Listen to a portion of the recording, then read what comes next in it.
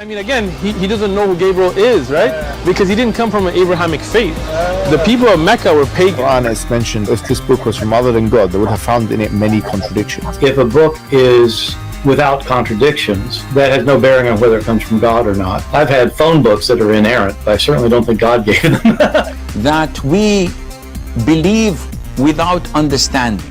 The brother asked a very important question, that most of the scholars say that listening to music, watching movies, and most of the television programs, they're haram. So how can we have fun? Let me tell you, brother, at the outset that having fun is permitted in Islam as long as the fun is halal fun.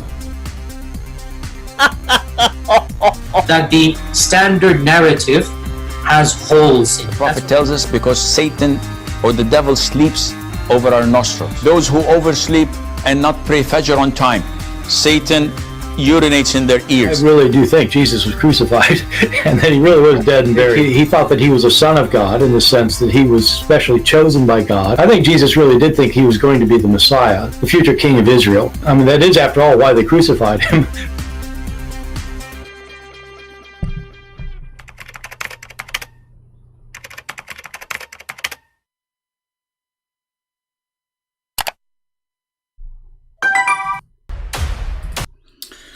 All right, hello everyone, and peace of Christ to all of you. Please invite your friends and let us have some good time together. As you see the title saying that the Hindu god Rama appeared in Egypt. Big problem. Horrible problem. As usual, the Muslim and the Islamic phobia is beyond imagination. You know, this religion, they claim that they are strong, they claim that they are superior, but in the same time, they have a phobia from anything. So the highest Islamic authority in Egypt and maybe in the world, they are afraid that many Egyptians these days are calling their daughters Rama. How you do that? Don't you know that Rama is the god of the Hindus?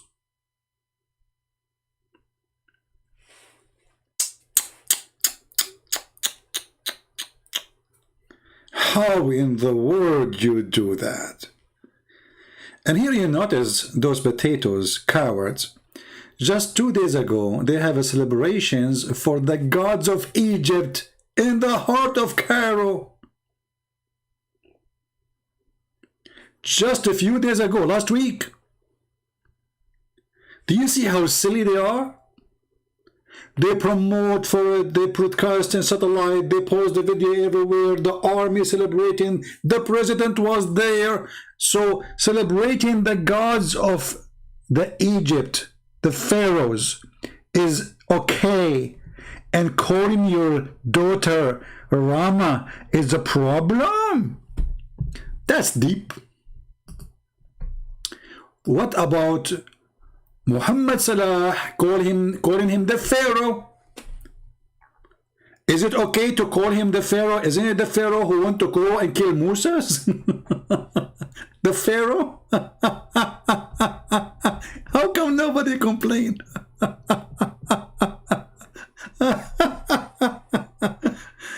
The Pharaoh.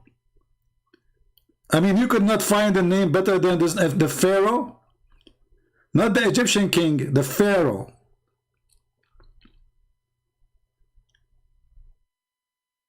Al-Fir'aun. Even they have a picture for him. Look at this. He's half Pharaoh, half Abdul.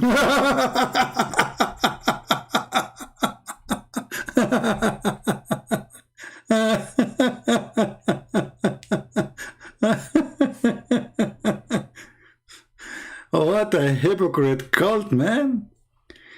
Their phobia is stupid and silly, and it appears only when it is something silly. I mean, look, the highest scholars of Egypt, they set the alarm. You cannot call your daughter Rama, but the belly dancings and the nightclubs and drinking and hashish and drugs everywhere. Every single citizen in Egypt, he take drugs. They take drugs more than food. There's a very famous actor. They ask him, it's like a comedy. His name is Adil Imam. Muslim, they knew him very well. So the judge, he asked him, because there's a belly dancer, she got killed in the building. So the judge, he said to him, okay, so now you learned that you have a belly dancer in the building. Why you do not move out? So he said to the judge, well, if every one of us, he have a belly dancer in the building move out, we have to move the whole country. And this is reality. Everybody is laughing. The whole country is a belly dancers. But the name RAMA is the problem. How come this guy did not open his mouth when the president of Egypt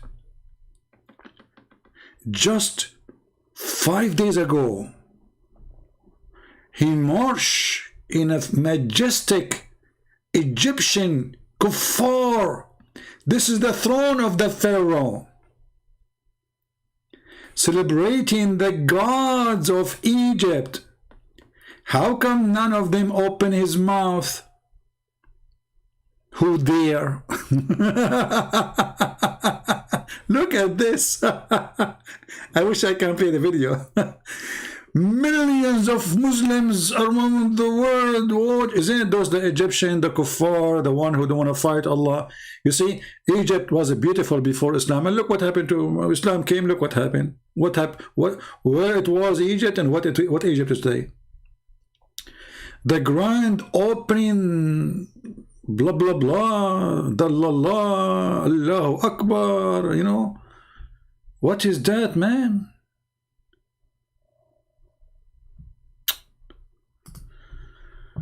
Oh. So my friend, this is literally a hypocrite cult. How many women in Egypt, they call them Nefertiti, Cleopatra. Actually, the most popular name in Egypt, I don't want to say the word in English, but it's the equal word to vagina. You know what I'm talking about. The one start with P. P. This is the most popular name for women in Egypt. Actually, there's a very famous actor. Her name starts with P, which is the vagina. Right? We have Abdul, he's saying to us, Christian Prince, you blame the Muslim for violence. Read for us Luke 19:27. Abdul Potato, Muta boy. You see, a Muslim, you say to us, where Jesus says, I'm God, worship me, that verse. Because Jesus here, this is in the judgment day. He will come as a judge. Even you strip a prophet, he says he will come as a judge. And the judge do what judge do. Do you know what judge do? He sent the one who deserved to be executed to execution.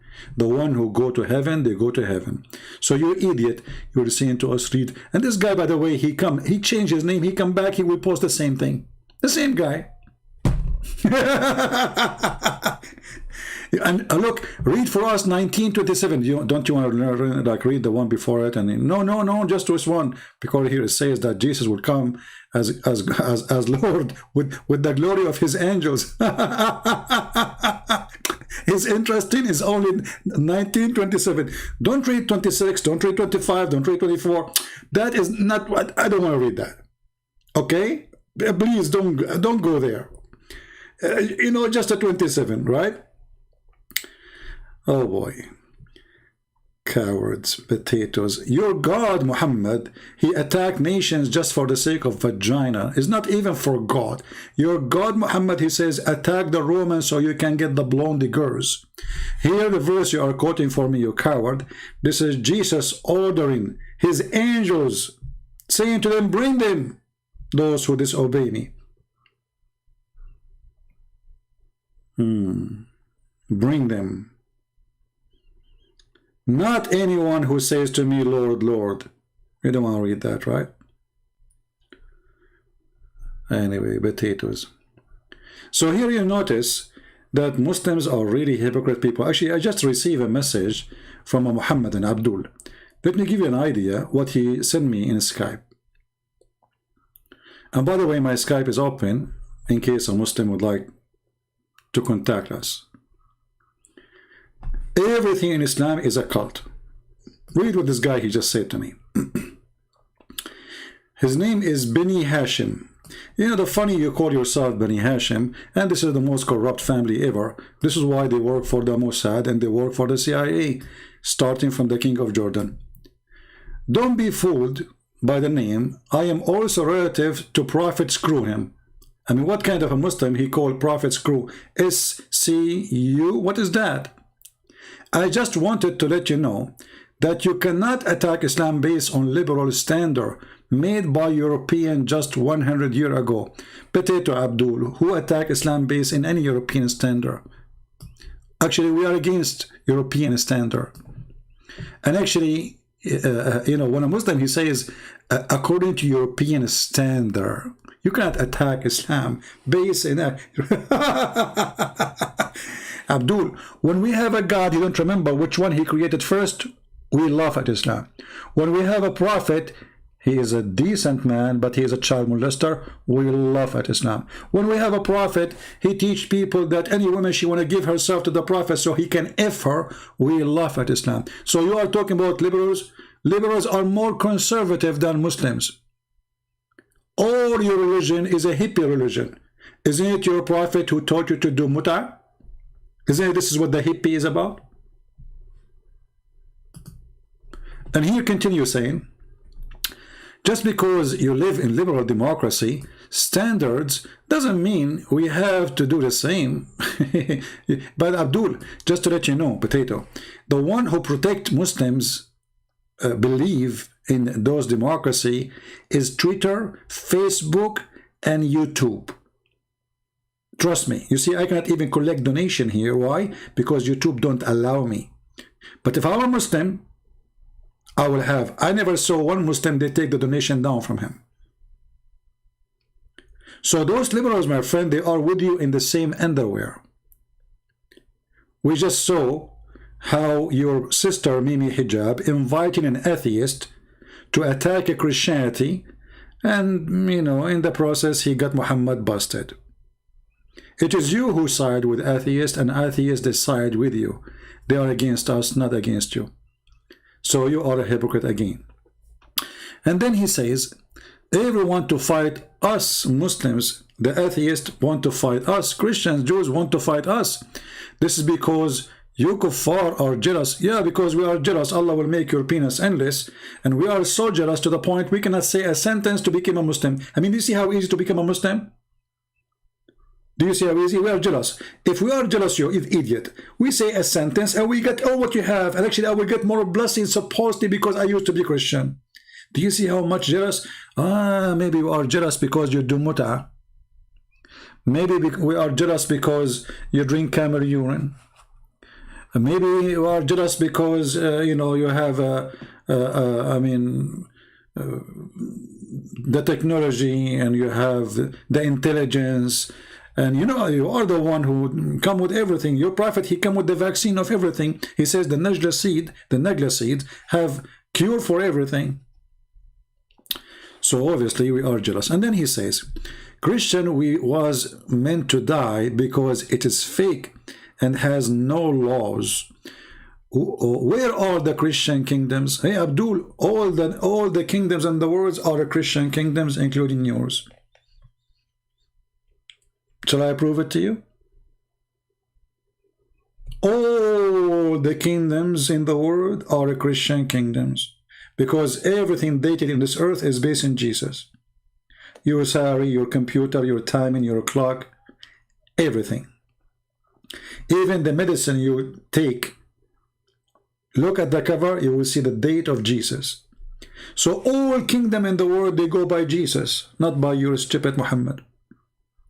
And about kingdoms, says, where is the Russian and the Ethiopian kings? Where is the Christian Christ Abdul? The Russian is there, as I know, and they are occupying many Islamic countries already, as I know. The Russian is gone. You know, what about the American? More than 35, 36 Islamic countries are under the control of America. Literally, we have base everywhere. Where is the Muslim kingdom? Where is your bases? Do you have any bases in any Christian country? Do you Muslims have an army base in any Christian country? No, it's the opposite. Who is the one protecting Saudi Arabia? The American. And not just a few weeks ago, we saw how you Muslims running and rush to kiss the shoes of the Jews. So here you see how silly and how stupid their argument. And then he said, this is the last part, let me show you. I have to take the 2 copy, hold on, because the message is long. Name one Christian nation, you cannot even find one. My friend, nations, Christian nations is the Christians, and they are exist in the heart of the Middle East. If we go right now and we check how many Christians are in United Arab Emirates, we will find that they are way more than the population of the Muslims in Emirates. The same as in Kuwait, the same as in Qatar. Just to remind you. Same time, when we speak about name one Muslim Christian nation, what about you name for me one Muslim nation? None of you practice Sharia law, not even Saudi Arabia. When the last time the Christian they paid jizya in Saudi Arabia? None. Saudi Arabia, as I know, they open theaters. Now they have a bikini beach, tourism, women wearing short, and women they drive their cars, and everybody listen to music. But this is not what Islamic nation is about. Islamic nation, to be an Islamic nation, is a nation who practice the Islamic law. As long not a single one of you, even Taliban, they are begging the American to come back. Even Taliban, they are begging the Chinese to come to Afghanistan. This is reality. So when a Muslim they speak about Islamic nation, nothing left of Islam since the time of Muhammad. What we have now is something totally different. The Muslim genes, the Muslim fashion, the belly dancing. You know, if I go right now and I type the word Ma'laya,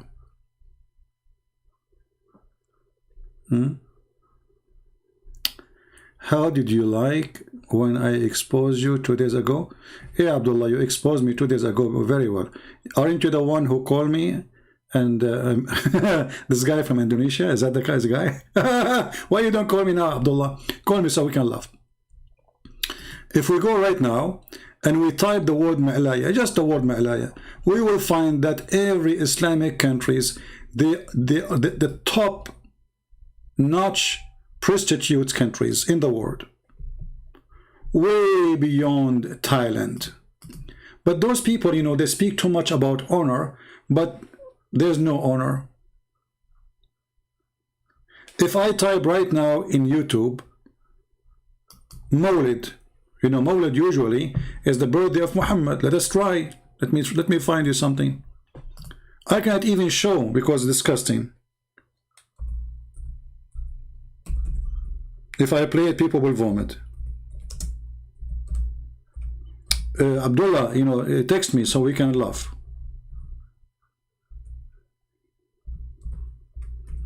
We read a comedy.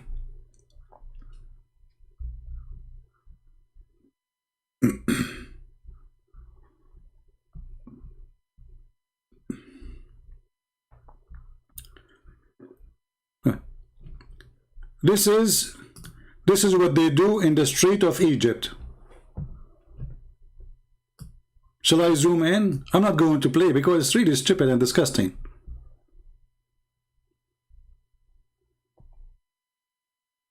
Huh?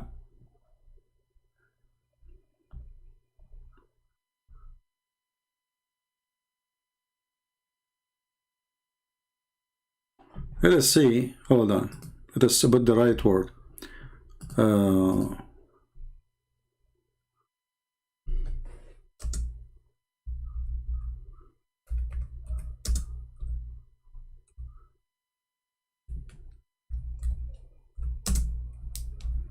And you will not find any sheikh upset.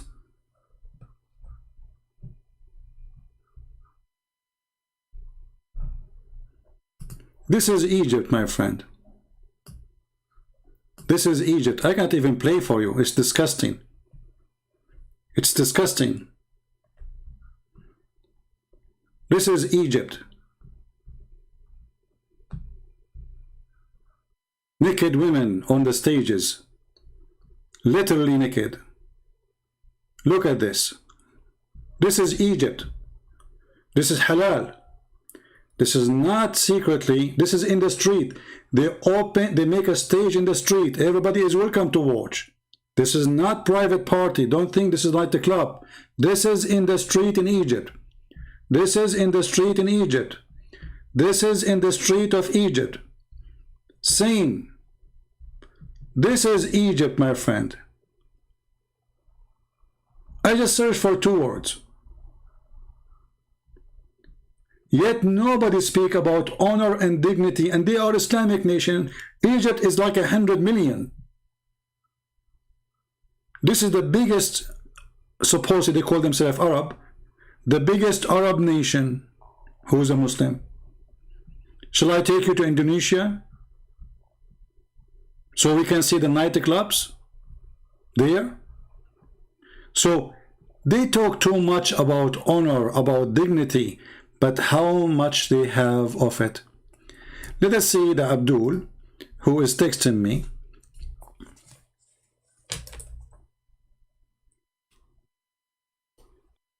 This is Love My Allah. Well, isn't it this is the same guy who Love My Allah.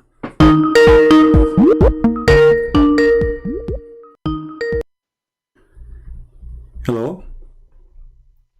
Yo, what's up? What happened to your teeth? What's up? I see you like me too much. Either you speak like a man or I will dump you in the garbage. You want to speak like a man or you're a kid? Why are you making fun of Muslims, man? I'm not making fun of Muslims. It's you who's making fun of yourself.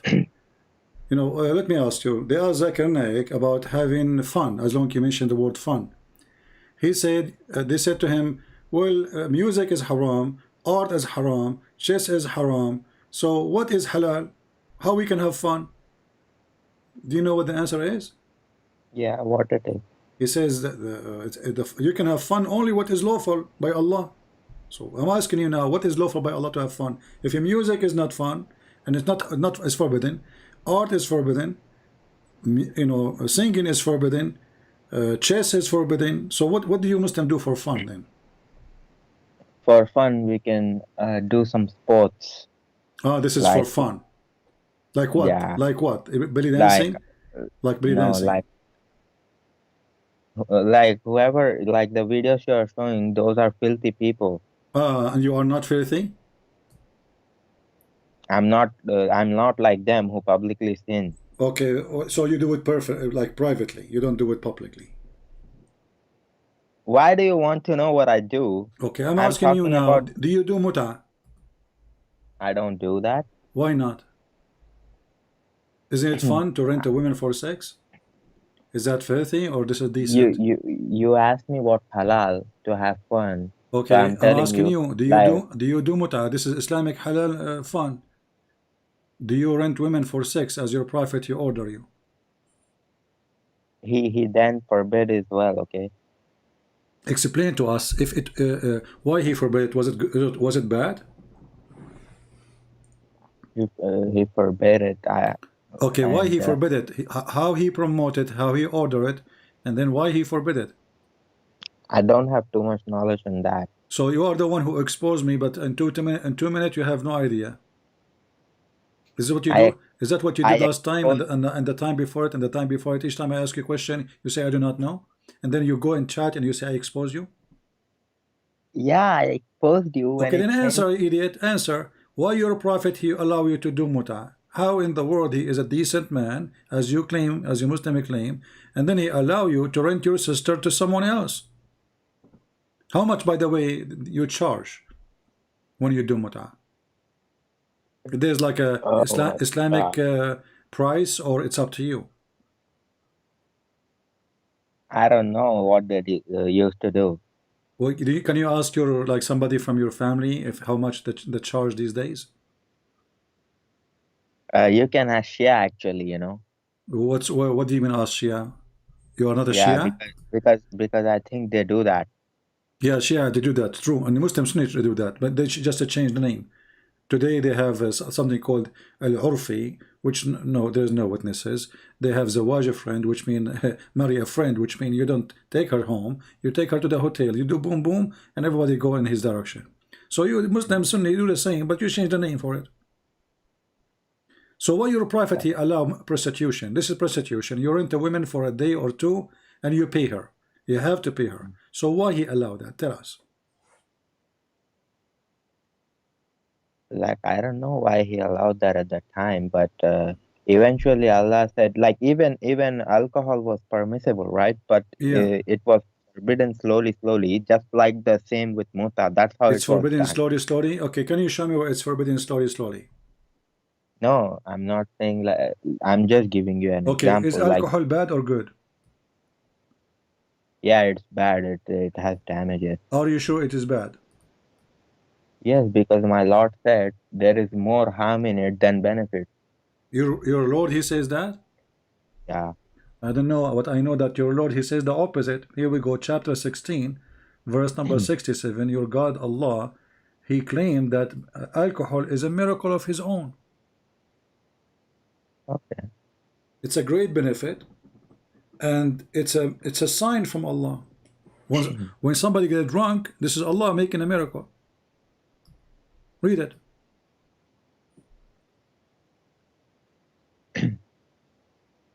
Mm, and from the fruits of date palms and grapes. I can't see the full verse, you know. You can open in your in your phone, open chapter 16, verse number 67. Don't be lazy. You are the genius guy. You are from Indonesia, right? No. I'm You're from where are India. you? Where? From where? From India? Yeah. Okay, just get some curry. You know that will speed your phone. Go ahead, read. You said chapter 16? Chapter 16, verse 67. Okay, wait. Mm.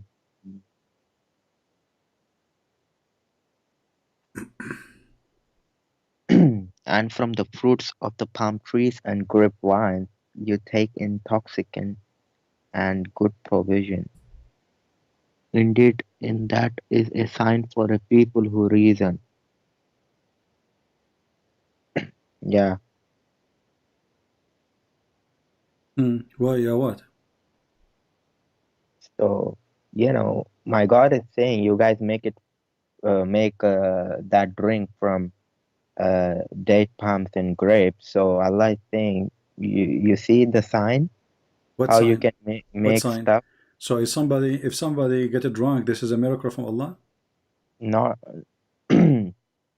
it's saying about how great grapes and date palms are. Yeah, but it says this is a sign for people who have wisdom. Mm. This is a sign. This is a miracle. The one who have wisdom will see it. Is that what it says in the tafsir? Huh? In the tafsir, is that what it says? You Muslims, what's wrong with you? I mean, you are the Abdul who can expose me, and you are asking me what tafsir says? What happened I to you? You feel I weak can now? What I happened? Come can on. just expose you Come on. Yeah, you on expose what me. Yeah, you can all of you Muslims expose me. Yeah, this is why Muslims leave Islam, because you Muslim expose me. So, what kind of God he claimed that making wine is a miracle of his own? And what I kind of have God he says alcohol is is goodly provision? I have to see, you know, I have to see why he said that. You have to see, are you going to talk to Allah or somebody else? But I want to ask you something. Do you love me? Do you what? Do you love me and Muslims? Do you love me? You are a Yeah, man. I don't love men. You know, I like no, women. not like that. I'm saying, do you love me and do you love Muslims? Well, I love every human being. I believe everybody to be saved. It's not about just Muslims or non-Muslims. Anyone who, God, he created him. So we believe that we are brothers in humanity, and all of us, we are at the end of the day, we are children of God. So for me, you are just a lost person, and maybe you are younger than me, so I will say you are my younger brother. I have nothing against you, except you are following stupid Muhammad. You do know that we have reasons why we follow him. You do know that, right? You don't talk from your nose, talk from your mouth. What you have reason to what? You do know that we have reasons that to follow my prophet. What is the reason? Here we go. Your prophet saying to you that it's a good provision to drink alcohol. Why he changed his mind? How come at that time when he said that, it was great, alcohol was wonderful? You don't have to praise it. I mean, if he is in the future, slowly, as you said, he's going to prevent people from drinking. Well, he don't need to praise it. Here he was praising it.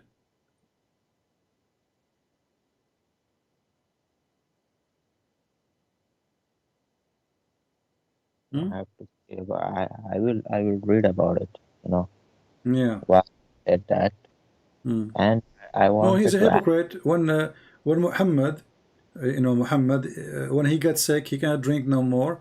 He said, I stop drinking, and people they start making fun of Muslims too. You know that the Muslims used to go to the mosque, and all of them they are drunk, including Muhammad, correct? And when the people they start making fun of Muhammad and say, look at his followers. So Muhammad he made a verse saying, oh, don't go to the mosque when you are drunk. Like what? Don't go to the mosque when you are drunk? are you like talking from Sahih sources? Like, No, can this you is the show me Quran. from? This is the Quran. No, I'm not talking about that. I'm saying since you just claimed that my prophet was drunk, can you show me that? Well, we can show you tons of hadith, no problem. Here we go. Okay, I want to read something like that. Here we go. What is the word wine in Arabic? Do you know? I don't know. You go search in search in YouTube, and you will see Zakir Naik speaking about nabid. Nabid. Here it says that how they were making nabid for Muhammad. Even Muhammad, he was teaching them how to make nabid. It says khamr. Nabid is a khamr. You can go right now to the dictionary and see nabid is a khamr. Nabid is a khamr.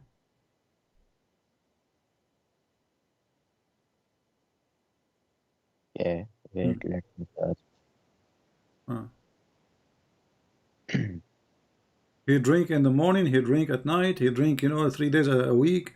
In this hadith.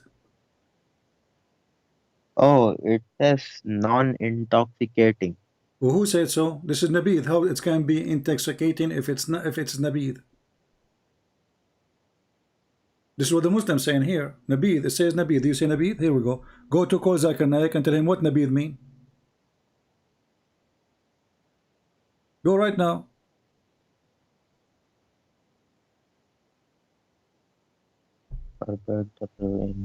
All those hadith. Look how many. Okay, can you show me the hadith where my prophet drank it? Okay, is it? You Muslims are really weird. We have verses in the Quran. Here it says they give him wine in the morning and afternoon, at night. So what he do with it? He wash with it? No, since you said my prophet was drunk in the mosque with his companions, I want to see that. Well, the Quran says that. Where does the Quran Allah says go in the mosque and drink wine? Where No, it doesn't that? say go to the mosque, drink wine. It says don't go to the mosque when you are drunk. Which Yeah, mean don't. which mean No, it does not. which It mean does not he did say. not forbid them from drinking. He says don't go to pray when you are drunk.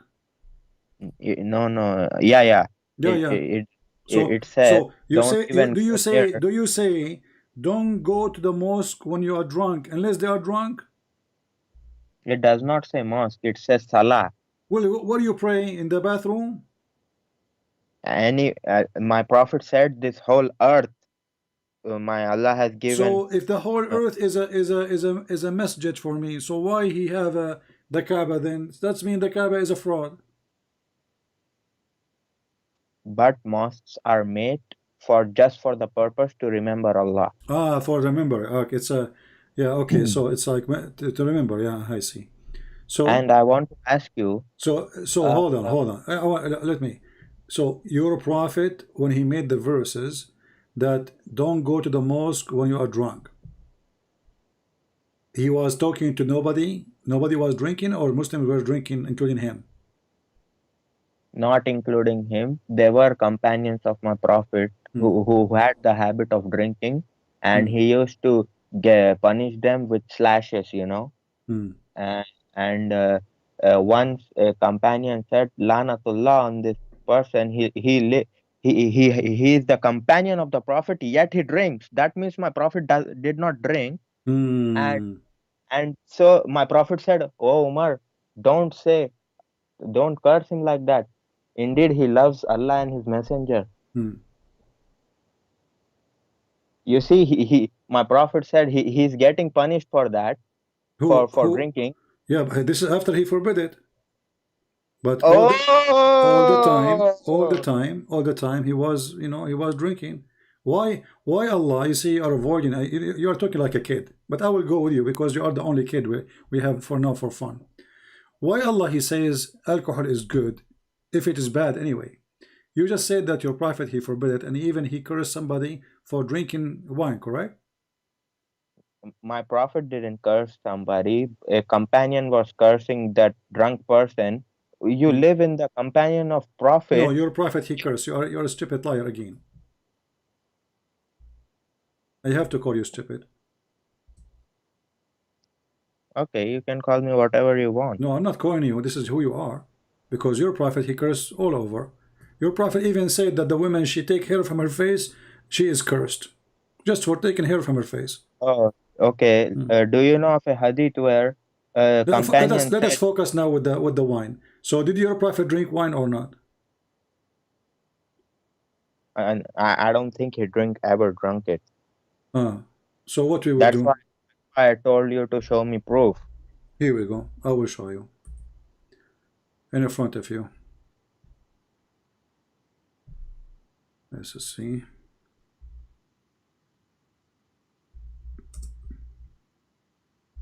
I thought today you were gonna talk about, Ram and 10 interesting We talk facts about about. Ram. Ram is your God, as you say.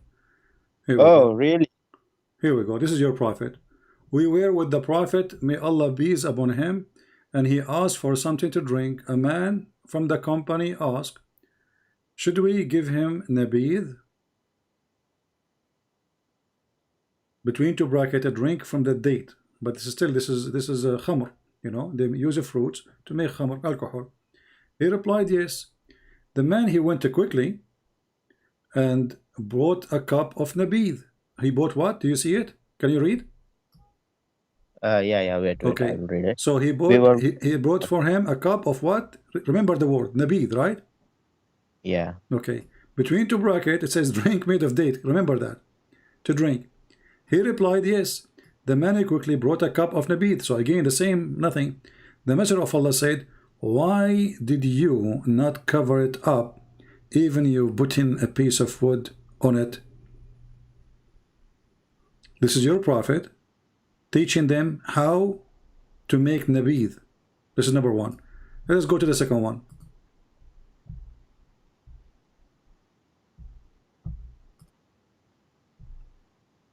We were with Allah Messenger, and he asked for water. A person said, Allah Messenger, may we not give you nabid to drink? Again, nabid. You see the word nabid? You see it? Yeah. Okay. Yeah. The prophet, the Muslim, they call him holy. He said, yes, you may. So he told him, I will give you nabid. He did not say any other word. Then the person went out speedily and brought a cup containing nabid. Contain what? Nabid. Okay. And then what your prophet said? Why did you not? Look, actually, hold on. You see, I just discovered something. The Arabic is different from the English. Here it says, فقال رسول الله صلى الله عليه وسلم إلا خمرته. Anything except the wine. except the alcohol. So they took it off. They took it off totally from the hadith, from the original hadith. Here it says, even if it was with wood, he said, then he drank it. But here in Arabic it says something different. And actually, Al-Amaratahu. yeah, khamr, you know what khamr, right? Yeah. Yeah, and he drank it. And he drank it. They took the word khamr from there, and they continue saying even with a wood. What wood? Khamratahu is a wood. Khamr.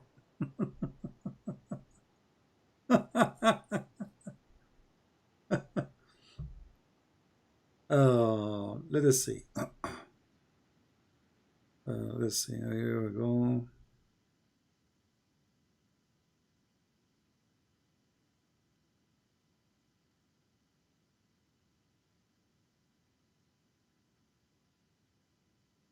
يشربه. Okay. ينبذ له في السقاء. Let us see this hadith.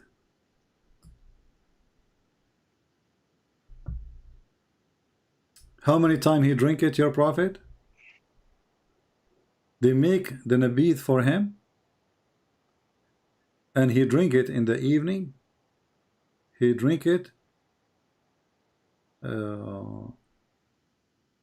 Here it says in the evening. Let us see. And here it says he drink it the day and the next day and the following day, and when the evening of the third day he would drink it and give some to others. All of this is about nabith.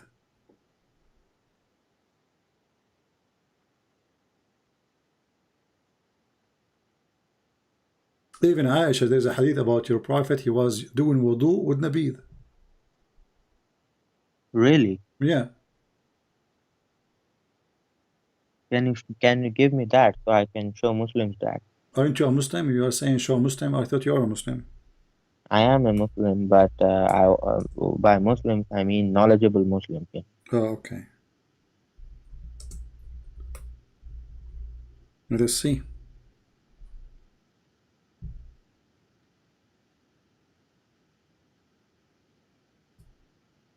Here we go. I'm sure if he can have even shower with it, he will shower with it. And we will not show you even the da'if one. Let's see here.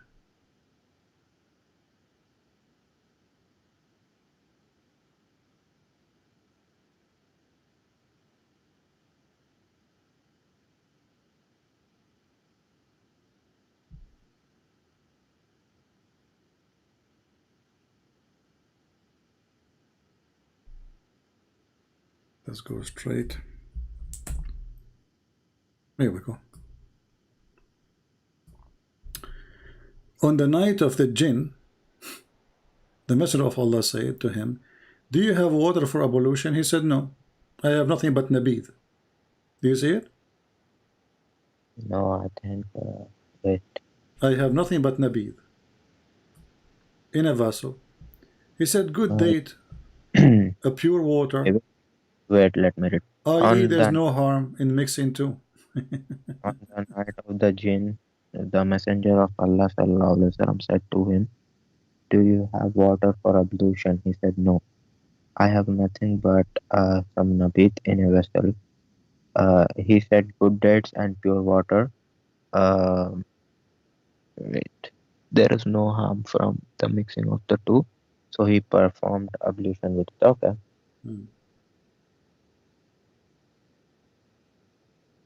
So? You know, my prophet is approving that, right? What? My prophet is saying it's pure water, good dates. What he's saying, it's made from what? It's a pure water and made from the mixing of the water and the... He said no, good dates. no, actually there's no mixing here. See, he says nabith. Nabith, simply, when you make it, you bring the fruits and you cover it, and I think they add a little bit of water with it, and then after they cover it, the bacteria will start the same as they do make wine these days, you know, not a big different. The heat will make it active, and then alcohol will, you know, will come to existence.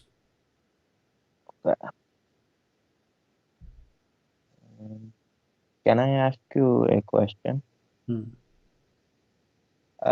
You know, I read it in the Quran. It says that you know, you Jews and Christians find it written that my prophet's companions were mentioned in the Bible, something, right? You should. For sure is mentioned in the Bible, because they are child molester. For sure the Bible will mention them. Yeah, the companion of the prophet mentioned in the Bible too. Yeah, not only the prophet. Now we have Mickey Mouse is there too. Yeah, you know, you Muslims are very weird. I mean, we have a sick, stupid idiot. You want to put him everywhere. Zakir Naik, he found Muhammad in the Hindu scriptures. The Dad, he found him in the Old Testament. You found the companion of Muhammad in the Bible. But don't you think No, this is stupid? How the Bible will write about the companion of Muhammad if the Bible came long before it? Are they important, the companion of Prophet? Like who? Who is the companion of Umar? no, I think Allah describes them like an example, how it is mentioned in the Bible, something. I read it, Okay. but Yeah. Allah gave an example of how companions are mentioned in the Bible. Hmm. So I really wish that the Bible that Allah is talking about existed, you know. I see. I see. Well, you know, the Muslim, they can find anything they want. Muhammad, I found him in cartoon too. I found him in Mickey Mouse. I found him in zucchini. Muslims, they find everything. They look at the cloud, they see Allah. They look at the open watermelon, they say the name of Allah or Muhammad. They found Muhammad everywhere. What we can do? So now you call me. What you want to say to me? This all what you want to say? You are making us asleep. Do you have something to us to say to us about your religion? Yeah. What do you want to say? Is the story of angels is same in the Bible? Like when they said, "Oh Allah, why are you creating Adam? Don't you know he will cause a lot of mischief No. in the land?" Okay. Muhammad, he just took one statement where God, he taught Adam all things. And Muhammad, he taught him all the names, and then he asked the angels. So Muhammad, he have his own bacteria. He's making his own alcohol, as usual. And I saw your thumbnail. You said 10 interesting facts of Ram. So I wanted to know what you were mentioning about him. I did not say anything about 10 facts about it. The Quran, there's no fact about it, because the Quran isn't a fact. There's not a single thing in the Quran can be a fact. Not a single No. page. What fact? You know, when your God Allah, he promised you endless penis, is that a fact? When the Quran, we do not even know who wrote the Quran. Who is the one who's talking in this Quran? Who is the one who brought the messages to Muhammad? Who is the witnesses? Nobody. So when a Muslim, he speak about a fact, there's no fact. It is a fact. Yes, there are many facts in the Quran. Okay, like what? Give me one. Like every soul shall taste death. Everyone? Every what? Every soul shall taste death. That is a fact. Every soul shall taste this. Is that something new? I mean, this your Quran brought something like, don't all people knows that everybody would die? And also And hold the on. surah. If everybody is going to taste death, did Jesus taste death? He will taste death when he will come back. Okay, where it says he will come back and he will die? My prophet said that. Where it says that? In the hadith, you want So me your to? prophet, he said that. Your God did not say that. Of course, Allah explained that to my prophet. Where Allah explained? If your prophet, he receive explanation, is going to be Quran. That and like other knowledge of. How he receive it? Did your God Allah send him different book? Like you see Hadith al-Qudsi, right? Even if it's Hadith Qudsi, what Hadith Qudsi mean? Tell us. I mean, my understanding is that is part of knowledge that Allah sends down. That is not part of Quran. But it is holy, right? Yes, it is Okay. very So holy. you just admitted that the Quran is not complete, because if it is, if there is a holy hadith, that means it's equal to the Quran. And why is it in the Quran? Because these are like direct messages which Allah told to Well, my Muhammad, prophet. he never spoke to his God. Show me where it says Muhammad ever spoke to Allah. Didn't my prophet spoke to Allah when he went to seven heavens Yeah, show me where it says he spoke to them. on Sidratul Muntaha? Well, I want to see how he spoke to him. Where? When he went to In, Surah in, Al-Muntaha, he did not talk to him. Did he? oh, like So if Muhammad he talked to him, that's mean why you Muslim call Musa's Kalimullah, the one who spoke to Allah? That's mean Muhammad is Kalimullah too. Where no, it says he spoke to him. like then who gave him that 50 prayers? How did he receive You tell that? me, I don't know. Stupid religion. Muhammad never spoke to Allah. Are you saying that Muhammad he heard the voice of Allah? I mean, I think he was talking on Sidratul Muntaha with Look here, Allah. this hadith he says, it says, so he revealed to him, to his whispers, whatever he revealed. What his whisper, whatever he revealed. Did Allah whisper to Muhammad? Indeed, he saw him at a second and near Sidratul Muntaha, so he revealed to his for whatever he revealed was a distance of 2 ball lengths or less that the Prophet ﷺ saw him. Is this about Gabriel? Like, You see, you Muslims are very weird. You are the one who said to me fact, right? And now you are confused. You yourself, you do not know who's talking. Remember, you are the one who said to me facts. Allah, he gave him. Now you are saying, is that Jibreel? Do you see how no. do you see? Okay. Let me ask you, just make it simple. Is it a fact that Muhammad he went to heaven? Does anyone saw him going to heaven? No. Okay, so how is that a fact? Because There's anyone saw Muhammad receiving verses? yes, my Aisha Salamullahi alaiha used Give me to see this is a lie. Show me where Aisha she said she saw Muhammad when he was receiving verses. she used to see the extensive sweat on my prophet when So he what used to. so if your prophet is farting, that is a revelation. Revelation, according to you Muslims, a man he come to him is Jibreel, not he Muhammad he sweat. On when it was revealed to him, he like Gabriel used to reveal it to him, so he used to memorize it, Yeah, and but he used Jibreel appear in the front of him, right? So how Aisha she did not see Jibreel, Muhammad he see Jibreel? And why he sweat anyway? Not only he sweat, he snore. Not only he snore, he have muscles problem. He starts screaming. Your prophet actually he receives Quran as a sound of a bell. Is that correct? yeah. Okay, so why Allah giving him sound of a bell?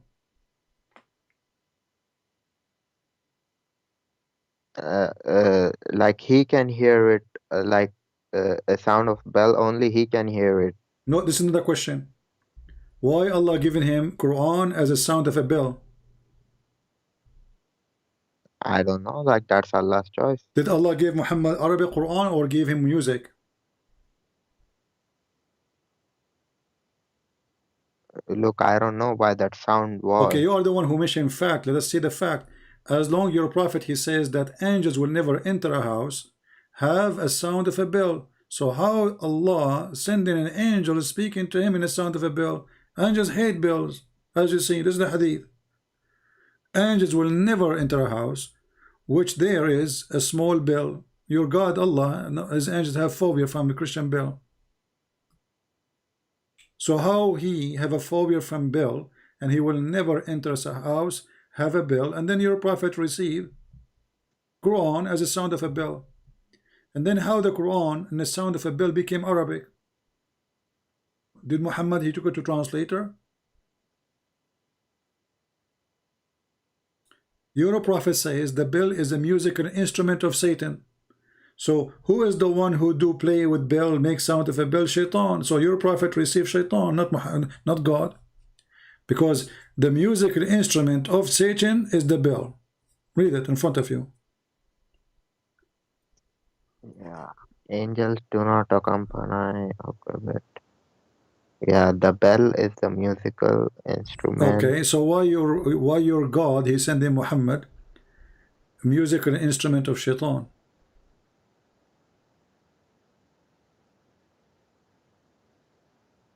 And this is the hadith. The divine, the inspiration is the hardest on him. Okay, what happened? The angel come to me in a shape of a man. Okay, what he do? The angels sometime come to me with a voice which resemble the sound of a ringing bell. So how the bell is an instrument of shaitan, and then obviously Muhammad was receiving satanic verses. You told me to that prove that he went to heaven, right? You want to go back now to jump? Focus with me here. Guys, do you want to prove that he went to heaven? Do you have a proof? Give me the proof. Listen to this idiot. He have a proof now. Okay, give us the proof. When he came back, the kuffar were making fun of him. Yeah. And they were saying, okay, if you are truthful, tell me how Masjid al-Aqsa looks like. There was no Aqsa, and people they left Islam. Read the interpretation. Many people left Islam when he started talking. They left Islam. So he got they left Islam. The Muslim, they left Islam when he starts saying what he is saying. They left Islam. Oh, really? Yeah, really. Secondly, Muhammad, he used to go to Bilad al-Sham in a trade, right? He used to work for Khadija all his life. So he go there. If he did not go to the city of Jerusalem, he met many people describe it for him. Do I need to go to Indonesia to know that Indonesia have beautiful beaches? Describe for me Indonesia. There's beautiful beaches there. Oh, okay. What about Indonesian people? Oh, they are, you know, they are Asian. Okay. Describe for me how Asian look like. I will tell you. Well, Asian look like Asian. This is the proof you have for me. Let me ask you, hold on, just to show everybody how stupid what you said. When Muhammad, he went to seven heaven, is it true that he ride a donkey? Yeah, mule. Okay, how he ride a mule, and the distance from earth to heaven, according to the Quran, it take 1,000 years just to go, and this is for the angels. Yeah. Huh? Yeah, I'm hearing. Yeah, I'm asking you. Did you finish? If the angels will take 1,000 years just to go, which means to go back 2,000 years. That's the miracle, but it What took miracle? just This is the maximum seconds speed because you have an angel with him. And you Muslim, you have articles about it saying that the angels of Allah is made from light. And then they calculate the light and they come with miracle, which is fiction. Read with me carefully. The angels of Allah, they are in control.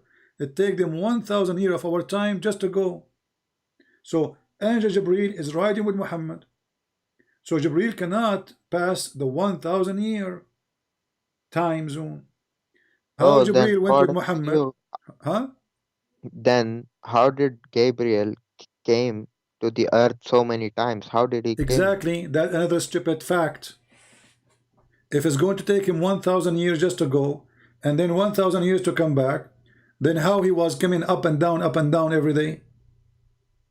That's why I think for Gabriel, I think he can go like very fast. Oh, okay. So Gabriel is very fast. Yeah. Yeah, because okay. He has but this to is deliver... the one in charge. This is the one in charge. This verse is about Jibreel. Okay, wait. Let me read it. He arranges a fare from the heavens to the earth, then it will go up to him on in one day. Oh, this is something else though. Ah, this is something else. Well, something else. What this one? Like this is talking about like 1,000 years.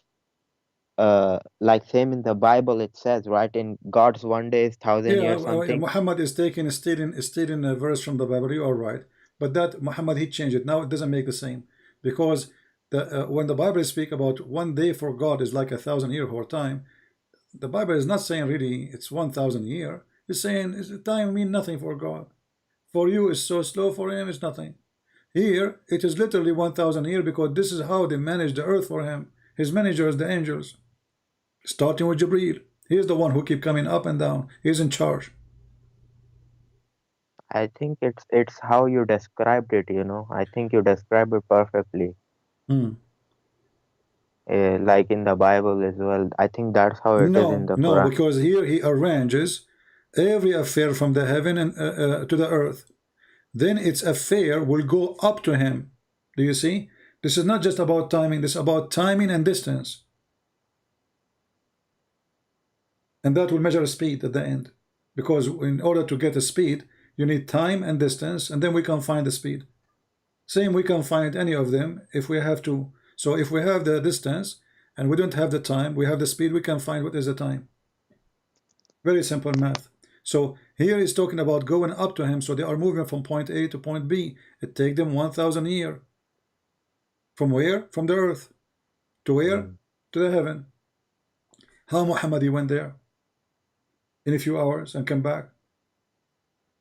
And okay, I will ask this too. I wrote this down. Yeah, you will ask this to another one. And then let us see.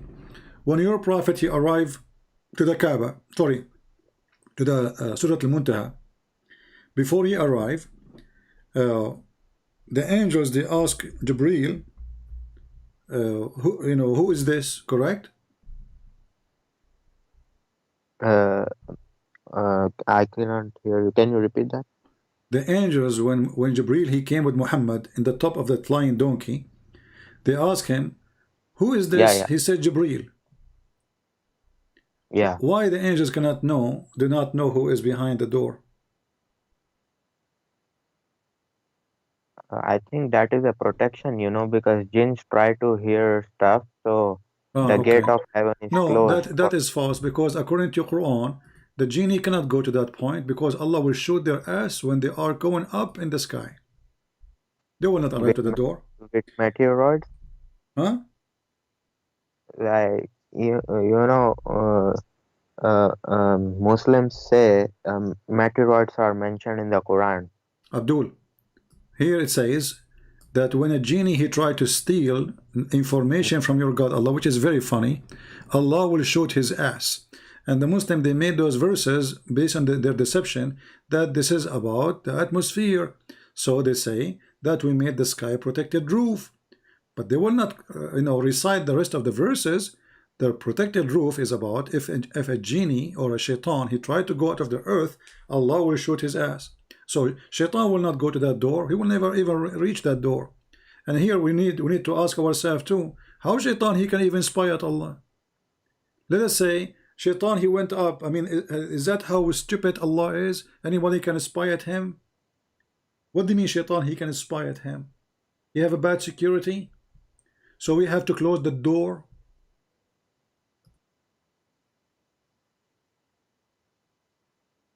Remember, you are the one who said to me there's many facts in Islam. Is that a fact? That if somebody tried to go out of the space, there's a space, Allah will shoot him by a fire?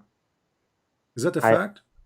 I said to you there are many facts in the Quran, but you didn't let me finish and you went to something. No, you are the one who mentioned fact. I'm asking you, is that a fact? If somebody go out of the earth, go into the sky, Allah will shoot him. Is that a fact? Yeah, I think that's a fact. So what is those spaceship they are going now? Even it's not like they go just for fun these days.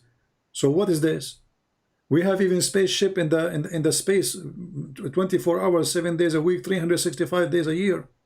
International spaceship. How come Allah did not shoot it? Because you see, there is a difference. We cannot see angels or Abdul, forget about the angels. Stop being stupid. I'm asking you, according to your Quran, Allah he made the sky protected roof. How he do that? And he challenged the human and the genie to go out of the sky. Correct? Yeah. Okay. He said, "O ma'shar al-jinni wal-ins, O people, the kind of human and kind of the genie."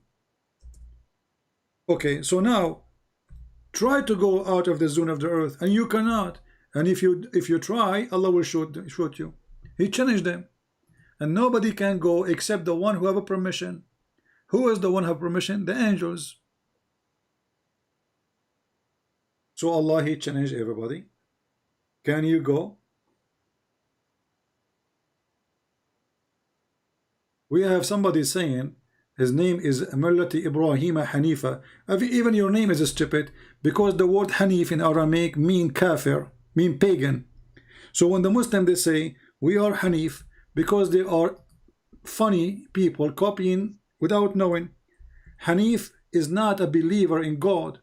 Hanif is somebody, or the true God. Hanif is somebody, is a mushrik, is a pagan. Oh, so Allah called Abraham. I'm not talking to you. Shut up now. You focus here. I'm talking to the idiot there. You focus here with this one.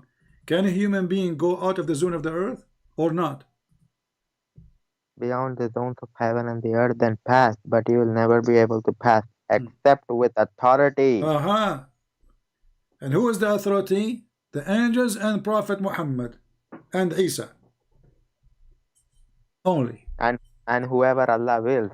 Yeah, Allah never. He challenged all mankind. That's it. It's already. Go read the interpretation. He challenged all mankind. Nobody can go. And then he says, if you try, Allah will shoot you both with the flames of fire. Do you see it? Wait, it takes time. Now we go to the idiot who is saying that this is a bad argument. When a Muslim he call himself Hanif, he is calling himself mushrik. Ibrahim is not a Hanif, because if he's a Hanif, that means he don't believe in the God of the Jews. He believe in the God of the Aramaic. Then this is why the word Hanif is the one who is believing not in the true God. The stupid Muhammad, he told them, I am a Hanif. Why? Because the kuffar, that is say the enemy of Abraham, they were saying he is a Hanif, which means for them he is a kafir. You see the stupid Muhammad? They were saying to Ibrahim, he's a kafir. Muhammad, he like it. He do not know what the word mean. He says Abraham was a kafir. It's like a Muslim now. It's like Muslims now speaking to me in Arabic. They says Christian Prince is kafir. Then a guy who do not like this guy who's talking to me now, he don't know what kafir mean. So he say Christian Prince was kafir. Or let us say this guy, he heard the Arab saying to Muhammad, you are a kafir. He heard it. He said, okay, Muhammad was a kafir. Dummy. So, and look what he says. Actually sitting here genuinely making a dumb argument. What a dumb argument. What kind of God? He says, if you try to go out of the earth, I will shoot you, and we are already in the space. Go and read the interpretation and laugh. Nobody can go except the prophets and the angels, and not only the prophet, the prophet which Allah only allowed.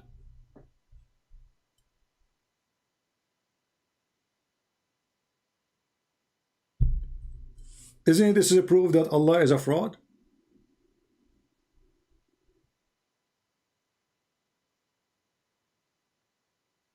When Muhammad he says that Shaitan he tried to spy at him, what does that mean? Shaitan is spying at Allah? Where Shaitan he live? Abdul with me online Skype. Where Shaitan he live? Shaitan lives in your mind. Where Shaitan he live? Where Shaitan he live? Everywhere. Everywhere. So how he can spy at Allah? Is he in heaven? He can go over there, but Allah will okay, hold on. him. How he can go over there and Allah he order him to go down? Are you saying to me when Allah he says to him get down, his word is useless? I can just go against it? Wait, where did Allah say get down? Show me. Isn't it Allah he order him and Adam to go down? اهبطوا منها جميعا, chapter 2 verse number 36, chapter 2 verse number 38. Oh, it's all over. But Chapter 7, verse number 13.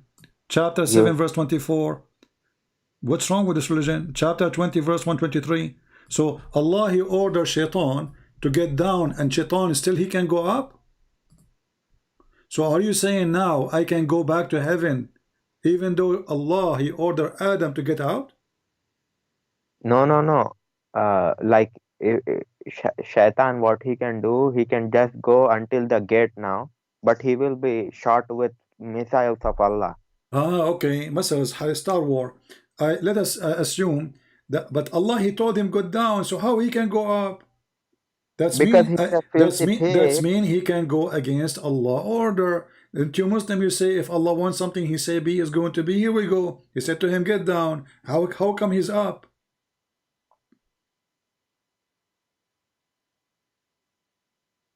Then the Shaitan made them sleep and got them out Did He from order him that. to go down into the earth specifically? Did He say go down to the earth?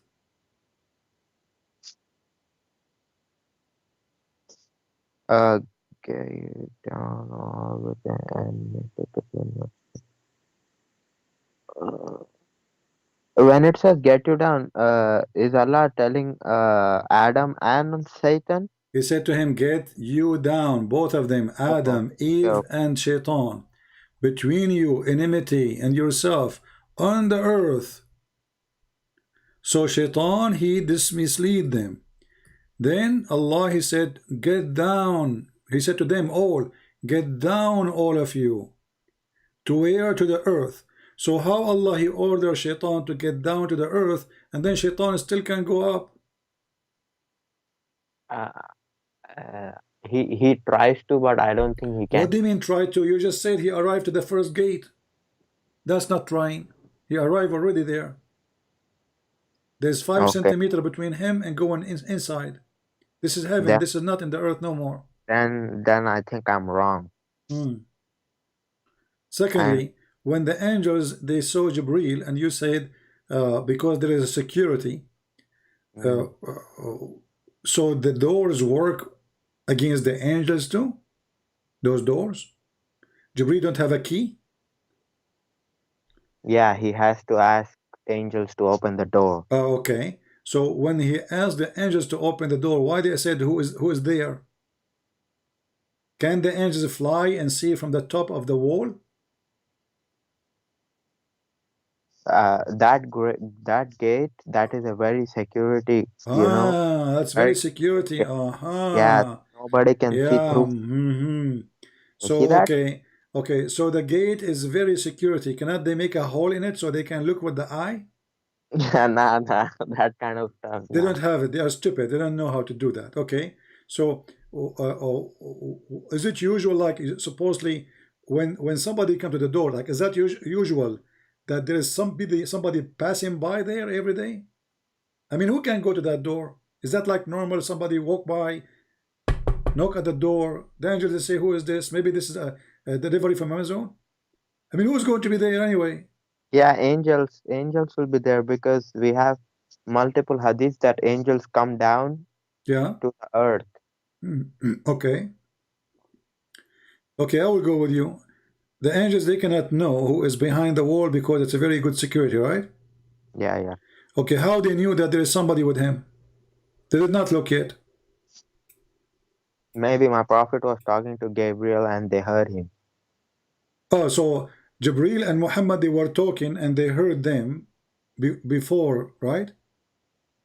No. After my Gabriel said, I'm Gabriel, maybe my prophet talked to Gabriel and they knew that Gabriel had somebody.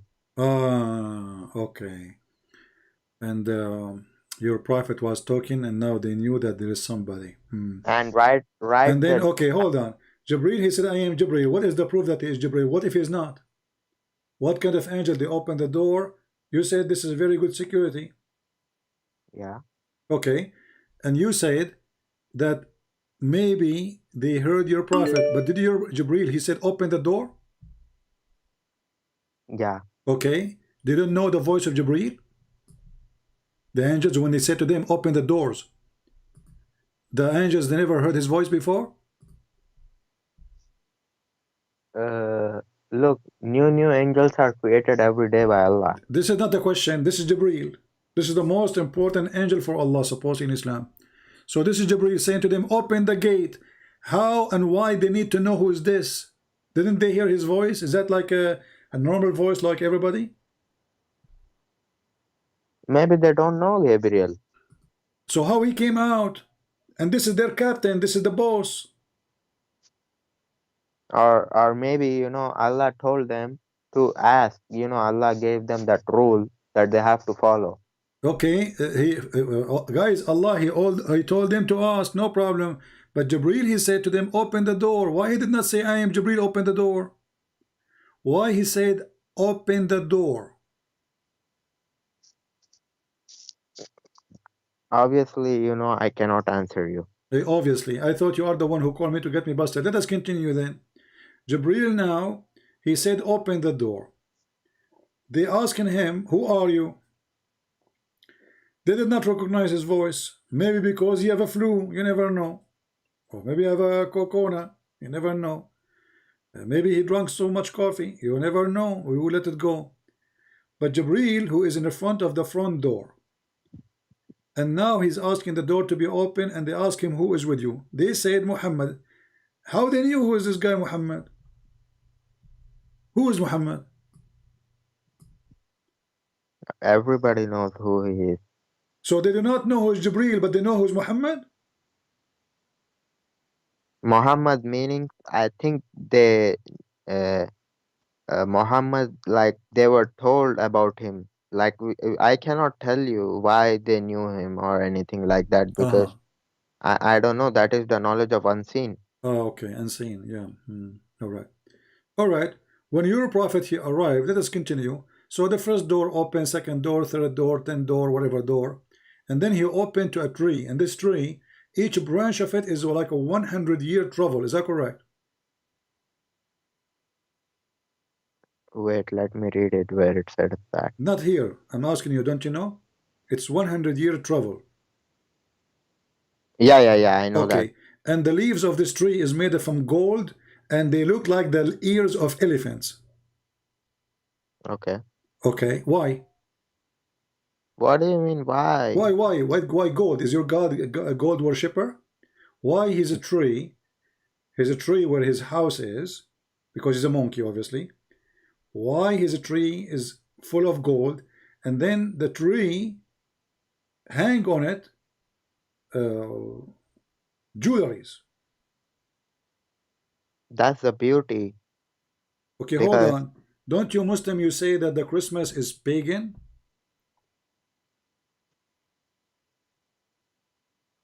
Yeah. Okay. Why Allah is decorating his tree? That's how beautifully trees are made. This is another question. Why he is decorating his tree? For who? And what is the value of gold for him to decorate the tree? Is that a real tree or a fake tree? Plastic, maybe. That's a real tree. Real tree. Yeah. Okay. And whenever I say Subhanallah wa bihamdi, Subhanallah al-Azim, I will get that too. What? Like, say again what you say. Subhanallah wa bihamdi, Subhanallah al-Azim. What does that mean? I mean, this is the most stupid thing ever. What is that? Oh, you're telling praising God is stupid thing? Praising God? You are praising the tree now. We're talking about the tree. No, I said when we praise Allah like this. Yeah. I think there is a hadith where my prophet said, whoever says Subhanallah wa bihamdi, Subhanallah al-Azim, a dead palm tree will be planted in Jannah something. Okay, so now I say that all the time. How many palm tree I will get? This is how stupid your prophet is. Your prophet, he says, if I say it million your times, prophet, he said, the one who says Subhanallah 100 times, he go to heaven. Is that true? No, that's not true. Okay, let's see. Just to show you how stupid your prophet is. It says Shut up. if we say that. Shut up. Don't say it's not true. Never say to Christian Prince, it's not true. Here we go. Tons of things like this. Here we go.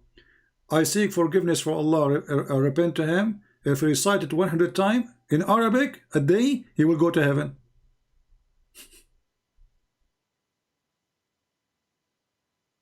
Read. All of this garbage. Just saying 100 times. That does not mean Jannah is not this easy, okay? This is easy. Here we go. Look, it says if you say Subhanallah, Walhamdulillah, even if your sin is more than the foam of the oceans, all your sin is gone. Read it. Yeah, those are minor sins. It doesn't. What sin? It says all your sin. What minor sin? It says if you say that 100 times, all your sin will be forgiven, even if it is equal to the ocean foam. Okay, so how will you explain that other hadith in which my prophet My says, friend, your prophet is stupid. How in the world, if somebody say this 100 times, he will go to heaven, even his sin is like the foam of the ocean. my prophet said, whoever contains himself, whoever does not do major sins, from Friday to Friday his sins are forgiven. From Your prophet, he keeps saying poo-poo. All of this is poo-poo because this is a contradiction. What Friday to Friday? This is stupid. The guy, he just told you, even if your sin like the foam of the ocean, just say this sentence 100 times. Are you blind?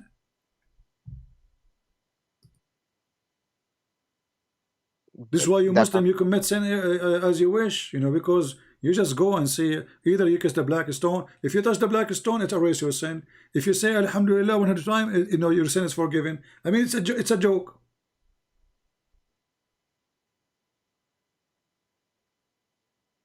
And can you show me that verse in the Quran about Ibrahim was called Hanifa? You're a prophet because you do not know what Hanif is. Just to show you how stupid the one who made the Quran. Read this one with me and try not to laugh.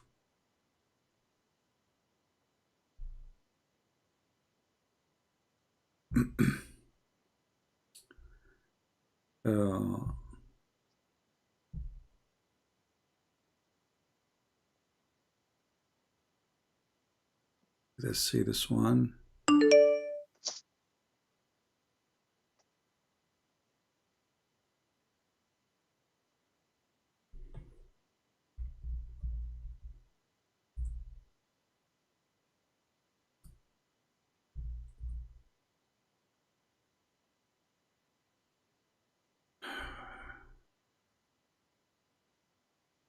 Read this verse with me and tell me that your prophet is not stupid.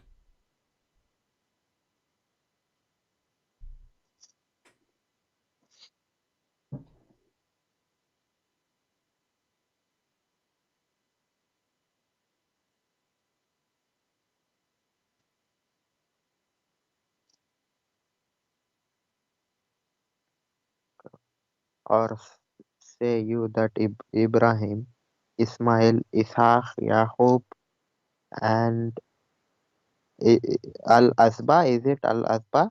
Yeah, the 12 tribes, yeah. Asbat.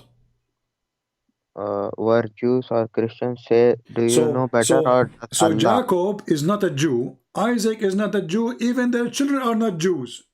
Your God saying, are they Jews? He got them busted. Have you ever heard of a stupid God you do not know that those are the Jews?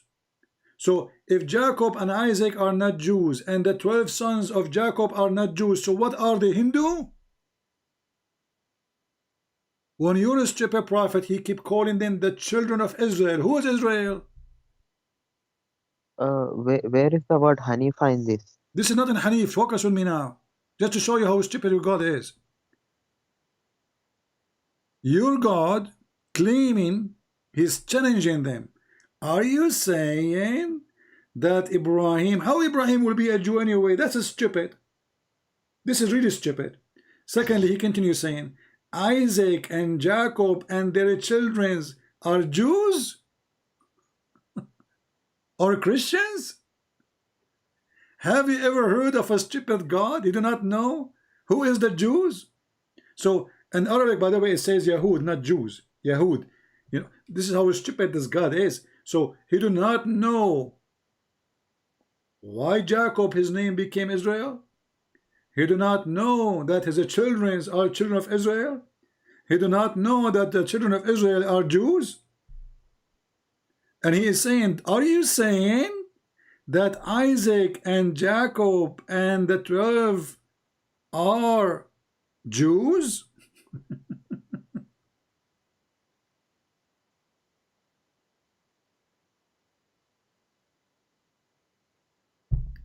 If you go to the books of the Jews, right away they will say to you that Isaac is the firstborn Jew. This is their books.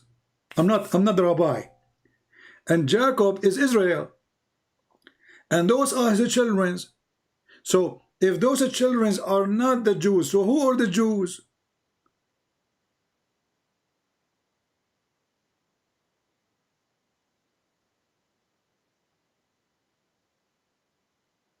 Your God is a shish kebab. He have no idea what he's talking about.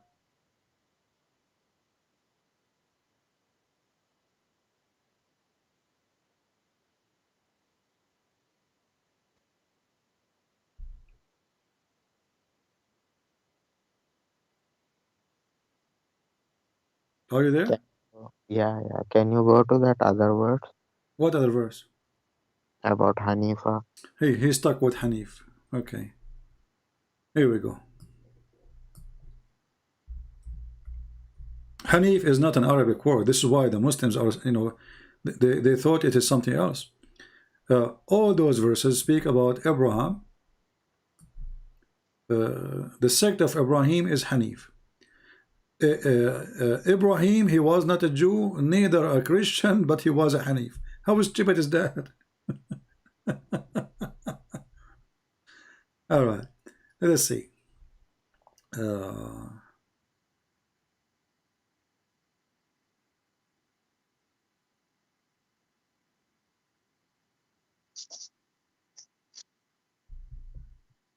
Let us see here.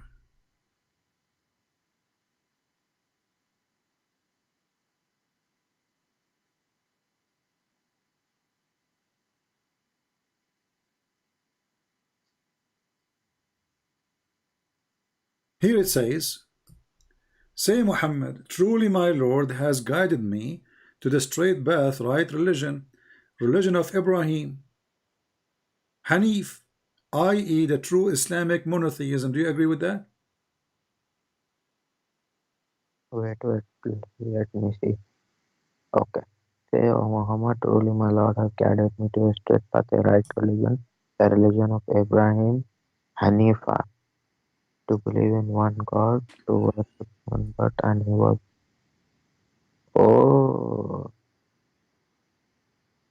Hanifa means, you said it means disbeliever? He is a disbeliever. He's a kafir. He is the one, the same as the word kafir, literally.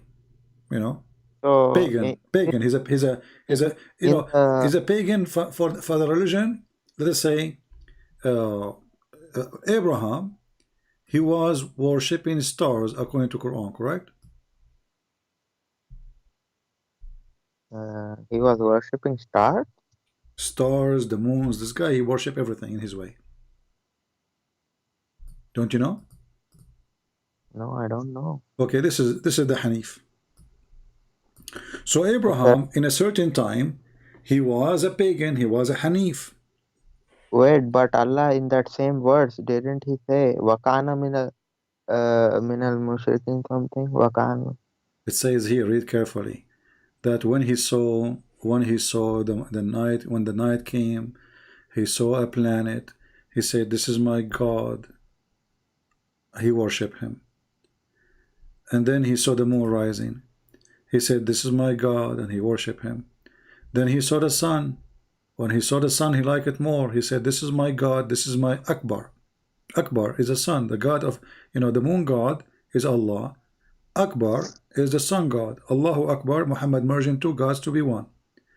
And then after that, Abraham, when those disappear, he don't like it, which is a very stupid idea. I mean, so you worship them, and then you dislike worshiping them because they disappear. Well, Allah never appeared to him anyway, according to the Quran. Did Allah appear to Abraham? No. Okay, so if Abraham, he will not worship the one who disappear. Well, how he will worship Allah? How he knew about Allah? Do you know? How? You tell me. I'm asking you. You are the Muslim. Because I think he received wahi. What do you mean receive wahi? Here we go. He was worshiping stars.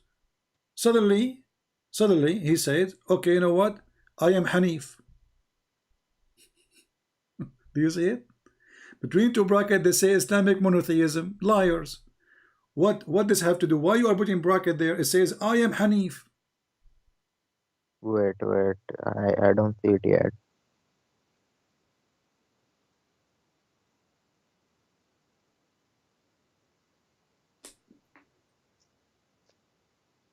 Verily, I have turned my face towards him who has created the heavens and the earth, Hanifa, that is worshipping none but him, and I am not al mushrikun. Does it say in the Arabic that he said, I am not of al mushrikun? Yeah, he's not. Wa ma kana min al mushrikin? Yeah, he says that, yeah. Even Allah said it, right, about Yeah, Abraham? but hold on, you see here, just to show you how stupid this book is. Who is the one who's talking here? Abraham. Abraham. Who is the one who made the Quran?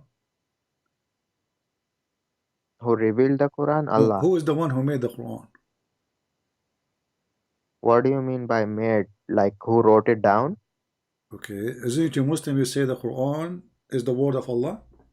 Yes. But this is the word of Ibrahim. So Allah is telling what Abraham said. Okay, so this is not the word of Allah.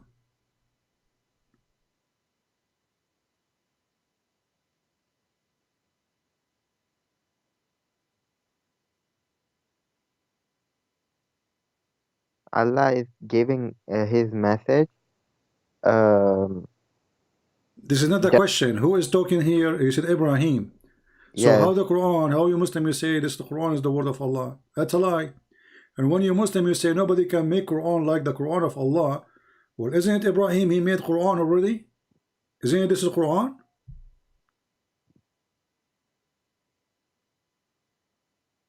Is this Quran or not? The verse we are reading. Yes. Okay, who is the one who's talking? Abraham. Okay, just to make it simple for you. When Sulaiman he saw the ant, and the ant she said. Yeah. Who is talking, Allah or the ant? Ant. Okay. Even ants can make Quran? No, that's not the point. What do you mean what's the point? Okay, wait. I just ask you, who is the one who is talking? You said the ant. But is that verse is a Quran?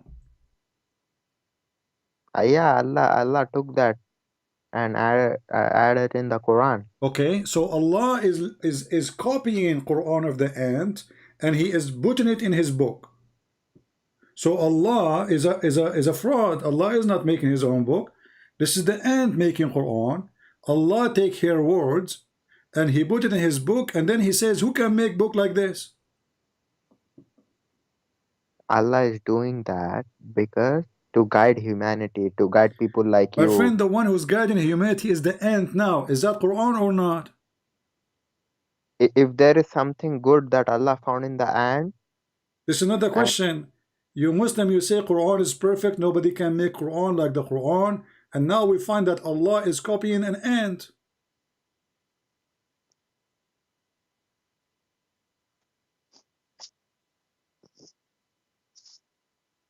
Okay. Even ants make Quran.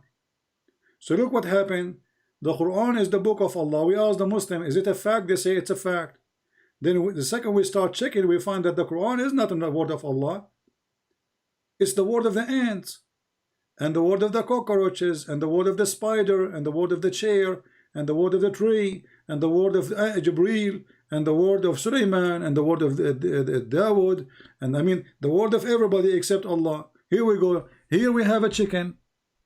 Here we have Sulaiman speaking, and then Sulaiman he went to see the chickens. He did not find the chickens. He said, "Where is the chicken? If he is not there, I'm going to make him barbecue." The chicken is back, and he said, "No, that is a bird." Hold on. Who is the one talking here? Verse number 23. Wait.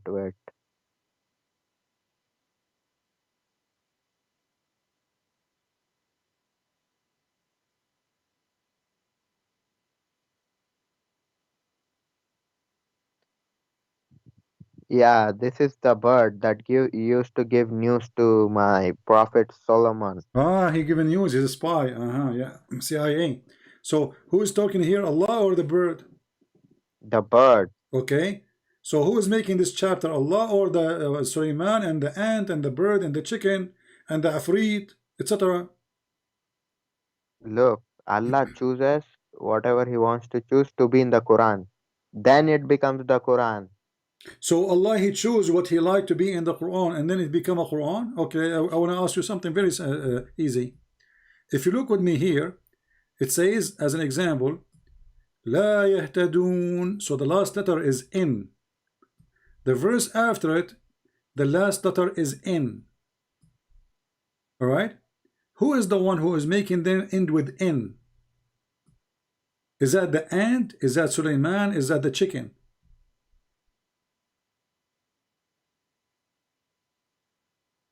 Wait, let me see which one you're talking about.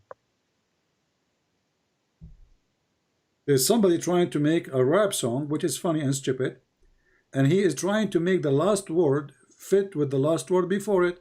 So لا يهتدون ما تعلنون نون. What does the last noon Okay, mean? now this is another question. Who is the one who is making it like that? Allah or the bird?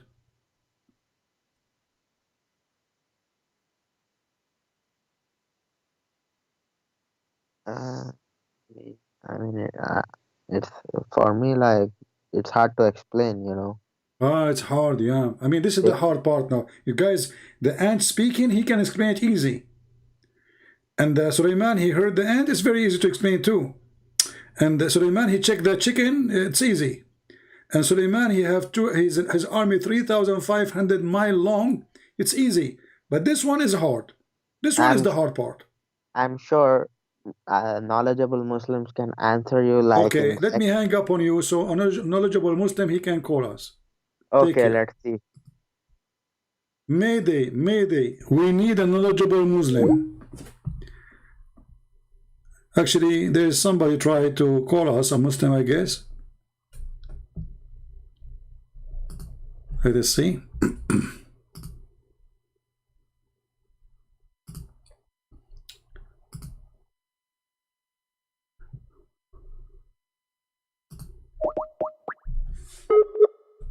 Maybe Ultimate Fart. This guy, he's trying to get back my fingerprints.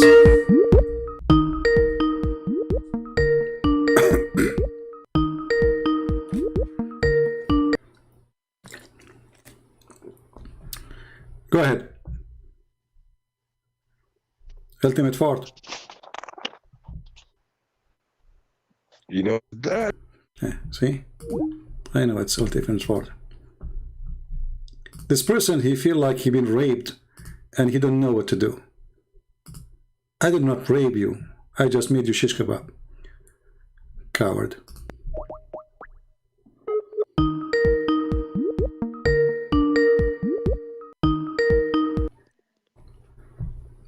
Hello? Hello? Yes, my friend, you're live on air. You're a Muslim, right? Yes, are you live? Yeah.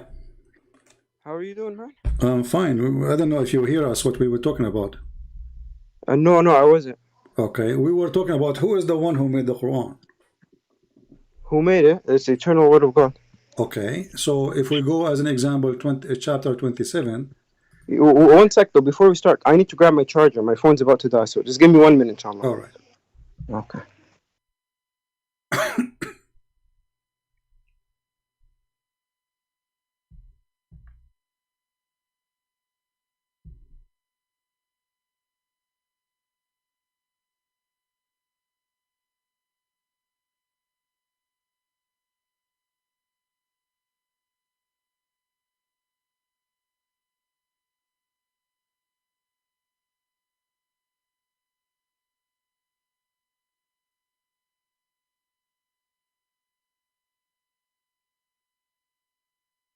He's getting his charger, so we hope it will not take him long.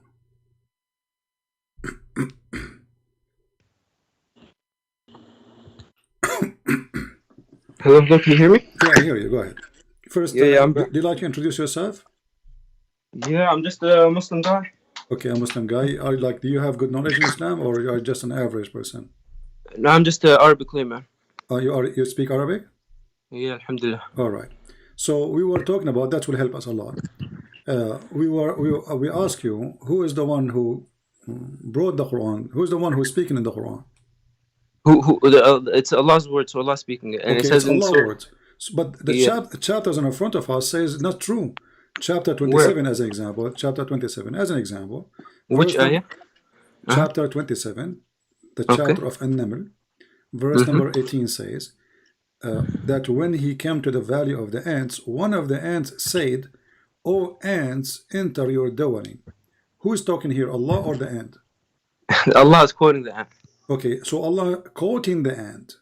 Yeah. Okay, so the Quran is not the word of Allah. No, Allah said this. Is a quote made by Allah. No, so I'll explain to you, right? So the first thing we need to establish, Surah At-Tawbah, Ayah 6 says, وَإِذْ أَحَدٍ مِّنَ الْمُشْرِكِينَ اسْتَجَارَكَ فَأَجِرْهُ حَتَّى يَسْمَعَ كَلَامُ اللَّهِ. Oh, okay. Right? All right. So in Surah At-Tawbah here, it's making it clear that the Quran is Kalam Allah and it can be heard. Okay? Right. My friend, so here, but this will not change anything. The ant there, you are the one who just said to me that Kalamullah is not in that verse. It was the ant talking. Yeah, Allah is quoting the ant. Allah said that too. Okay, so when Allah is quoting the ant, how the ant was able to make Quran? I'll give you an example, right? Yeah. If you say, my name is Christian Prince, and then I say, he said his name is Christian Prince, I said what you said. Okay. Even though I'm quoting you, I still said those words. All right, but who is the one who is making those words? Is that Allah or the ant? Allah is the one saying it, and he's quoting the ant who said it. Okay, you just repeat saying quoting the ants. So yeah. Allah himself, he when the Muslims they say to us, who can make Quran like the Quran of Allah, they are not being truthful with us, because as you see, ant is making Quran. Are you what? Ant is making Quran. Are you saying, just so I make sure I understand, in the Quran it says, وَإِذٍ كُنْتُمْ فِي رَيْبٍ مِمَّا نَزَّلْنَاهُ لِعَبْدِنَا فَأْتُوا بِسُورَةٍ مِّن مِثْلِهَا. Yeah. You're trying to say this. The verse, by the way, you're reading the verse wrong. But anyway, I'm reading it off memory, but if I said it wrong, may Allah forgive me. But it's just off memory. So, but this ayah, right? Yeah. Are you trying to equate it for the fact that Allah's quoting the ant, or Allah quotes the jinn, or Allah quotes Dhul Qarnayn, or Allah quotes other people, and saying because Allah said that? So actually, if I start a book, if I write a book, and I start quoting the conversation between me and you, still this is my book. All of it. Okay. Right? No, that's not true. Because if the whole conversation here is between the ant and Sulaiman and the bird and the Afrit, well, where is the word of Allah? Here we go, read with me. And then it says, وَتَفَقَّدَ الطَّيْرَ فَقَالَ مَا لِي أَرَى الْهُدْ. He looked at the birds. He did not find the bird. Who is talking there? Sulaiman. Then continue, he's saying, and then I will make him barbecue if he did not give me a clear reason. And then he continue. And then he says, and then the bird he came. And the bird he said. So until now, we don't see Allah talking. This is just a bird and Sulaiman and ant. And then he found next to them, and I find next to her, and she said, and he said, where is Allah? Okay, so this is Allah quoting them, and this came before the birds came into existence, because we believe the Quran is eternal. So Allah actually, he said this before they said this, right? So your whole argument falls apart. Hold on, guys, did you hear this? Allah is saying this before the bird says this. Of course, the Quran is eternal. Okay, so the Quran. Does Allah not have knowledge of the future? So when somebody in the Quran speak, it was not his decision, it was the decision of Allah. No, this has to do with the qada and qadr of Allah, right? I mean, you have the same concept in Christianity. If God knows something. No, we don't. This is al-qadar. Does God know the future? Al-qadar is not knowing the future, is deciding the future. No, okay, I have a question for you, okay? Yeah. If what you're going to do tomorrow, does God know what it is? But this has nothing to do with his decision about what No, I will show you. I will. Does God know what you're going to do tomorrow? Yeah. Okay, so that means, can you change what God knows you're going to do? I can change what I want to do. No. Can you change what God knows you're gonna do? That's my question. Then God, He know that I will change it. No, but that means He knows the final answer, what you're gonna do, and there's nothing you can do to change that. Correct? No, I can change always, and I can prove it to you. No. Can you change what Allah knows you're gonna do? Okay, let me give you an example. Let me give you, because you're a Muslim, I'm a Christian, so we have different understanding. If Allah He decides somebody to die, can I change that? No. No way, right? Yeah, same for you. You have to believe that. Okay, so how, when Allah He sent His angel to Moses did boxing to the angels, and He did not let him take his soul? That's not what happened. Do you want me to explain the hadith for you? Okay, here, go ahead. Okay, so the angel came to Musa, right? Uh-huh. And then the angel it came in a human form, okay? All right. And the angel asked him if it could take his life. And Musa was confused. What's going on? Why this is human asking me that he's going to take my life? So he punched it in the face, okay? And then the angel went back to Allah. And Allah told him to go back again and ask him if he wants to give his life to Allah. So Musa was given the option. And the second time it came, then Musa said, yes, I will. So it wasn't an amr, first of all, it was a question. And second of all, this is a complete straw man. My question is, in your belief... Hold on, before you jump. First of all, where you get this, that Moses, he did just beat a human, and Moses, he thought this is a human. This is what he thought. He thought this is a human. Yeah, because Albani, if you read what Albani rahimahullah said about this hadith, he said back in those times, the angels would come in the form of a human. Okay. So what? And hold on. Me? But remember, who care about what form he will come? Let us say he will come in the form of a mosquito. I ask you, if Allah decide that you will die tomorrow, can I change that? You said no. No, but Allah didn't decide that. Allah didn't decide Musa was going to die then. No, He didn't decide the angel of death is not the one who decide the life, and the Quran confirmed that. It is Allah who decide your life. Yes. Allah did not decide that Musa was going to die the first time. Allah didn't decide that. Where do you get this from? Where do you get this from? Isn't it because Allah? Isn't it the end of life? Are you saying to me that the angel of death? You're cutting me off. Hold on. You're not giving me a chance to talk. This is absolutely false. Isn't it your prophet? He said that before even you are born, Allah He sent an angel. He go inside the women. He write his destiny. He write his privilege. He write his bad, his deed, his good deed, his bad deed, and he write his lifespan. Yeah, and in Jeremiah chapter 1 verse 5, God says, I knew you before you were even in your mother's womb. Exactly. Right? So what? But this has nothing to do with this. Allah but you keep cutting me off, so you don't know. Hold on. You're cutting me off. I don't get to make... This is about God knowledge. Here we are talking about destiny. So your God, he wrote. Destiny is connected with knowledge. No. I get. Why can't I speak? Does the verse says? Does the hadith says that Allah He wrote for you your lifespan? Can I speak? Yeah, it does say that in the Quran. But can I speak now? So can I explain? When Allah He write the lifespan, can the angel broke that lifespan which is written by Allah? Okay, you speak, and then when you're done, I'll speak. Go ahead. Okay, go ahead. No, I'm asking you. Go ahead. No. Okay, I'm gonna answer, and you won't interrupt me. You're not gonna interrupt? Go ahead. Okay. So first of all, the knowledge of Allah is connected to the destiny of Allah, the destiny, right? You can't say that we're speaking about the knowledge and not the destiny. You have to speak about the two at the same time. Okay? And the qadr of Allah is the same exact thing in the Bible. God knows the future, and there's nothing you can do to change God's knowledge of that future. If God knows you're going to die tomorrow, let's say you're going to die tomorrow, God knows that, and you can't change that. No matter what, God knows that's going to happen. We believe in the same thing. No, you don't. No, we do. Because first of all, this has nothing to do with our topic. God knowledge have nothing to do. Where he go? You see how to try and mix things? What God knowledge have to do with destiny about how long you will live? The angel of death, he came to Moses to take his life, and he do not follow the order of Allah. Let us call him back.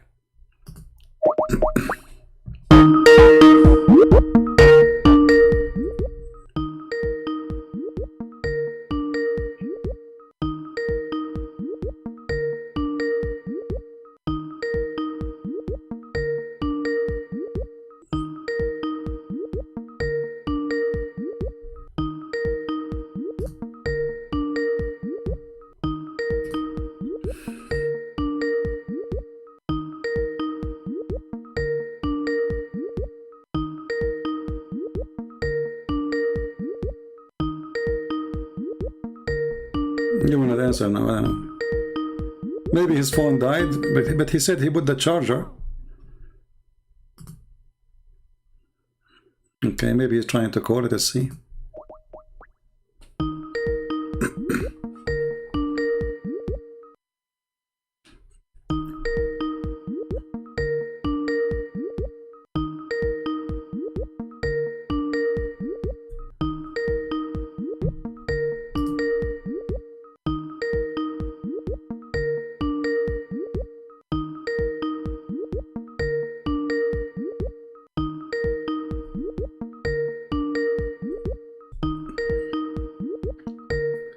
But if his phone die, he will go offline. His Skype will not ring.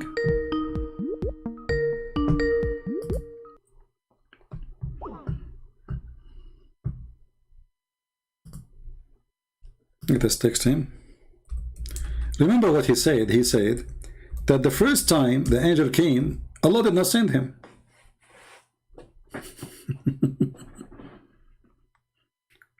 Do you know why he hung up? Any Muslim knows why he hung up? The answer in front of you. They love to lie. You sent me to a servant who do not want to die. Do you see it? Did he say that Allah first time did not send him?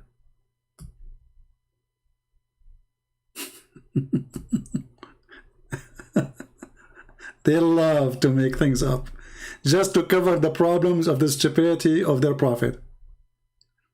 You send me, talking to who? To Allah. Who's talking? The angel. He went back to who? To his Lord.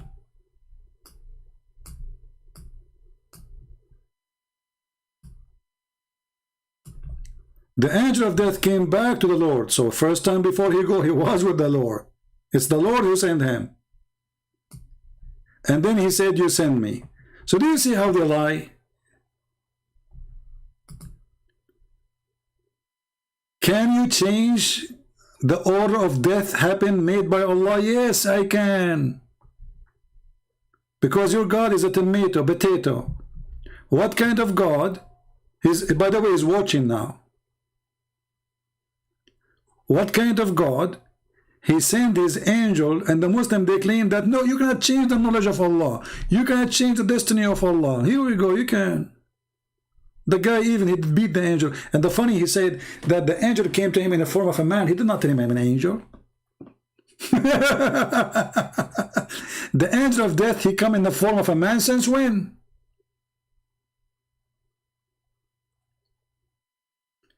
And first time he come without Allah order?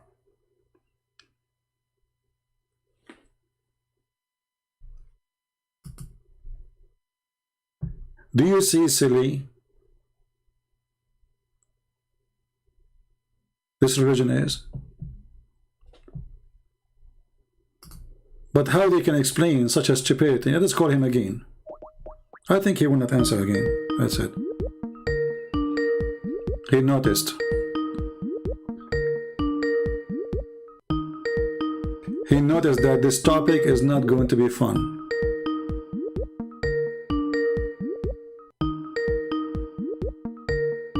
That's it. He will never answer.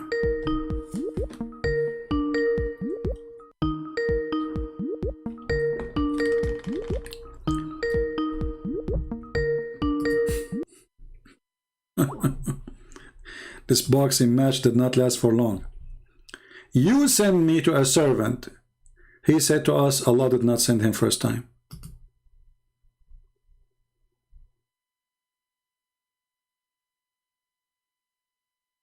Did we hear him saying that Allah did not send him first time?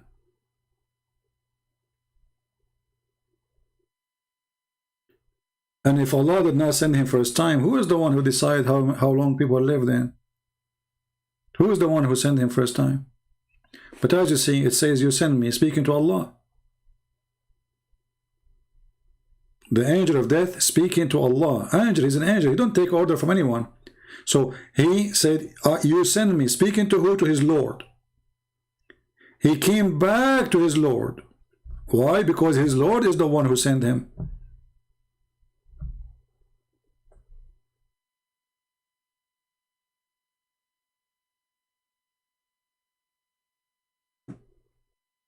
No, we spoke about RAMA in the beginning. You miss it.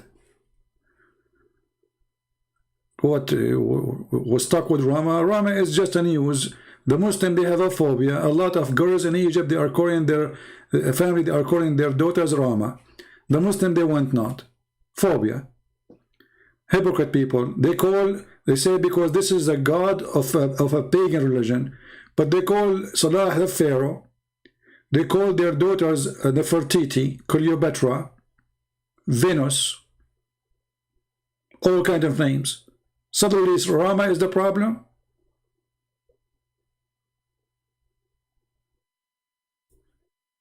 This is our topic about RAMA. We speak about it for 2 hours. It's a news. Crazy people. RAMA is driving them crazy.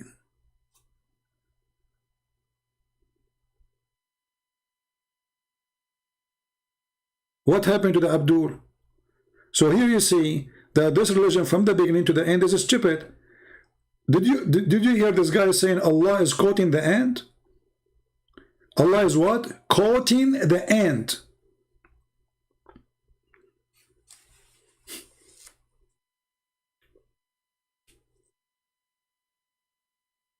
So the Quran is not the book of God.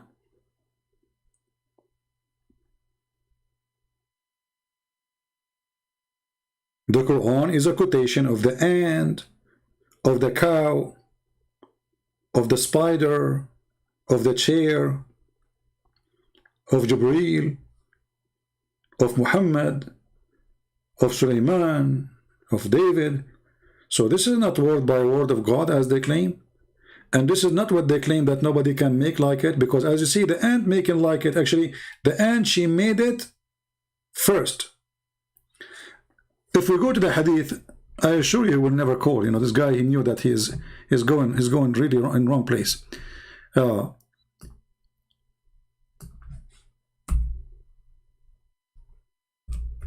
Even Umar al-Khattab, he made Quran. Some Muslims, they say that Allah, he agreed with Umar in 10 things. Some they say 3, some they say 7. But let us say the most popular ones.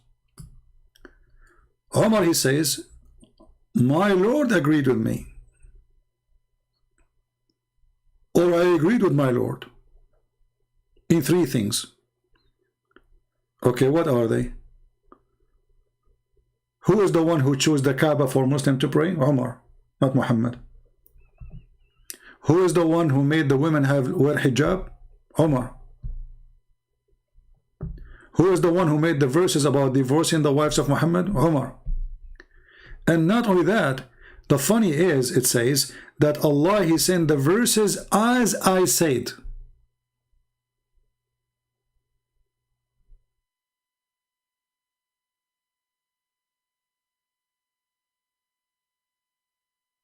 As what? As I said.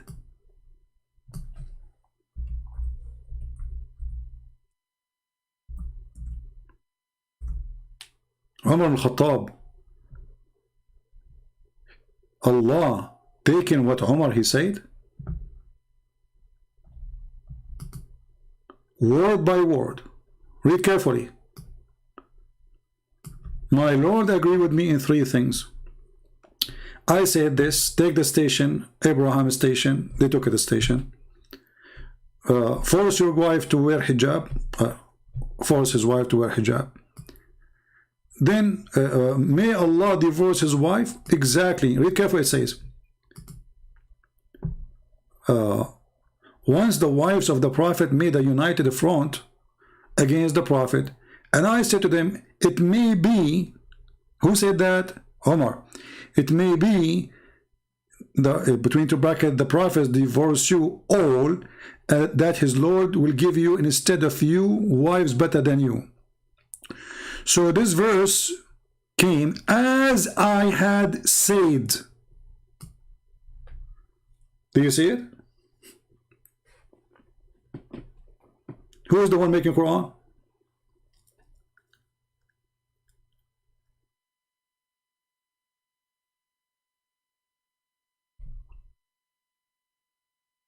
Any Muslim have an answer?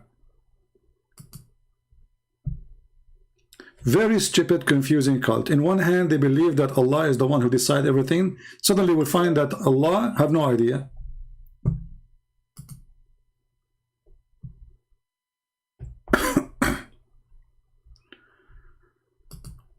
Let us see if this guy is a Muslim.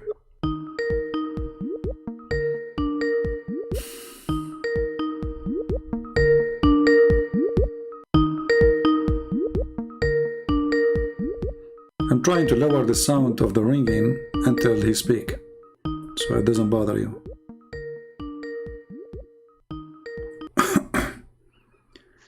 Hello?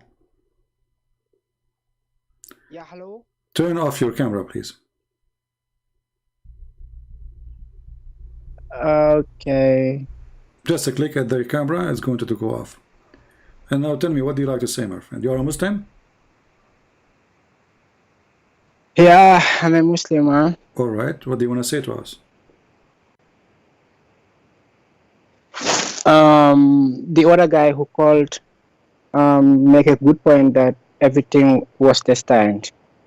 Do you have a problem with that? Everything is already destined.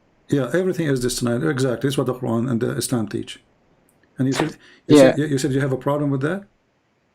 No, I'm asking if you have any problem with that. Yeah, because if everything is destined, so why you will pay for what is destiny? Let us say I killed somebody today, and and now I will be punished. But it's Allah who destined for me to do it. Why I will be punished? Let us say I am a Christian now, right? I am a Christian. Okay, Allah He destined for me to be Christian. So why Allah will send me to hell if He is the one who destined for me to be Christian? Yeah, because there is also a free will in the process, I guess. There's no free will. Go ahead, show me. When Adam commits sin, did he commit sin by free will or against his will? Sorry, I don't get that. Adam, the first man, when he commits sin, did he choose to commit sin or Allah forced him? I guess no. Adam chose to commit sin. Yeah. No. Why no? According to your prophet, Allah forced him. Allah, He wrote in His destiny 40 years before Adam he was created that Adam would do sin. Yeah, but that is from the hadith, yeah? Yeah.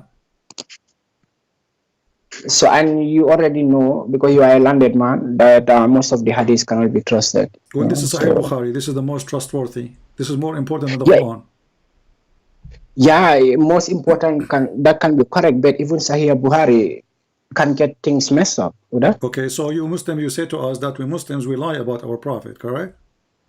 No, wait a minute. So who is the one who's lying there? Okay, if it doesn't say this is a lie, who is the one who's lying there, and why you Muslim call it authentic if it's a lie? Hey, this is a long and complicated process, man. No, it's not complicated. Okay. I wanted an answer. Either it's authentic or it's a garbage. So why you Muslim call it authentic when it's garbage? Remember, only a few group of people call this authentic. Not every Muslim. There are a bunch of Muslims all over the place. Sunni, all Muslim Sunni consider Al-Bukhari authentic. What do you mean few of people? Are you talking about like 900 million? Those are the few? It can be, maybe it can be like more than that or even less than that.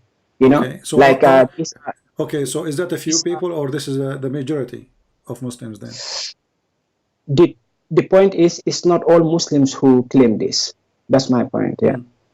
And who? So how Islam is preserved if even the speech of your prophet is a joke? It's a fabrication. No, look, nobody can prove that this from the prophet, really. You know, you can ask. Can you prove that the Quran from the prophet? Even the Quran, no. Even the Quran, no. So why you are a Muslim? Yeah, I'm a Muslim because I was born into the Muslim family. Okay, so yeah, more or less I have to be a Muslim. So okay, are you a Muslim by belief or you are just a Muslim by birth? Do you believe or you don't believe? I am both a Muslim by birth and by belief. Yeah. Okay, so I asked you, can you prove to me the Quran to be from the Prophet? You said no. So how you do not have a belief? Because if you have a belief, you will not even question that. You will say for sure it's from Muhammad. No, this is not how it works. Okay, my belief. Do you believe in the Quran or not? Yeah, I believe in the Quran. So you believe in the Quran. Okay, how come you believe in the Quran but you don't believe in the Hadith? And both of them, according to you, there's no way to prove that they are coming from Muhammad. Yeah, my friend, look, these things happened long time ago. Okay, and I was not there to prove anything. Okay, so I just happened to be existing and found this thing all over the place, and my parents, everybody is believing it, and I also believe it. Okay, and okay, hold on. So when you convince yourself that you are a Muslim, what a Muslim mean? Go tell me. Go ahead. What do you mean? What do you, come on? When you say I'm a Muslim, what does that mean? What does that mean? You are a Muslim. You say I'm a Muslim. What does that mean? It's not bad. Yeah. Anything. Huh? Yeah, I'm a Muslim. What does that mean? What does that mean? What does that mean? Yeah, a Muslim means somebody who submit. No, okay. Where you I challenge you to show me one verse in the Quran says that a Muslim means to submit. No, this is what I understand so far. Okay. Okay, so you don't even understand the definition of yourself as a Muslim. So you say I'm a Muslim, you don't know what Muslim mean. No, but I tell you, Muslim means somebody who submit. No, it's not. I said to you, prove it to me. You said I don't know. So where you got the word? Where you got the word submit from YouTube? No, this is what my teachers told me. Okay. It means somebody who submit. Let's make it simple. Yeah. Is a Muslim is somebody is a believer, or he don't have to believe? Of course, you have to believe. As a Muslim, you have to believe. Wrong. Because like most of what you believe. No. Okay. A Muslim. Yeah. Can you? The Muslim is the one who do not believe. A Muslim is the one who don't believe in Muhammad, neither in Allah. It's just someone he says Shahada. Come on, wait a minute. That's too. That's what you are saying is really too big, man. Chapter 49. Read for me. Chapter 49, verse number 14. It says clearly that the Muslims. The word Muslims is not the one who believes, is the one who says Shahada. You don't believe?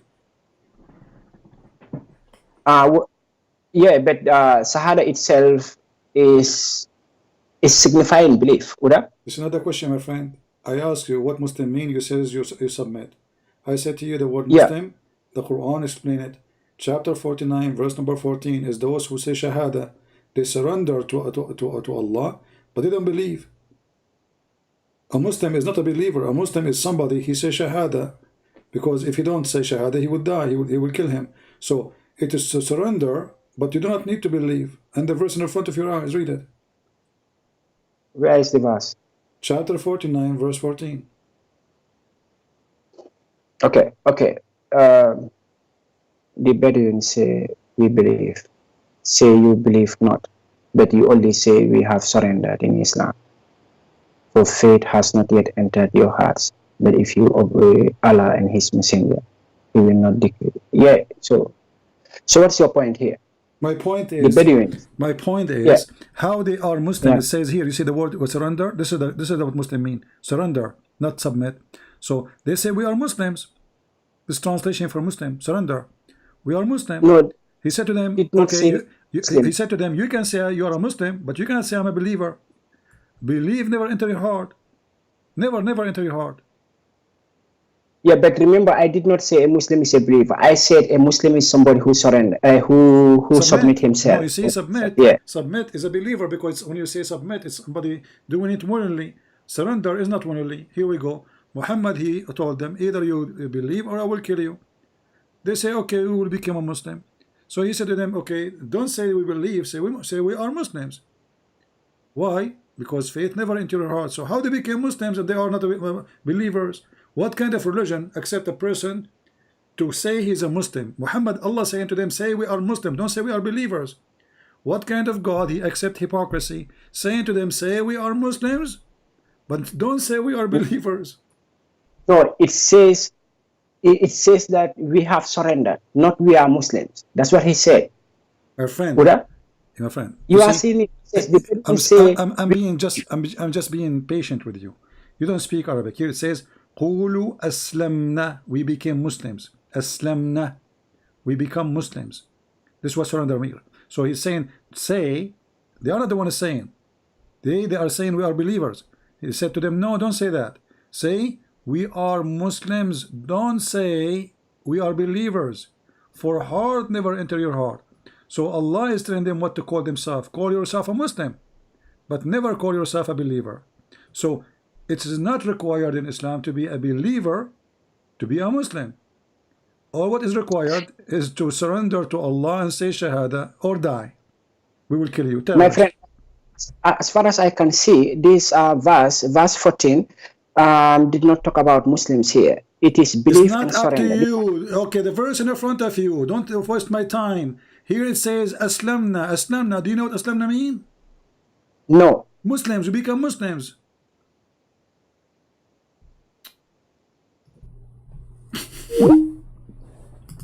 If you are a kid, don't call me.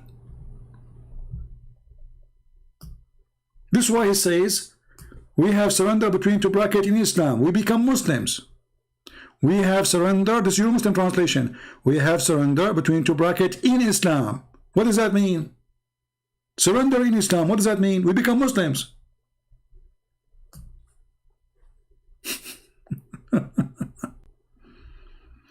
So this is how evil this religion is. If we can quote religion, all what he want people to say Shahada. Just say he's a prophet. You believe, you don't believe, who care? Muhammad do not want believers. He want people to join his army.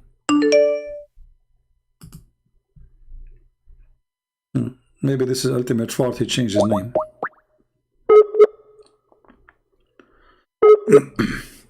Yeah, this is ultimate fault.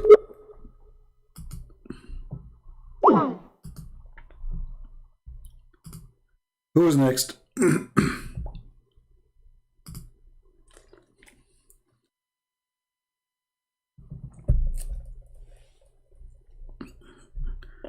This is Omar, as if I know who's Omar.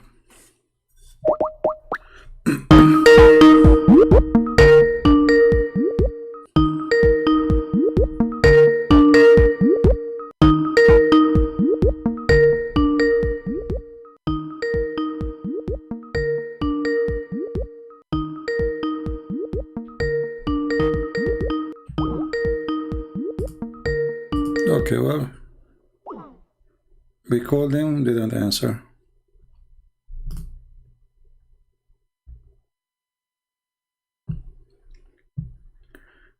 You see, this is totally the opposite of teaching of Christ. Jesus said, not everyone says to me, Lord, Lord, will enter the kingdom of my Father, but the one who do his will. Here, just say Shahada. You don't need to be a believer. Islam, religion of the hypocrite. This is a man, he worship hypocrisy. Be a hypocrite and you are welcome. He's saying to me, don't hang up on me. My friend, I'm losing my patience with you. I say to you, it says Aslamna in Arabic. You say to me, it doesn't say that. Okay, go and deal with your business. What about you go and read the interpretation for the verse? Even in front of you it says we surrender in Islam. What does that mean? We become Muslims. You're a prophet, the one you call him prophet. He threatened the Arabs, saying to them, if you don't believe, I'm going to kill you all. Chapter 48, verse number 16. Those Bedouin, they don't want to join Muhammad. He said to them, you shall be called to fight against people of giving a great warfare. Then you shall fight them, or they shall surrender. But what surrender mean again? They become Muslims. Muhammad threatened everybody. Convert or die. Now those people, they surrender. They become Muslims. Muhammad said to them, okay, you know, you cannot fool me. I know you don't believe in me. I know none of you believe in me. This is why Muhammad, the smart Abdul saying to me, this is a war situation. Who cares if it's a war situation or what? Are you stupid or what? War situation or peace situation, how and what kind of a prophet he accept people to be calling themselves Muslims when they are not? They don't believe. Stupidity is amazing. This is war situation. So because it's war situation, who is the one who made the war? You made the war. Now you are forcing them to convert to Islam, but they don't believe in Islam. And you are saying to them, don't say we believe, say we are Muslims. War situation. What a joke.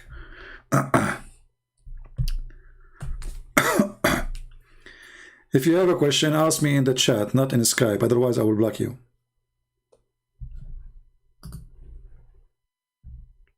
War situation. A true prophet of God, he will not accept even to say hello to you if you are a liar, hypocrite. Join him, you don't believe. This guy is teaching them the opposite, saying, you do not need to believe. Just say Shahada. That's all.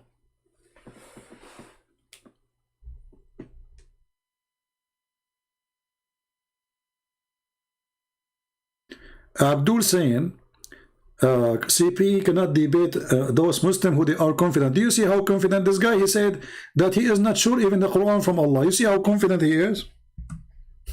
Confident. I mean, do you see how confident?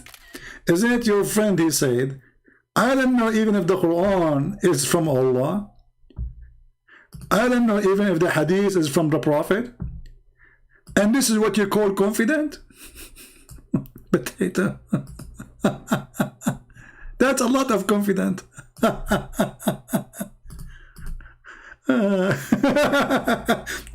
We are here the one who make you deny your Quran. We make you deny it. You Muslim reach the point now, not only you say the hadith is da'if, is rejected, we don't accept it. Now you say Quran, we do not know if it's from Muhammad or not. And that's what he said. Very confident.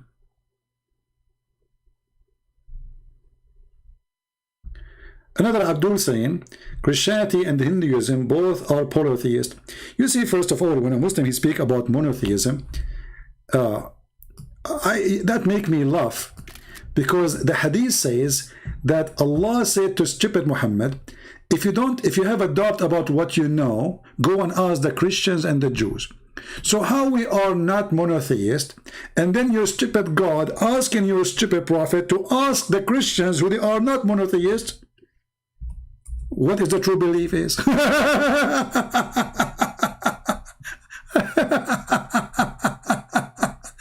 I mean, do you see the stupidity of this religion? The Christians and the Hindus, they are not monotheist. Okay, we will go with you. So how your stupid God, he said to your stupid prophet, if you have a doubt about what we gave you, go and ask Christian Prince.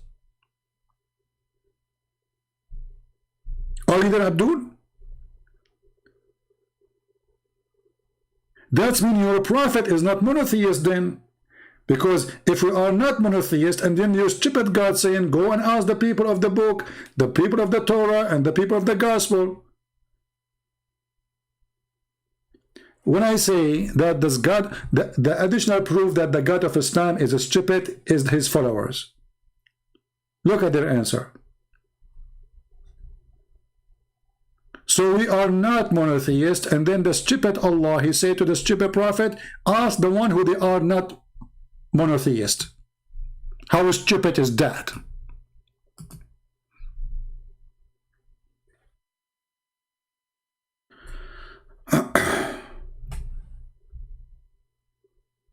It's a conditional, guys. It's a conditional. This guy is supposedly this is a Muslim who just dig in his nose. This is a brand new digging. Let me show you this one. This is the last nose digging. Gold, boogers.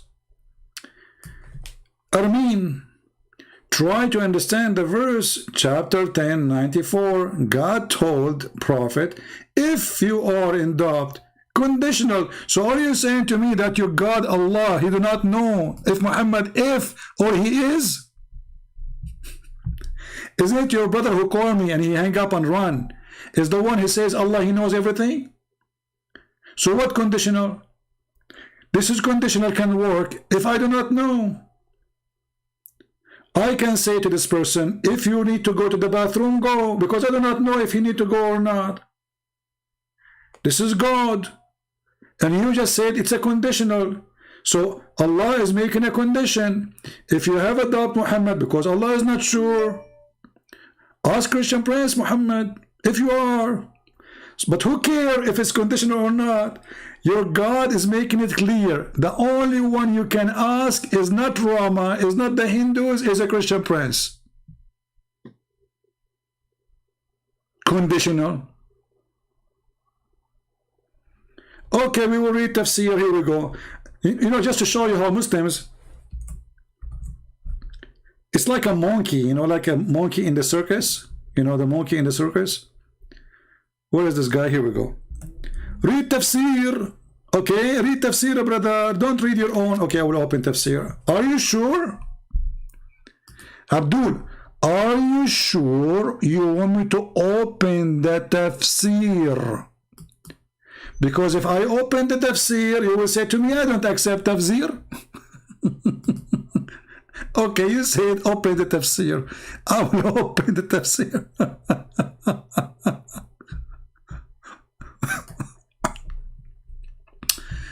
Are you ready? Let us put your comment in the screen. Okay, read tafsir. Don't make your own. My friend, I opened the tafsir. It says that women have a sperm coming from her ribs and man have a sperm coming from his backbone. So are you sure you want me to open the tafsir?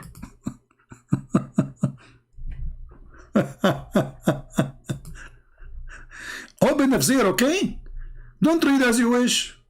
And now the second we start showing him what tafsir says, he will say, I don't accept this tafsir. He's a human. Like what? He's a human. Like what the heck does that mean? He's a human. Muhammad is a human too. Yeah, but yeah, this no, this is a human.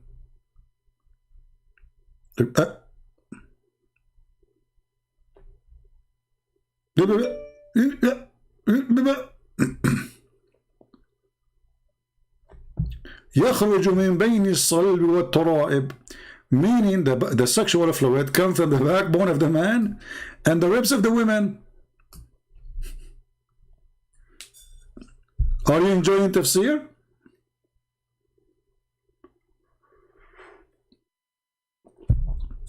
This is your tafsir.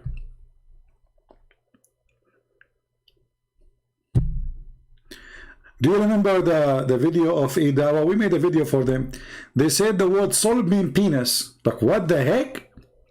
The word solb means penis? The male member. Go watch it. Can you debate with real people like David Wood? No, I cannot debate with real people like David Wood. Are you saying to me that all you Muslim who call me they are fake?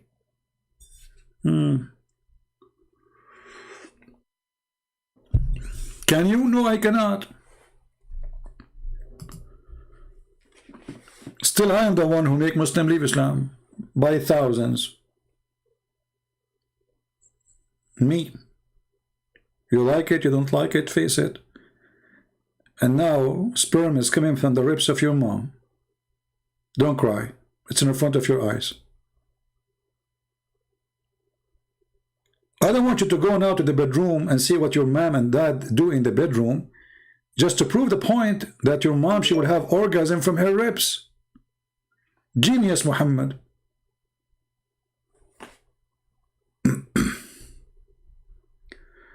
Let us see other Abdul.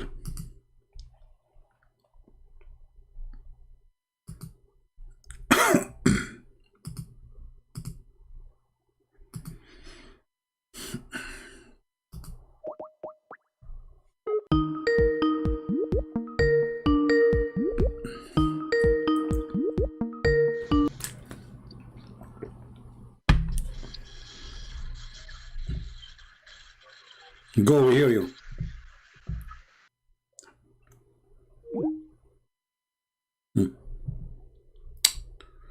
Call ended in 9 seconds. Who is a Muslim would like to call? What happened to this guy who speak Arabic? Who said that first time the angel was not sent by Allah? He wasn't sent by Allah. It's an embarrassing.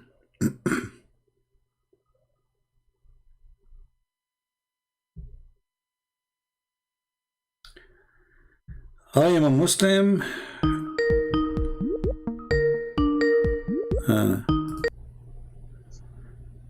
Hello. Hello, yeah. Every Muslim child is born. Every child is born as a Muslim. I don't understand. I can already Say again what? in your book. Say again what? Yeah, every child born Muslim fitra. Yeah, and you want to blame me for why I'm a every Muslim? child is born as a Muslim? Yeah, but what does that mean? You already okay, what does that mean? Yeah, every child born as a Muslim. That okay, means what does that mean? What does that mean? This destiny thing is already titled okay, before we are already. If a child he is born as a Muslim, every child born as a Muslim. If a child from a Muslim family and he is born as a Muslim, as you said, if he die, he will go to heaven. Still, I think the child has to work for heaven. Yeah, no, that's why we are. Is he going to go to heaven or not? Not without being a good person. How he will be good? Like a child, he is 6 months old, he die, or 2 months old. Is he going to go to heaven or to hell? No, a child, as far as I can remember, is innocent. Yeah, a child is innocent. Yeah, he will go to heaven, child right? He will go to heaven. Presumably, yes. Okay, your prophet, he said no. Wow, again, my prophet said no. Yeah. Can I say something? Yes. I can tell you are a Sunni because you are making fun of the Shia in your icon. Oh, yeah, I'm a Muslim man. Yeah, I'm a Muslim. You are a Muslim Sunni because you are making fun of the Shia, as I see in the icon in your profile. You are making fun of the Shia in Iran. Yeah, because the Shias maybe they are more. Okay, so you are a Muslim Sunni. Here we go, no problem. Yeah. So here we go. This is your prophet. He says to Aisha. Aisha told him, this child who died, he is a bird of birds of paradise. He never commits sin. He never reached the age of sin. So he will go to heaven. Muhammad, he said to her, peradventure, don't be stupid. It might be the other way. What do you think?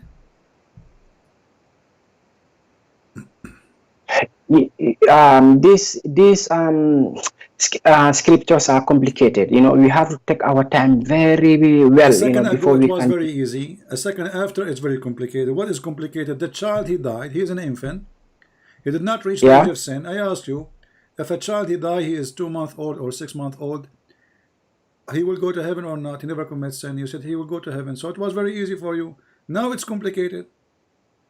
Yeah, because it's Isa who is now determining the child's fate. Now, Isa. No, I asked you just 2 minutes ago.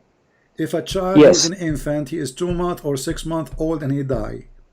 Is he a person will go to heaven? You said yes. It was easy to answer. It wasn't complicated. Now I'm showing you a hadith. Your prophet saying the opposite.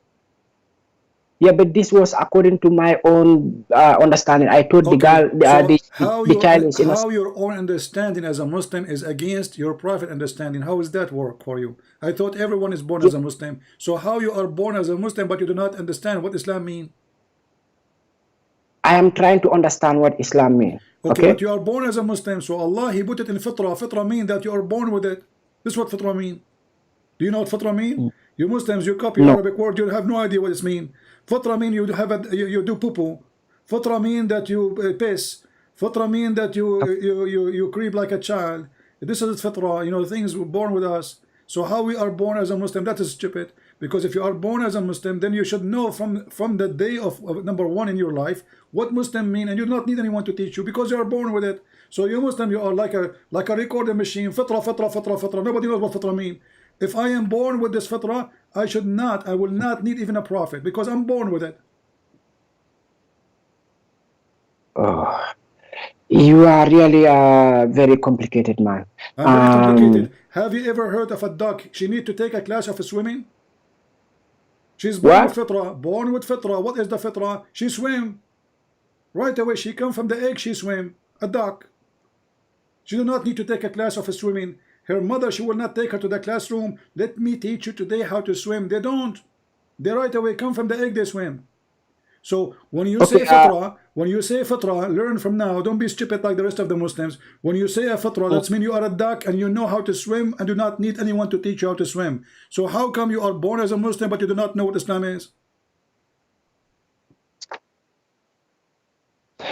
Yeah, you remember in one of your videos you talk about, okay, maybe you can still think I am trying to change the topic. I'm trying to understand my religion, okay? That does not mean I'm trying to run away, okay? I want to make sure I understand my religion, and your avenue has been helpful. So now, please, bear with me, okay? Be patient with me.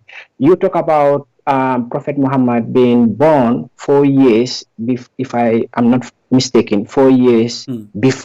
4 years, sorry, let me get this right. 4 years after his father was dead. Okay? So I try to bring this information to my landed friend. Okay? Yeah, it's okay, to my landed friend. But this is debunked. This is not true. Okay, so now why you don't call the one who said to you not true right now? Let him debate me. Right now. This guy is a scholar, okay? Or so maybe this is why we need him to call me. This is the point, because I want you to see that the scholar is talking to you. He's a duck who do not know how to swim. No, he said this is fabricated. Okay, he said it's fabricated hadith. Guys, it's a fabricated hadith. What hadith? The guy he married, your prophet and the father of your prophet supposedly, and his father, they married in the same day. So, and then Hamza is 4 years older than Muhammad, but Muhammad's father, he died 3 months after he got married. So how the guy Muhammad, he came, his mother, she gave birth to him 4 years after the father death. And how he comes to the conclusion that this hadith is fabricated? And if it's fabricated, why it's there? Why the Muslims, they have it for tens of centuries, and now they discover it's fabricated? Yeah, he would ask me to use my own logic that can somebody be born 4 years after his father's death? No woman can stay pregnant for that long. Your scholar is a potato. If we go right now and we search in your Islamic fatwas, we will find the following: that a Muslim woman, she can be carrying a child up to 10 years. Some they say even unlimited. Here we go. I will give you even the link. So your scholar is a fraud. Here we go. This is Islamic question and answer. This is not a Christian website. This is official Muslim website, and this is in Arabic. What is the longest period for a woman to have a child or to carry a child? The answer is here. Number 1, number 2, number 3, number 4, number 5, number 6, number etc. If we click translate to English, you will see, just to cover the problem of Muhammad, they start saying things beyond imagination. According to Sharia, it can be 2 years, it can be 4 years. Read with me carefully. 3 years, 2 years. I'm not saying anything, man. It's in the screen. According to Hanafi, what is your sect? Oh, my brother, it's Abdiagas. I told you already what that. Is your sect? I am a Muslim, man. Tell me what is your sect. Yeah. Come on. What is your sect? You are born from a family, right? What your family sect? Yeah, we are proud to be Sunnis. Yes, Sunnis. That's not the question. I know they are Sunnis. Sunni are 4 sects. What is your sect? Sunnis are 4. Hanafi, Shafi'i, whatever, Hanbali, Maliki, which one? Maliki. Yeah. Okay, Maliki, guys. He said Maliki. Okay, read carefully. According to Malik, 6 years. Az-Zuhri wa Malik, they said 6 years a woman, she can be pregnant. No, and 2 then years. Az-Zuhri and Malik, they confirm it can be even 7 years. And this is the opinion of Az-Zuhri and Malik. And then they continue saying there is no limit in how long a woman she can be carrying a child. So, yeah, but you know, according to your sect, the Maliki start from 4 years. Read me carefully.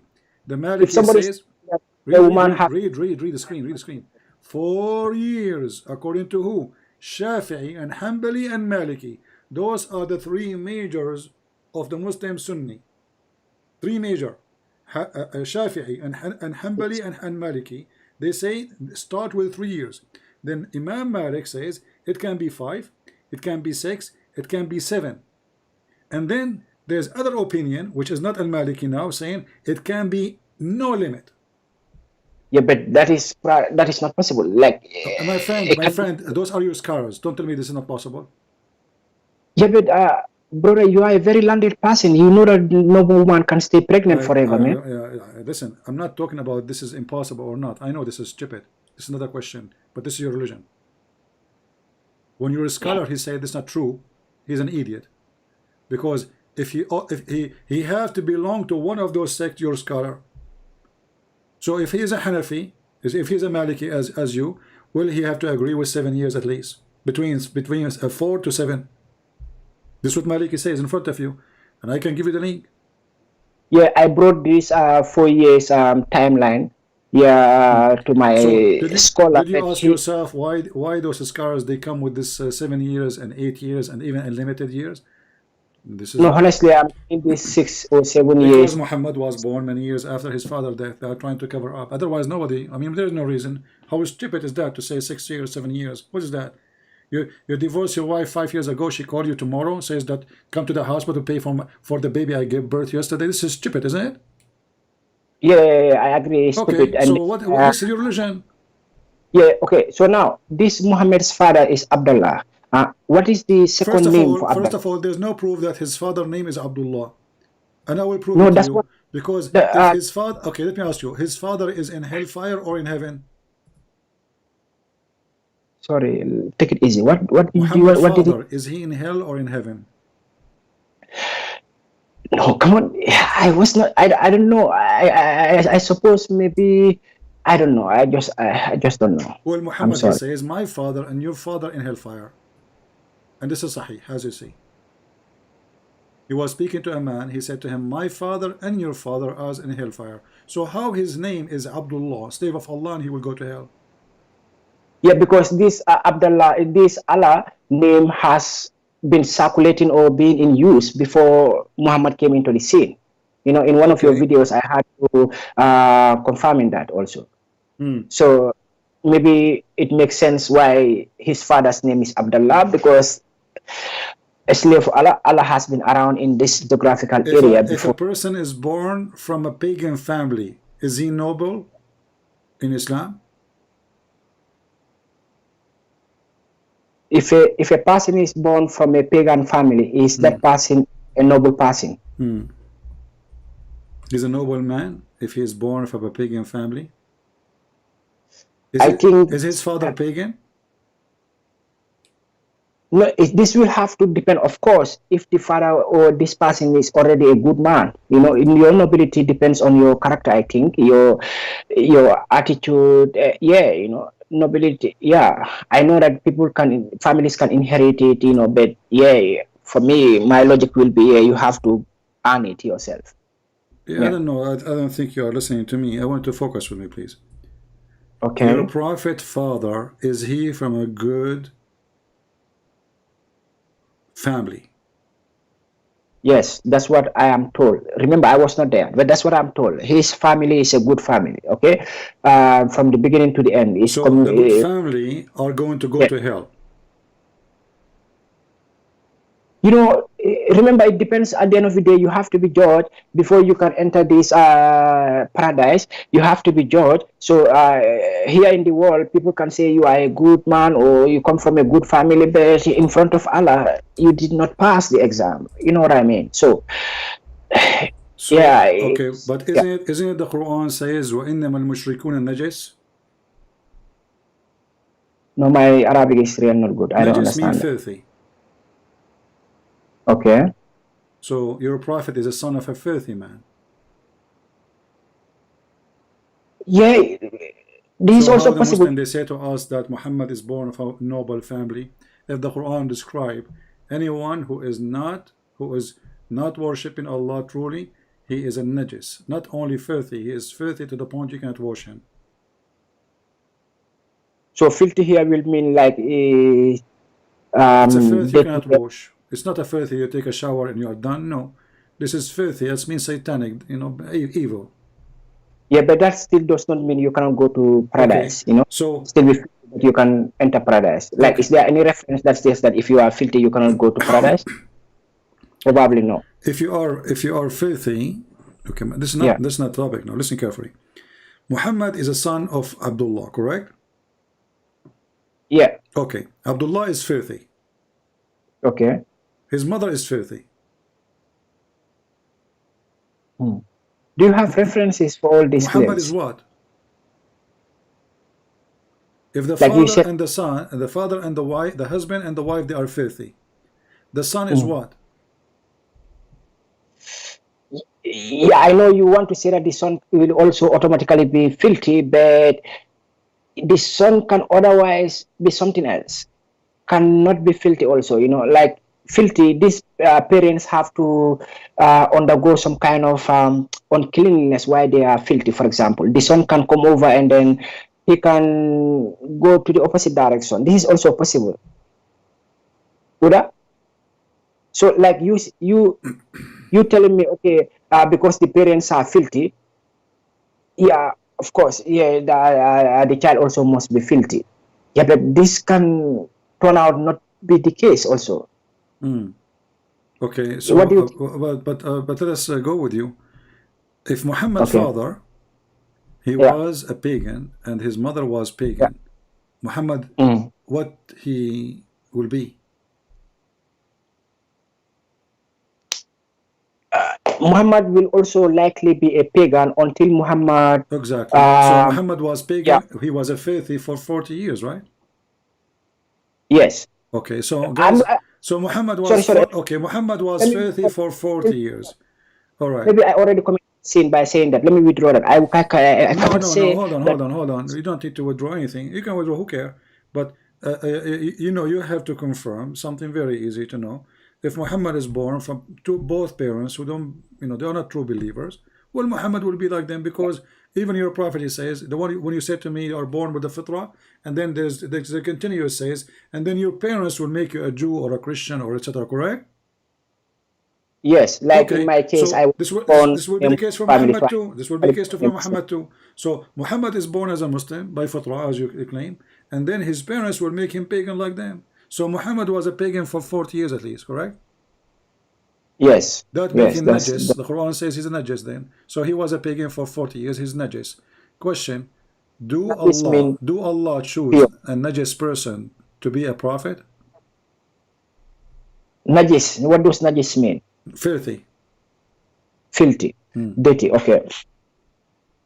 So, yeah, but he can be clean also. No, after 40 years, Muhammad can be the clean also. Quran says Allah forgive not those who commit shirk.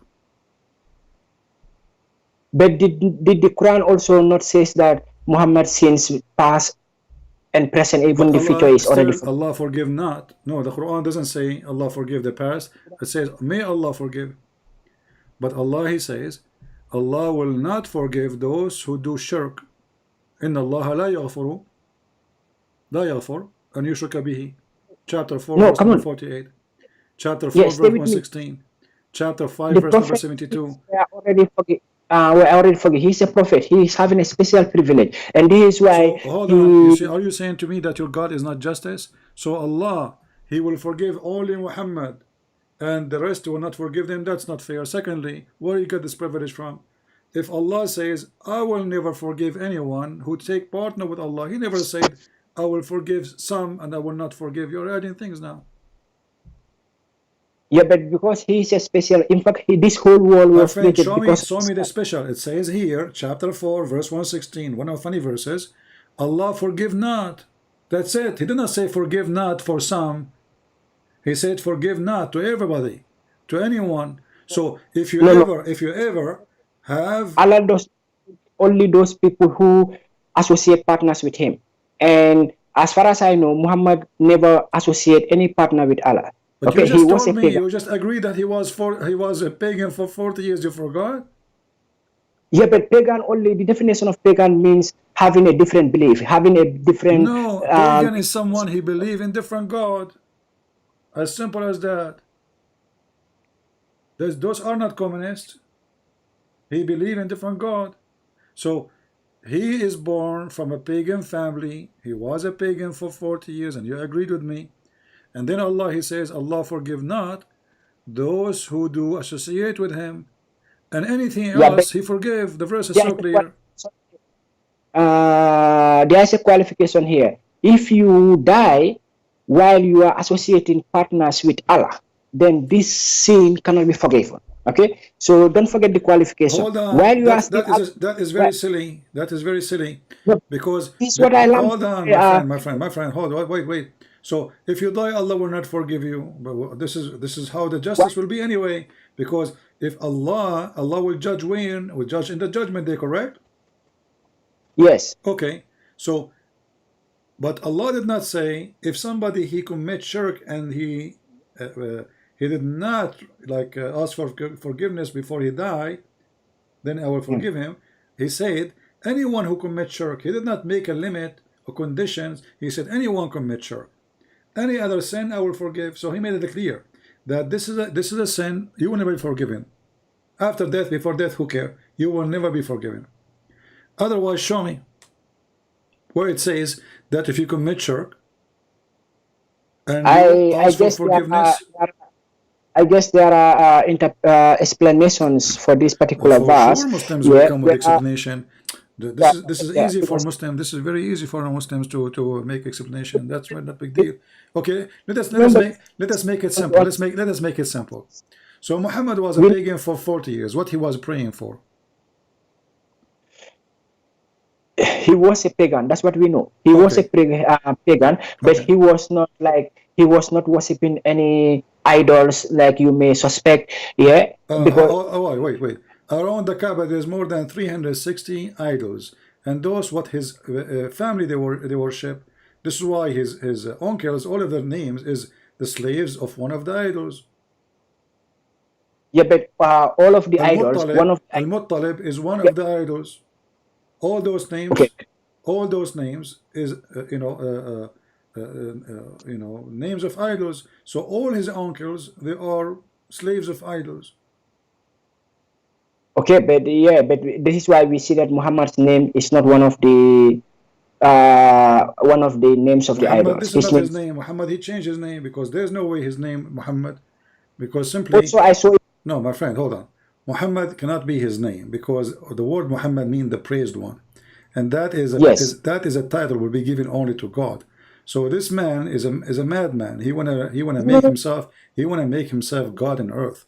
So he changed his name. And you can find tons of stories about Muslims change their names after they convert to Islam in the time of Muhammad, because their names doesn't fit with Islam no more, including the name of Muhammad himself. So your prophet name, his real name was Qasim. He changed it. His uncle who died before him, his name is Qasim. And the tradition is when one of the family he died, the first boy, who is a male supposedly, will come after this person who died, will give him the name of the person who passed away. So his uncle just passed away. Muhammad was born, so they gave him the name Qasim, and this is his real name. Then Muhammad, he changed it. This is why the Quran it says sometimes his name is Ahmad, sometimes his name is Muhammad, but Ahmad is not Muhammad. You will say to me, it have the same meaning. Okay, why okay, hold on. You see, you Muslims actually, you are mushrikeen, because if your prophet is a slave of Allah, how you call him the praised one? Yeah, but human beings can also be praised. No. In my lifetime, I see many human beings being praised. So the praised one is God.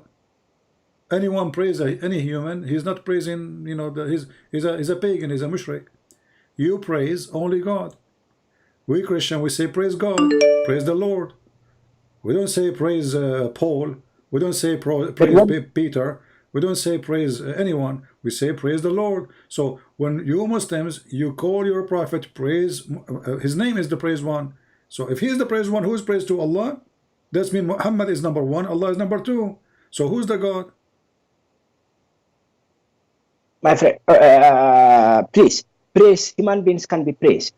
Praise only means to show approval or admiration for. Since when the word praise mean approval? Since when the word praise is mean approval? Praise is a religious term.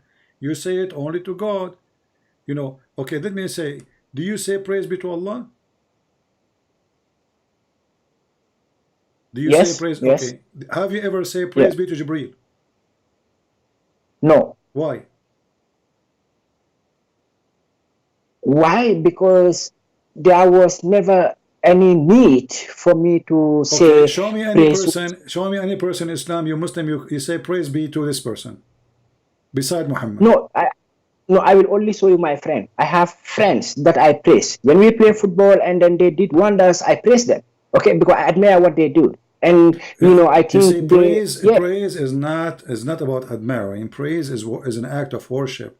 You are worshiping God. This is what praise. No, Praise but the Lord. the dictionary said express warm approval or admiration.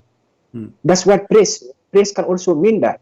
So, like if people like me, yeah, when we use praise, we are not saying that it's only limited to God or to a deity. It can also be applied to a human being. I have seen Let people. us find easy. Who is more important in Islam, Muhammad or Allah? According to Islam, if you insult Muhammad, you have to be killed, and if you repent, still they will kill you. If you insult Allah, they give you 3 days to repent, and if you repent, they will forgive you. Is that correct? Yes. Okay, how come if you insult Muhammad, you have to die? If you insult Allah, no.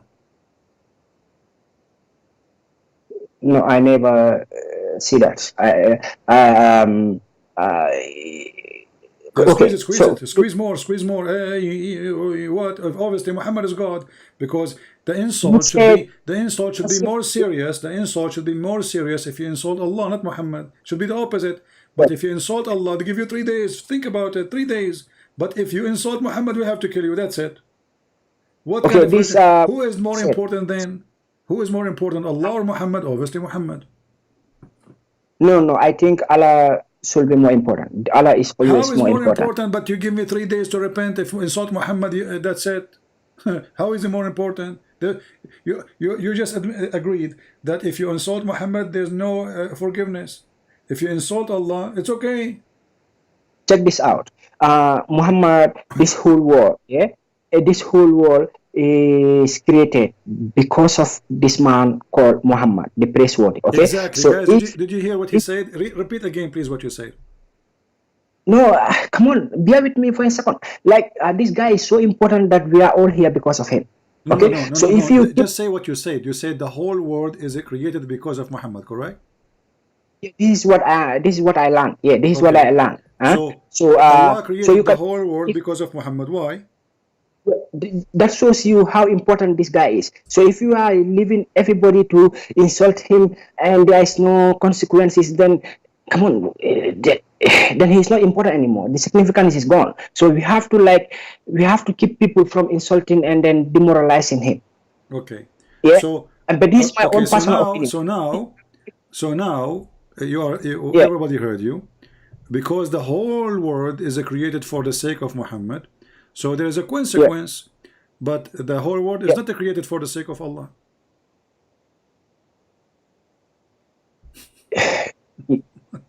Come on, you are trying to twist. You are trying to put me in a corner. You just said that. You just said that. You just said the whole world is created for the sake of Muhammad, not for the sake of Allah. This is why if you insult Allah is okay. If you insult Muhammad, no, it's not okay. The whole world is created for Muhammad, not for Allah. Yes. Okay. So who is more important then? Even Allah himself exists for the sake of Muhammad. No, but Allah is not part of the world, you know. Yeah, because so Allah is the job of Allah is doing what? Just to create things for Muhammad. You just told us that you Muslim believe that the whole world, the whole creation created for the sake of Muhammad. So what is the job of Allah? Just to work for Muhammad. He's there just to create things for him. Okay, I can see now in the screen that you brought the hadith that I was having in my head. Yeah, it says, if for you, O Muhammad, I will not have created creation. Correct. Okay. Yeah, but this is from some kind of article. Show me the hadith. Don't show me a random article from somewhere. Come on. But you are the one who mentioned it. You are the one who mentioned it. No, you don't want it? No, I put it in of the course screen I want. because you mentioned it. It is you who said, Allah, we ask you why if insult Muhammad will be killed but not Allah. You said because the whole world is created for him. But this is where the story coming from. The whole universe created for Muhammad. The sky, even the chair of Allah, even the pen of Allah, everything. Allah will not have a chair if not Muhammad. Allah will not have a pen if not Muhammad. Allah will not have a book if not Muhammad. Allah will not send even Isa, even Adam, even everybody created for the sake of Muhammad, correct? You know, it's the first time I am seeing this reference myself. I heard it and I accepted it that the whole world was created because of Muhammad. Yeah, and now but that's mean Allah Himself exists for serving Muhammad. So Allah in Islam is a servant of Muhammad, because the whole idea of Allah existence is to what? Is to make things for Muhammad.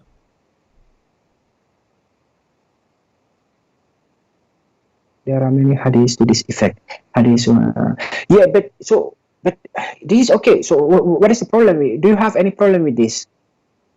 I think not. That's what I'm saying. Muhammad is your God, is not Allah. Islam is a pagan cult. Muhammad, he changed his name, he made himself the praised one, so you can praise him. And as you see, Allah praising him, Allah he prayed for him, Allah he created for him. The whole universe is made for Muhammad. So why women are exist for Muhammad? Why Adam is exist for Muhammad? Why cockroaches exist for Muhammad? Why my computer exist for Muhammad? Why you and me exist for Muhammad? I mean, are you Muslim possessed? Are you stupid or what? Because if this is not what worship mean, so what is worship? You said you just admitted that your Muhammad is God. My friend, we just worship the guy or the power who created the creation. That's why he said, if not for you, there will be no creation. So we are not so worshiping. Muhammad is the reason. Muhammad is the reason to create everything. So Allah trying to make Muhammad happy, correct? I'm not sure about that. What do you not say? Okay, what do you say? If not you, I did not create all of this. Isn't this is mean that all of this is made for you, Muhammad? Are you happy? No, you just said that is to make Muhammad happy. So tell I me will what not is the purpose, guys. I just said no. I did not say that. I'm saying to you. So if he said all of this is made for you, even Isa is created for you, Muhammad. Even Adam was created for you, Muhammad. Women, children, horses, dogs, pigs, everything, gold, silver, just for you, Muhammad. Isn't it this is all mean that I've just made everything just to make you happy? No. It means just because of the potential that Muhammad is having. Muhammad's potential and his potential to redeem. What to redeem? If the sin created for the sake of Muhammad, because all of this is even sin created for the sake of Muhammad. No, don't go there. Sin, that is like... Okay, when Adam he commits sin, did he choose to commit sin or Allah forced him? No, remember, it's not Adam who committed this. This woman who came and then influenced Adam. When Adam he ate from the tree. Yeah. Did he commit sin or not? Yeah, of course. Okay. Did he choose to eat from the tree or Allah forced him? No, it's the woman who influenced Adam to eat. Your prophet, he says the opposite. Your prophet says that Allah, he wrote in his destiny as his fate, and he have to do. And he decide for him to do that 40 years before his creation. No, my prophet did not say that. My prophet said, Adam said that. Adam said that... Adam, he said that, and your prophet agreed with him. No, my prophet quoted Adam. No, okay, he agreed with him. No, my prophet did not say... Read it then. Don't be stubborn. Read it. You said he did not agree with him. Read it. Here we go. It says, your prophet, even he repeat, so Adam confuted Moses, and he repeated that 3 times. Do you know what confuted mean? So, can you show it properly? I'm only saying halfway. Okay, so the prophet said, Moses agreed with Adam and said to him, Adam, you are the one who got the people out of paradise. I'm not, you are, I'm not saying anything anymore. Yeah, you are paradise. Then Adam said to him, oh Moses, Allah favored you with his Torah. He wrote the Torah for him. Or do you blame me for actions which Allah in my faith 40 years before my creation? So now we see that clearly now here. That's why before I told you, I told you that destiny is something that we cannot ignore at all. You know, there was a destiny. Okay, so 40 years before Adam came into the scene, Adam should go ahead and make this mess. Okay, and that's why he cannot escape. Listen carefully. Stop talking like a kid. It says here Do you blame me? Does it say, do you blame me? Do you blame Yeah, do you blame me me? for Okay, Allah so had in my can we blame Adam for the sin? Why we cannot? We cannot. no, Why? no, Because we it cannot. was a destiny. It wasn't his Yes, choice. So if yes, it's my yes. That's choice, then you can blame me because I am the one who made it. As long you cannot blame me, it means it's not my fault. Do you agree? yes, yes. And Okay. if this So is your God, he decided to Adam to commit sin for Muhammad. no. What a stupid Repeat it religion. again. Yeah, What did why you say? Adam he committed sin? It was the plan of Allah. Allah he wanted to create a person. This person, his name is Adam. Adam will eat from the apple. Allah he forced him to eat. Allah will kick him out. Then Adam will go to earth, and then Adam will have sex with Eve, and Eve will give children, and from the children of Eve, one of the guys will be Muhammad, and this is my plan. Everything is happening is just for the sake of this guy. Let me explain something to you. Okay. Hmm. So this destiny stuff, yeah, is also not something that is easy. Okay. For example, Allah Okay, knows. for example, take a hike. For example, it's not easy. This is the conclusion now. Destiny is not easy. Who cares if it's easy or not? Adam never commits sin. It was a fraud. I did not commit sin. It was a fraud because this is the plan of Allah. All of us who did not commit sin, it was a fraud. You stupid God, he forced people to commit sin just for the sake of Muhammad. This is not easy, okay? This destiny is not easy, brother. What easy? What easy? What hard? This religion is stupid. Why Allah kick Adam from heaven if Adam he commits sin unwillingly? I mean, the poor guy, they kick him out from heaven for what? He did not do anything wrong. He did what Allah made him do. So what we learn from the stupid religion of Islam, if you do what Allah he decide for you, you go to hell. You do what Allah want, you go to hell, okay? I just did what Allah told me to do. Moses saying to Adam, like, can you blame me, Abdul? You can't blame me. Allah, he made me do it. Okay, so why? And Moses here is going crazy.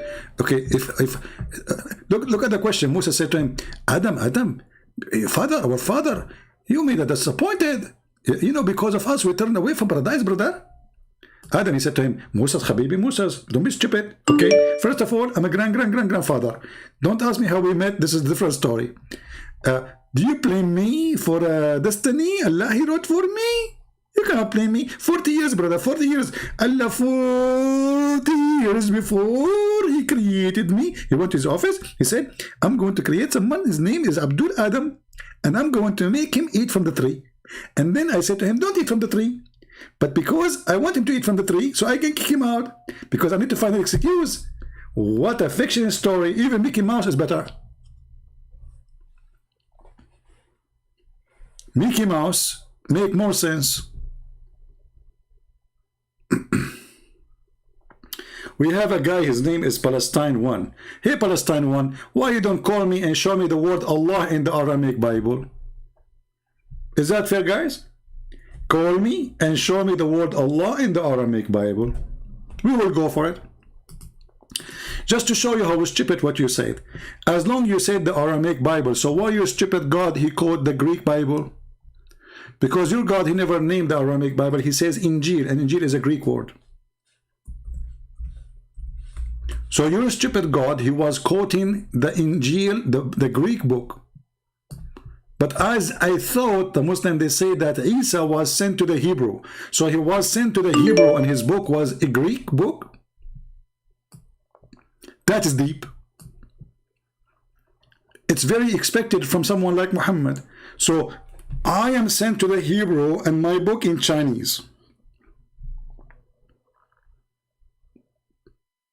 I destroy it. So why your prophet, he confirm it? Look, read with me. It says, They who sent down to you the Quran, O you Muhammad, confirming what is with them. Look at the first translation. Confirming what is with them, confirming with us. Why are you stupid Quran confirming what with us if we destroy it? Potato. Confirming what is with them. Confirming. مصدقا لما معه.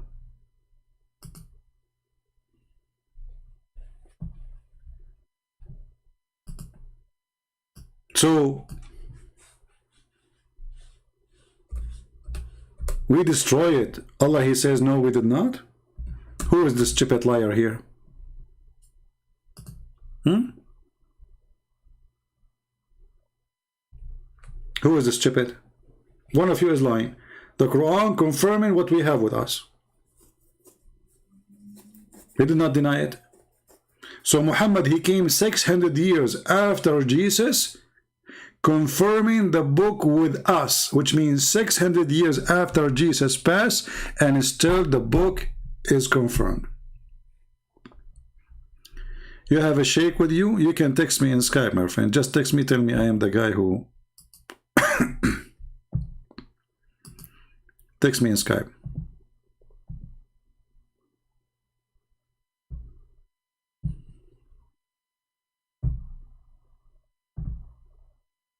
I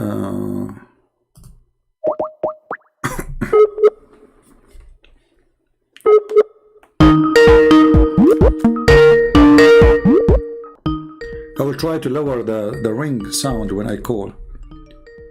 The Skype ringing is annoying. Hello? Yes, my friend, you are live on air. Hello. Yes, you are live on air. Go ahead. Hello. We are with you. Do you hear me? Hello. Can you hear me? I hear you. Can you go to like a more quiet room, please? What? Excuse me?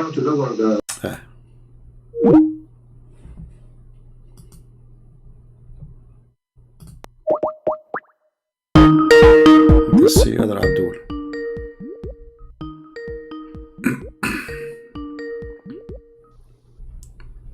Hello? Yes, you are live on air. Go ahead. Yes, Christian Prince. My name is Khalaf. I'm from Jordan. Yeah, how are you, Mr. Khalaf? Yes, I'm an ex-Muslim from Jordan. Oh, you're an I live in ex-Muslim. America Oh, now. okay. Yes. I know one time, you know, I always hear you say you only want Muslims to call, but I heard you say one time ex-Muslims are allowed to call anytime. So yeah, you are right. Okay. Thank you. I know now you're talking about how Muslims worship Muhammad, and it's true, you know. It's really crazy. They deify Muhammad. I think God cursed you by having one of the Jordanians call you with the filthy mouth, and they always say, you know, Yil'an Muhammad, these kind of things, but they never say Yil'an, or Yil'an Allah, but they never say Yil'an Muhammad, you know? You're right, yeah. So it's worship. It's worship. You can never say Yil'an Muhammad. They will go crazy. Even the other day, I talked to my mother. I tried to talk to her about Christianity, but anytime I say Muhammad, she says Sallallahu Alaihi Wasallam, Sallallahu Alaihi Wasallam, and it's a fear. It's a fear, you know, because you grow up with fear. It's sad. Yes. It's a terrorist, you know, it's a terror religion. So who dare even to think for a second, you know, like there is something inside you will make you live in fear the second you say his name, and you have right away to add some holy words to him, so you have to protect yourself. You know, like once I called an Islamic TV station. I wish at that time we have like software now to record. So I called them. I said, Assalamu alaikum. They said, wa alaikum assalam. So there's a topic, there's a topic, a questions. So it's Salli ala Rasul, Allahumma salli wa sallim. So I praise the Prophet, they praise him. I said, Eid as-salah ala Rasul, Allahumma salli wa sallim. I said, Zid as-salah ala Rasul. 5 minutes, 6 minutes, I'm saying the same. Pray more in the Prophet. Nobody dare to say to me, what the topic, man? Yeah, but look how coward they are. Nobody dare. They did not dare to say to me, please stop doing this. What is your question? I keep saying to them, praise the Prophet. They say, well, praise the Prophet. Sayyid as-salah ala Rasul, Allahumma salli wa sallim ala Sayyidina Muhammad. Wa aksar as-salata ya akhi ala Rasul, Allahumma salli. People around me, they are dying from laughing.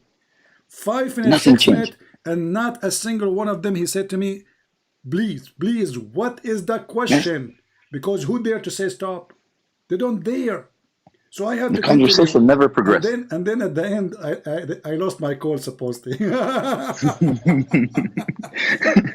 Because maybe they noticed that I'm just making fun of them. I mean, how stupid they are. They don't dare to say, hey, come on, man, what is your question? Because if they do that, people will complain. They will say, did you stop the guy who was just asking you to repeat and praise the Prophet? They don't dare. So they have to listen to me all this time. We're asking the same thing. Praise the Prophet. I'm not sorry. So it's a terrorist religion. Everybody is terrified. Everybody is scared. Nobody dare to say the king is naked. And the kings are crazy, you know. Naked and crazy. They're all corrupt. They're all crazy. No, I'm talking They're about all Muhammad. crazy. This is a story. You know, I don't know. I don't know if you know the story. There's a king. Yes. He's a fool. So he brought a tailor, and he told him, you have to make to me a dress which amazing. If you don't make amazing dress, no, I mean, it's really amazing. Nobody have like it. I will cut your head. So the tailor, he said to himself, I mean, this king is a fool. He will drive me, he will kill me. So he acted like he's making a dress, and he told him, I will make a dress to you. When you wear it, it's very, very amazing. Only those who they don't like you, the hypocrite and the liars, they will not see it. And those who loves you, they will see it. So 6 months goes, a year, the guy came, that's it, he has to give him a dress. So he went to his room, and now he act as if he is making the king dress, but the king himself cannot see the dress. But now the king, he don't dare to say I don't see it, because if he say I don't see it, that means he's a fool, because the fool one cannot see the dress, the liar cannot see the dress, the hypocrite cannot see the dress. So the fool and the liar and the hypocrite, they will see you naked. He doesn't dare to say anything. Yeah. So the guy, he dressed nothing. He's naked. So he walk in the outside, and everybody's spreading news that be careful. If you don't see the dress, that's mean you are a hypocrite and you are a liar, and the king will kill you. So the guy, he's walking, and everybody says, amazing dress, beautiful dress, unbelievable dress, but the king is naked. And then little child, he's just a child, he said, the king is naked, the king is naked. Wow. Christian, I remember one thing you said to the previous caller. You told him everything you do is written by Allah. And I remember there's one thing in Saudi Arabia, it's called, if you hit someone with a car, they have something called qada wa qadar. Qada wa qadar, yeah. He died by, the death by qada wa qadar, it was written by Allah. And after that, there is nothing you can do. There is no justice for the family. Even if someone very powerful, he hits someone, he's maybe an Indian guy or a worker or something like that. Qada wa qadar. But if it's very corrupt. And in this way, the system is made for the rich. You can kill somebody in purpose, and you call it qada wa qadar. Just kill him by the car. Yes. Yes. A stupid religion, a stupid society, and thank God you and me, we are out of there. What a garbage, garbage land. Thank you very much, Christian Prince. Thank you very much for what you do. And I wanted to, my girlfriend, my fiance wants me to give the tithe this year. It's my first time. This is my first year really getting into it, and I said, I don't want to give the tithe to the church. I want to give it to my church, which is Christian Prince. So is that acceptable? You want to give what? To your what? The tithe. The tithe to my church. I feel like this is my church, The tithe? The tithe. The 10%. Oh, you mean donation? Yes. My friend, give your donation to somebody poor around you. It's okay. Doesn't matter if it's me or somebody else. That will not change anything. It's acceptable no matter what, right? Yeah, but for me, you see, all of us, we need support, right? And for me, I do teach full time. But in the same time, if you have somebody around you, he's poor, he need help, the Lord is my provider. I don't do my service here because people, they give me. I do my service for free. And then those who like, they can give. They not ask me. Now, because you ask me, I will say, don't give it to me. Just because you ask me. Yes, I know. Yeah, because if you want to give it to me, I don't want to ask you. You should not ask me. This is what I believe. Because I'm not here for this purpose. And this is why I ask you friendly and nicely, give it to somebody, Yes. somebody you know. I understand. Thank you, Christian. I really appreciate you. You're Thank you welcome. for what you do. You know, it's really something amazing, and you help a lot of people Well, with what you do. we are here And to do that, and you know, the purpose at the end of the day, ignorance is the enemy. The Bible says, you know, yes, the Bible the says, truth will set you free. yeah, the Bible says, my people are destroyed because of their ignorance. So Yes. our enemies is not really a person whose name is Muhammad, is the ignorance of those people. People, they kill each other for what? Because of ignorance. I mean, when a Muslim, he want to kill me, and they want to kill this, what you get? Nothing. I mean, you just get killing, and then people, they will kill you back. Why you cannot live in peace? Because we are ignorant. Why we cannot have like a better life for all mankind? Because we are ignorant. You see, this earth is not poor, but there's people dying every day. Why? Because we are ignorant. Because we are greedy. Because we don't, we don't like what Jesus said. Like to others what you like to yourself. So Muhammad did not teach them to like to others what to like to themselves. He created a gang, and even that gang itself have to kill each other if they oppose Muhammad. So, and not only that, and now because of Islam like this, anyone can accuse other person saying he is against Muhammad, so we kill him.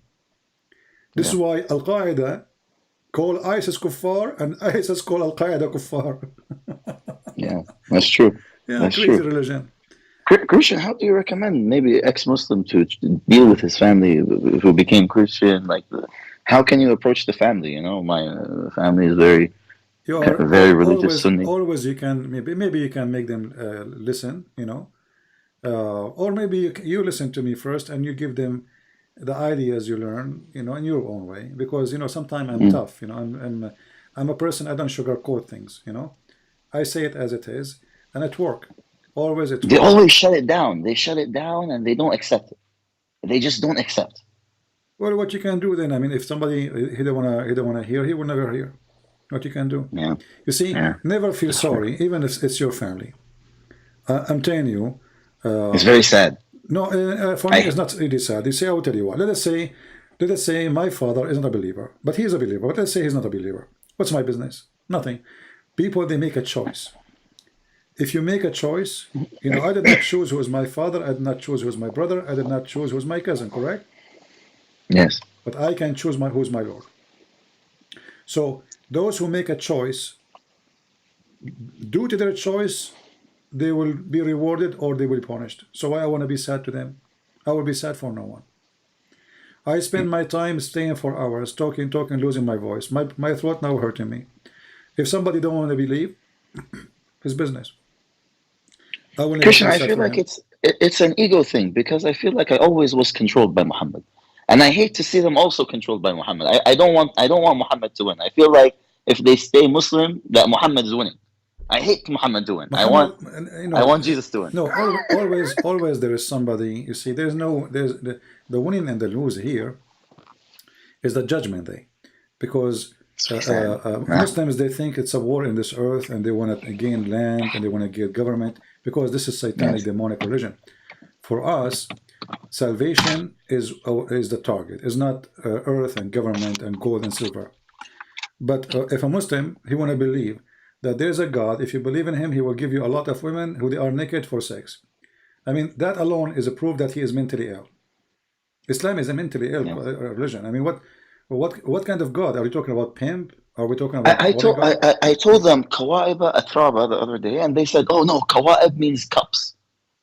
No, according to which tafsir, Kawaib is a breast. And they said, "Oh no, it's Kawaib." No, and it means they can cups. tell them to open Ibn Kathir, Al-Qurtubi, Al-Tabari, Al-Jalalain, etc. It's not up to them. They said, "Oh no, we don't believe in Ibn Kathir. Ibn Kathir makes fun of Muhammad." No, that's not true. It's for every argument they find something. They have to make Muhammad a holy man, no matter what. But what about يَطْمُثَهُنَّ إِنسٌ وَلَا جَانٌ? There's no man, no human made intercourse and make them bleed and describe the private part. But anyway, it's very filthy. The word يَطْمُثَهُنَّ is very, very filthy. Exactly. Yeah. It's very nasty. Not good language. I find one time, I remember when I was young, I have a report for school about Rome. So I think in my head, oh, the Quran, they have the chapter about Rome.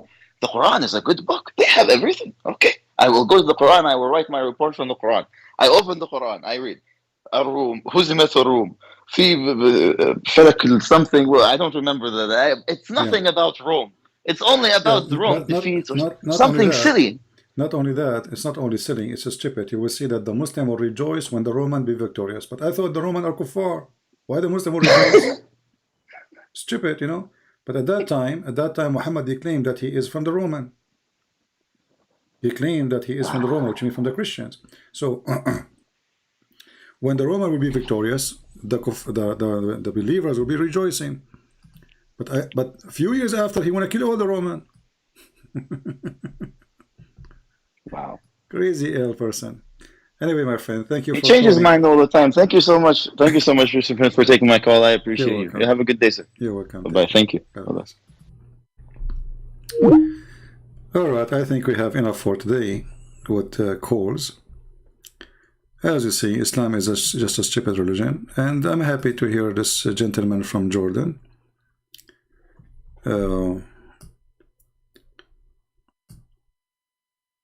Garbage in, garbage out.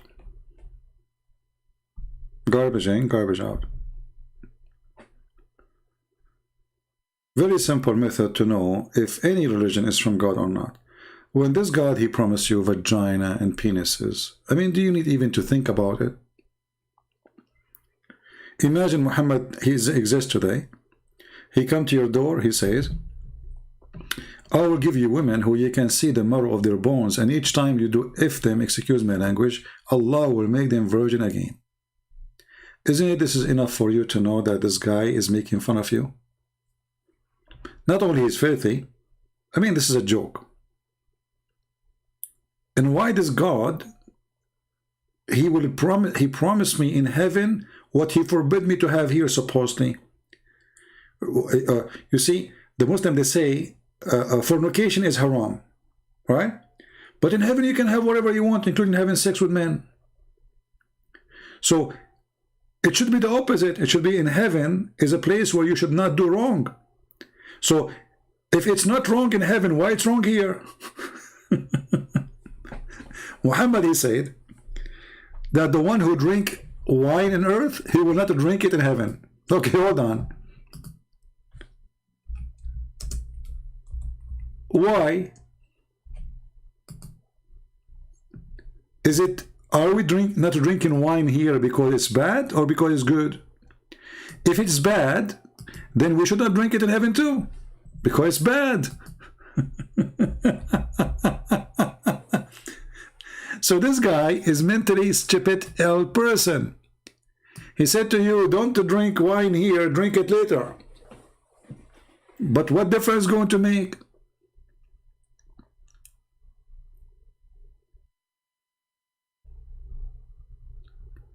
The Quran says that alcohol is from Satan. Then we find that alcohol, which is from Satan, is imported by Allah. How the Quran saying that alcohol is from the act and the action of Shaitan?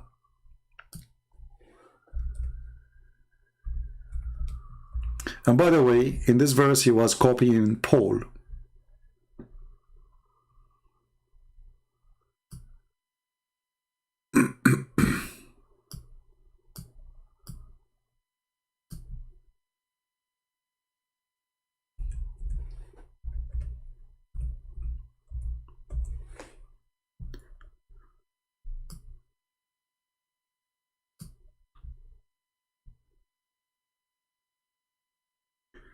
There's a verse, let me see.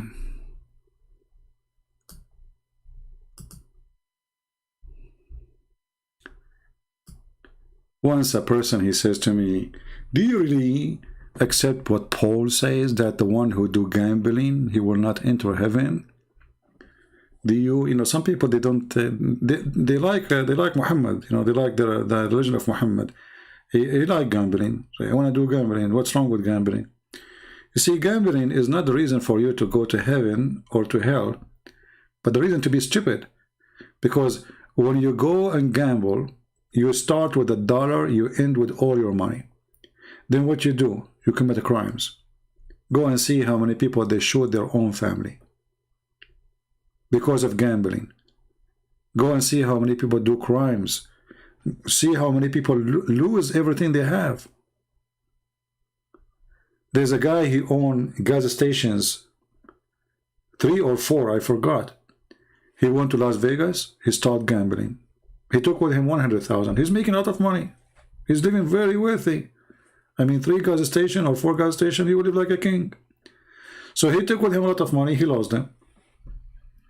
He called his friends. People, because they knew that he's wealthy, they start giving him money. So he started calling this guy, he lost it. The other guy, he lost it. The other guy, he lost it. Whatever friend he asked him to, he called him to send money, they send him money. He go play, he lose. Then he play over his gas stations. He gambled on his gas stations and he lost everything. He went back home, he shot himself, he shot his wife, he shot his children, and he shot himself. Gambling is evil. Muhammad was trying to copy what Paul is teaching. But isn't Islam is a gambling? Let us prove it. Islam is the biggest gambling. And actually, the one who play as a Muslim is the biggest loser according to Muhammad. Muhammad, he said, the Christians will be 71, 72 sect.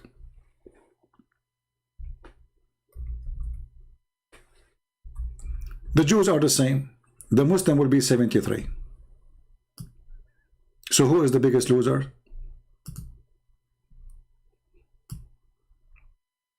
Muslims. The Christian, they have 72 sect or 71. One of them will go to heaven. The Jews will be 71, 72 sect. One of them will go to heaven.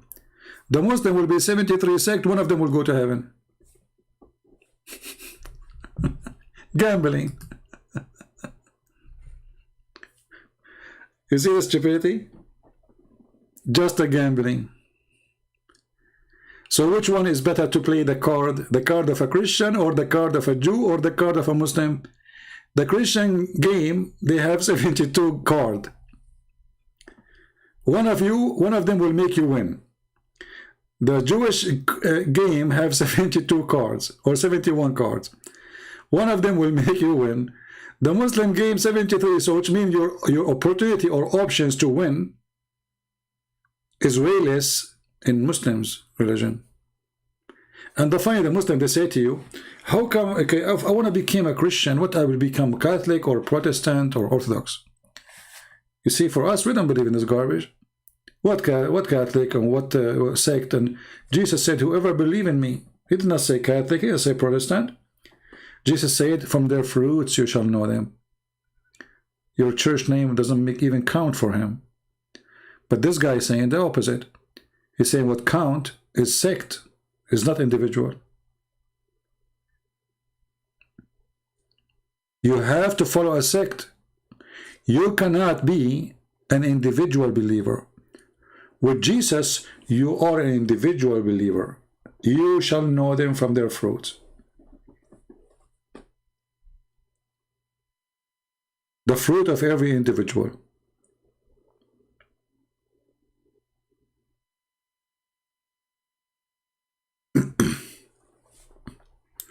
You know, this guy, Palestine one, I really feel sorry for him. Because his God is a Zionist. He is the one who never mentioned Palestine. Isn't it funny that the word is mentioned in the Bible but never mentioned in the Quran? If I am you, I will ask myself 1,000 times, do Allah knew that the Palestinian one day, they need the support of Allah? Obviously he don't. Because as you see in the Quran, it says, Allah, he told the Jews, take the Holy Land and never turn back from it. And by the way, here, if we ask the Muslims, why it's a Holy Land? Any Muslim can tell us? Why Allah don't call Mecca Holy Land?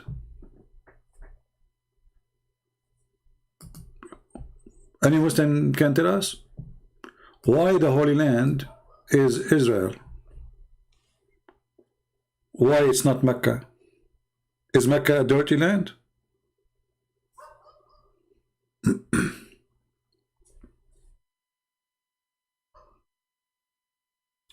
Somebody saying, go back to Israel was deserted. No one wanted to live there. My friend, this is not the argument. Who care about who live there or not? They, the Muslims themselves, are occupation. They came in the time of Umar al-Khattab. All the Muslims agree. And then they made the pact of Umar. Go read it. So the Arab are not part of the land of Israel, period. This is history. Go read it. It doesn't matter if you are a Christian, Jew, Hindu, it doesn't matter. This is history. Umar al-Khattab, he entered after the death of Muhammad. Not a single person speak Arabic. Not a one person is an Arab. This is not the land of the Arab. Very simple. The first time that land speak Arabic is in the time of Abdul Malik ibn Marwan, and this is all written in Muslim books. He started forcing to change the language from Aramaic into Arabic. Otherwise, not a single person speak Arabic in that land. This is just history. So those people are occupation, those who Hamas, those are Arab. Ask them, where are you from? He will say, I'm Arab. Arab, not from there. Actually, the Israeli are very stupid people when I speak about the government. Why you allow them even to stay there? Look what Muhammad did to you. Take your land. This is your land. This is not their land. They are occupation. Why they allow them even to have Al-Aqsa? This is not their land. All of us, we knew that this is the temple. Everybody knows. And the stones is there. And you can go and you can go check it out. This is the temple of the Jews. Have nothing to do with Muslims. They hijack the land. They hijack our churches. They hijack the temple. They hijack the synagogue. Hagia Sophia became Hagia Muhammad. Constantinople became Istanbul. It's not a secret. The church of John the Baptist in Damascus became the mosque of Bani Umayyah. They are thieves. They take your land and they go in your funeral.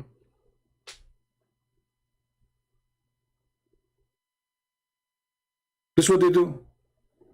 They shoot at the Israeli and they cry because they are victims.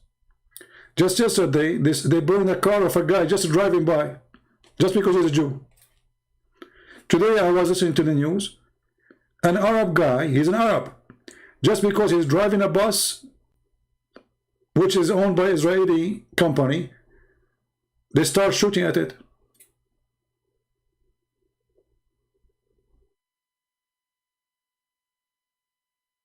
You go watch on YouTube, you will see a Muslim woman walking in Jerusalem between the Jews. Nobody is harming her. A Jew, he go between them, they will kill him.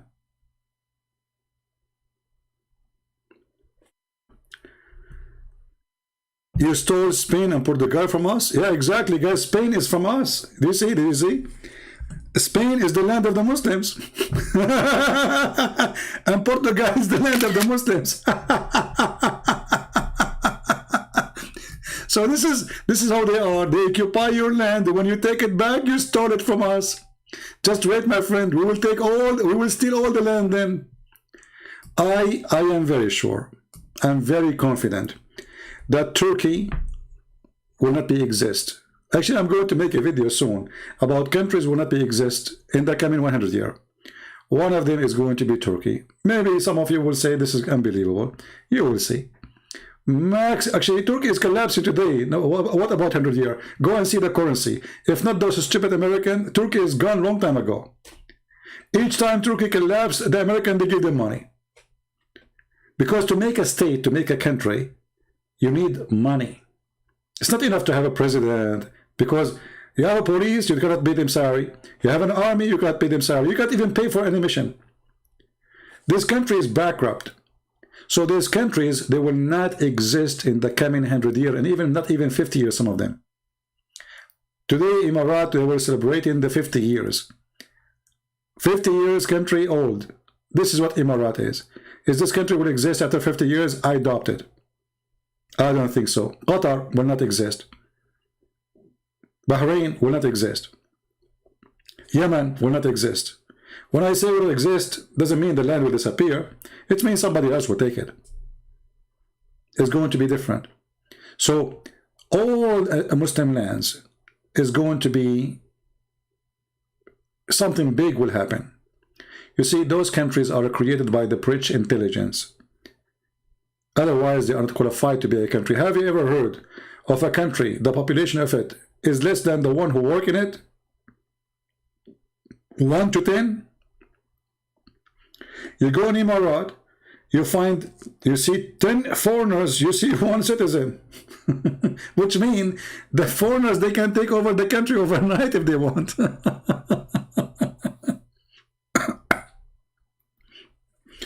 Pakistan is collapsing. There's no money. The Taliban, they took Afghanistan. They're asking the American to help them. They cannot run a country. Bangladesh, Indonesia. You know, the president of Indonesia, he met with Biden and they support the human rights.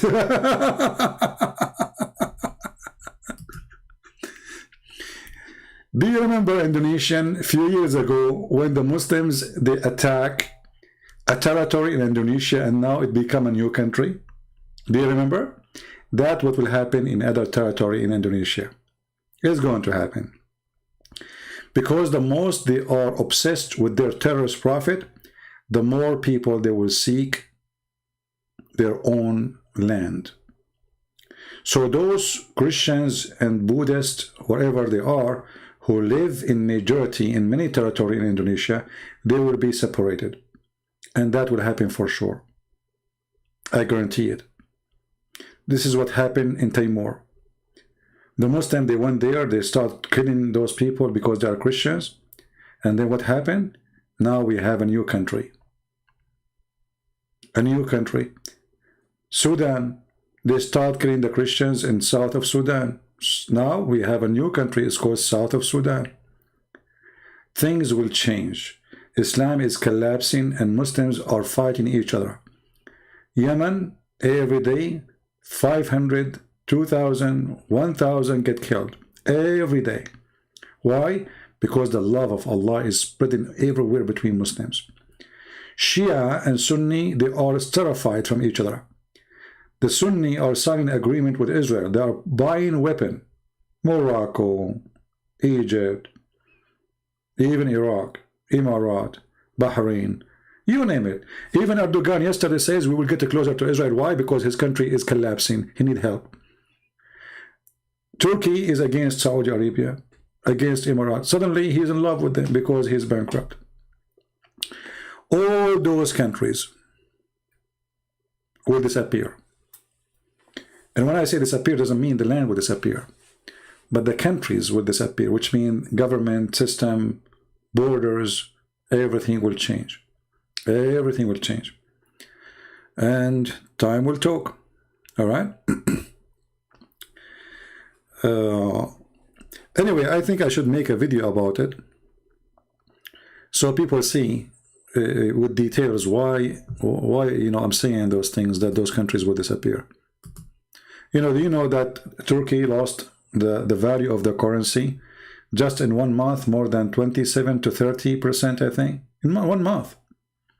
Do you know what does that mean? That means if you have $1, it became 70 cents in 1 month.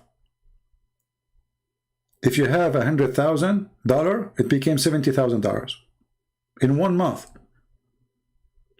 And within the last 3 years, the currency is going down and down and down.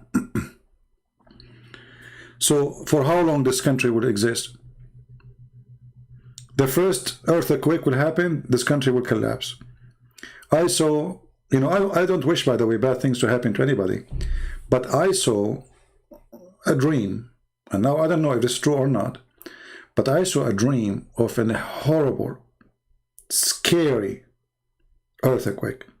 I saw the earth is eating each other, like it's like building going over each other, like the earth, the whole earth is moving, creeping, which means the earthquake was really horrible. Now I don't know if this is true or not. I saw a dream. It might happen, it might not, but it's not a secret that Turkey is the land of earthquakes, right? So this country cannot survive an earthquake with such an economy. And in Turkey there's more than 20 million Kurdish, 20 at least, and there's about 19 million Alawi, and not to mention others, you know, ethnic and sect. Those will seek their own land too. So when the cow is strong, nobody use the knife, but when the cow get weaker, everybody will stab the cow. And this has happened to Turkey before. It was an empire, and it became so small, and now it's going to get smaller. It's just about time, and you will see. Erdogan will be the new Khalifa. Yeah, especially he's coming to Israel next month. He will be the new... Erdogan will be the new Khalifa. The guy can't even walk. You know, you made me laugh when you say that. Let us say at the Turkish currency today. Now, Turkish, hold on. The Khalifa with empty pocket.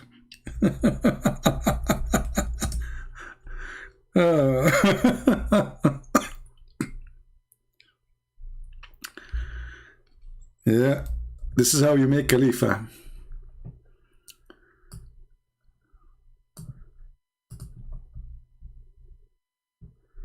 Oh boy, I just typed the Turkish currency. Turkish lira drop anew after Erdogan replaced finance chief. This guy, he changed finance chief every few days. Try to fix it.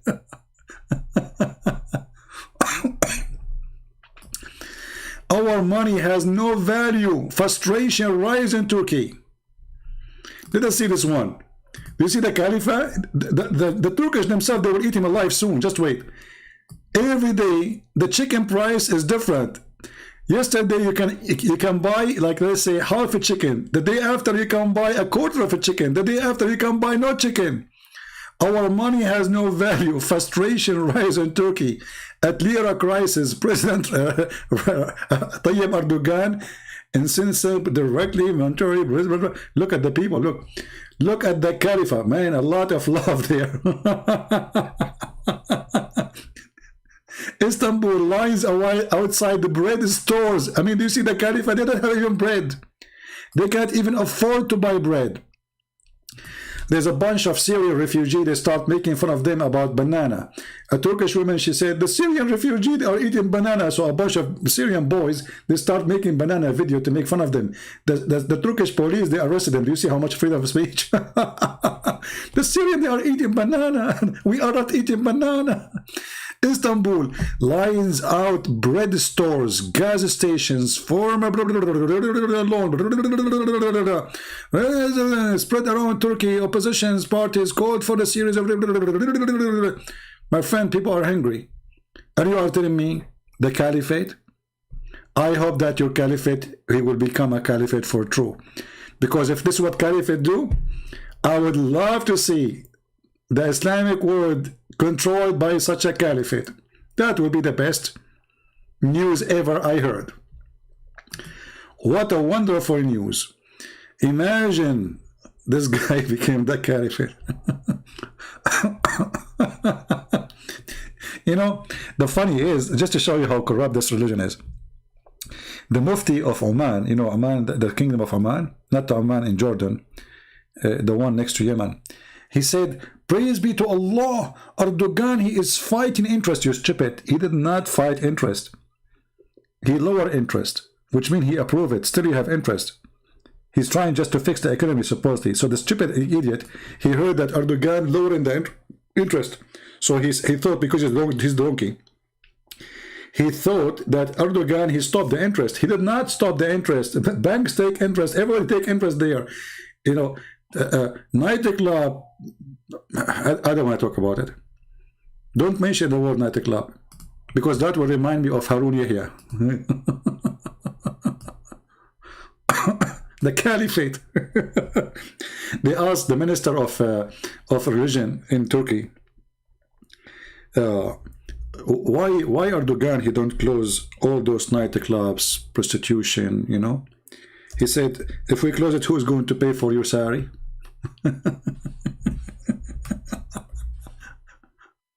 I mean, do you see the caliphate state? That's deep. Go right now and type nightlife in Turkey. I'm not going to do that. I will go to Islamic program. Better than nightlife, because that is the best. Yeah. This is the true nightlife. This is an Islamic da'wah in the time of Erdogan. And this guy, he was supporting Erdogan. When he starts supporting his enemy, Golan, look at this, man. Guys, do you see why I hate you all? Look at my audience and look at the Islamic Da'wah TV audience. That's his audience, not my audience. Look at this. Aman Rabbi Aman. This is nice audience. Not our friend here from Jordan. Come on. I want to open a Dawah TV. Look at those legs. Praise be to Allah. This is Islamic program in TV in Turkey. And those girls are listening to the word of Allah. Seriously, they are. Senin tersiyle bu hainleri itiyor dedi. Şimdi usluk çok güzel. Şugul, kozak. Ama Marksizmin, Leninizmin ne olduğunu bilmeyen milyonlarca insan var. Yeah, true. Cevabını da hiç bilmiyorlar. Yeah. Ben Marksizm, Leninizm nedir desem bilmem. Yeah, I mean, wisdom, you know. Yeah. And then at the end of the program, they start doing dancing. You know? I mean, well, what's wrong with that? This is Turkey. This is the guy who is behind the Quran and science. You remember? Quran and science? A lot of science, my friend.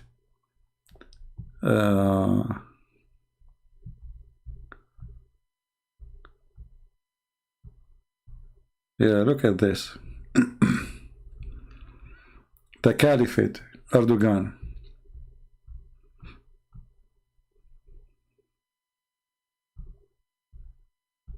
Man, look at those videos. You know, when I see these things, I feel bad. I mean, this is life is not fair. To be honest with you, why this guy he have those audience and I don't? I mean, what I did. What is my fault exactly? I did something wrong. I did. Guys, do you think I should open a TV stations of and preach Islam in Turkey? I will forget, you know, talking like I will support Islam from now on, and then I will have such a villa. And look at the food. Oh boy, look at the food, and look at the wine, and look at the girls who are coming from my class. I mean, this is alone. Come on, look at the girls coming to my class, brother.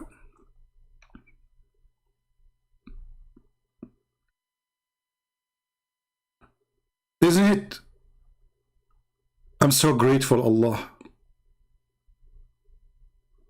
That's amazing. Look at those.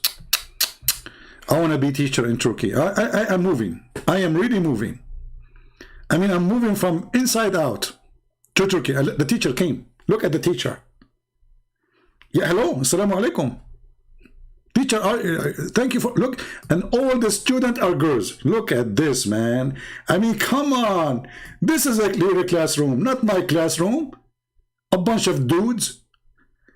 Look, the teacher entered the classroom and the students all are lined up in the front of the door.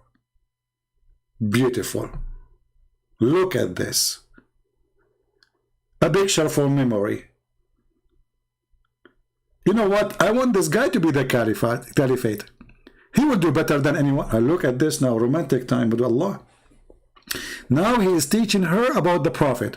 You see, when they look at the eyes of each other, okay, they are sharing Allah words, you know, like this is like no talk classroom.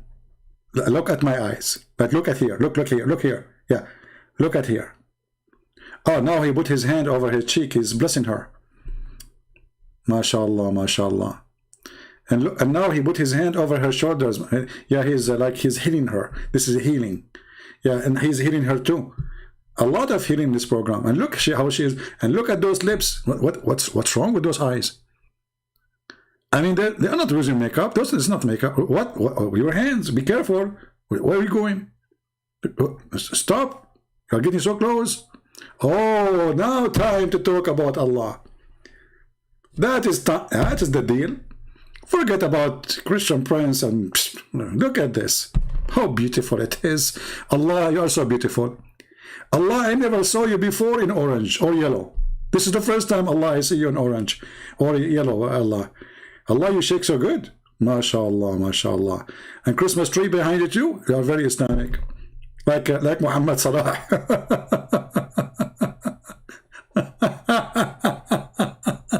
Uh-oh, it's not enough to dance in the ground, Allah, we have to jump on the table. Look at this, look at this. But you see, they are showing you that tables made in Thailand, bought in Turkey, they are very good quality. You see, don't take it wrong. There's nothing wrong there. They are showing you how strong the table. All right? Yeah, and the music is haram in Islam, supposedly. And then the Muslims, they say to us that Muslim nation, we are Muslim nation. My friend, what the heck is that? Oh boy, I better go now. Where are you going? 3 now? But 1 is not enough. I mean, come on. It's lawful for him to have 4 at the same time. There's 1 is missing. Are you sure? Where is the other girl? Where is the other girl? Now it's getting better. Aha. And look, he is sitting and they are going around him. By the way, I am here for 4 hours, and if I am there, I will stay 24 hours a day. Non-stop teaching. Look at this, man. Aman Rabbi Aman. Aman Rabbi Aman. Yeah. Yeah, look, he's moving his tissue, like, you know. And now it's time for wine. Oof, oof, oof, oof, oof, oof, oof, oof. Yeah, this is the holy, yeah, okay. Man, what is that? Okay, we better stop here, because otherwise some people, they will go out of their mind now. So where is the caliphate guy? Let's go back to the caliphate. Are you there, Mr. Caliphate?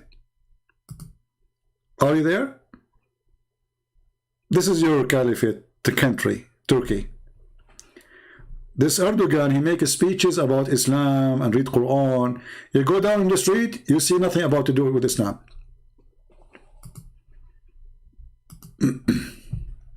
Actually, there's a video on YouTube. I think it was in Istanbul or Constantinople, when they were striking in the street, and then the adhan started. Allahu Akbar, Allahu Akbar. People by thousands start whistling, making fun of the adhan. I'm sure you can find the news, that news in YouTube, in Google.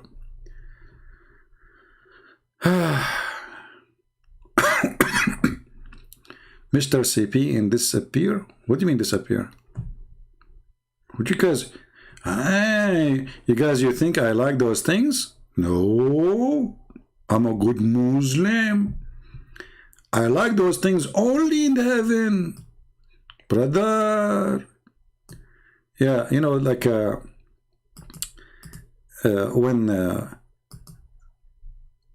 when Google, they announced that first country in the world who watch porn, it is Pakistan.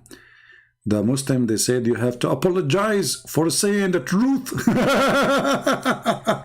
You have to apologize for revealing what we do. Look at the logic, man.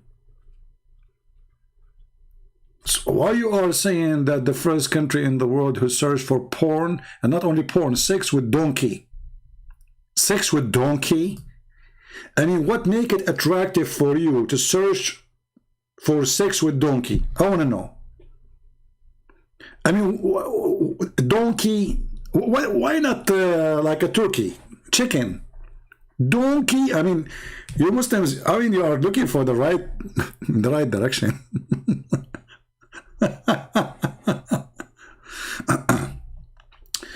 Anyway, can I show you something funny from your Bible? Abu, guys, Abu, you want to show me something funny from my Bible? Abu, is that from the New Testament or from the Old Testament? Abu? As long as you said it's funny, I have a bad news for you. As long as my Bible is funny, so how your stupid prophet, he say, I believe in it?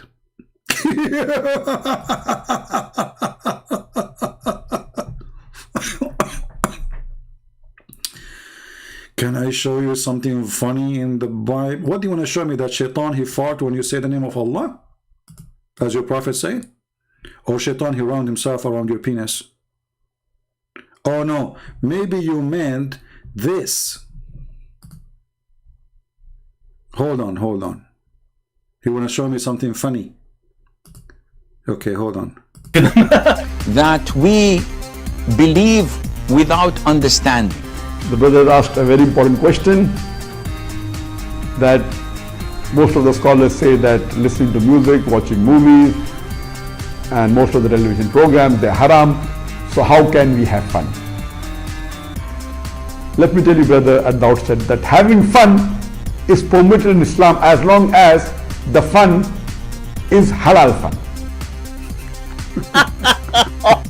That the standard narrative has holes in it. The Prophet tells us because Satan or the devil sleeps over our nostrils. Those who oversleep and not pray Fajr on time, Satan urinates in their ears. I really do think Jesus was crucified. And then Hold on. Which one is better, by the way? Be honest. This video or this video? I have to pick up this one. Look at this. I hate myself now. 1,194, 200 people listening to me. I want to replace them with this. Hey, Allah, can you take all those people and give me those students? I mean, can we exchange? Okay, I will open a classroom in Turkey only. Okay, and I will learn Turkish. Actually, already I know Turkish. Aman Rabbi Aman, here we go. Aman Rabbi Aman. Look at those girls. Look. Oh boy.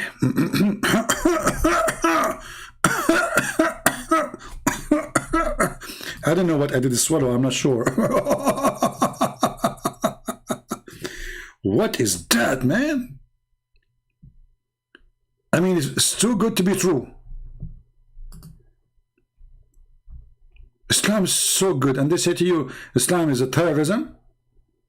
If this is terrorism, so what is Horonism? What's wrong with those Christian liars? Look, this is a Harun Yahya English. He have a class in English. That's something. Harun Yahya in English class. That's deep. English.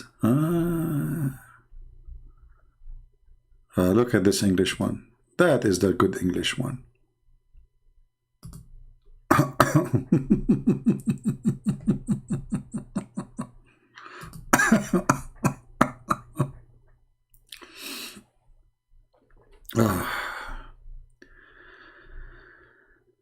Oh boy.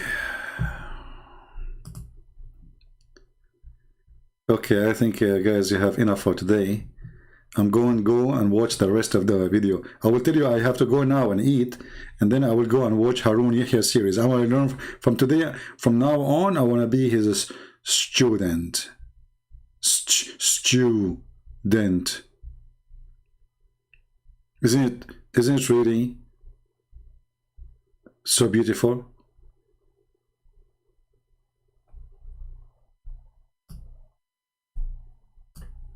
I want to be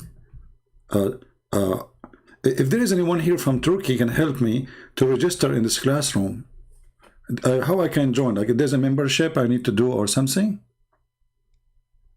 Like, what is this one here? Like, what? Hold on. What is this?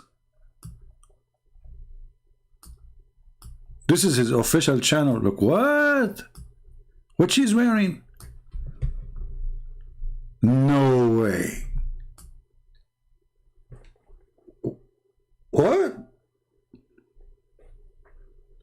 I want to watch this one when I am alone. Okay. What is this?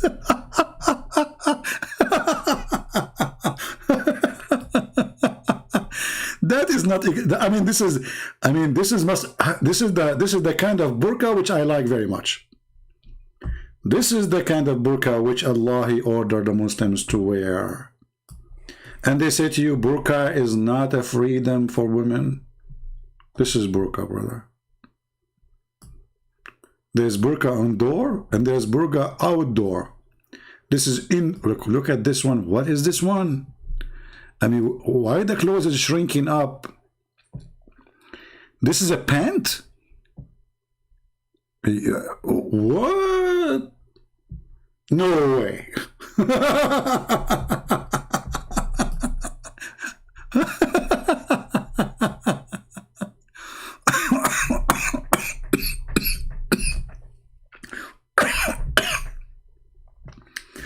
I can't even breathe. Hold on, what is that, man? Man, the Caliphate. This is the Caliphate country. Okay, and this is Islamic TV station.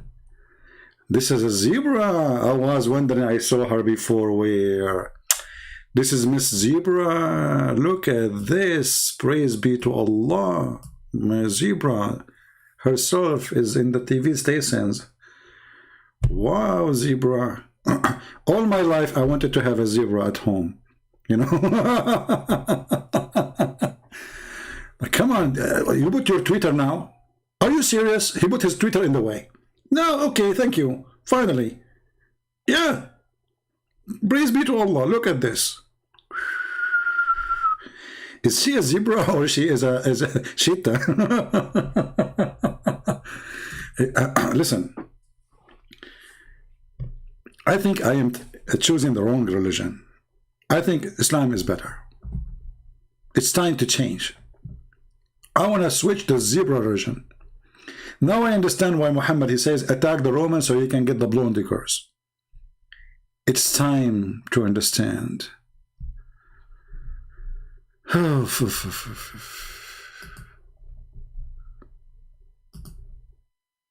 Abu, I do not need to ignore any verse, my friend. Whatever you say, your prophet agree with it. So if it is funny and stupid according to you, that will make you more stupid because your prophet agree with the Bible.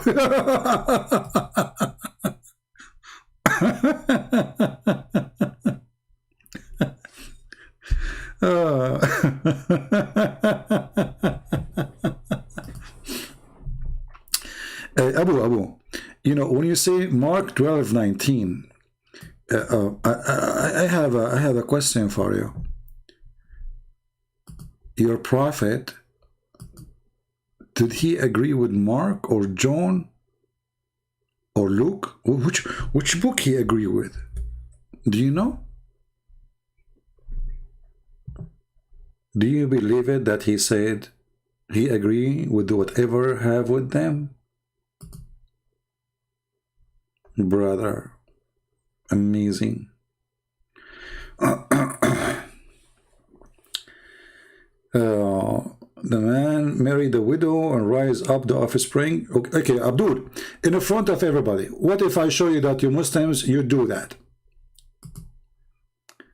People in the front of everybody. This guy, he said, Mark 12:19 is funny. Challenge between me and you. You call me and I will make you read what you call funny and I want you to laugh. This is how stupid this religion is. Muslims, they marry the wife of the brother when the brother dies. Is she haram? Abdul, is she haram for you to marry your wife, your brother widow? Answer me. Do you dare to call me?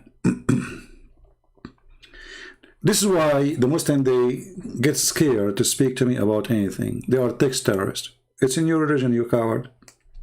In the same time, if you read the verses there, this is why you chose only 12. Right? You will see this is in the time of Moses, right? So if it's wrong, why your prophet, he take what is in the time of Moses?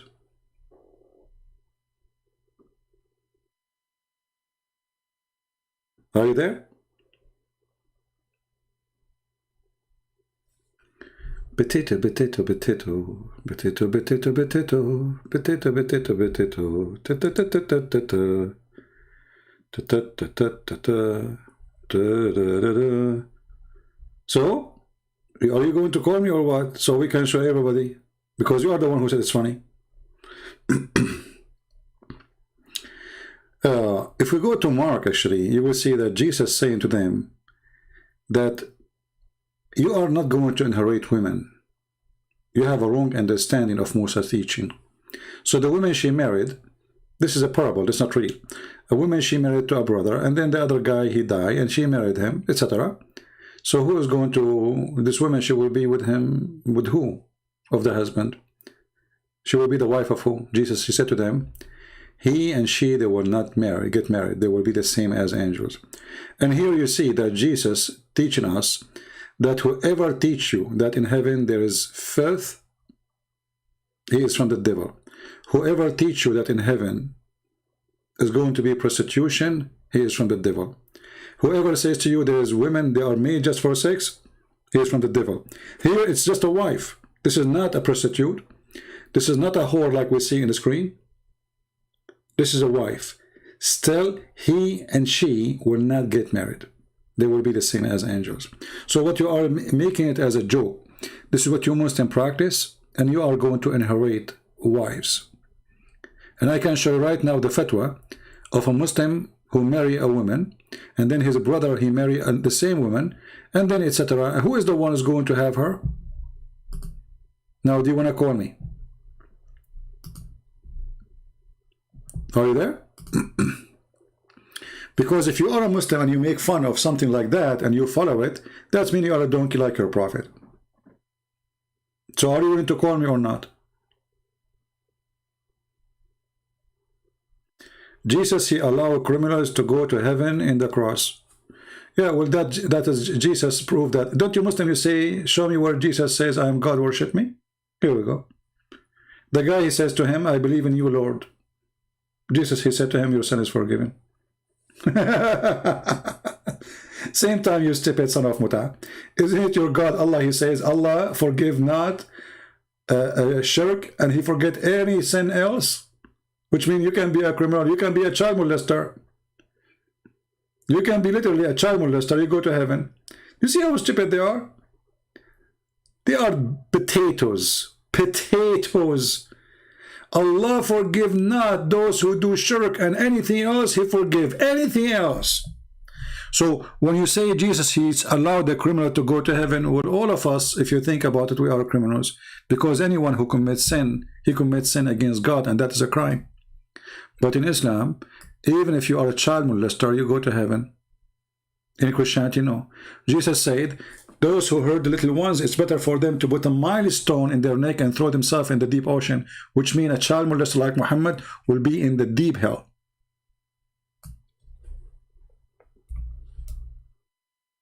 According to your religion, if you say Alhamdulillah 100 times, you go to heaven, even if you're a child molester. Allah forgive not. Read carefully. Those who commit shirk, and anything else is forgiven. Are you there with me, Abdul? Are you there? So you were making fun of Jesus allowing a criminal to go to heaven. Secondly, the second you say that Jesus allow somebody to go to heaven, you admitted that Jesus says, I am God. Because no one can allow anyone to go to heaven unless God. So if Jesus allow, that means Jesus have the authority and he is God. Right? Can I call my cell phone? No, I will call you in Skype. What cell phone? You are making excuse. Abu, you see, you are saying cell phone because you know we don't use cell phone. You are a potato.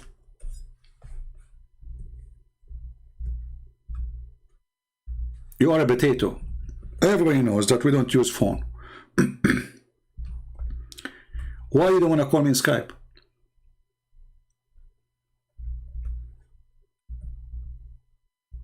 What is the problem?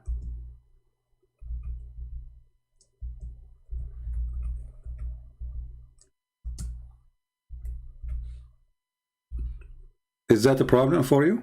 Suddenly? All Muslims call me in Skype. Just to show you that you are a son of Muta and you don't even worth my time. This is the fatwa. This is your Islamic website. Is it halal to marry from the wife of a brother who died in Islam? The answer is yes.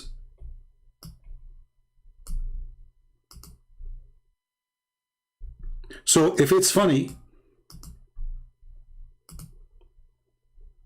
in the book of Moses, well, it's funny then in your book too.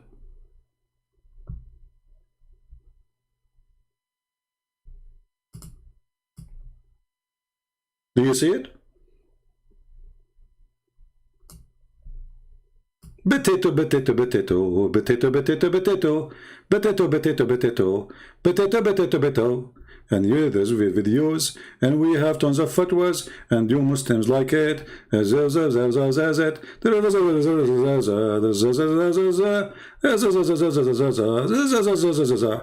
not to forget to mention that your Prophet himself, he married the wife of his son. I wish it was his brother widow. Was it? Was it? Potato, potato, potato, potato, potato, potato, potato, potato, potato, potato, potato. I like to dip the skin. I like to dip it in. I like to make it fry. They can say to me goodbye.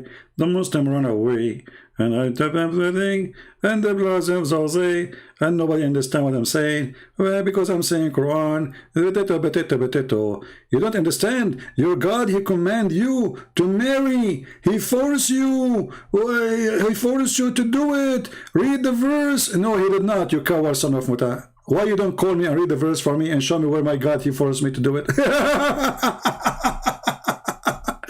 Your God, He forced you to do it. He forced you to do it. He forced you to do it. Yeah, Abdul. They marry the widow of a brother because this is somebody have to take care of the children. So what they do, it's a tribal life style. Tribe. They are tribes. So when one of them when one of the brothers he died, then right away. Somebody have to take care of the kids, and who is going to do that is the family members. What will happen to the wife? Either she have to go and marry someone else, leave her children, or she stay home in the same family house with her children. So what they do, they marry the wife to a brother. You have to, you have to, you don't understand.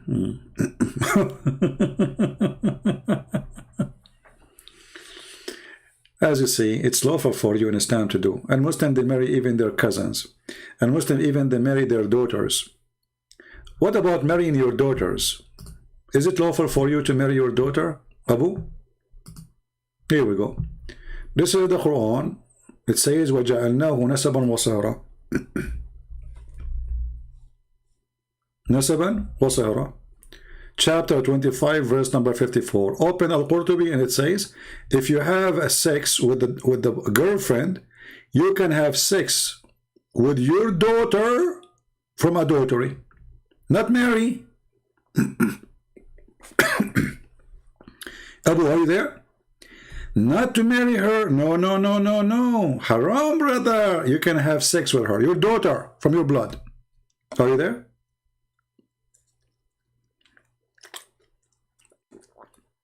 Who care about Ilhan Omar? This is a woman, she is corrupt. But it's not her fault. I mean, those Americans are stupid to let her be in the Congress. Are you there, Abu? Is it true or I'm lying that you can have sex with your daughter from your own blood? Who is a Muslim who dare to show me or challenge me?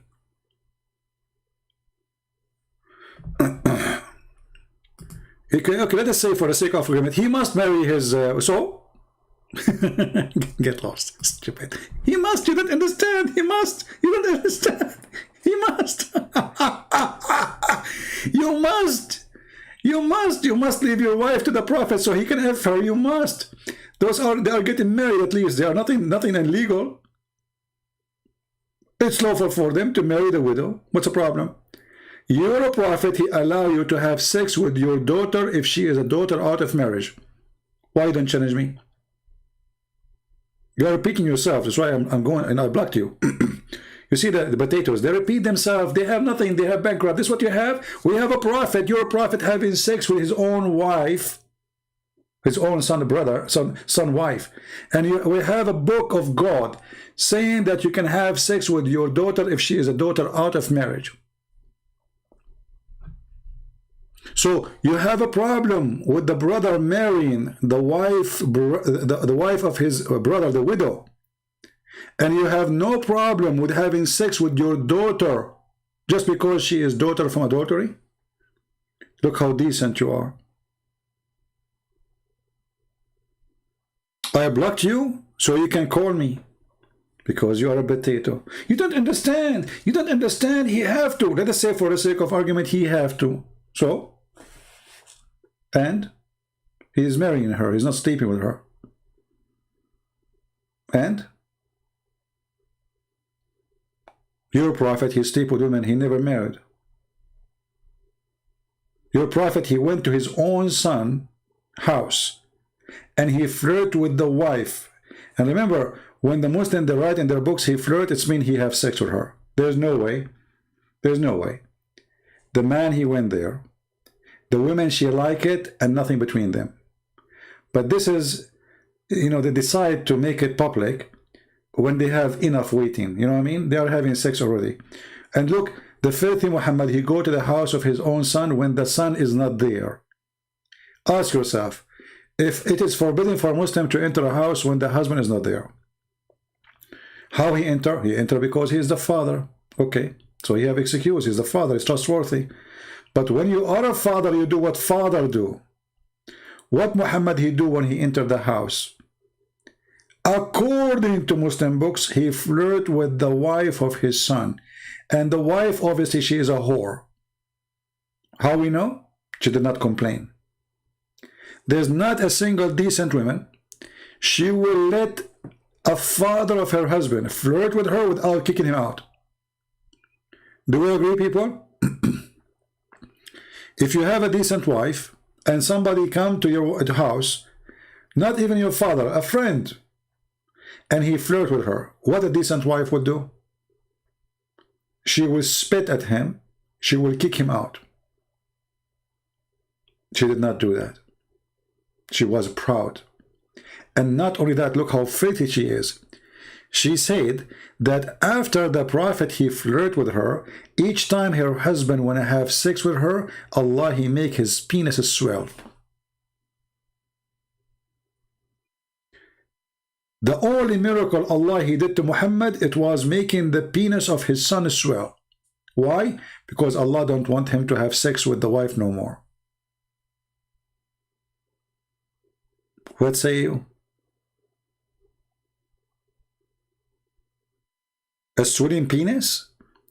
So this filthy woman, obviously she is fabricating stories, claiming she's proud that since the prophet he want to F boom boom with me, Allah he make the penis of my husband swell. Each time he take off his clothes, he come close to me, his penis became like a big broom. Ah, and he screamed, look, it's became like a balloon. I didn't know what's happening. My penis, the penis. You know, Allah, he made the penis swell. Like what happened? He closed the door of the van on it? And you are having a problem with the guy marrying the widow of his brother? This is your problem? I mean, do you see the Muslim have a problem? In the Old Testament, brother, the Jews, they used to marry their brother's wife. Brother? That's a... And then we find that the Muslims, they do the same.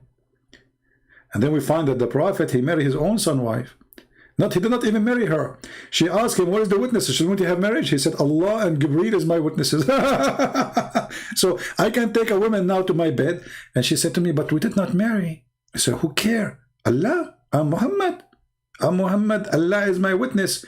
She said, but shouldn't we have witness for the marriage? To have a, because it's not legal if that's what, there's no witnesses. Muhammad always have witnesses. Allah and Jibreel are witnessing.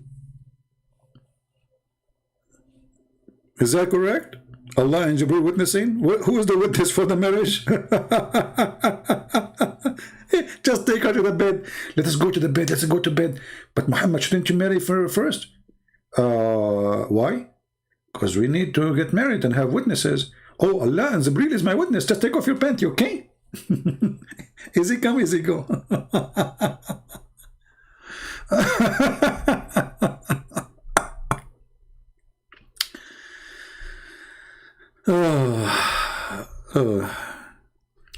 Hey, you know, you can come with me with the video, with any verse from the Bible if you want, but be brave and call me coward, son of Mutah. They are desperate. They try to change the topic. You can say whatever you want about the Bible. You're a stupid prophet, he agree with it. Your prophet, he put his hand on the Torah. I do not even need to waste my time to explain to you. I spank you from your prophet. Your prophet is a stupid machine of talking. He never stopped making poo-poo. So when your prophet, he put his hands over the Torah and he say, I believe in thee and the one who sent me thee. And then you stupid you come to me and says, there is something funny in the Torah. That means your prophet is a donkey. He said then, bring me the Torah.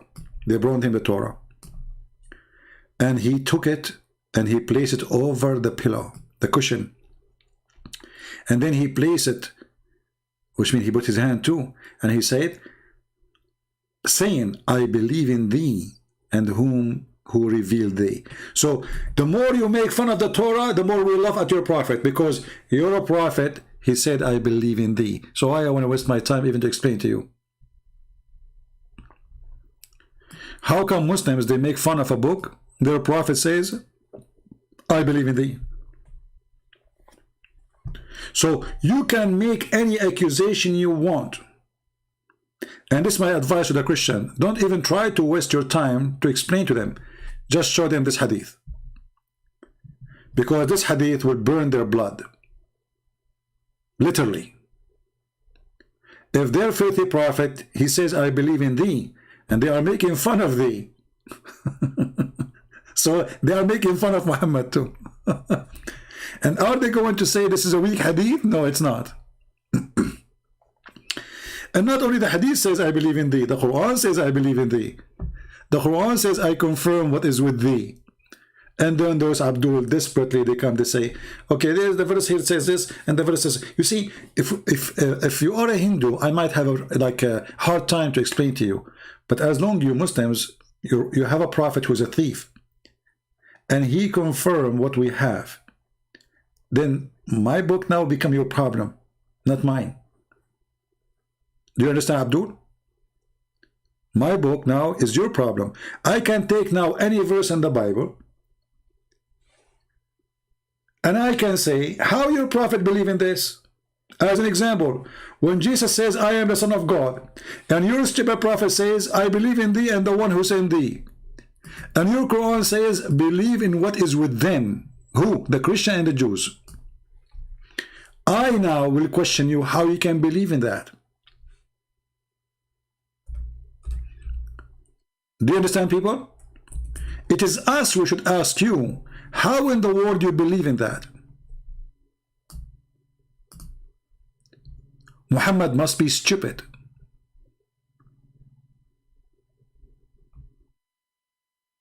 Confirming what is with them. And thank you, Muslims, they say the Torah and the Gospel. Thank you very much. But they are making fun of the Torah and they are making fun of the Gospel.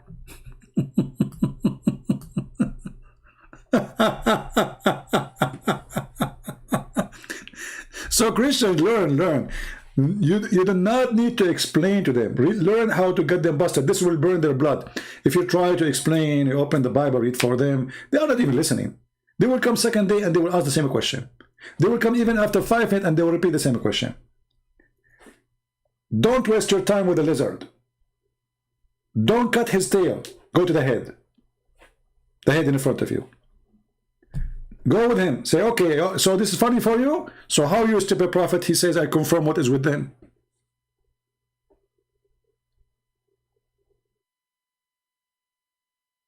After this, what he's making fun of is his prophet. Because his prophet saying, confirm what is between their hands. And even the Muslims, and we are thankful for them, they make it clear for you, the Torah and the Gospel. And this is 600 years after Jesus. So when they say to you that Paul, he corrupted the book, this is 600 years after Paul. There's no corruption, as you see. Was Muhammad confirming a corrupted book? When I say stupidity is amazing, I mean it. And actually, this is the purpose of us being here, is to teach the Christians how to put the Muslims, the Muhammadan, in their place. Number one, they are pagan. A Muslim, he says to you, we are monotheism. First of all, who care? Let us say, for the sake of argument, you are monotheism. What does that mean? Shaitan, he think is God. One God. Shaitan is one God. And there's people who worship Shaitan as one God. They are monotheism too. The problem will be if your God is totally in total agreement with Shaitan.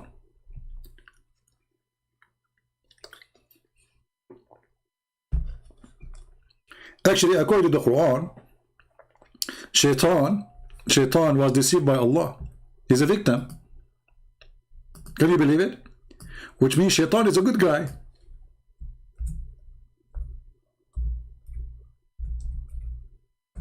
Read on love. Who is the one who deceived Shaitan? Allah.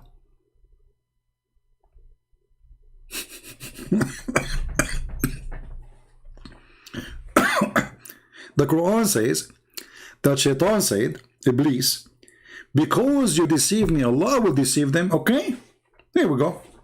Thank you. So Shaitan is what? Is a victim. Do you see that, dude? Shaitan in your Quran is a good person. The father of all lies is Allah. Iblis, and by the way, why your God he chosen? Okay, people, I want to right now and search where this word coming from. Iblis. Then you will find that Islam is a fraud.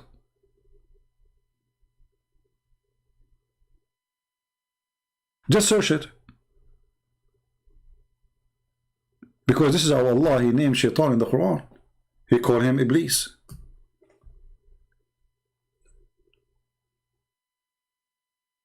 Where is the word Iblis coming from? All those words are stolen from other religion, other culture, other languages, and this is proof that Islam is a fraud. But here, the important is verse chapter 7, verse number 16. Shaitan making it clear. You deceive me. You see that the translation says, you send me astray. In Arabic, it says, aghwaytani, which means you drive me with temptation and lust and misguide me.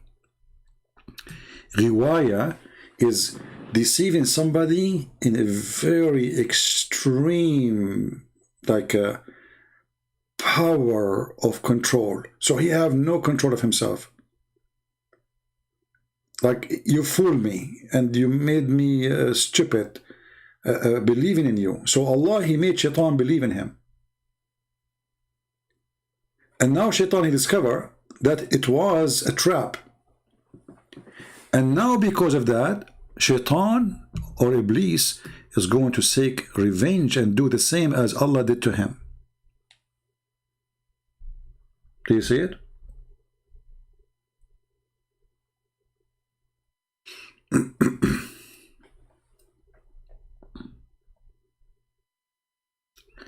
Do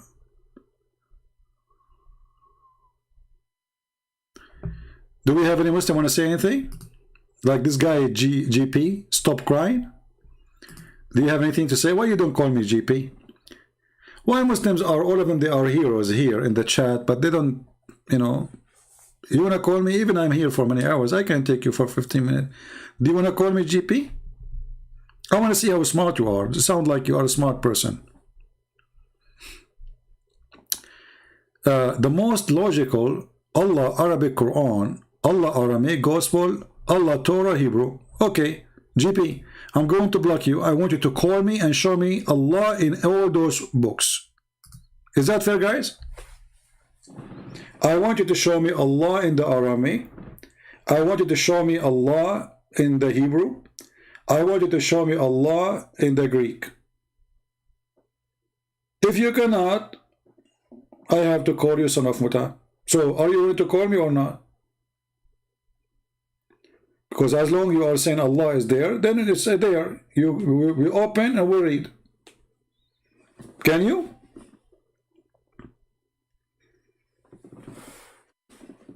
Right? And you know, by the way, the name of Allah is not a problem. Let us say, for the sake of argument, let us say the God of Islam, his name is Elohim, not even Allah. Still, your God is not our God. Our God is a spirit, your God is not. Very simple. Our heaven is the same heaven. Your heaven is a heaven of a pimp. Our heaven, there's no sex. There's no food. There's no gold and silver. So, if we have the same God, should we have the same heaven? Your heaven is the heaven of prostitution and slavery. 80,000 little boys will be in the heaven supposedly serving you in the bed. That is evil. Jesus came to free us, not to slave us. So even your heaven is a heaven of slavery. So when you talk about the name of God, who care about what God? You call him Rama. Change your name of your God. Actually, your God, Allah, have 99 names. Then we start reading them, we die laughing. Al-Muqit, Al-Muntaqim.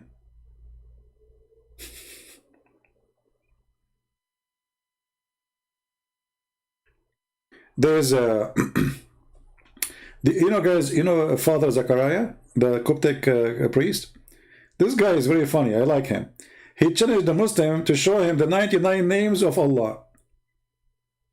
He made a serious challenge for them. The Muslim, they accept the challenge. They came and they says, maybe we can find 60. All those years, for 14 centuries, they count 99 names. This guy, he challenged them. Okay, show us the 99 names from the Quran. Go ahead. They could not find them. They said we can find 60, 65, 70. So why you say 99? Where did the 99 come from?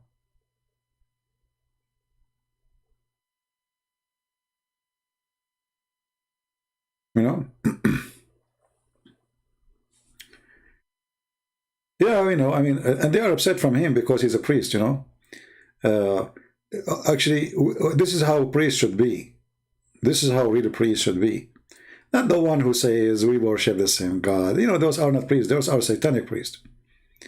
True priests say the truth, as it is.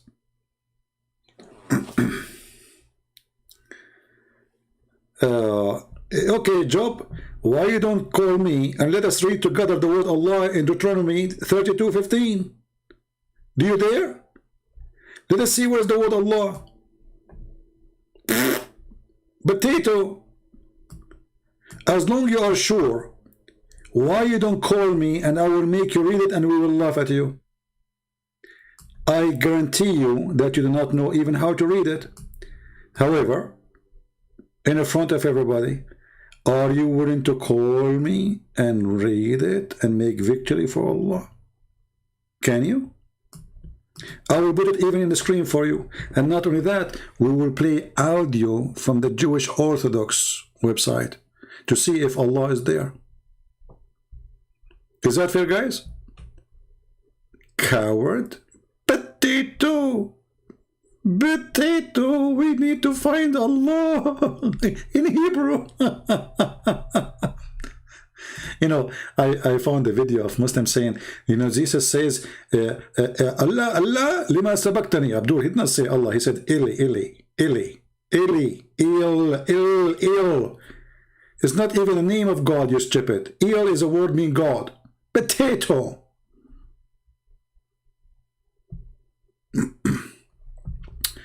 Did you finish translation for the Quran? No, I did not. It's taking me time because I stopped with the word testicle.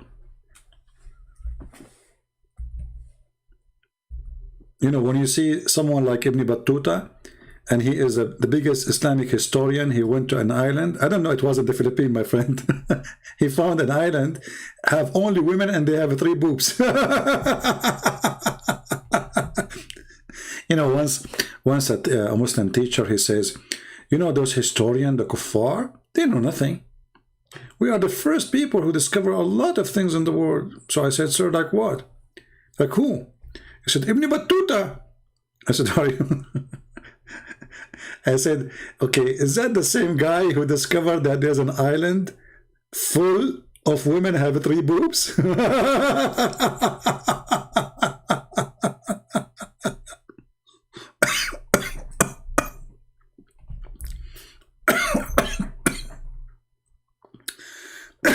So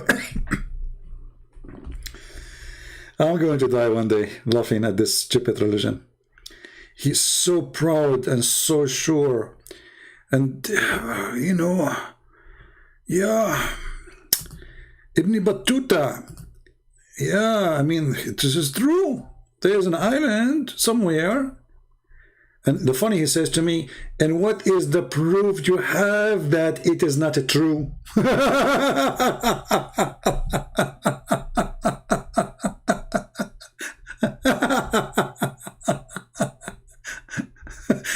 And I was like, what?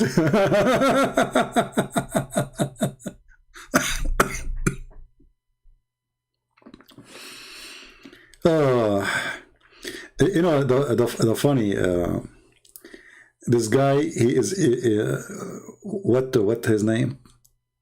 GP. I feel that he is really in pain. Truly in pain. Always Muslims, there are people who focus in silly stuff, trying to find a solution. We show them stupidity of the Quran. We show them that their God do not know which one he created first. We show them the ant story, which is took from the Jews, from the legend of the Jews. The Muslims are busy to find Muhammad in Isaiah. And they are trying to find Allah in the Old Testament. That's it. If we can find Allah in the Old Testament, we solve the problem. And sadly, they cannot find Allah in the Old Testament. But anyway, it's good to try.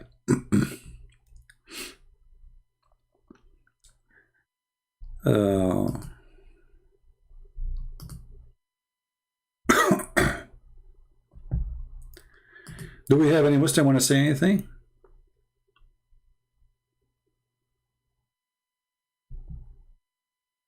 عم تشحد مصاري؟ شحاد ابن شحاد يا رسول العربي. Guys, look at this guy, he said. Who deleted him? You guys deleted him before. He said, are you begging for money? I did not. Actually, I have a guy just called me. He's an ex-Muslim from Jordan. He says, I want to donate to you. What I said to him, guys? What I said to him? I said, no, please don't. Did I say that? You are my witness. Live on air. He said, I want to give 10% of my income as a donation to you. I said, no. Give it to someone as a poor. But look what your prophet, he says. Your prophet, he says, you cannot meet with Muhammad unless you pay him. I am here for how many hours? I'm a person who have degrees. I can make a lot of money from degrees I own. I do not need to be here. I don't charge people for what I do. Your prophet says, you cannot meet with me unless you pay me. This is your filthy prophet.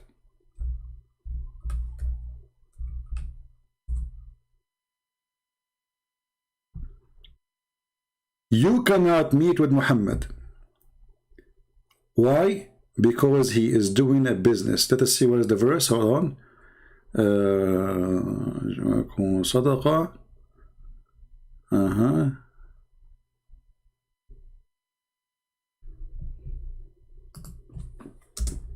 And not only that, if you pay Muhammad, he will forgive your sin. Allah will forgive your sin. Here we go. This is your religion. Do you see it? This is your prophet. If you want to consult with the Messenger of Allah in private, spend something. People here in Patreon, do I post my videos unlocked all the time? Is that true? Which means the one who donate and the one who don't donate, he can click in it and watch it. Is that true? Do I give any privilege to the ones who they are in Patreon? Zero privilege. Is that true? Do I give you, like, I mean, some of you here, they make donation, right? Have you ever treated differently? No. Actually, sometimes I scream at the ones who donate when they send me emails. So I'm the last one to do that. You see, they asked me many times, they said to me, if you do special videos, only those who donate, they can open it, you will get way more people to help. I said, I will never do that. And this is true. Because there's many people, they say to themselves, why I will donate for him if I can see what he's going to do anyway? But I'm not going to do that. And what about my books? Giving them for free? I just gave my Chinese book for free. There's more than 1,300,000,000 something speak Chinese. So if I sell every copy for $1, I will become a billionaire.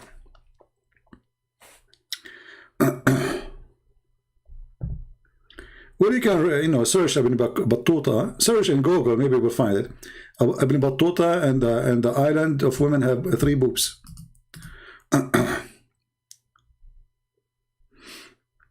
I never treat people differently because they have money or they don't have money. I answer those who do. Actually, most of people who they are in Patreon, they don't donate. And actually, they are the one usually they send me a lot of emails. I never say to somebody, I'm not going to answer you because you are not donating. I want to ask you about how Aisha was accused of cheating of Muhammad. He need 4 witnesses. Well, there's not only once Aisha accused twice or 3 times that she was cheating, but always Muhammad, he find an excuse to save her from what happened. So it was well known that you need 2 witnesses to prove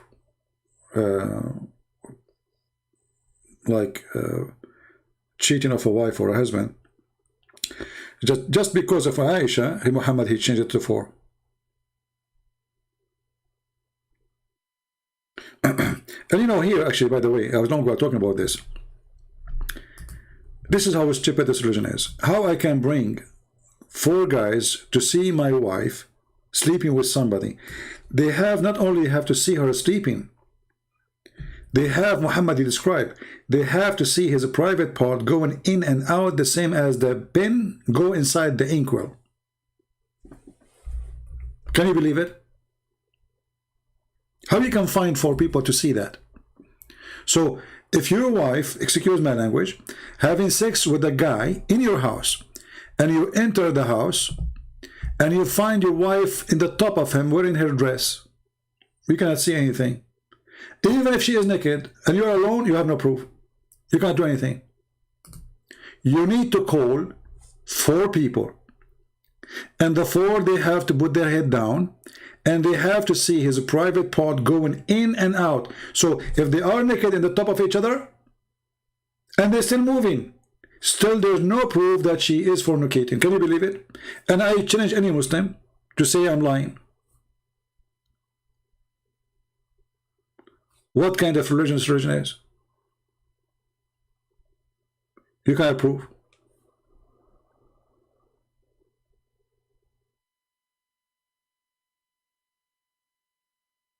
This is religion. You have to bring four witnesses.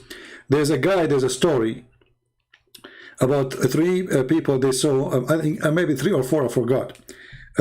They saw a woman having sex with a guy. The caliphate, he asked the guy, what you saw? He said, I saw her feet around his neck like the ear of a donkey. You know what I'm talking about, right? We can't describe more. So guys, her legs is around his neck. Is around his neck. And still the caliphate, he did beat the guy because there's no proof. The guy in the top of her legs around his neck like the ears of the donkey, as he described them. And the caliphate, he did whip him because there's no proof.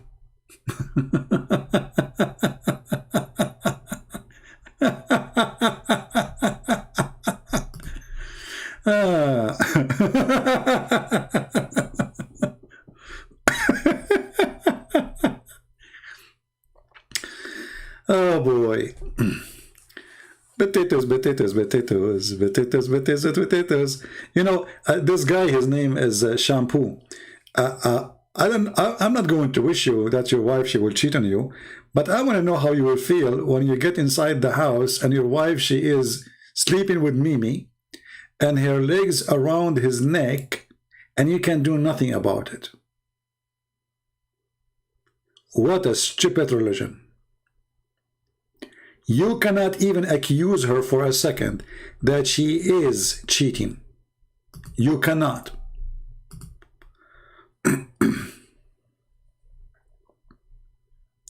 This is religion.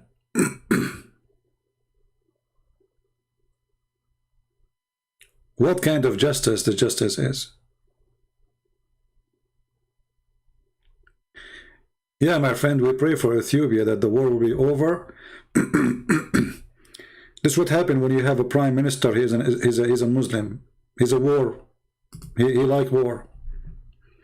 They love authority. They love to take over government.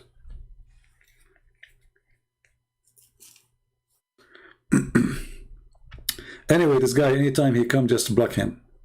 This guy GP, just block him. He will come back. Block him. Let him have fun.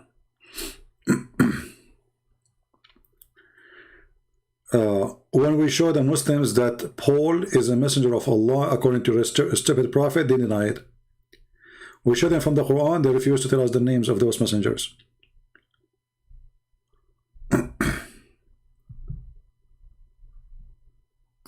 Yeah, come back, no problem. We block you.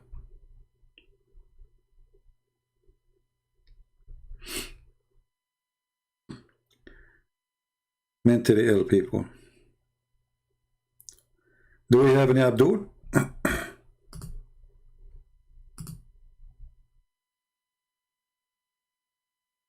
Anyone?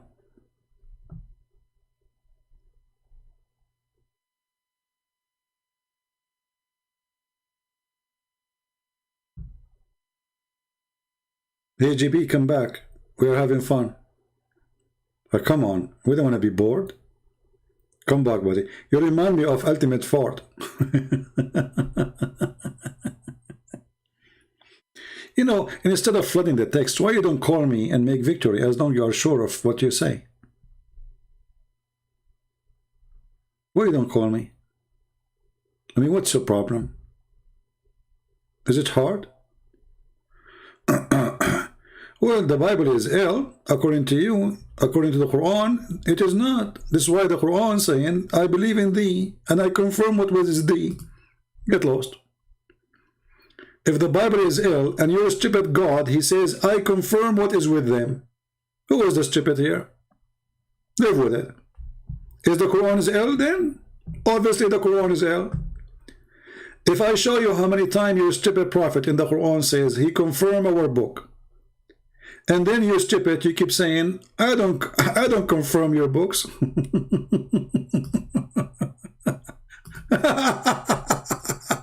So who is the stupid here? You are not calling Mossad? Oh, you are afraid? Get lost. I'm not quoting Mossad, huh? Okay.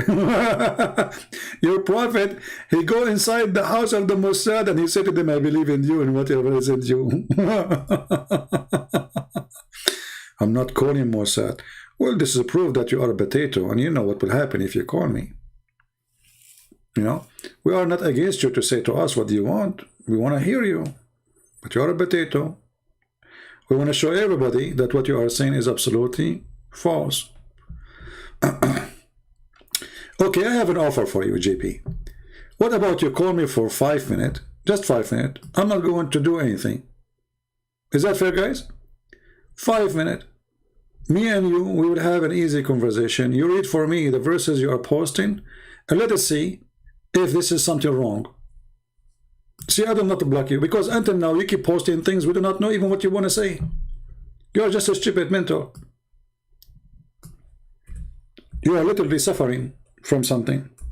I think you are a girl, aren't you? The one who keep harassing me always? GP?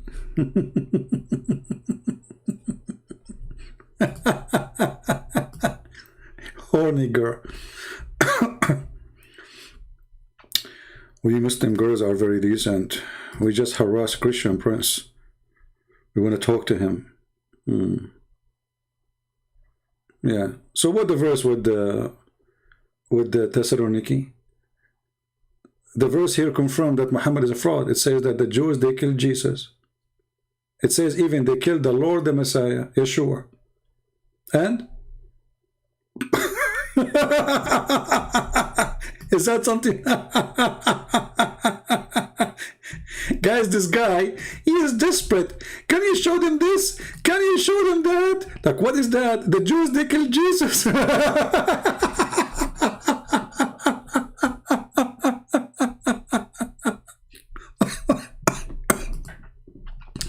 You know, this donkey, he remind me of a Muslim. He says to me, why you don't hate the Jews? I said, why I want to hate them?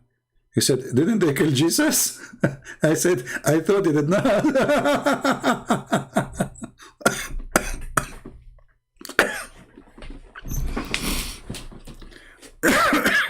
Sorry.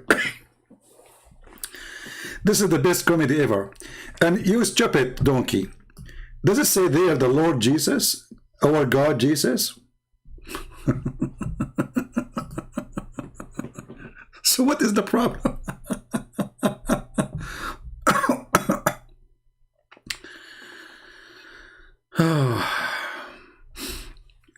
Soroyo, the Soroyo Aramaic language, the grape, the Huri is a grape. Well, I don't know. Maybe this is a theory. I'm not sure if it's true or not, but it's possible because we know that the Quran was never actually in Arabic. It was a mix of Aramaic. So it's possible, right? But not, for me, it's not for my benefit to say that the versions are a grape. Debate the Muslims by what they believe. Don't waste your time. You know what I mean? So let us say you are doing like a high class education. Then you can go to that level, says this is the origin of the word. It doesn't mean what they say. But when we debate Muslims, for us, we should debate them by what they believe. You know what I mean? Not by a scholar in language says, well, the word virgin means grape. Because the Muslim will say no. So for me, I focus on what they believe. So they can suffer from it.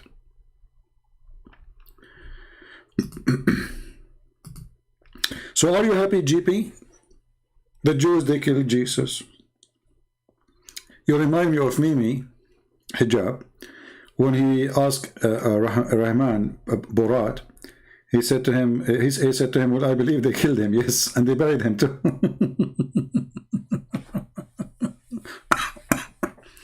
Now, did you tell us a secret? But I have a news for you, GP. Jesus in the cross, he says, forgive them, Father, they do not know what they are doing. So when the first, the verse you are quoting for us is speaking about those who they are rejecting Jesus long after, and he is saying they are the same as the one who killed Jesus. The Lord, he loved them, he came to save them, but they don't want to be saved.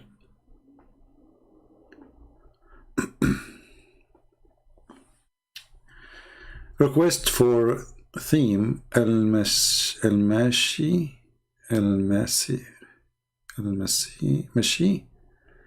based on Islam versus Islam ideology. My friend, I did not understand what you are saying. I apologize. You know, I want to ask Indonesian people why none of you, especially those who live in the West, I don't want anyone to be in trouble, those who live in Indonesia, like you send email, they will find your IP, etc. Be careful. You can use a proxy or VPN or whatever, but I better, if somebody who live abroad, contact the ustaz and tell them why there's nobody debating Christian Prince.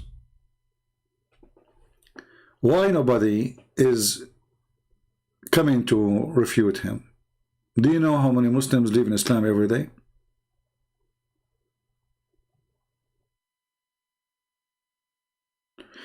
It's not a he, it's a girl. It's a girl.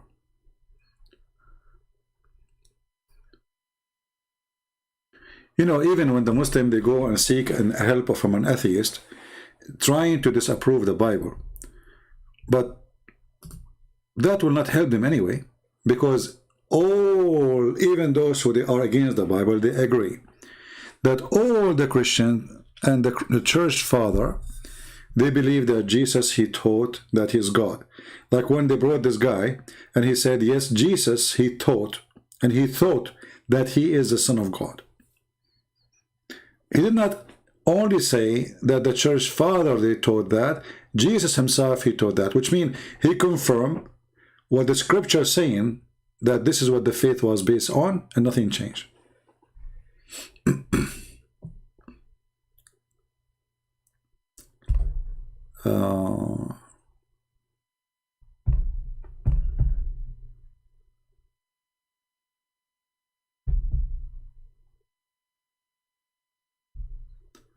For me, Muslims are poor people trying to find their prophet anywhere.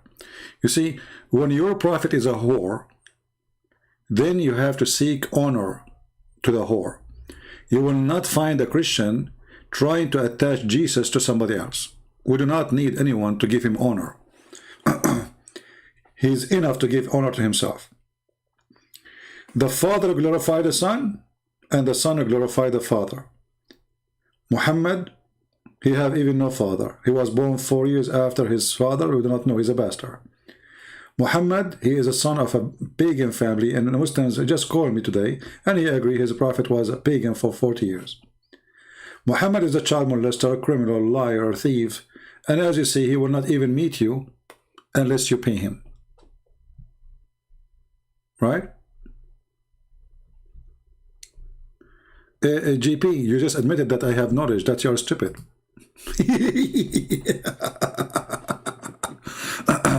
Putting your knowledge in the waste. What a shame. I'm not like your prophet who have no knowledge at all.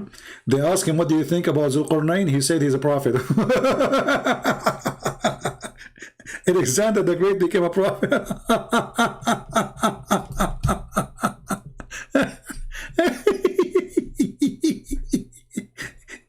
Hey, Prophet, my name is Jack Shalom, and I have a question for you, Prophet Muhammad. Okay, go ahead. What do you think about the guy with the two horn? Two horn? Yes, two horn. The guy, he came from Rome, and he came all the way from Rome, and he built the city of Alexandria. What do you think about this prophet? Muhammad, he went home, he scratched his ass. And second day, he come with the answer. They ask thee about the man with the two horns. Let me tell you something about him. Something. He was supported and given the power of all means by us. Suddenly, the guy became a prophet. When the guy is a bisexual.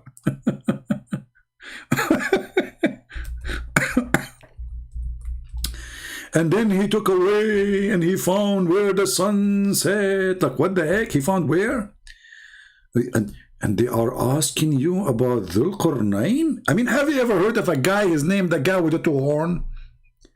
If we ask the Abdul, okay, now listen, I want to learn from you, from your God. What is the name of this guy? Is he a cow?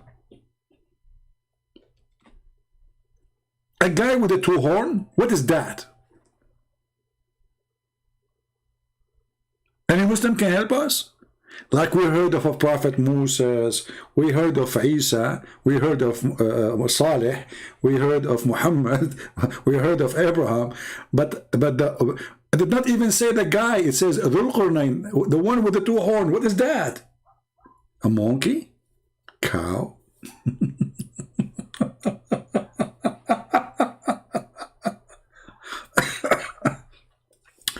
And now Allah will tell you everything about him.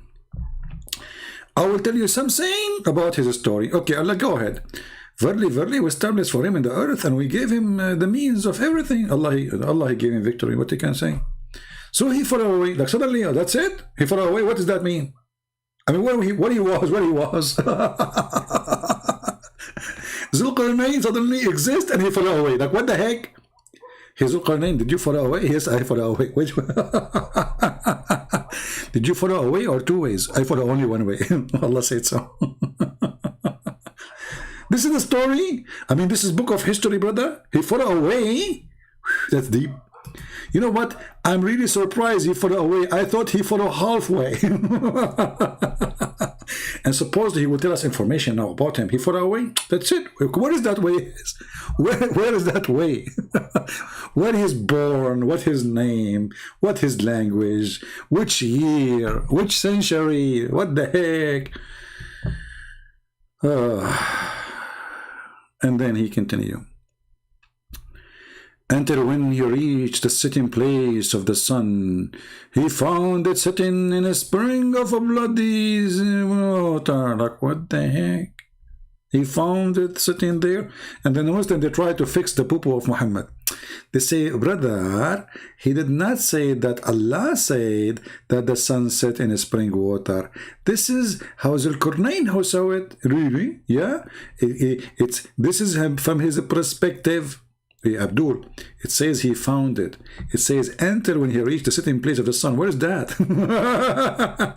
He reached the sitting place of the sun. So he thought too there's a sitting place for the sun. He thought it's Allah is talking. The guy is not even talking now. So the poor Muslims, they are so desperate trying to fix the poo-poo of Muhammad. There's no diapers in the words can contain the poo-poo of Muhammad, peace be upon him. No diapers. The sitting place of the sun. He kept going. He found the sitting place of the sun. Where is that place? And then he found it sitting in a spring of muddy water. Man, that's deep. That's deep.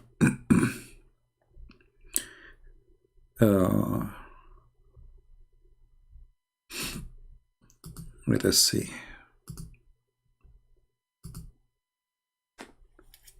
You know, by the way, there's people here, they're obsessed with me, don't you know? I mean, look at the poor guy. You block him, he come back. You block him, he come back.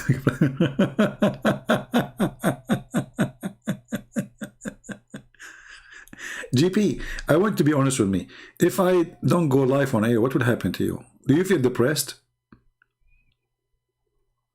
Honestly, like, you know, do you like spanking? I think you like to be spanked. Do you know the story of the guy? You found this story translated in the Shia website. So in the Shia, they collect, you know, some hadith about Muhammad and his followers. So they say that there's a homosexual.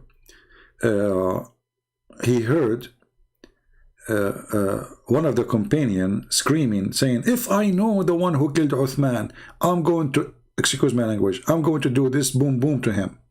If I know who killed Uthman, I will do boom boom to him. The guy is a gay. Oh, what the heck? What he will do? He will do boom to him? So he put his hand up, he said, it's me who killed Uthman.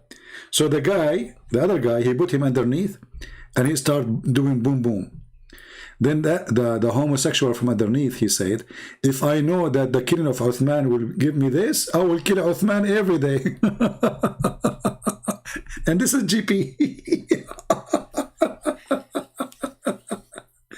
If he knew.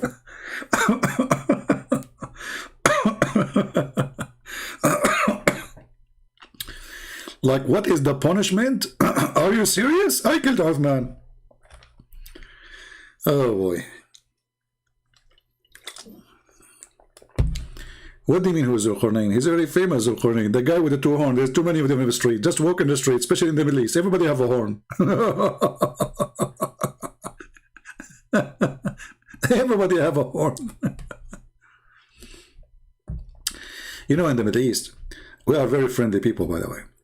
So if you are walking the street and your eyes meet with other guy eyes, you have a problem.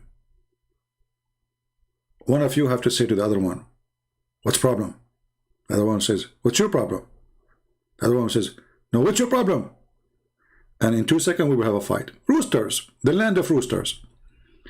But they will fight, and usually they fight just by talking, not like by really fighting.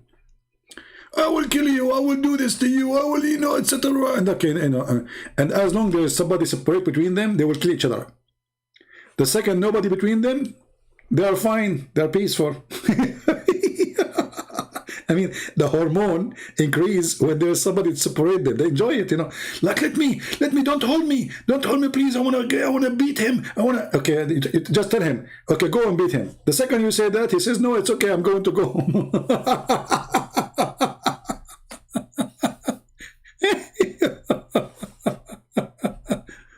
What a stupid religion. What a stupid culture. How many horn you have, that will not make you a cow. You have a horn of a pimp when you follow Muhammad. So anyway, the guy, you know, Zulqarnain, he found where the sun set in murky water. And by the way, it's still there. You can go and watch it, you know. According to Zakir Naik, this is where the sun set in the ocean. But the problem here, it says a spring of water, not ocean. How we can fix the word spring? We need to change the spring too.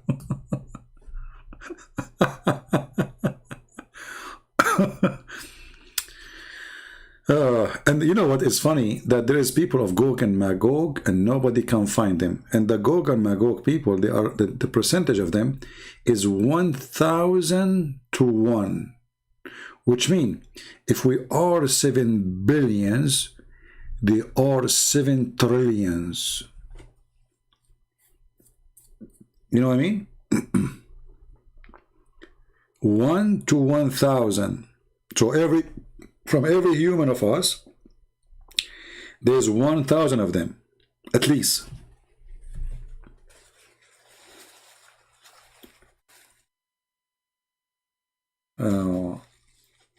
Where we can find those people behind the dam? Is that Colorado Dam? Amsterdam? Yeah, he put them between the dam. He built the dam from copper and iron. You know, do you know that iron rust, right? Even copper, you know, would be damaged. So until now, brother, they are behind the dam until now.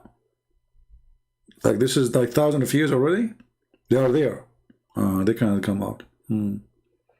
It's a true story. Yeah, those people, they are there. And he put a dam, and because of the dam, they cannot leave. They're trying, you know, but the dam is very, very, very thick. Yeah, the whole dam is made from iron and copper. Yeah, and I mean, they cannot find them in satellite or anything. Because why? Because this dam have a special protection.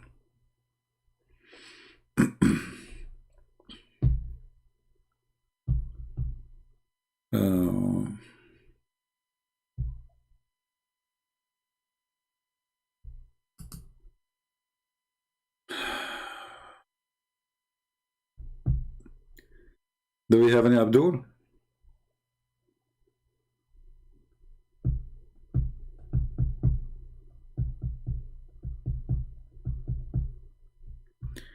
It's mentioned in the Quran 81:19. I don't know what you mean, Zakar. If you want to make a comment, you know, just make it complete so we understand what you are talking about. But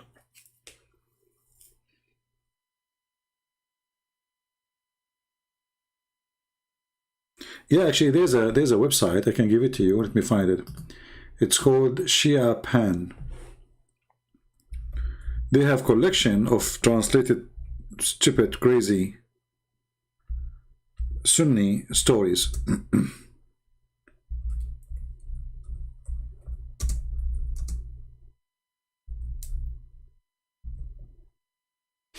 Let us see.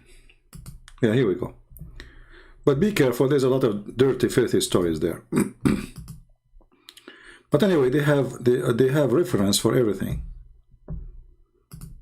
Everything you see there have reference.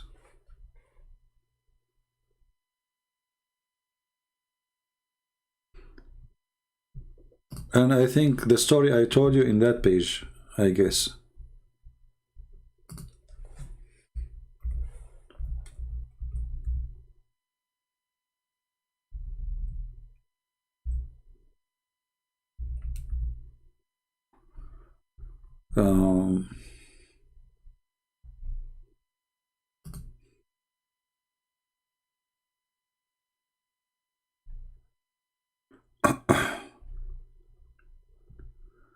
Maybe not this page, I don't know.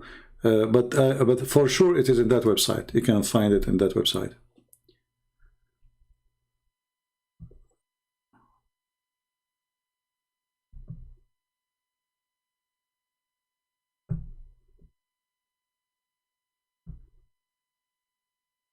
Second example of the Sunni morality. Use the dildo female sex toy. If a woman does not have a husband and her lust becomes strong, then some of our scholars says it is permissible for the women to take a crumbage, which is a piece of leather, worked until become shaped like a penis, and insert in herself. If a man make a hole in watermelon, that one is really good.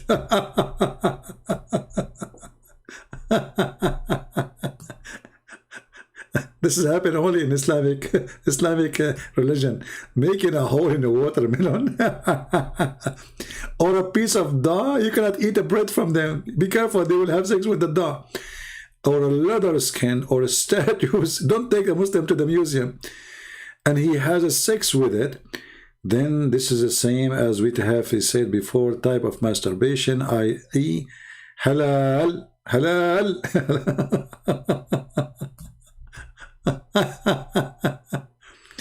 And here the Shia, they are asking questions about this Islamic Sunni teaching. So they say to the Sunni, well, if muta is a haram, is forbidden, and it's an open license for sexual pleasure with as many women as one can financially afford. The women who engage in muta are hired women. Thus, it can be performed with all women, irrespective with their age, etc. All right, okay, let's see. Oh, this is just continue reading what the Muslim Sunni believe. Yeah, you can read. I mean, there's a lot of garbage there. This is here about the breastfeeding. This is here about having sex. Yeah, have you ever heard of a religion says, if a person had a sex with intercourse with an animal during the Hajj will not be void? His Hajj is okay. I mean, the guy, he just have sex with a goat. I better stop here. This is very stupid. Yeah, but anyway, I gave you the link. Feel free, you can read it and you can save it. Stupidity is amazing.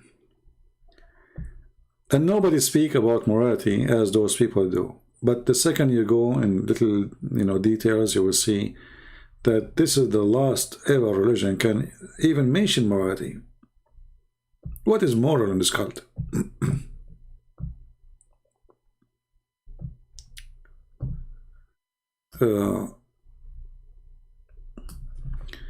You know, once we were in a school, and the teacher, he said, they asked him about homosexual.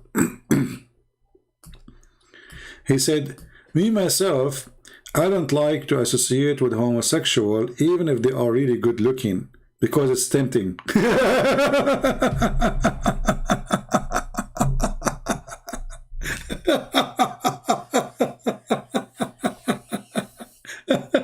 Which means obviously he's a homosexual, because he don't like to associate with them because it's tempting, especially the good one, looking one.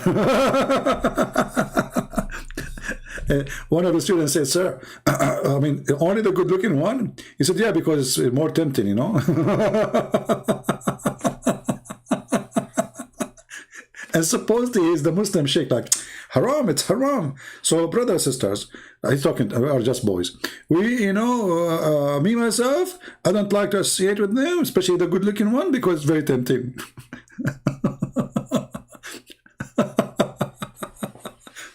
And this reminds me of the hadith, if you remember, when Abdul, he went to the caliphate, and he said to him, the imam who is leading the prayer, and we are praying behind him, he is a homosexual, and he is causing us trial, temptation, all things. The caliphate, he said, well, do the good deed people do. The prayer is good deed. Just do what you do as a good deed. Don't follow the bad deed. So the guy, he said, in my opinion, we shall not pray behind a feminine, because that will bring temptation. But this is telling you that all the ones who they are complaining, they are homosexual. Because how in the world you are getting tempted? You know what I mean? How in the world they are getting tempted? This is the hadith in front of you. So they are complaining that the guy is tempting them. So the outside, the appearance of the story, they are against it. Right? They are against it. You can tell. It's not right. But the inside details, they are for it. They love it. They are tempted. You know, I can say, okay, a woman, she have a nice body, maybe she's doing some stuff, praying in front of everybody, bending over, you know, we can let it go. But this is a guy. So why they are tempted unless they are thinking about it sexually? Because at the end of the day, everything is in the brain. Right? Just to prove this point to you, if you have a daughter, and one day you open the door in your daughter's room, and she is changing her clothes, and your daughter is young, beautiful, you know, maybe she is 20 years old, are you going to think about her in a sexual way? No, you will not. Why? Why? Because your brain right away will block any such an idea. She's your daughter. But she is young, she is beautiful, and she's a woman. So everything is in the brain. It's what the brain tell you. So when you decide to think about things in a sexual way, they turn sexual. It's not really what you see. It's what you think about what you see. Do we understand? It's not really what you see. It's what you think about it. And here is a great example. It's not the man who is effeminate, as they call him. It is what they are thinking. Make it a problem. They have a filthy mind. They are looking at a man, but they are not looking at him as a man. They are looking at him as a sexual object. If they are looking at him as a man like them, they will not think about that unless they like men. Right? So everything around us, when we say somebody get tempted, it's about what you think. If you think about it in a tempting way, it's going to turn to be tempting. Doesn't matter what it is. It can be food, it can be money, it can be women, it can be men, it can be anything. It's your brain. Your brain is the one who is staying you, and you can tell your brain to block some ideas from your head to fight it. But Muhammad is the person of temptation. All his religion is based on unleashing the brain desire to be filthy. No limit. All right?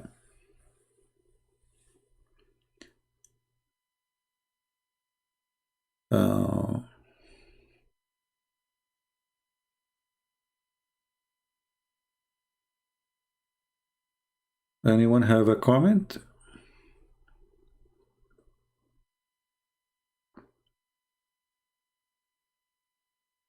Any Abdul? What happened to GP? He left? Oh, we are going to have fun with who? Come on, GP, come back.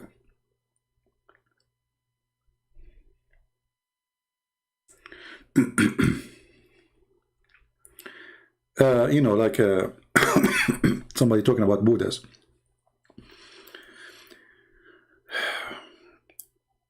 Like I saw when I was in Asia, I saw people praying in front of toys to Buddhas or something like that.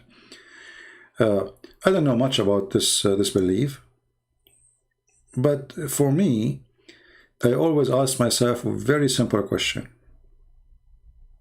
What is the impact of this God which you worship on your life? If this God will make your life better and the life of people around you better, that's mean, you know, at least this God is useful somehow, even if he's a fake God. But if your God doesn't make your life better, when you go to Thailand, you see, you know, like I saw monks, and they are everywhere. There's those little things to pray for, etc. But there's prostitution everywhere. Okay, why those monks? I don't know. There's something wrong in the belief itself. Why it is not a problem to have such a number of prostitution in the country? Why it's normal? How it became normal? In Islam, it is not right to be prostitute as an official unless you are kidnapped and enslaved, which means Islam promotes prostitution, but in an ugly way. In Thailand, a woman willingly, she is working in that business. In Islam, they will kidnap your daughter and she will force your daughter, not their daughter, to work as a prostitute. And this is in the Quran. So here we see that the religion of Thailand, even though we believe it's a pagan religion, is way better than the religion of Muslims.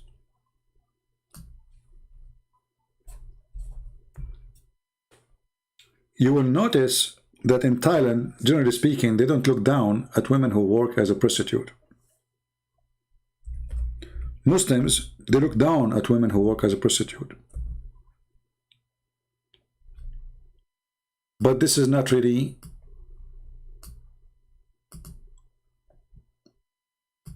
Islamic. Islam promotes prostitution, but the kind you do it as a rape, which means you kidnap women from their husbands, Buddhist women, Hindu women, Christian women, Jewish women, and then those women, you make them work as a prostitute. When the Muslim women, they start complaining about prostitution and how their husbands don't care even to see them no more, they have a lot of women for sex, and they are making them literally work as a, you know, as a prostitute. So Muhammad, he made a verse, says, don't force your girls, not this girls here, not your daughter. Girls is your slaves. Don't force your girls to do prostitution if they choose a chastity. So what Muhammad, he did, he said you can open a pimp house as long the girls, they agree with it, Allah bless you. However, even if you force them, there's no penalty and there's no punishment, and Allah is all merciful. So either way, prostitution is halal. In the same time, because the society of Islamic society is very corrupt, very hypocrite, They look down at prostitution, but they are the biggest society of prostitution. The caliphate, they kidnap tens of thousands of girls and they force them into prostitutions. So you make them prostitute and then you look down at them?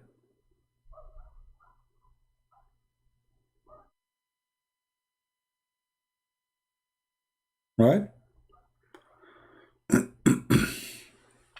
Actually, there's a video made by 3 Muslims. It is in the Suku film page. I'm sure many of you knows the page. It's about 3 Muslims discussing, and they are saying clearly, it sounds like Allah has given us a license to be a pimp. Go watch it and die laughing.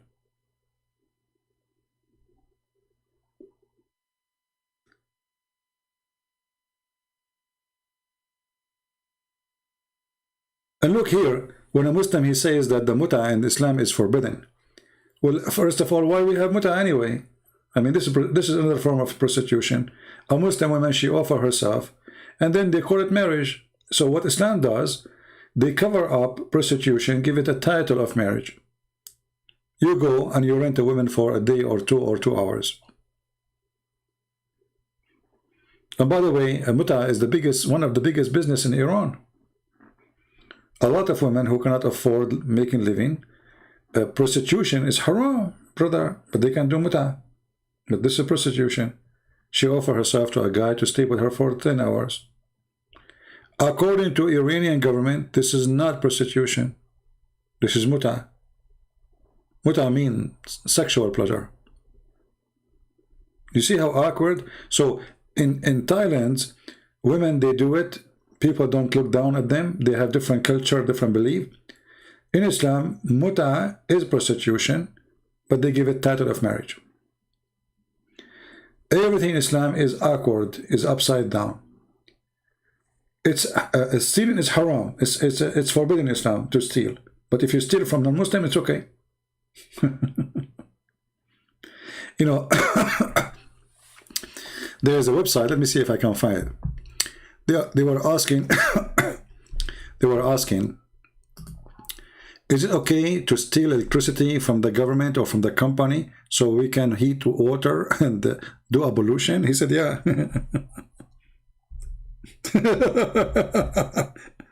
He said, because the purpose is halal.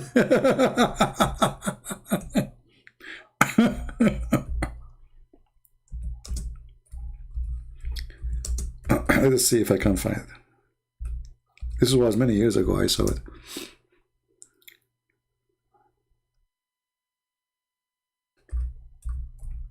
Trying to remember the title.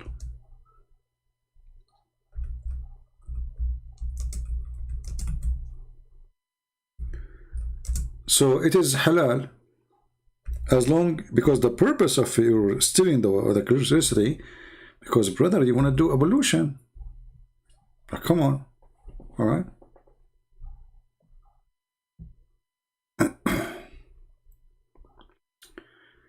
Let us see if I can find it.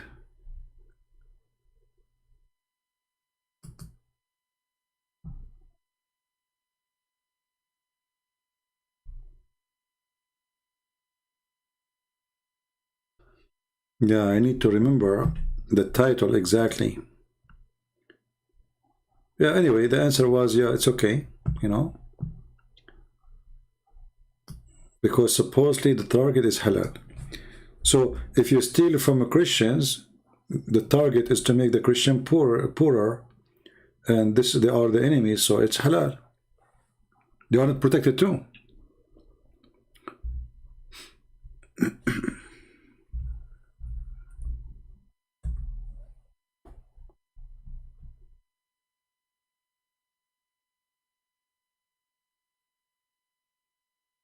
Yeah, I can't find it.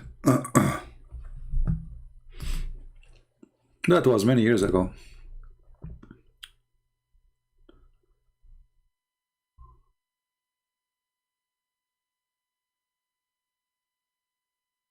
So now, are we going to keep this video? It became very long.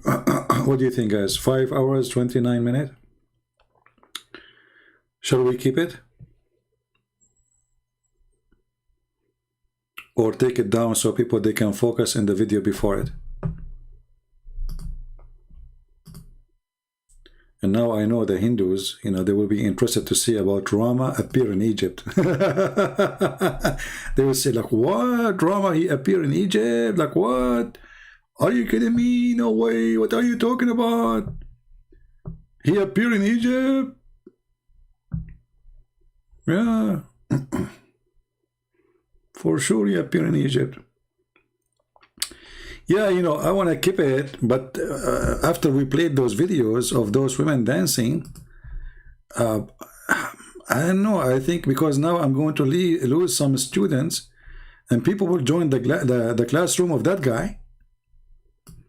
You know, I mean, I don't know, I noticed that after I play those videos, I lose a lot of students. Look at those, look at this. This is a classroom. Not me, I got this guy GP and, you know, come on. Those are the ones you want to associate yourself with. This is halal. This is halal. Here, you open a classroom like this. You serve Allah. You eat nice food and you watch zebra. Look at this. All my life, I like to watch zebra. I mean, it's my favorite zebra, actually. I mean, animal is a zebra.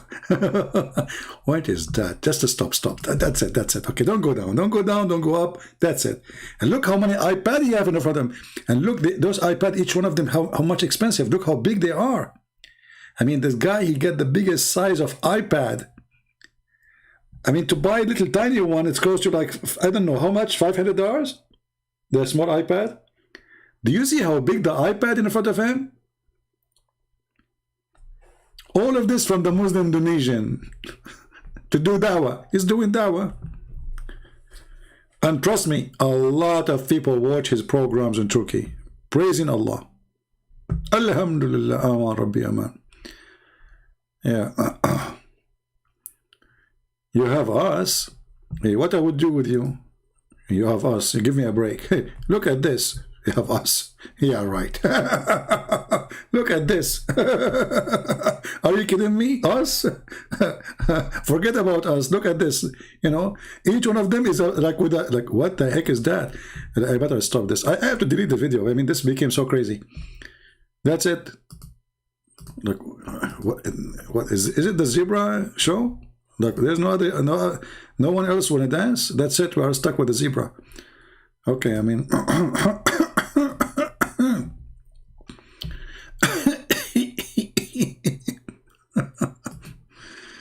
Brother, we are serving Allah. And look, this guy, you know, look at this guy.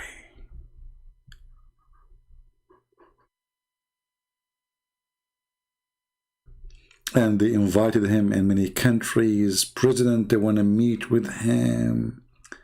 He is the one who started Quran and science. What is this? This is 10 hours program? No way. Oh, this is about science. I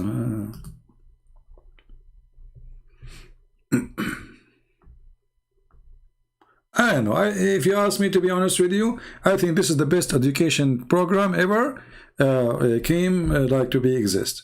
I've been in many schools before, and all the teachers are boring. Okay? I mean, I don't know. I mean, just face it. At least here the program is, first is very helpful, you know, and is going to clean your eyes. This is the introduction. Look at his introduction and look at my introduction. I mean, come on. In my introduction, I have Mimi Hijab. I have Zakir Naik. I have, I mean, look what he have. And do you see how he get excited? His hand move. I cannot do that. Poor me, I will be shouting and screaming at Abdul, hanging up on them. This guy is having fun. Look his hand. Look at his hand. Yeah, faster, faster. Where are you going? Come on. Oh, no. Don't do that. What happened to your hair? Is that because the fruit? Ah, you ate a strawberry, a lot of strawberry. Hey, Abdul, support, please give us a like. Come on, we are putting for you the versions. And by the way, all of them are versions, I guarantee you. What the heck is that? What happened to her eyebrows? What? No way. Where are you going? Where are you going? Like, stop. Like, don't go there. Like, what is that?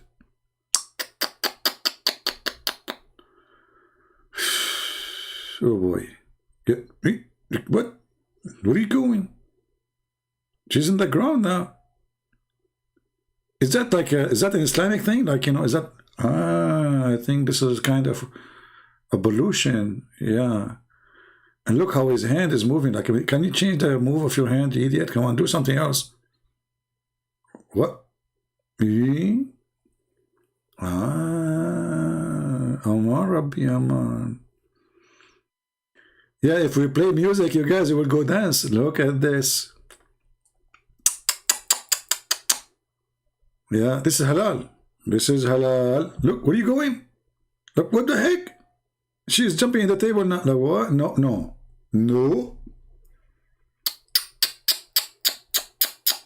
And look, he is. Look how he is looking. Me.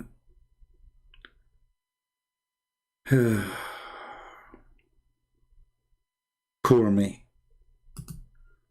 Poor me. My classroom 4 or 5 hours. I see nothing but dudes. Look who called me and look who called him. And look, hold on. This is the end of the video. Let me zoom in the end of the video. This is her. And this is the word Allah. Now, I don't know Turkish. Allah vi Rasuli Rasulun. I lost my voice. By the way, I lost my voice not because I was supporting her. No. Because I was supporting by eyes only, not by voice. Allah vi Rasuli vid velakan zakatakan zakatakutukotakakuti. Yeah. And she is, look, version. I mean, match. Allah, verse from the Quran, her face next to it. I mean, what do you want more? Should I add this to my introduction? I think that will bring me way more Muslims. You know, the Muslims, they see this introduction, man, they will stuck here. They will not leave. Oh boy. Aman Rabbi Aman.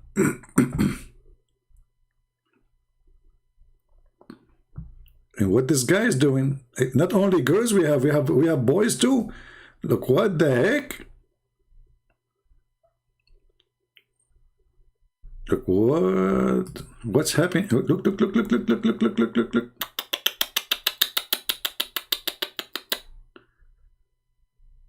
Okay,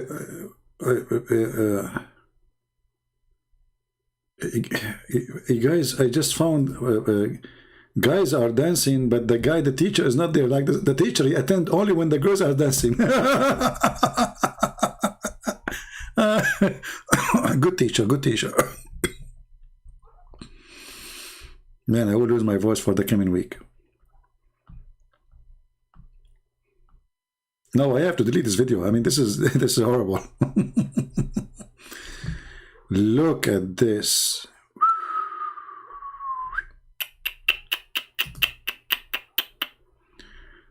Brothers and sisters, this one is so good to the point I have to confirm my age.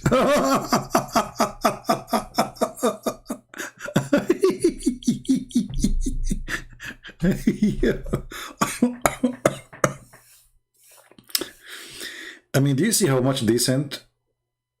This is a class about Islam. I have to confirm my age. So what's going on behind that? You think about it. No, look at those people. Look at the chat. No screen. The people like, no, you see? Now the screen became important. Before, who care? I bet you that those are saying no screen, they are the boys. No screen. Where's the screen? We can't see. What happened? Screen. But screen. Where's the screen? What is it? Hold on. Take it easy, man. Okay, take it easy. Sign to confirm your age. I'm going where exactly? Why I need to confirm my age? What's going on?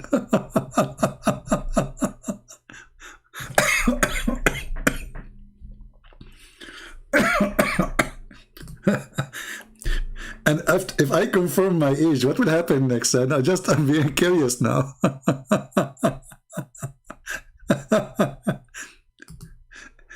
Oh boy. Imagine if we have heavens, we have videos of the heaven of Allah. Look, what is that here? There is an arrow. Look, what? No way. Don't go. No.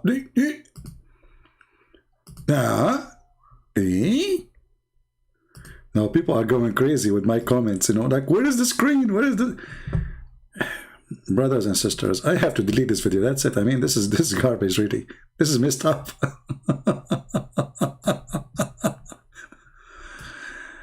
You know what? I'm thinking to download this introduction and use it for my own introduction as a start. You know, that will bring more Muslims.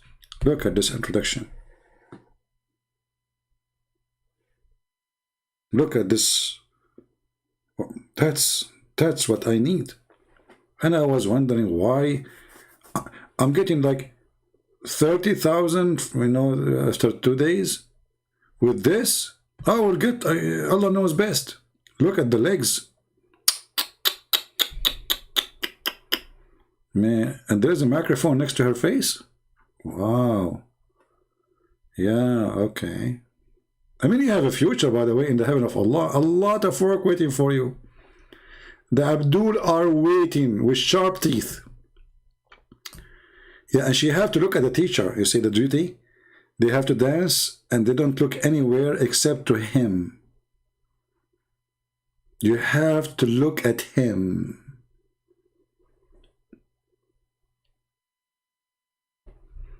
Should I play the music? Hold on, let us see what the music is. Da-da-dun, da-da-dun, da-da-dun, da-da-dun.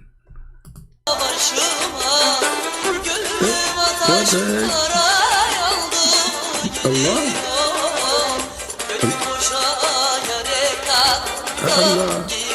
Okay, you know, we better stop the music, otherwise Allah will be upset, because music is haram, but this is halal. Yeah. Yeah, better I stop here, otherwise we will end in somewhere else. Look at this video here. 956,000, not like my videos, 30,000. This is reality here, you know. Yeah, this is the same 900,000, you know. Oh boy, look, now we have yeah, okay, I mean, I'm getting closer to understand the situation. Yeah, okay. Oh, my eyes hurt. Oh boy.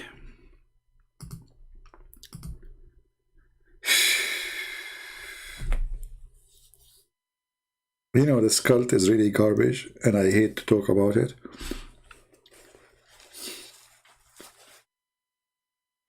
But always I feel guilty for not, like sometimes I say, let us give them a day to watch the previous video. But sometimes it's hard not to go live, because you feel like you have to do more. In the same time, each time you do, you go live, you feel like you get dirty yourself, you know. This Islam does not make me feel, this religion does not make me feel clean just by talking about it. It's filthy, it's disgusting, it's sexual, it is hateful, it is what it is. Like sometimes you say to yourself, I mean, there is things people they do. I feel like, you know, there's people, they make a video about hunting, it's fun. Making food, fishing, Me, I'm talking about Zulqarnain. Is that fair? Let us face it.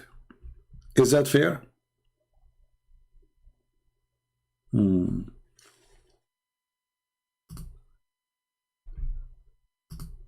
Zulqarnain. People are having fun, and I'm talking about the stupid Zulqarnain.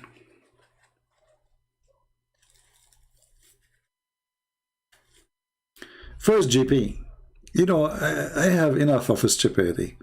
If you like to say something to us, you have to call me. Stop being stupid. Call. Be a man, or be a woman anyway, with short skirt. I find it really amazing that Muslim, all the garbage we show them, and then we show us, they post a verse from the Bible and a verse from the Quran. I mean, look at the garbage we have in front of us. Abdul, let us say, for the sake of argument, we are coming from the moon. We are genie. How you respond to us? We have Zulqarnain, he found where the sun set. He found where the sun rise. He built a dam between us and a nation which is by billions, trillions, we cannot find. So why a Muslim, he don't want to take a second, say to himself, okay, forget about those Christians, forget about the Hindus, about the Buddhists. I want to look at my own religion. Take a break.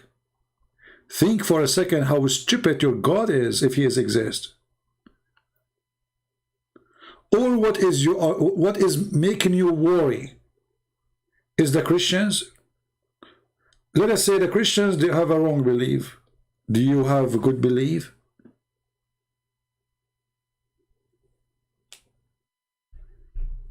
Mental. Shaitan fart. Shaitan play with your anus. And then what he do? They post things that have nothing to do with each other. Your Quran confirm our Bible. So why you are against it then? I mean, who is stupid here?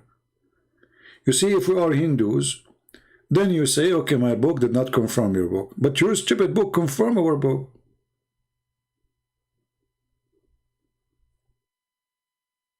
Right? It's not a massive wall. It's a dam, supposedly.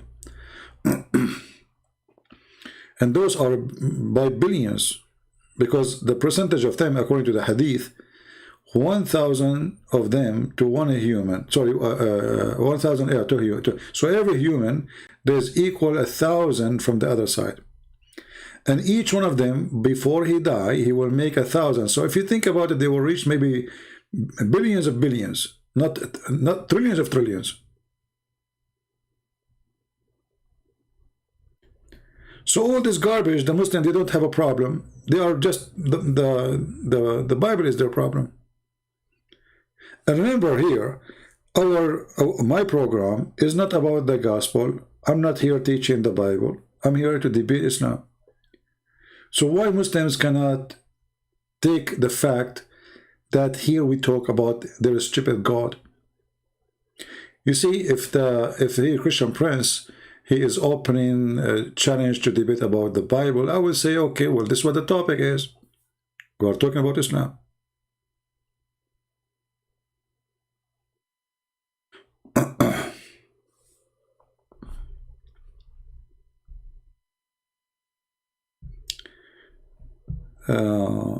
Christians started by Ram, son Cush, about 3,000 years ago. His brother Luv is known as La.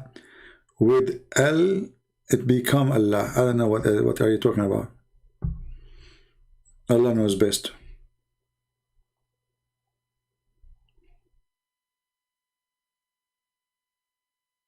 No, but this is a dam built from copper and iron.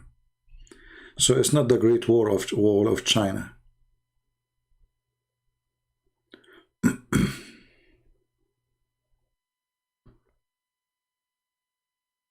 Do we have any Abdul?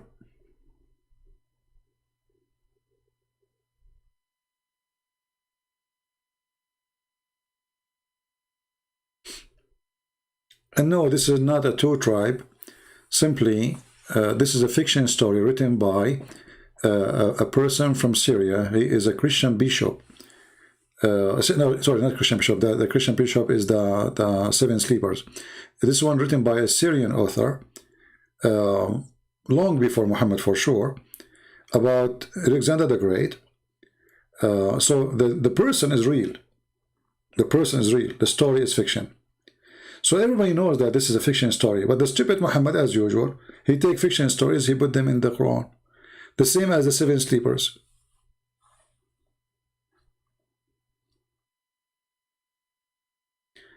Far, far east, where the sun appears in this to sit behind the massive wall. Yeah, but you see, the story in the Quran doesn't say behind the massive wall. It says it sit in a spring of muddy, boiling water. So simply, this is from different region where they believe that the sun take it heat. You know, a human being obviously did notice that places where they have volcano, there's a boiling water, right? There's volcanoes. So the sun cool down in certain time and it's very hot in certain time. Try to find an answer for this. So this sun, it goes every night and it shower herself or disappear in that boiling water to get hot and then come back again. So I cannot say really this is the same story, the one you are mentioning.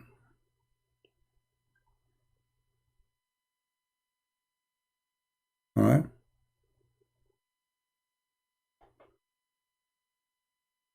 All right. However, the story is a copy of somebody else for sure. But this is a copy of a Syrian author. And the other story of the Seven Sleepers too is made by a Syrian author. His name is Jacob or Yaqub. But this guy, he did not write a story to believe in it. He wrote it as a fiction. Everyone knows it's a fiction. But Muhammad, he took the fiction, he put it in his book.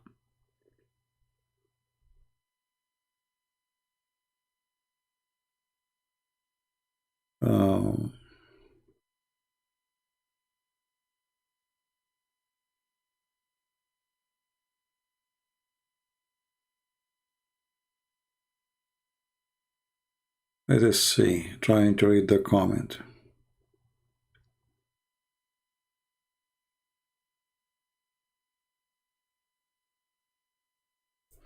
Well, Alexander the Great is a very famous person. When you circulated the story, if there's any person in the world who do not know this guy,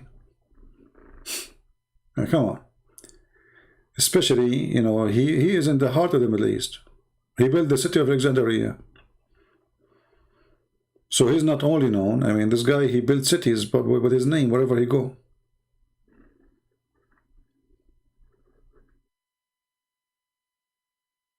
But the funny is, how a book supposedly is the book of God contain fiction stories written by men, claiming that those are true stories.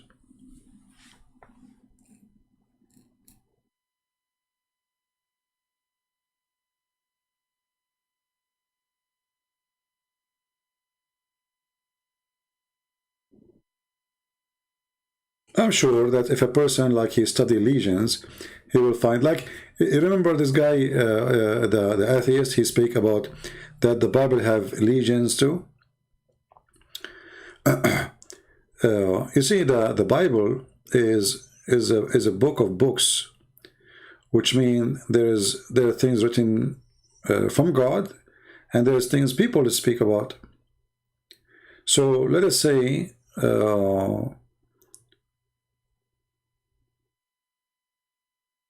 there is in certain time there's a story people they use, or let us say they copy from each other, and then 1,000 years after, people they say, okay, this is story in the Bible written is mentioned by other people too, who they are not believers, but that will not change anything in the Bible, because simply do we believe in the story,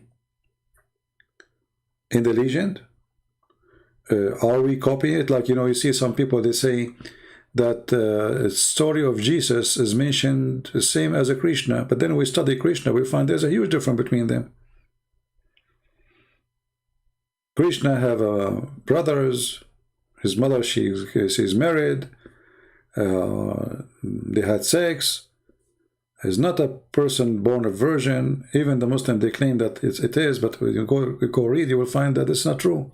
So what sometimes people do, they try to find a way to debunk a belief. Doesn't matter what it is. It can be Islam, it can be Christianity, it can be Hinduism, it can be whatever. But you notice right away, there's some people, they are not honest in their claims. There's no honesty.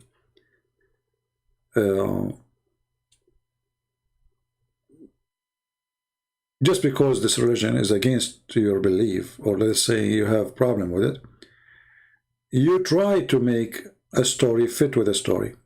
If you remember this Jewish rabbi, Tovia Singer, he's a Jew. He said that the story of Jesus, the Son of God, is coming from the Greek mythology, that there's a person, his mother, she's a virgin, she gave birth. But then if you go and check what he just said, you will find that this is absolutely a false.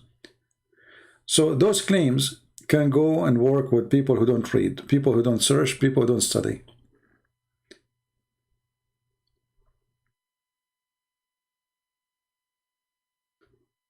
Why the thumbnail about the Hindu god? Because the Islamic authority in Egypt, they warn Muslims not to use the name of the god Rama, the Hindu god, for he is the enemy of Allah.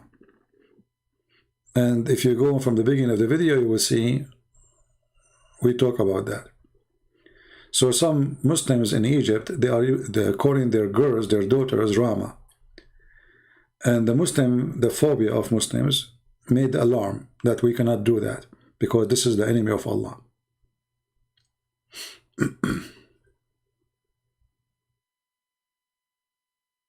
So always, follow honesty. Even if it's against your belief, check it out. But have to be honest and true. Don't let people fool you with a claim. Don't. And remember one thing, that the Bible is not, like when we say this is the book of God, doesn't mean that every word there is written by God. There's rabbis speaking there, there's he, she, stories, there's histories, there's even the devil is speaking. We are not the same as the Muslim. We don't believe that every word there is written by God, word by word, letter by letter. This is a book of books about God. It is about God. Not everything, not every word in it is word of God.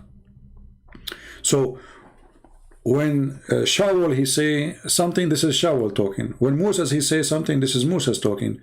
When Mary she said, this is Mary talking. When the Pharaoh talk, this is the Pharaoh talking. We are not a bunch of fools like the Muhammadan. When God talk, this is God's words. When man talk, this is man words. Very simple. But generally speaking, we say the Bible is the word of God, right? But is every word there God speaking? No. In the Quran is a different story. What you see in the screen, supposedly, only Allah, He is the one who wrote this book together. No rabbi, no priest, no prophets.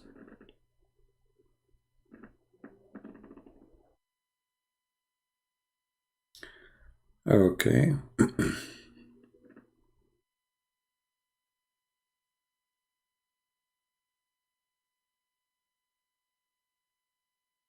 Ahmad Abdul Mahir. I don't know who is this guy. For me, I don't focus on people who they are, I don't know. For me, I focus on one stupid person. His name is Muhammad Rasulullah. The rest is not important. I can focus on a person if he was like in connection with the story of Muhammad. Otherwise, people who they are maybe famous for you. You see, even when we talk about Zakir Naik, I use Zakir Naik as a character of comedy. Otherwise, who is this guy? This guy don't even know how to say his prophet name correctly. Ahmad Didat do not know even how to read one verse in the Quran in Arabic.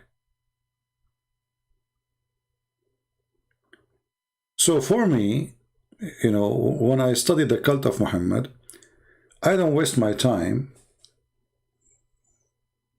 to speak about others have nothing to do with Muhammad. Everything have to serve one purpose, to hit the head of the snake. Some people, they focus on the tail. I don't.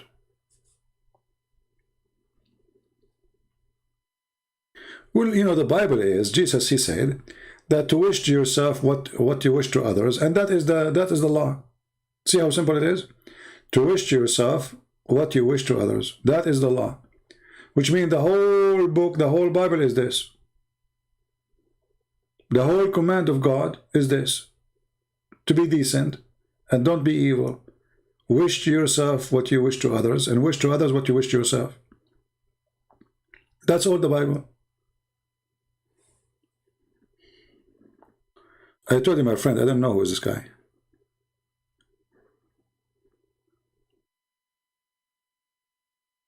I don't know who is this guy, Ahmed Abdul Maher. I have no idea.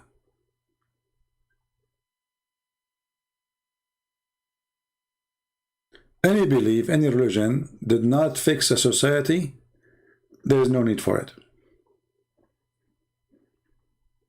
As simple as that. Islam never fix anything. Islam make things horrible. Wherever Islam goes, war come, bloodshed, slavery, killing, etc.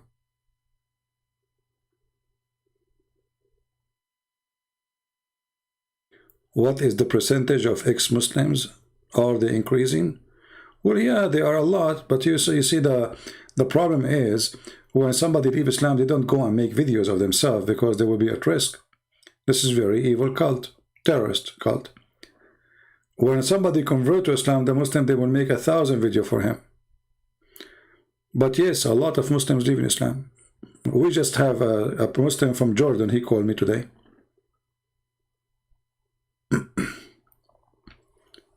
Yeah, and you know, like, you know, there's some Christians, you know, without saying names, when they debate Islam, they, you know, they debate things, it's not really important. Like David Wood, he have a debate with this guy, I don't know his name, about violence, and who care about this violence?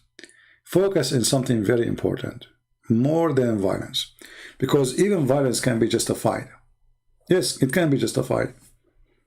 Me myself, I have weapon. Why not? But I don't carry a weapon because I want to kill. I carry a weapon to defend myself. So if somebody attack me, I have to use violence. I have no choice. You know? Do I have other choice? No. If I give him a hug, he will go? No. So don't waste your time and debate about things will not make any difference. People have to be smart. And usually, sadly, Christians, they choose topic have nothing to do even with a debate. I mean, violent in Islam. And then they start talking about Muhammad attacking. Okay, what is that will do anyway? The Muslim, he will say to you, okay, let me read for you Moses. Let me read for you, you know, etc. So what is this? You show me that I have a war in my book. I show you have a war. What does that prove? Nothing. It's just a waste of time. So two people who they are not really looking for the problem we are debating about. The problem is Muhammad is a prophet or not? Because if Muhammad was a prophet and his God is true and he ordered him to kill all mankind, then that will not change anything except that his God is true. You know what I mean? People, are you following me? Let us say you don't like people to kill people, right? Okay. But if Allah is a true God and Allah, he ordered Muhammad to kill all mankind to the last one, so we prove nothing really. I mean, the point is his God is true God or not? If we accept that God will send people to hell, if we accept that God, he did the flood of Noah, right? But this is killing. This is killing for all mankind. So what this violence debate is about? It's very silly debate. You need to focus in one thing. Is he a prophet or not? Because if he is not, then all the argument is gone. If he is, then all the argument will not help you to go against this person.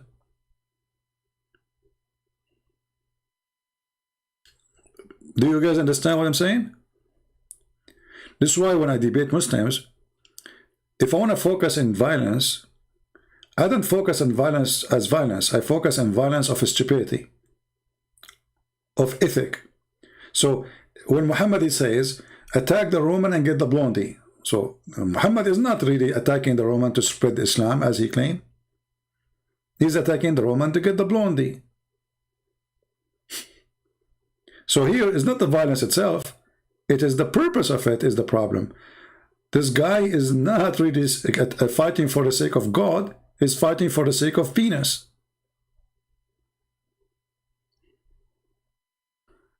And this is why I don't like how Christians debate Muslims. They do this like 5 minutes for you, 5 minutes for me, which is useless. Because the Muslim, he will say a 100 lie. And then the Christian, he go, and usually what he do, he don't even listen to what the Muslim said. They're not listening. This is why he don't cover what the Muslim he just said. He just continue reading what he wrote before the debate.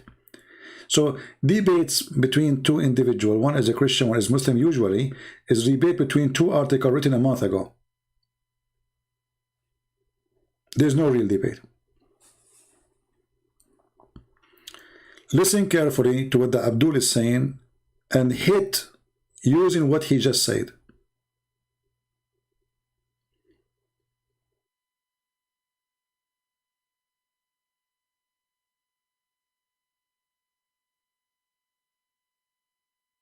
Like Abdullah here, he is here.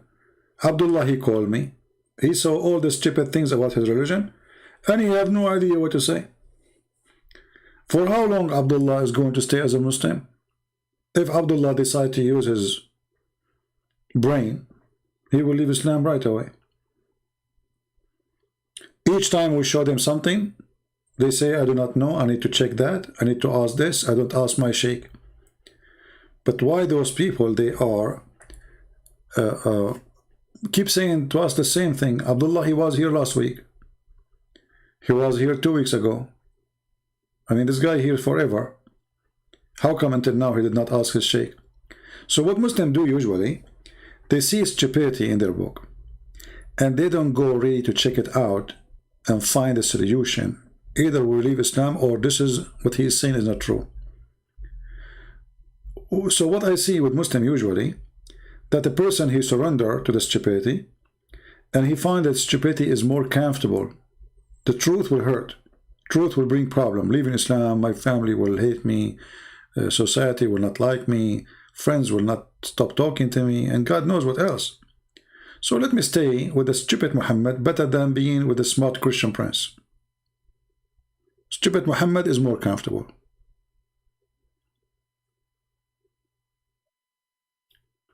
When you debate Muslims, don't waste your time. Don't even explain a verse in the Bible. Because this is what the Muslim he want. He want to take you out of the topic. It's like you driving a car fast, and then there's a bunch of people in the street, they put nails in your way. But those nails are not really in the road. They are on the side of the road. So they're trying to get your attention to come over the nails, to stop you from exposing their filthy profit. Don't do that. When a Muslim, he says something to me about the Bible, I'm not going to even to waste my time explaining something to him. He will not even believe it anyway. I will get him busted answering what he posted from the Bible, from his book. This is what you should do.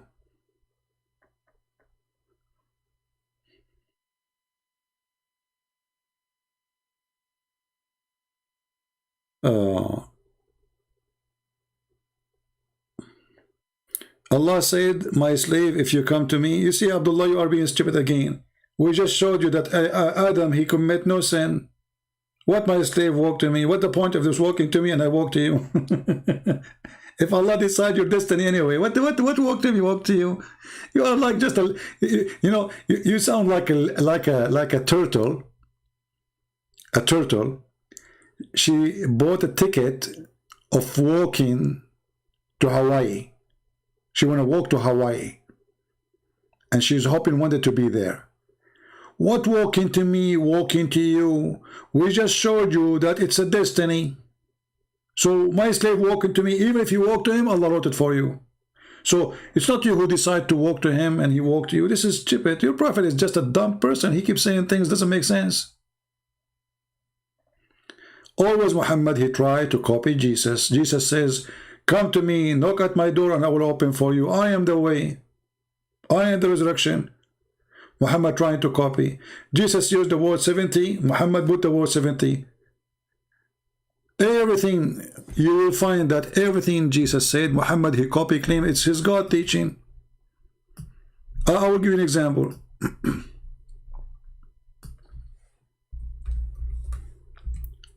Is that verse sound similar to you?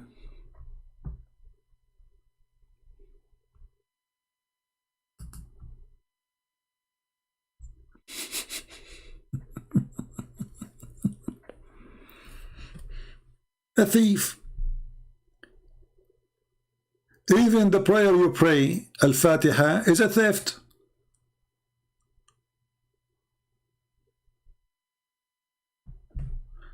Everything your religion has is a theft.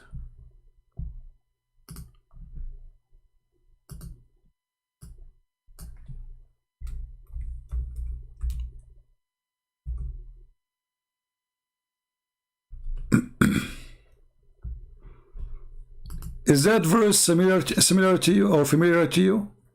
Did you see it somewhere before? Thief. Literally thief. This is Allah saying that?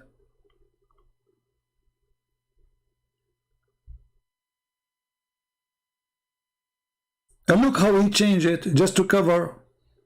He take the idea, he adds his own stupid spice, and he put it in his book.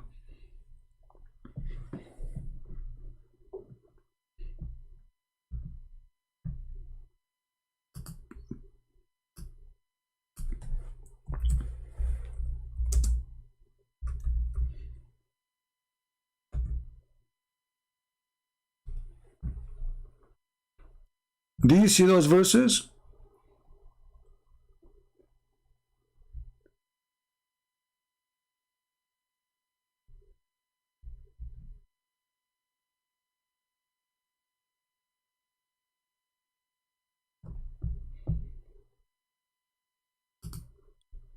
Does it ring a bell for you?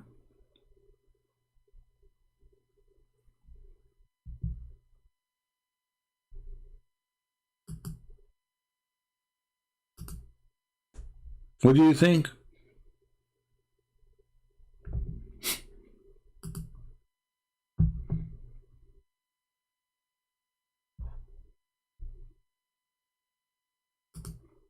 What do you think?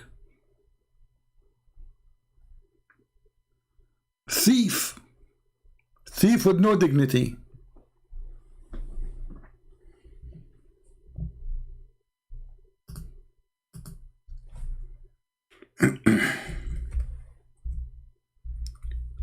And we can show you tons of verses, endless numbers.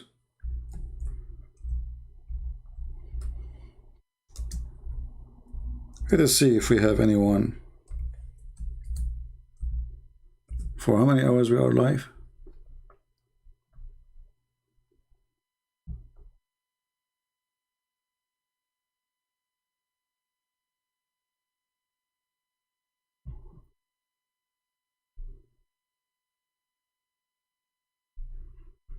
Let us see.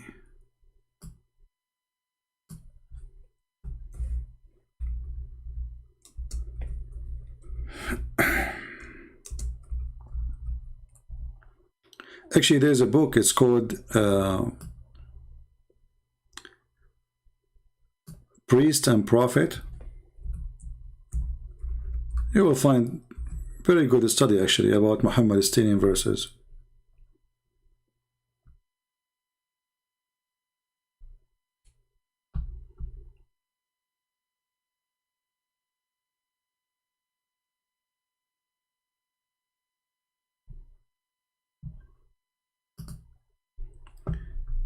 Do we have any Abdul? No, GB1, we are not censoring you. We are asking you to call us. You are a stupid donkey. Secondly, you stupid, as long you are saying there is a priest. So how you stupid prophet, he said to the priest, bring your kids and I bring my kids. Bring your wives, I bring my wives. This is telling us that your prophet, he never met Christians. They are priests who have kids and they have wives. And actually not only priests, they are monks. Monks. Stupid religion. So we are asking you, if you want to talk to me, call me. Stop flooding the text so we can hear you and people laugh at you. Or laugh at me. Why you are being a coward? You are a coward. Like your prophet. When Muhammad, he said, he could not refute the Christians. He had nothing to say. He said, okay, Allah told me after this day, if anyone come to you to dispute concerning Jesus, tell them, okay, what tell them what? Come, let us call our sons and your sons, but Muhammad have no sons. Our women and your women, but those are monks. Ourself and yourself. Then invoke Allah to curse the one who is lying. This is the most stupid argument ever. If a Muslim, he call me and he say he believe in Allah, he's not lying. He believe in Allah. Do you see the stupidity? If a Christian saying to a Muslim, I believe in Jesus is God, he's not lying. This is belief. Now you want to say you believe in a lie, this is a different story. So the one who wrote the Quran is a donkey. Because if a Hindu, he says to me, I believe in RAMA, he's not lying. This is what he believes. So your stupid prophet, not only he's out of his mind, his stupidity is like a diarrhea. What kind of debate this debate is? Let us ask a God to curse the one who's lying. And what will happen next? Here we go. You ask Allah to curse the one who's lying. What happened? Did you win the debate? So, based on the stupid Muhammad stories, I should not be debating Muslims by showing them verses. They show me verses. We should make a scandal. He called me. He say, may Allah cut my nose if I'm lying. Your turn, Christian Prince. May Allah cut my toes if I'm lying. Your turn. May Allah cut my finger if I'm lying. This is debate? This is debate?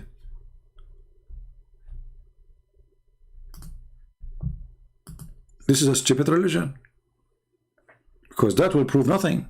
And, you know, if somebody is lying, then Allah will curse him because he asked Allah to curse him. Have you ever heard of a stupid thing like this? That's mean if I lie as much as I want and I never ask Allah to curse me, I'm fine. I mean, this guy is a certified donkey. Every word he say is a poo-poo. Based on this, the God of Islam will not punish you unless you ask him to punish you. So you can go lie as much as you want. Don't just don't ask Allah to punish you for lying. Stupid. And this is what the Muslims, they hate. They don't want you to talk about this. So they want to post a verse for you in the Bible so you can get away from showing how stupid Muhammad is. When a blind man come to Muhammad's house and then he ordered his wives to cover up,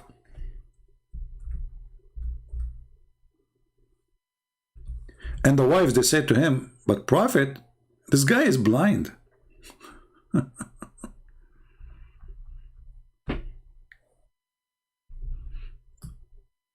He said, like what?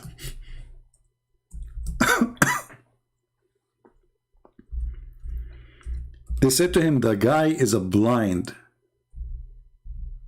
So why we need to cover up?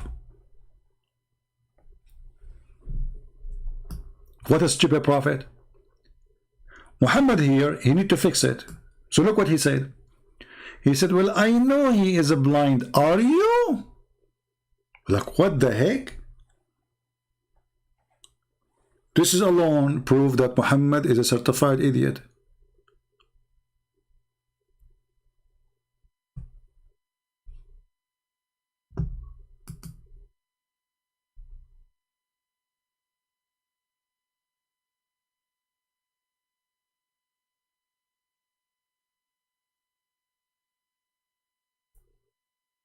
Because, okay, now they cover themselves. What happened?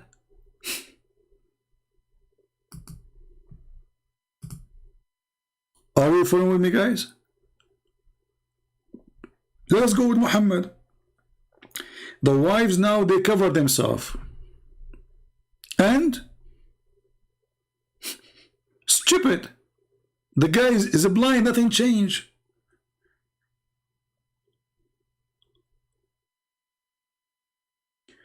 This is what Muslims, they hate. They want you to talk about philosophy as David Wood he do. Just talk about anything, just waste time, kill it. And then we claim that we have a debate, but don't show us this garbage. Because this is a proof that Muhammad is a stupid, literally. If a blind come into my house, and let us say my wife, she is wearing bikini. What a difference is going to make if she wear hijab or wearing bikini still? Stupidity. And now I order her to wear hijab, and he was not able to see her before, he can't see her after. So what the point? But because Muhammad is a stupid and he is so proud of himself, he don't want to know, he don't want to say, oh sorry, I forgot he is blind. You know? Oh sorry, yeah, he's blind, you're right. He don't want to say that. He's a coward. Is it brave enough to say I was wrong? He said, are you blind? But all of us, we knew that Muslim women, they can see people.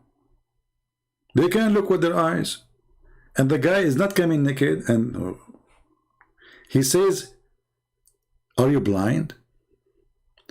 This is alone proof who is Muhammad.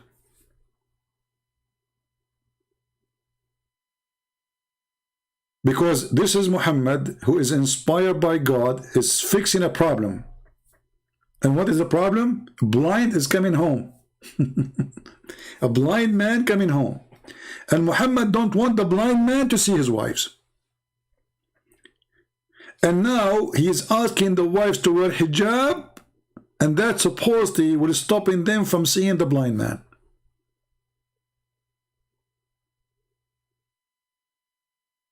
Are you there, Abdullah?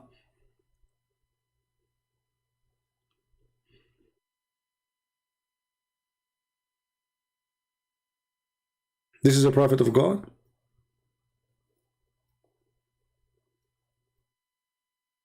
I know that he is a blind man. Are you blind too? So now Abdullah is a blind man, come to his house, he will order his wife to wear hijab. And she will say to him, why? The guy is blind. He will say, are you blind too? Why? Did she put the hijab over her eyes? What the hijab did exactly? Make her blind too? Do you want to make her blind? So now we have a blind who cannot see her, and we have a blind woman, she cannot see him. Yeah.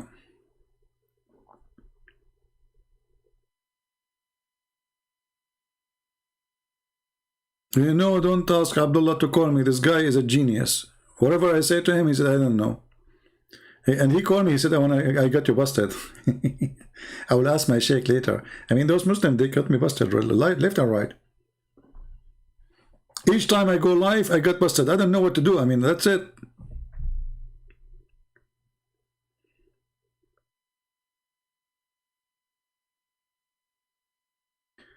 If the Dajjal is the enemy of Islam, does that, first of all, how the Dajjal is an enemy of Islam if he is the Antichrist?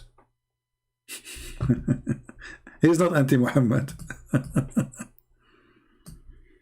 Again, Muhammad is a stupid idiot. He stole a story. The Christian, they are waiting for, you know, they believe that somebody is going to be Antichrist. Muhammad, he said, okay, let's add it to our books.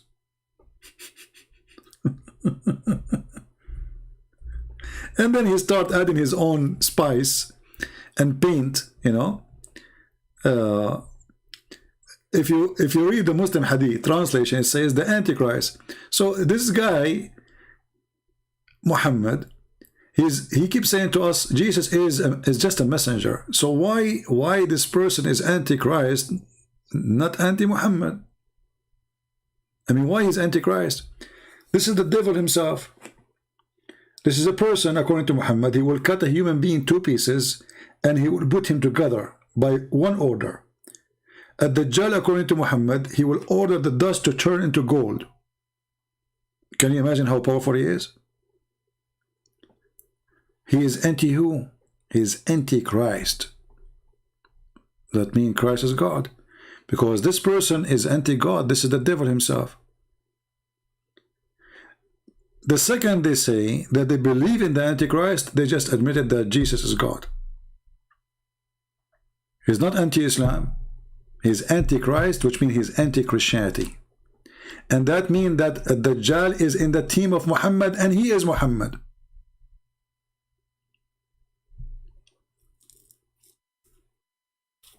Because at Dajjal and Muhammad, they have the same target. And not to forget to mention here, when Muhammad, he said that at Dajjal and Allah, they have the same look except one eye. That means Allah is a man too, because at Dajjal is a man.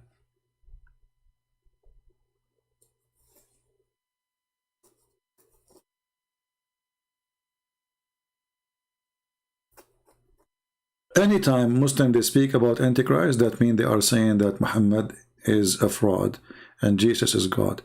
Why Shaitan? Satan is a challenging God. It's not challenging a human. Satan is very powerful. So when he is, and Muhammad described this person that he can even split the man, make him 2 pieces. I mean, who can do that? Cutting a man 2 pieces and putting him together in the spot right away by just making one word, saying one word. So this person is not a human being like everyone. He looks like a human being, but he is extremely powerful. He can turn the dirt into gold and silver. So when the Antichrist will come, he have one target, is a Christ.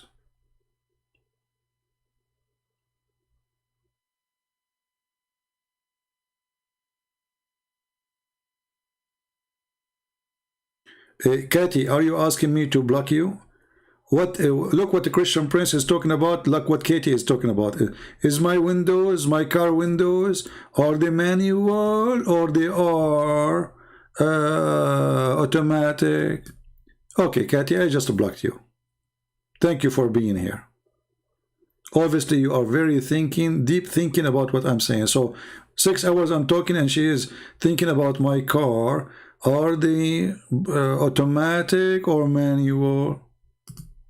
Lord have mercy. Thank God I'm single.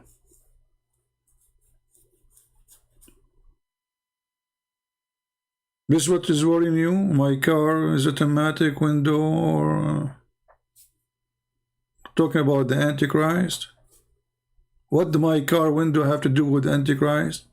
Is that connection for you? I think they are similar. I think the Antichrist will use a car like mine. There's a relation. Well, you have to block people. I mean, people, they drive you crazy.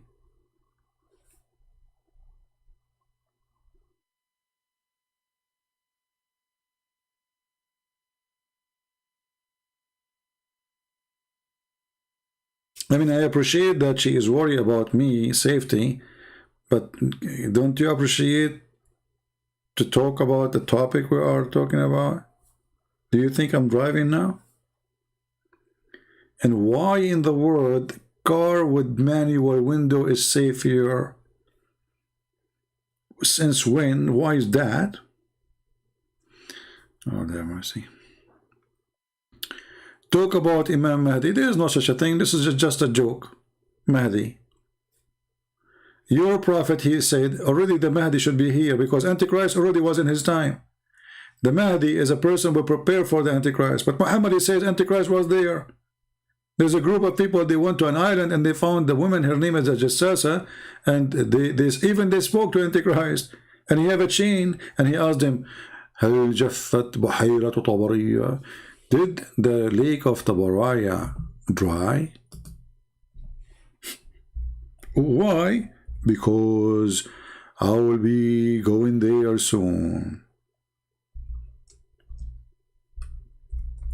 Stupidity.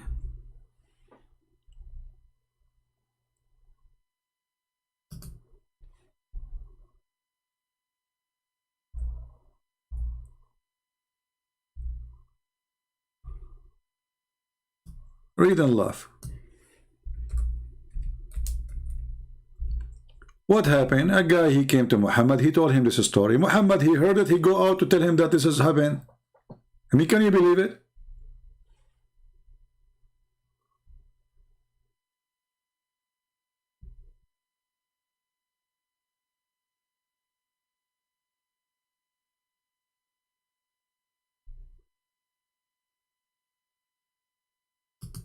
And actually, even here it says, Muhammad, where he learned this from? The Messenger of Allah, once he delayed his prayer, he delayed the prayer. Why?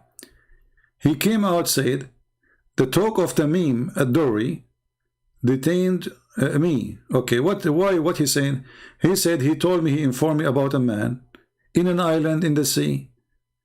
All of a sudden, he found a woman who was trailing hair, and he asked, who are you? She said, Jassasa. And then the rest of the story, and then they go and they meet the Antichrist. But it's a guy who just told him that. Muhammad, he take what the guy said and he start teaching it to the people. Can you believe his stupidity? I mean, it's a guy, it's not Allah told him. It's not Jibril told him. It's a guy visiting him. He was having dinner with him. Yeah, Jassasa, she is a female. She have a lot of hair.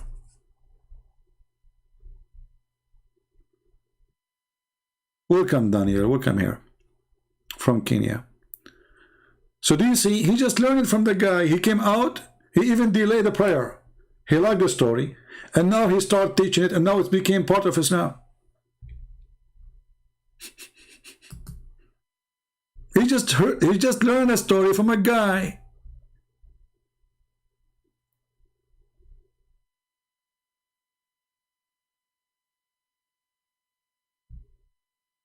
Look at this hadith here. Here you will see a whole form of the story. You will go crazy if you read it.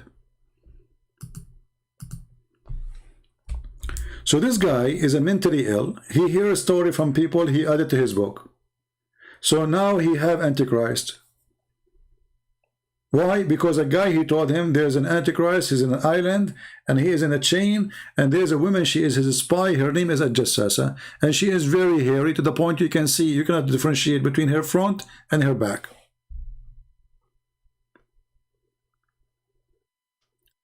The same story of Harut and Marut. You go to the Quran, you will find the Quran speaking about two angels, they came down to the earth.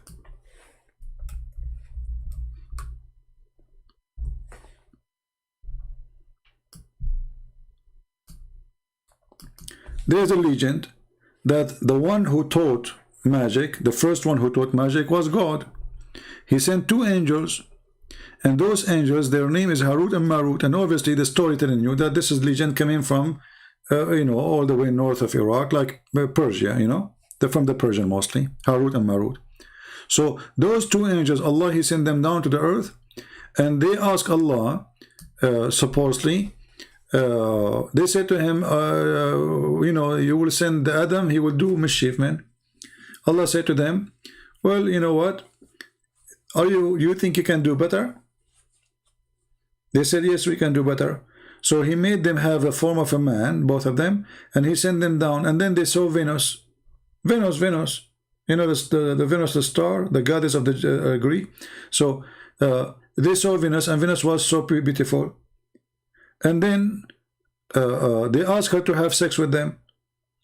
And then she told him, I will have sex with you if you tell me the password to go to Allah. Story.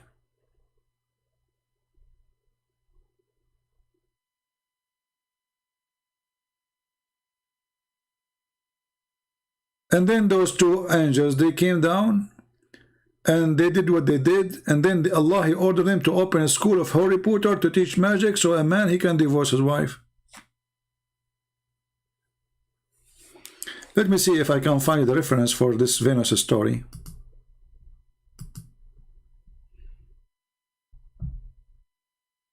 Madness.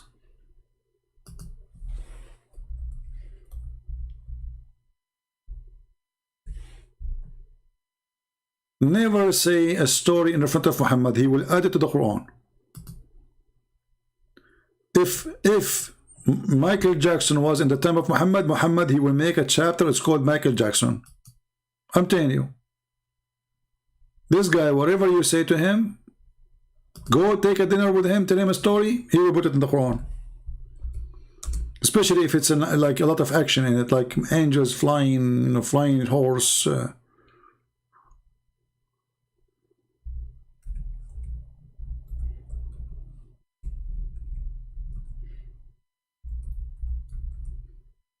Let's see if we can find the,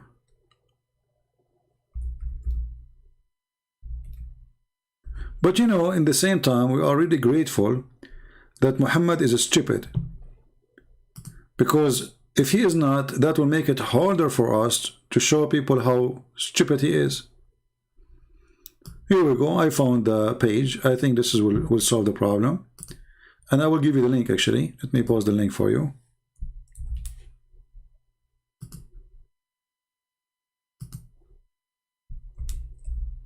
Open it, and then you will find that Allah, he sent two angels, Harut and Marut, and when they went to the earth, they found a girl. Her name is Venus or Az-Zahra. She is so beautiful, so sexy. When they saw her, they got so horny. They asked her to have sex with them, and then she said to them, in order to have sex with me, you have to do three things.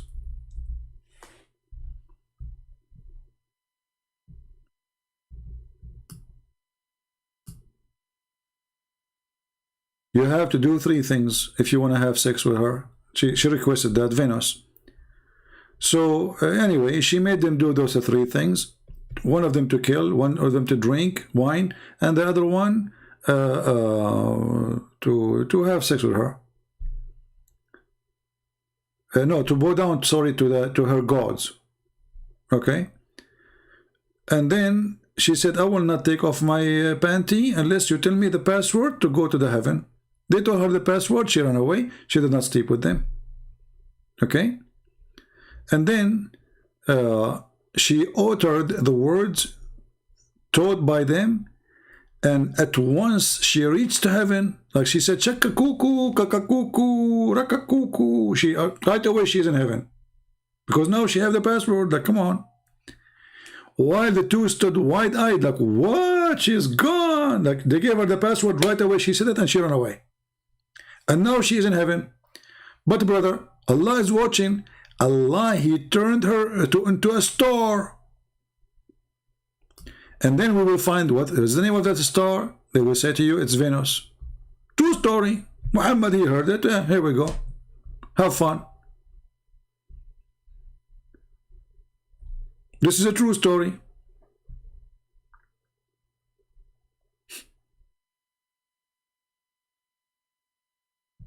Who can deny it? Anyone can. The funny Abdullah, he says to me, there's facts. Are you there, Abdullah, Mr. Facts? There's facts in Islam. Yeah, it's a fact. There's a Harry Potter story, and and Venus is, she is a star, and she was a woman. Yeah. This is, here we go. It says, even in their website, it says, the women into a star between two bracket Venus. Do you see it? I mean, they are not even ashamed to like hide it. Like, come on, people are laughing at you. So, that Allah metamorphosed the women into a star Venus. The Imam said, I seek protection of Allah from such a word, which because of angels are sinless, and they have been saved from disbelief and evils by the grace of Allah. True story.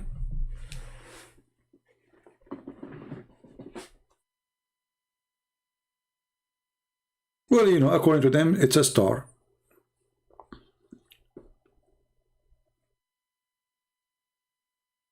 Can you convince Muslim that this is a fiction story? No way. This is a true story. Harut and Marut, it's a fact. It's proven by NASA. Who can deny this? It's absolutely true.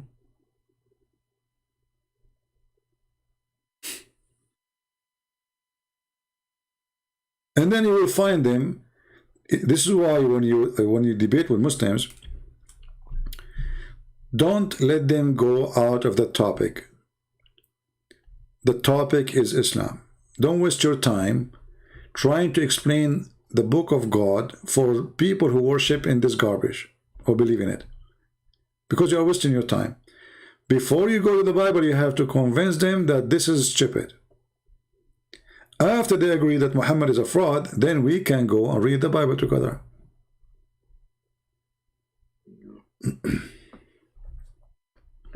You know, if you ask yourself what kind of God he opened a school to teach magic, what is that, man? God, he sent 2 angels to open a school, and what the magic will do will divorce the wife and the husband. What is that? Why you are being evil? God, he opened a school to teach magic so the man and the wife, they will fight. Who of you here is fighting with his wife lately? If you did fight with your wife, or if you are a lady, or you fought with your husband, give me one. Okay, don't give me one. This is private. If you have a fight with your husband because of Harut and Marut, he is the one who did that to you. He is the one who teach magic, so a man and the wife will fight. True story. You're not fighting with your husband maybe because the money is less, because he's not working, maybe he's lazy, maybe he's rude, maybe he's cheating on you. No. It's Harut and Marut. 99.99999999999 they divorce because of Harut and Marut, brother. Isn't it obvious? Proven. This is fact. Abdullah, are you there, Mr. Fact? Abdullah is Mr. Fact. He said there's many facts. Look at the fact. Harut and Marut open school of magic. That's a fact. Everybody knows. You know?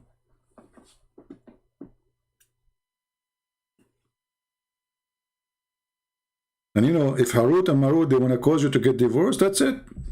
Don't even think that you can get away from that.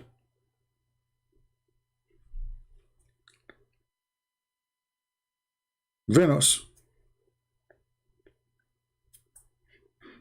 I remember there was a girl when we were in school. There's a girl, her name is Venus. And then when we did read this story, Harut and Marut, this poor girl, everybody started talking about her. Venus.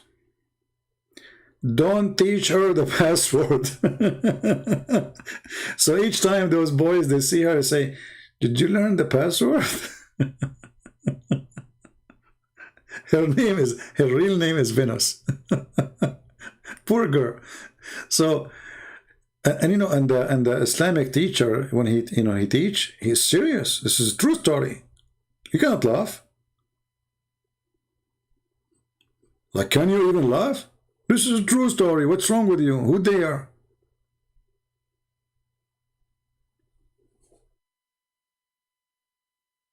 And always I was wondering, like, where Venus coming from? Where Venus coming from?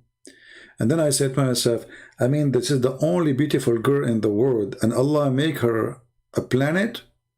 Look how lucky I am. Maybe this is the only girl, she can be good for me. But look now what happened. She became a planet. I mean, come on. Why you make her a planet? I mean, we cannot go there.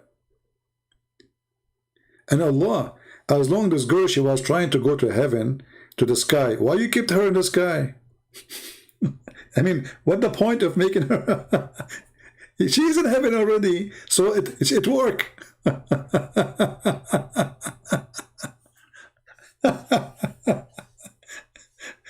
like you know, if he sent her down, I would say, okay, you know, her mission failed. She have a failure. But no, he kept her there.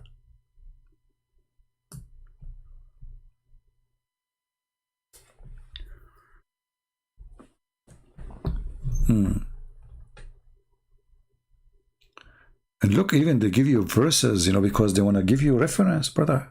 I mean, it's not like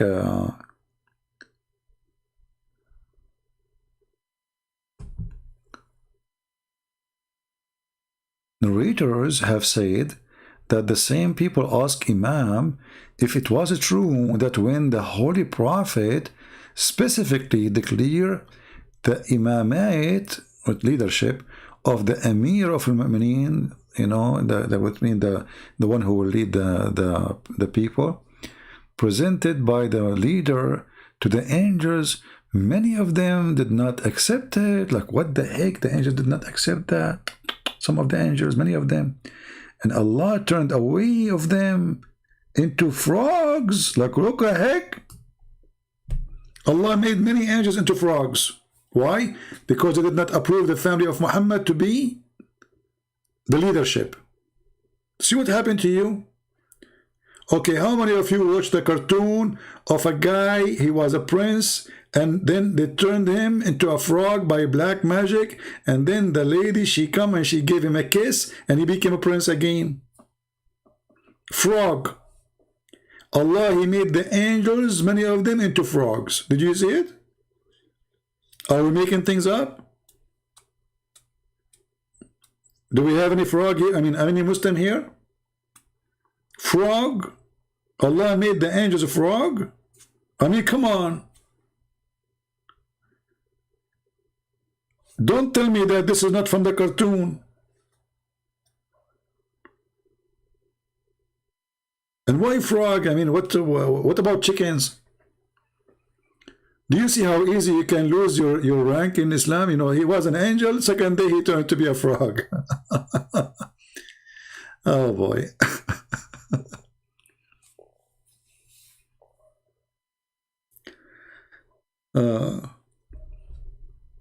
I better go soon. I'm getting tired.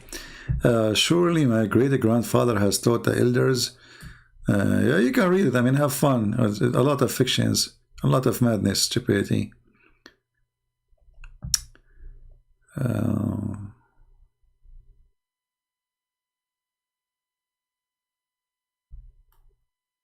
Guys, do you think if I go right now to sleep because I was against the Prophet of Allah, I will wake up in the morning as a frog? What do you think? I'm really afraid now. Should I go? I mean, should I ask Allah for forgiveness before he turned me into frog?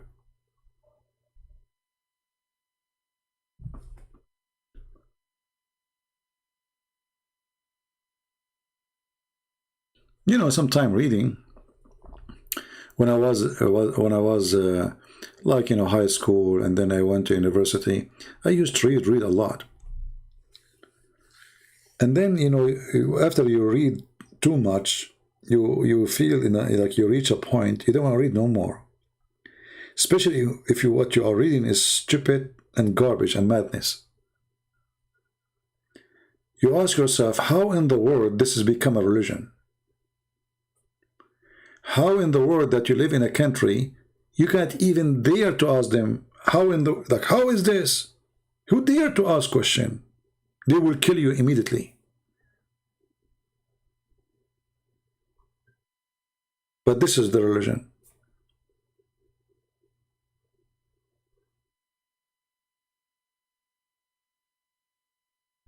Never oppose the Prophet of Allah.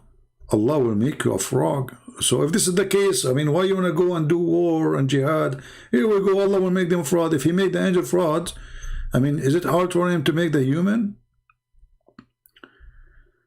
And you know, guys, do you think if I get the password and I go up to heaven and then Allah, he will make me a planet and I will meet with Venus there? I'm just thinking about it.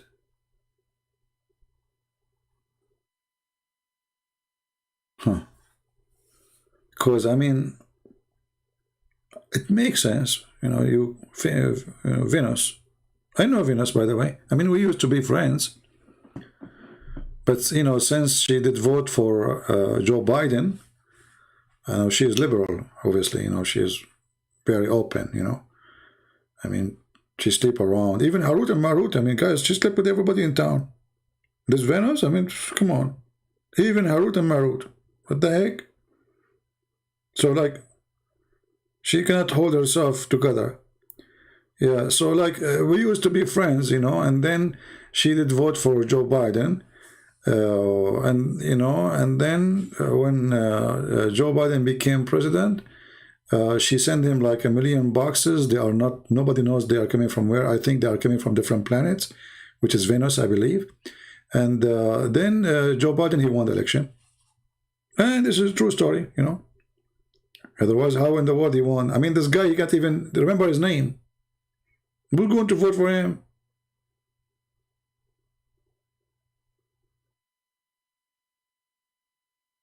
This guy, even he forgot the name of the guy he's talking to him. Like, you know, each time a TV host, he called him, he said to him, Mr. President, I'm Chris talking to you.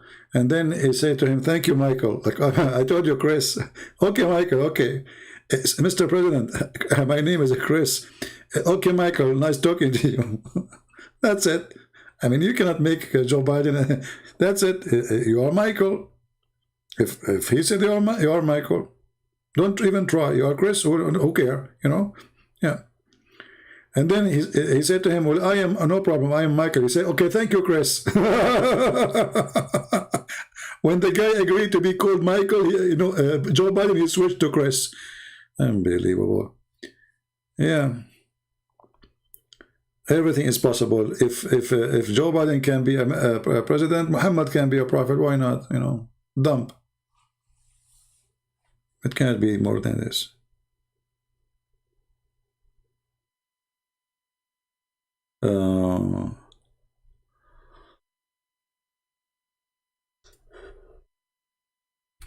I made a tea before I start. I did not even drink it.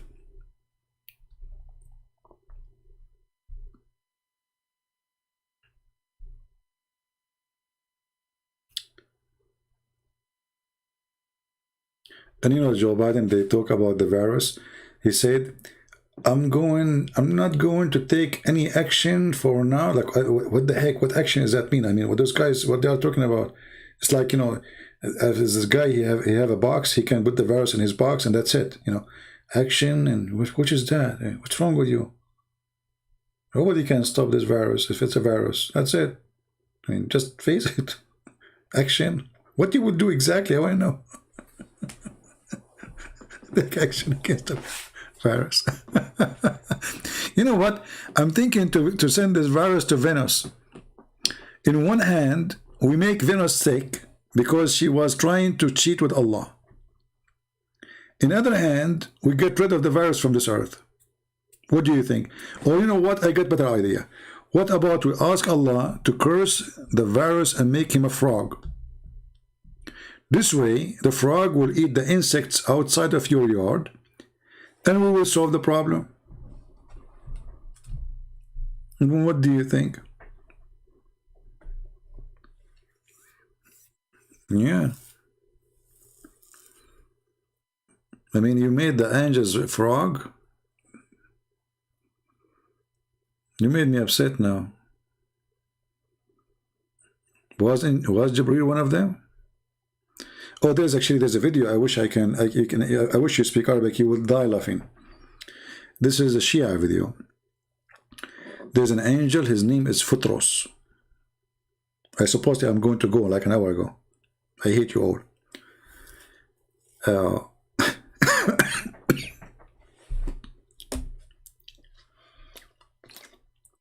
Lord have mercy. So this angel, Phutros, he disobeyed Allah once. So Allah, he put him in an island and he broke his wings. So imagine yourself now, you are an angel and Allah break your wings and put you in Hawaii. Okay? How sad. But then one day, actually, let me see if I can find the video. Hold on. I wish you speak Arabic. You literally, you will flip from your chair. Oh, not the women again. Come on. Oh boy. We forgot about them. Phutros. You know what? Let me see if I can find it in English. Angel Phutros. I don't think so, but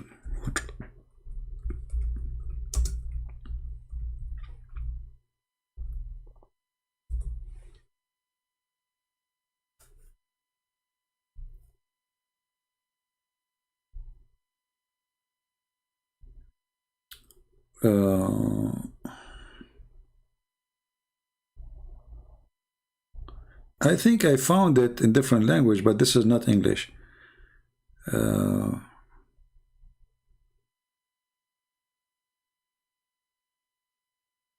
Okay, let's go to the Arabic then.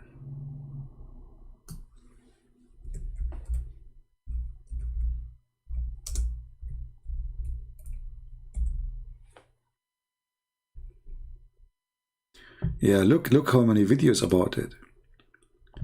If you listen, oh boy, you will. So anyway, this angel who Allah broke his wings and put him in an island, once he heard noise.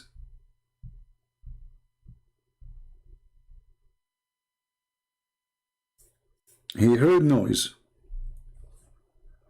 And he looked at the sky and he saw a group of angels flying. And then he said to the angels, "What happened? Why there is noise? Did the judgment day did come?" The angels answered, they said, "No! What are you talking about? Today is the Imam al-Hussein, he's born." Like, what the heck? The angel Phutros, who have broken wings, he moved his wings. Can I go? Can I go with you? They said, how you can go with us? And Allah, he punished you and broke your wings. If you listen to it in Arabic, you will flip upside down.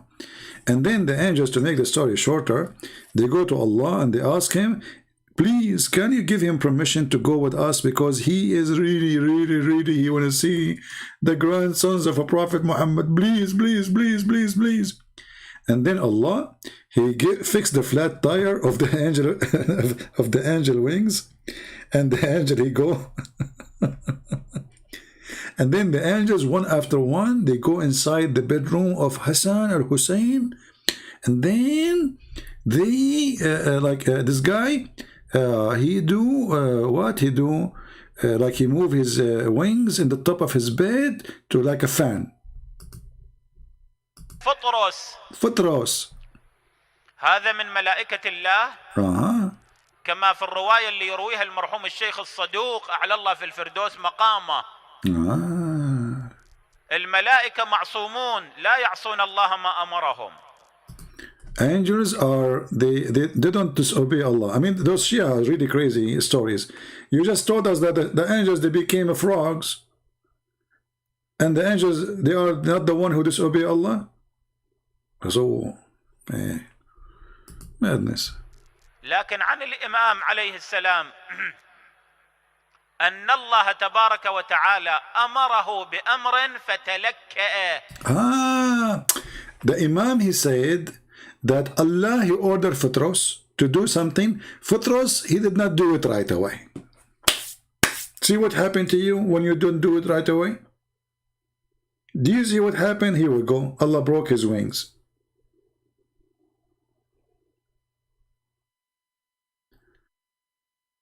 What the word liberal mean? Depend in what you meant by it. Liberal today is those who they are consider themselves they are liberated from rules. So liberals can be a positive word or can be a negative word. Depend who is the one who call himself a liberal. As an example, people they call themselves those people who support what is named Guevara. He is a liberator. In fact, he is a criminal. So don't mix things, together. The same word. Here we go. Muhammad, he called himself holy. Is he holy?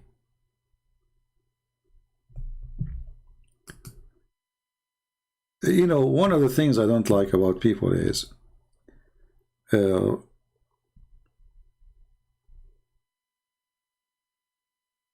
it's like, let us say you are a person who clean a car for somebody. And you spend like 3 hours, 4 hours cleaning the car. And then the guy, after you clean his car and give him the key, then he said to you, oh, there's a dust here. So the whole car is shiny, but he is looking for the dust. Some people, they are really looking for anything just to make a point, which is not a point. What the word liberal in the Bible have to do with liberals when we speak about politics today? Are you saying to me you do not know what liberal mean today? Is that what you are saying, Scott? So what that verse there have to do with what we are talking about? Can we compare between the verse there and Joe Biden and his party? I don't know. People are weird.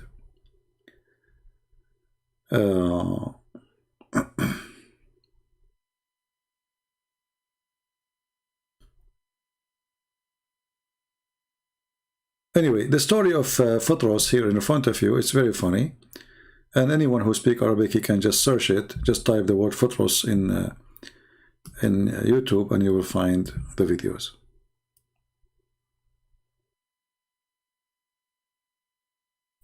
And by the way, Muhammad is very much liberated, because Muhammad is a person who he claimed that he is against adultery, but he promote adultery. He come with muta, temporary relationship, one night stand, even marriage does not exist in Islam. It's a sex contract. Right? Liberal today, they are against their own army. Every liberal, he hate the USA Army. This is telling you that they are perverted minded people. I mean, this is the army protect you. Why you hate it? There's a guy, his name is Mike Dice, I think. His Mike Dice, right? He asked them in Las Vegas, so I saw a video of him. He said to them, what do you think about painting the White House black? Because I think the White House, like the word White House, is racist. They agree. So, this is the liberals. So they call themselves liberal, but they are a bunch of stupid people. What the White House to have to do with racism? The house, the color of the outside is white. So what we call it? The orange house? So they, do you think we should color it black to make people happy? Dummy. I mean, this is the level of stupidity we reach into today. They are confused about their gender. They don't know if they have a penis or a vagina. They don't know if she could be a baby or not. They do not know if the problem, should we use the same bathroom or not the same bathroom? Stupid. Those are liberals. You are not liberated. You are being stupid now. You are under the influence of stupidity. Where is your sense as a human being? What the heck is that? But the most funny video of this Dice, when he asked them about the sons of Trump, they are hunting dinosaur. Man, I love it. I don't know what was the name of the video. the girl, the second he said to her, what do you think about the sons of children of Trump? They are hunting dinosaurs. Shouldn't they punish? They said, yeah, they should be punished. He said, because they are protected species. Actually, he did not even say dinosaur. He said a name from the cartoon. Liberals.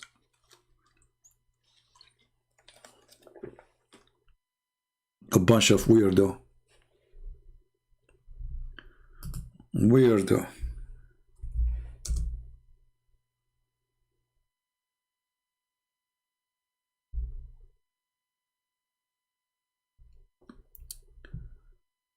Yeah, actually, I like this guy video. Sometimes it's good for entertainment, you know, like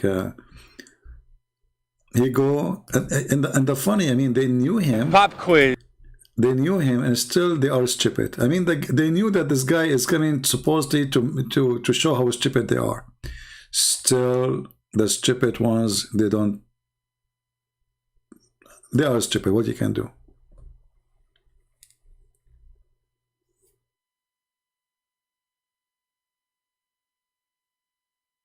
You know, once I was voting, not that for the last vote, I think the one before it. So there's a lady, you know, they ask you for your ID, etc. And she said, so you vote Republican? I said, yeah. She said, strange, you have like an accent, you know. Are you like an Middle Eastern Arab, you know? I said, yeah. She said, usually they vote for Democrat. I said, I'm not stupid. You should see her face. And honestly, by the way, if you are a Christian, and you are voting for Democrat, you are really a person who is fighting Christ, because this party present everything against Christianity. Everything. I'm not going to count for you. So a person, he claimed to be Christian and he vote for Democrat, he is fighting Christ, no question. It's not about politics. But how in the world somebody, he claimed to be Christian, support people who do abortion, kill babies? I mean, those people, they fight for animal right, but they want to kill babies. How you can be Christian and you do that? This is just a simple thing of many things. So a person who supports such a party and he claimed to be Christian, obviously he is not a Christian.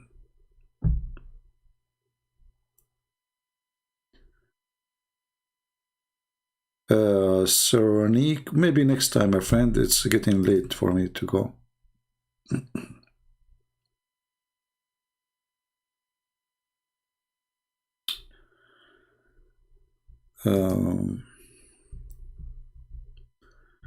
From the first time, you know, like from the beginning, I noticed that this party, they told me that this party stands for immigrant. You are an immigrant.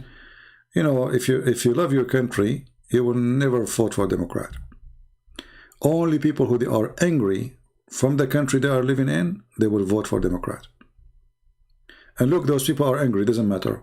They are now in charge. They are angry. It doesn't matter who is in charge. They are angry.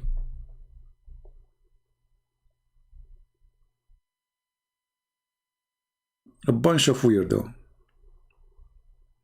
But anyway, if you go and watch this guy video, I like his videos. He's smart, and I mean, he come with ideas really good.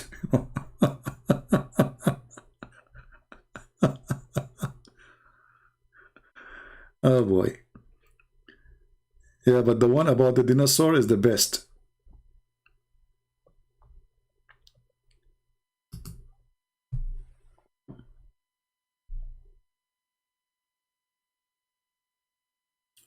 See, it's not just about moral. I mean, okay, how you defend animal rights, and then you want to kill babies. What is that? Those people, they are against using rats in the laboratory to test a virus for the vaccine. But they are the same people, they want to kill babies. So the whole idea is, I want to live as a selfish person, and we make a gang just to serve me to be God in this earth. The interest is me, and my political party want to support me to be me, and me, whatever I want to be, I will be. There's no limit. The same people who say this idea is the same one. If you try to be you, they are against you, which means if you are a Christian says this is wrong, they will not allow you. They will be upset. You see the hypocrisy? Freedom of speech is granted for everybody as long as he is from their party. The second you say something, they say Islamophobia, homophobia, babophobia. Just say anything. It's a very sick party. I mean, it's really sick. I mean, the poor Trump, even though there's many things he did I did not like, they accuse him to be a spy to the Russian. It turned to be all of it is a lie. The Russian make him win. The Russian contact with him. And then we find that Hillary Clinton is the one who hired Russia to corrupt the election. So, all the drama about Trump, for sure he is working with the Russian, CNN, CBC, NBC, but CCC, you know, it turned to be all of it is a fraud. Thousands of hours on TV, hundreds of millions of dollars spent for this propaganda. It turned to be all of it false. Do they apologize? No. No dignity. No dignity.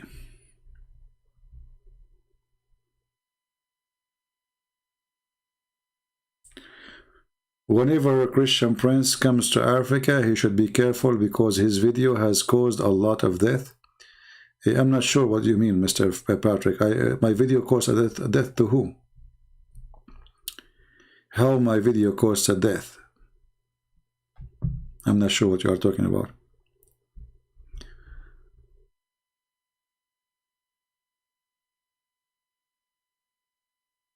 Anyway, as the Chinese, they say, he lived as a donkey, he never came back as a horse.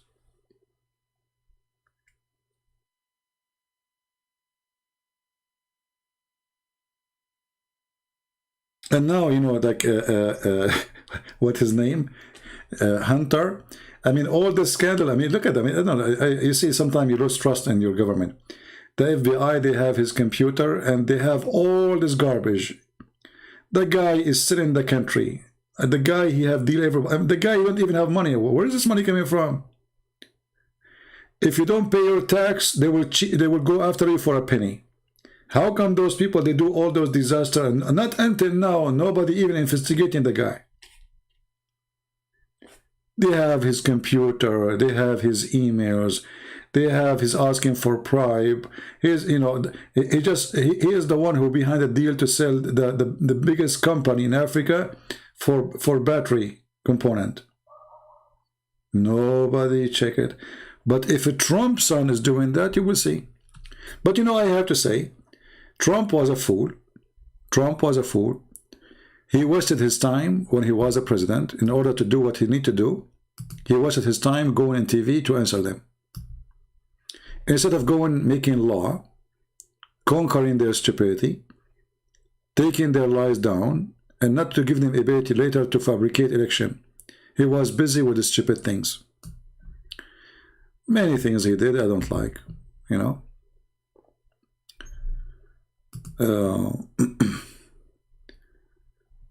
I hope the coming election we will not have Biden again, but as long as they are in charge, I think if they were able to make it happen once, they will make it happen twice.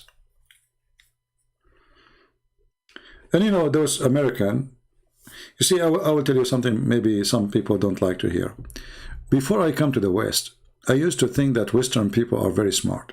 And the reason I think that, I mean, look at European, they have advanced countries, look at the American, you know. So in your mind, you think that those are very educated people. When you come to America, you notice that education is not there, sadly. Americans are the last one to be called educated. They have no idea. Fox News, CNN is the education of the American. and both of them they lie. Both of them. Fox News, when they heard that Trump is going to lose election, they betray him in one day. Suddenly, Trump is not important. Then, after some time, Fox News noticed that Trump still he is very popular. Suddenly, they switched to support Trump again. Why? They said to themselves, oh, look like Trump is going to come back. So never trust those media. I mean, I could not believe it that Fox News, in the time of the election, they were the first one to announce Biden as a president.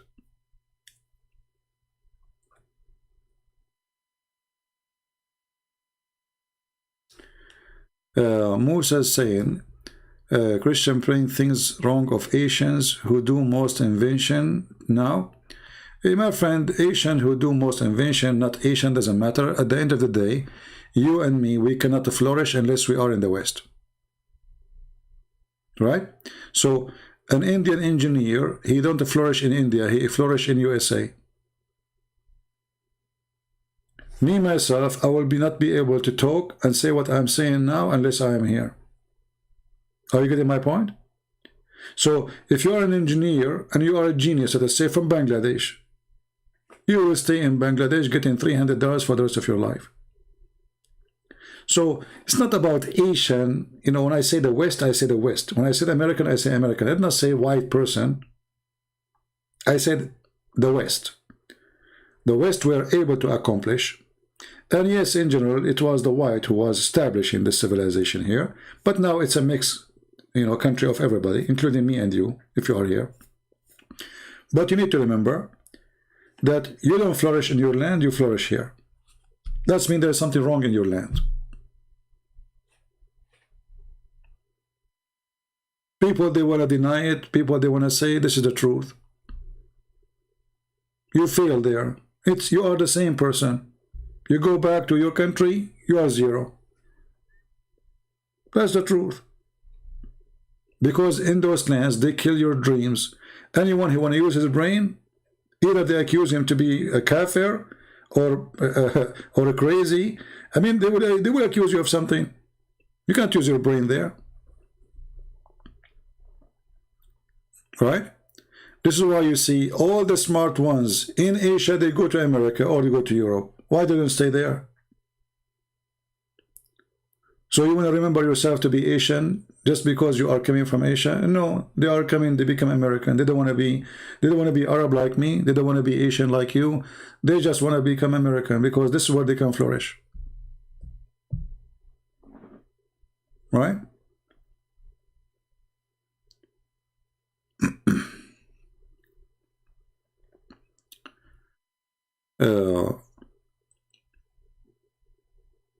The guy who is the owner of Telegram, you know, he just got the citizenship of France. Well, he's a Russian. He's still Russian. There's a place where someone can flourish and can be something big deal. All right?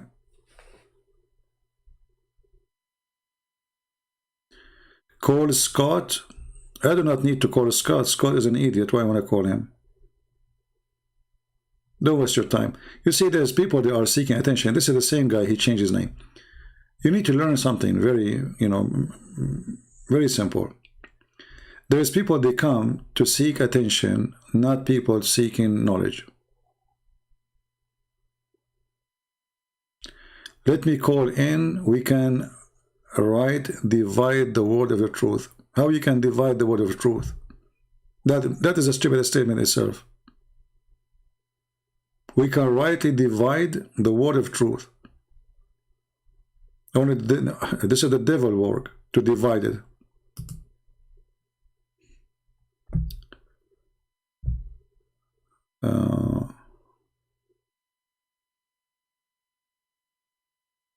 Anyway, some people, they seek attention. And you know, Scott, he just compared the word liberal. He went to the Bible website, searched for the word liberal, he come with liberal. That's it. This is what liberal is. All right? Scott here, I don't want to insult, but he remind me of the Arab guy, my cousin.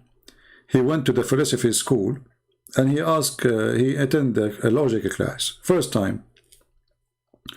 So he asked the teacher, what logic is? The teacher, he said, okay, well, logic is to know something through something else. My cousin said to him, like what? He said, okay, I will ask you a question. Do you have a rope at home? My cousin said, yes. The teacher, he said, as long as you have a rope, that means you have a dog. My cousin said, yes. He said, as long as you have a rope and you have a dog, that means you have a garden. My cousin said, wow, yeah. He said, as long as you have a rope, you have a garden, that means you have a nice house, villa, with yard. I said, yeah, wow. He said, as long as you have a rope and you have a dog, you have a chain, sorry, you have a chain, and you have a dog and you have a garden, your house is a villa. Will somebody have to take care of this house? And that is your mother. He said, yeah, true. He said, as long as you have a chain and you have a garden and you have a dog and you have a big villa and your mother is taking care of all this house, that means your mother is a good woman. My cousin was like, wow, that's amazing. So the teacher says, see, I just asked you if you have a chain. And from that chain, we were able to know that your mother is a good woman. So my cousin, he learned philosophy now like Scott. He went to the street. He asked the first guy in the street, asked him, do you have a chain? The guy, he said, no. He said, your mother is a whore. That is a Scott. Because a Scott, he learned that the one who have a chain is the one who his mother is good. If you don't have a chain, your mother is a whore. So you will meet those people everywhere, seeking attention, saying foolishness, and the more foolish you are, the more shiny you are these days. So Scott will call me and he will ask me, do you have a chain?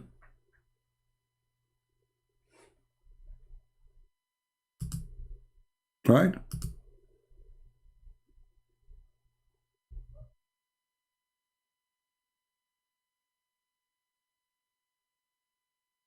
Get out of here, Scott. You are not welcome here. You are just a stupid idiot.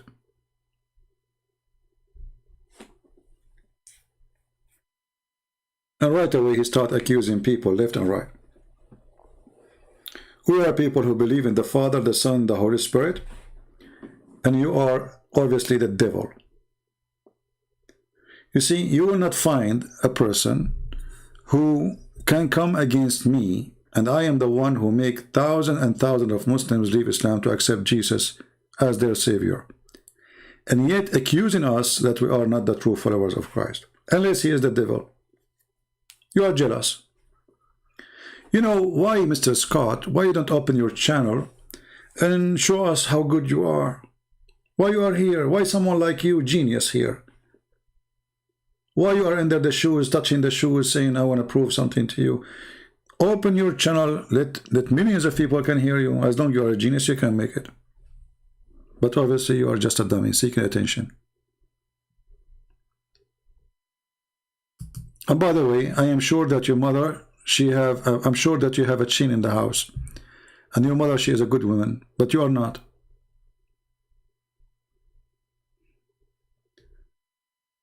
If there is a punishment for rapists in the Quran, no.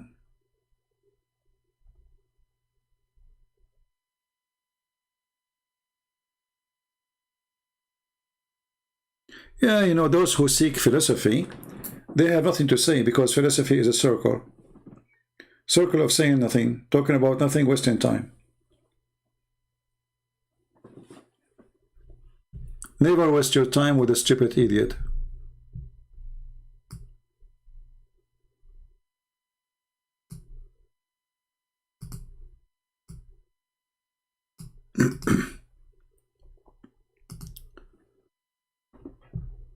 You know, when you spend many years debating people, you come to a very simple conclusion. There's people debate you, and they are smart, and the debate purpose is not I prove them wrong or they prove me wrong. They want to know the truth. Those are the smart ones. And there's people who debate you just for the sake of debate, which means it's just to speak and talk and say nothing. You know, he like it's like a Greek debate. Do you want to debate me that debating is wrong? Which means anything can be a point of debate, and the purpose is not debating. The purpose is fun of using the words. Let us say practicing using words with thinking, but the purpose is not finding a truth. Truth is not really important for them.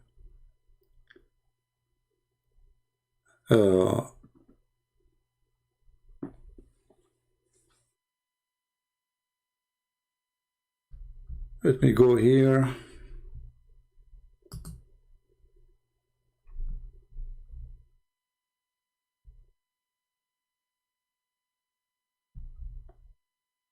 Let us see here some.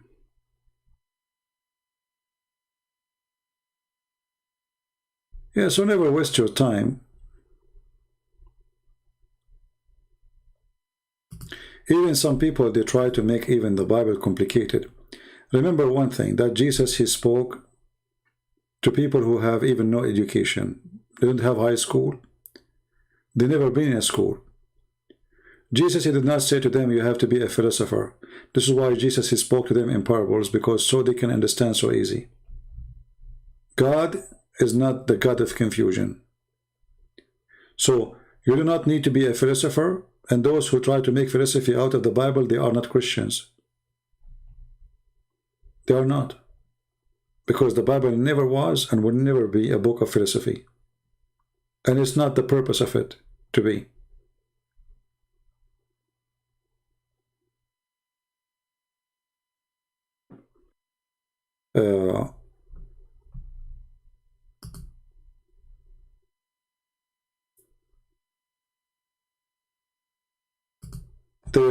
There's a kind of a club in the old days they used to have, like let us say people who they have anger, like now they do anger management, but this anger management is different. People, they go and they shout in their debate, which means you debate but you have to shout, and when you shout, that will help you to take your anger from whatever causing you to be angry. So by the end of shouting and debating, shouting, you go out like a balloon, lost all the gas. You have nothing to shout about no more. So you go back to normal, and now you feel better. Some people, they have some anger problem in their life, and they need a place to shout. And they seek attention. Because if they don't seek attention and attention doesn't come, they are in pain.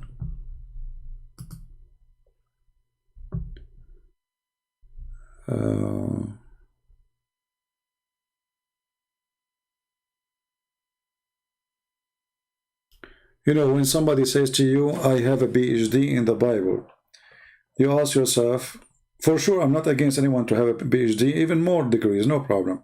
That is even good. But do I have to be Christian? Like, am I Christian now if I don't have a PhD then? Was Peter a person of PhD? Was Paul? Was any of them? They have a PhD? When Philip, he said to Jesus, show us the Father and that's it. This is a person who is with him all the time. Show us the Father and that's it. Jesus said to him, I am with you all this time and you do not know me.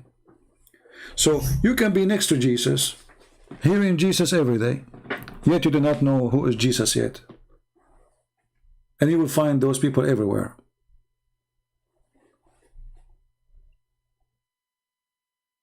But doesn't make you bad, by the way, if you do not notice who is Jesus yet. Because a moment will come, like this person, Philip, he asked him, show us the Father. Doesn't make him bad. But this is a kind of a human thinking. How a human he think usually. There's people who knows who is Jesus already. They don't ask this question. They did not say to Jesus, show us the Father. There's a person who want to see the nails in the hands of Jesus. There's a person who believes without seeing them.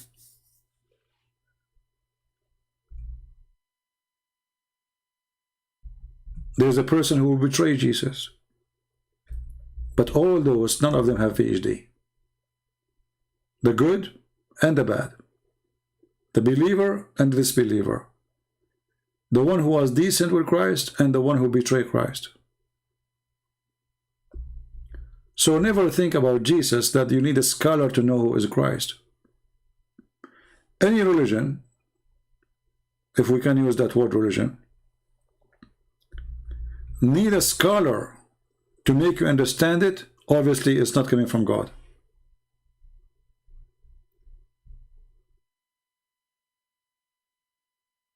Because God did not and should not be speaking to scholars, because scholars one day they used to be zero like me and you. How they become scholars? So if the scholar will not exist, and his existence is the proof of him to be a believer, that means this scholar himself was not a believer until he became a scholar. And this is now philosophy, stupid philosophy. Jesus, he said to the guy who is next to him in the cross, today you will be with me in heaven. This guy, he did not attend Jesus' classroom. He did not follow Jesus. He did not learn from Jesus. He just believed in Jesus. He said to him, today you will be with me. So learn from that it doesn't matter who you are. It doesn't matter how much you understand. Christ is very simple. I am the way. I am the truth. We do not need somebody to explain to us what the word liberal mean. Because Jesus, he liberates us from our sin. He liberates us from worshipping ourselves. This is why he said, I was hungry and you feed me. I was sick and you take care of me. I was a prisoner and you visited me, etc. They said to him, when we did that to you, Lord? He says, when you do it to my brothers, you did it to me. So with the Christ, you do not need to be a philosopher. You need to be human. We do not need somebody to give us a philosophy class about what is right, what's wrong. For Jesus taught us very simple way. He said, this is what the book is to wish to others what to wish yourself. Do I need a scholar to understand that? This is why Christ is beautiful and his teaching is amazing. Because you can be a philosopher and you can be a person of a PhD and you can be a farmer, still all of them, they got the same point.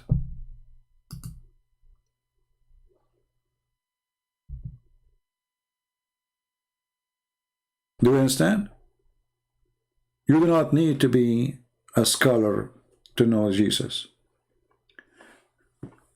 Maybe I need to study the history in order to understand some stories in the Bible, because it have to do with history. But if I understand them or not, that won't change anything. Because all the Bible is just about Jesus. Understand Jesus, you understand everything. The rest is not important. You see, if I do not know anything about David, let us say David, is that going to affect my faith? No.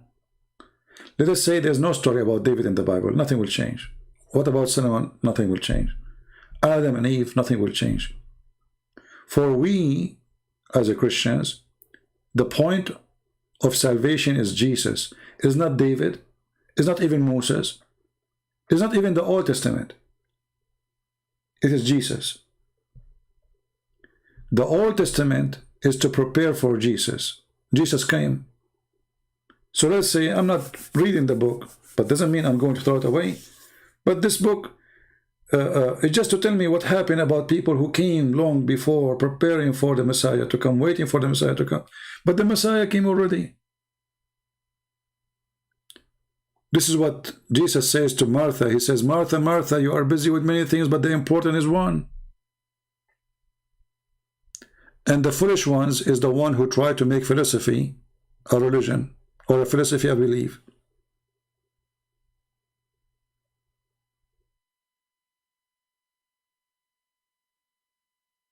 Christ is very simple. And this is one of the most beautiful thing about him. When he spoke in parables, they said to him, why you are doing that? You know, but it's obvious, so people they might understand.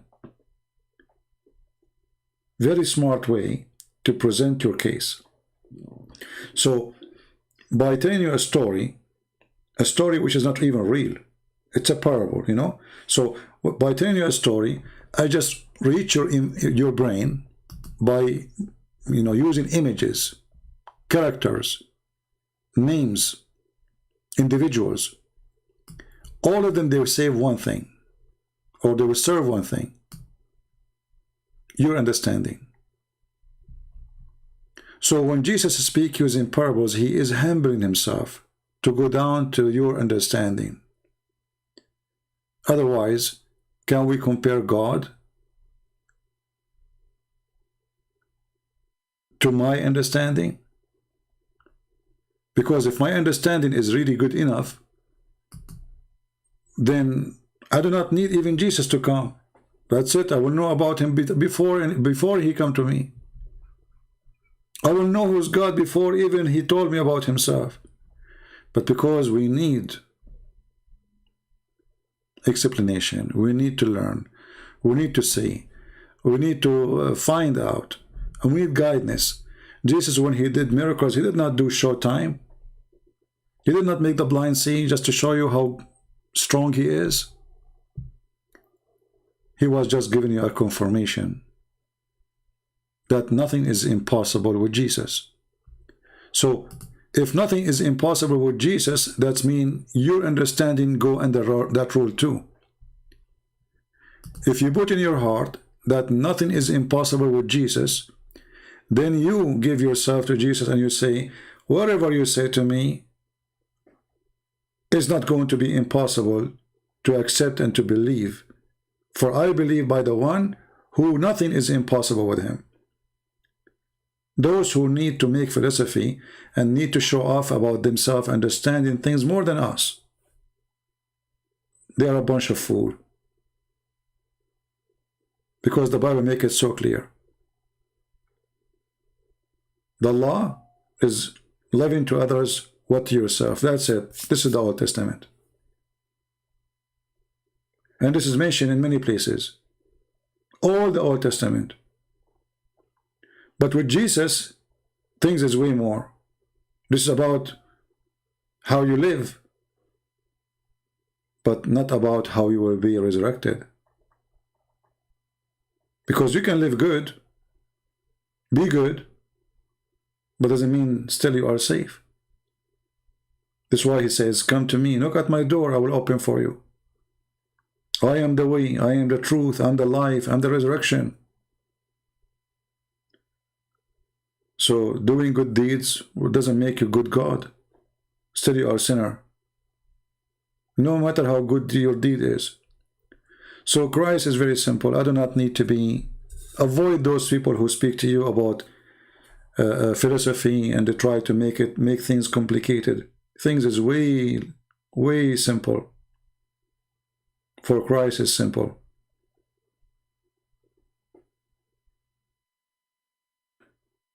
If you go and see, search in the... We don't have much time, almost 8 hours, because YouTube will shut us down when we have 8 hours complete. I don't know, I have to hide this video now because we have this dancers, we have to cut them off.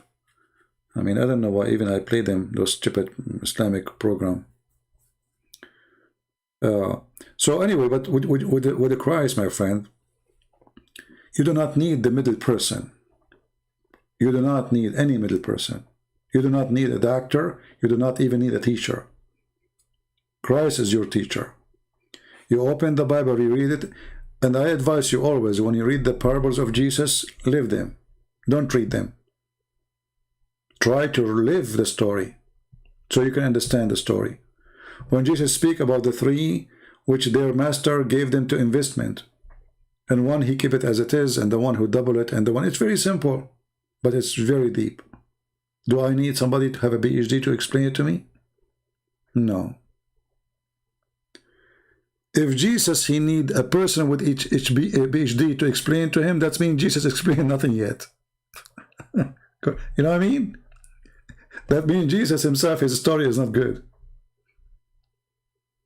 And the most deep book, which we would say it can be a little bit complicated, is the Revelation. But this is exist in such a way because it's revelation. It's something will happen in the future, which means when those things happen, we will see them.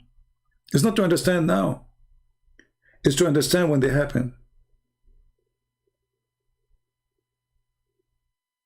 So people, they try to solve them now because simply they don't understand that this book is called Book of Revelation, of things will happen in the future. So when the future become now, then you will understand them, not before that.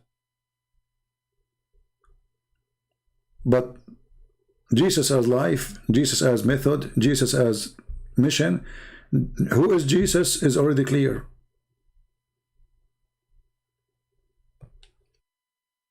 Don't listen to those fools who try to fool you. You will find a lot of them in the street, like Jehovah's Witnesses. Anyway, I want to say thank you guys for being here. Maybe I will hide this video until I cut it. Cut the bad part of it about this, you know. Yeah, but we don't want people to copy the whole thing with those dancers, you know. For me, I don't care really. I mean, it's the reality. But it's not, I don't like to be part of the video, and we are talking about Jesus now, you know. Garbage. What do you expect? You know, we are not talking about the Bible only. But speaking about Jesus on such a channel is not a good thing. You know, we cannot put darkness, filth, and madness with his holiness. It doesn't match. Wrong place, right? We spoke before about making a channel to teach the Bible. But remember, if we do that, we will get idiots like this guy Scott. He will get Jehovah's Witnesses. He will get all of those things. So I'm thinking if I open that channel, we will make it kind of a private. Or let us say people who join the chat, we will find a way to make a chat that only us, and we will leave it in YouTube. So we will make a different program for the chat so people can ask questions, and we go on YouTube in the same time. So we don't get people to disturb me, because, you know, for me, you know me by now, I cannot see somebody saying something stupid and I can avoid it. And that will take us away from our topic. And those people, they will love to take us away from our topic. And I don't want to be talking about the Bible and then suddenly I will find myself speaking to Abdul about vagina. You know what I mean? If I open a channel about the Bible, I want to keep it clean. And the only way to keep it clean is not to allow such a person to intervene and take me out of my direction.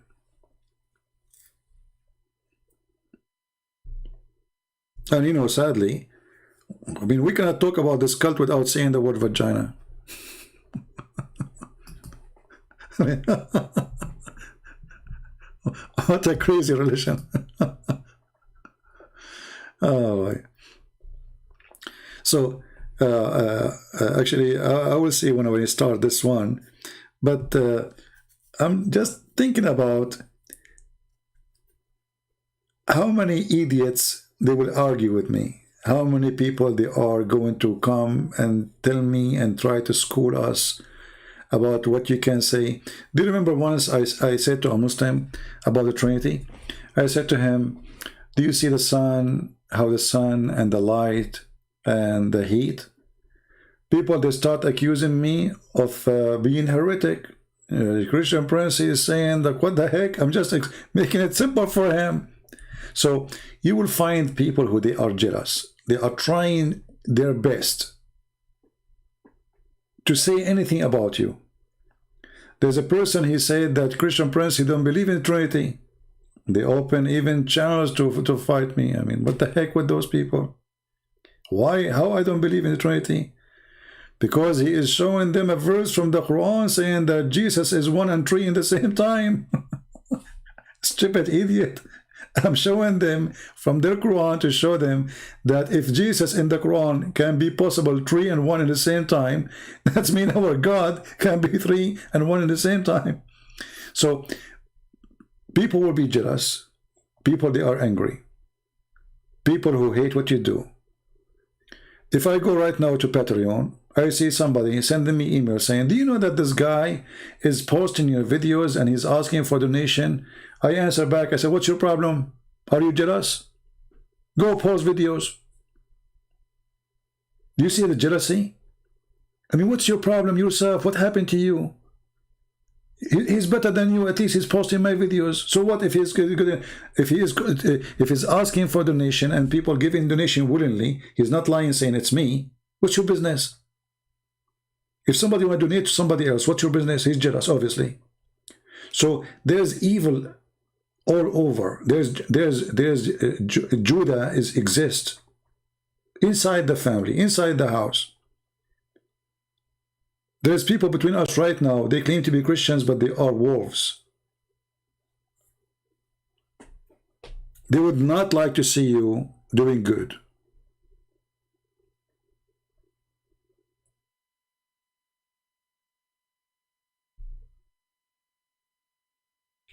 Sometimes people even don't think.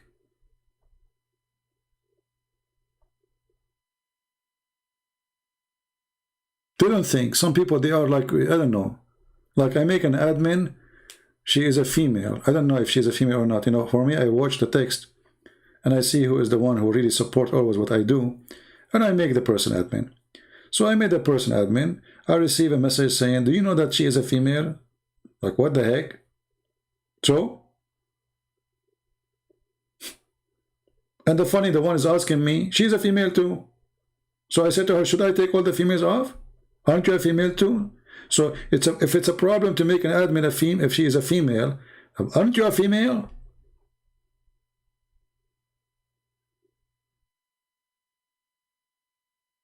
So sometimes jealousy, sometimes they want to be the only one maybe in charge. Sometimes they don't want anyone to be there except themselves. I don't know how people think. So what if she is a female? What's my business? I need an admin. I do not need women to give babies. Add me in the chat. We're not doing adult breastfeeding here.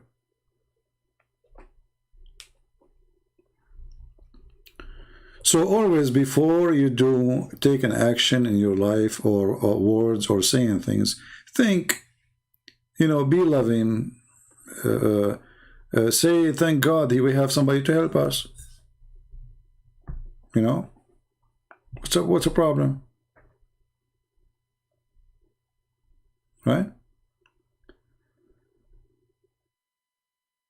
Yeah, but there's a good jealousy and there's a bad jealousy, right? So if we have a good-hearted, then we should not be upset if somebody else being successful. Do we agree? That, you know, if you don't like somebody to be successful, that means you are not a good person. That means there's something wrong with you. That means you do not know Christ yet. I can be jealous. Let us say there's a person who was able to make 1,000 Muslim Christians in 1 month. Let us say I make only 100. I will be jealous. That's a good jealousy. But not jealous because I want to fight him. No, I want to compete to do the good work. The Lord, He gave 3 servants investment. They are equal investment. One of us was able to make it 2, twice more. One of us, he was able to make it 3 times more. The one who is making it 2 and 3, they are good. They are doing good.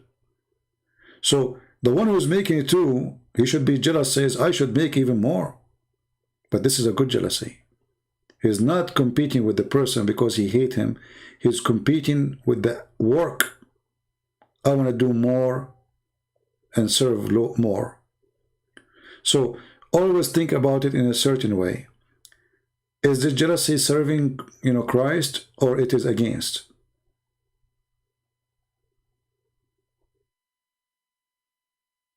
And by the way, if somebody speak, let us say, negative about me, I mean, I don't think there's nothing wrong with that. You can say that, especially if it's true. Like, you know, when people say, Sam Shamoun, he don't have patience. Sam Shamoun, he agree, I don't have patience. Right? It's true. That's not being negative. That's saying, stating a fact. When I say David Wood is not good in debate, but he's good in making short videos, it's a fact.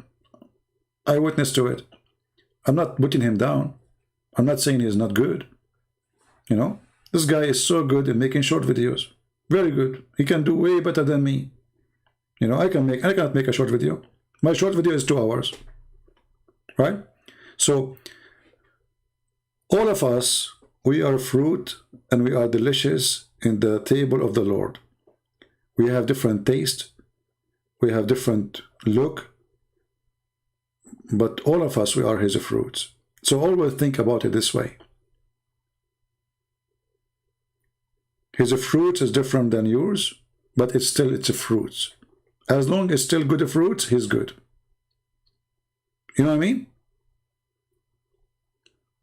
The question is our fruit is good? The Lord, he said, from their fruits you shall know them. So the one who do good fruits is good. And if I say to my brother, you are not doing good in here, I'm not saying he is not good. I'm saying here you are not doing good, which means try to fix it, work hard on yourself. And you can say that to me too. You know? It's true that I am an Arab. I get upset. We don't like people to say to us, "Oh no, you are wrong." Yeah. 1 hour short video. I don't think I can make an hour one short video. Actually, I can do if I don't go live. So I can make a video because the chat is the one who make me stay long. You know that, right? And you know, ideas bring other idea and etc. So if I want to go short video, I can make a short video, but I have to disable the chat. As long as I have the chat running, that mission is impossible. Right?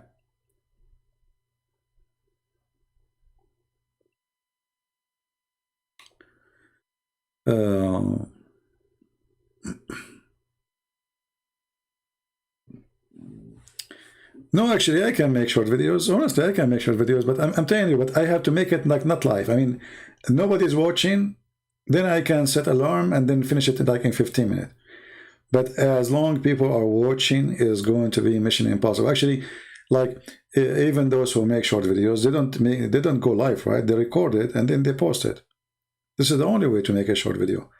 Because the second somebody says to you in the chat, and you will notice actually, if I say now, okay guys, I'm leaving, you will see most of them, they say something right away. I mean, I just said goodbye, God bless you, bye-bye. He says something and then I find myself, I have to refute it.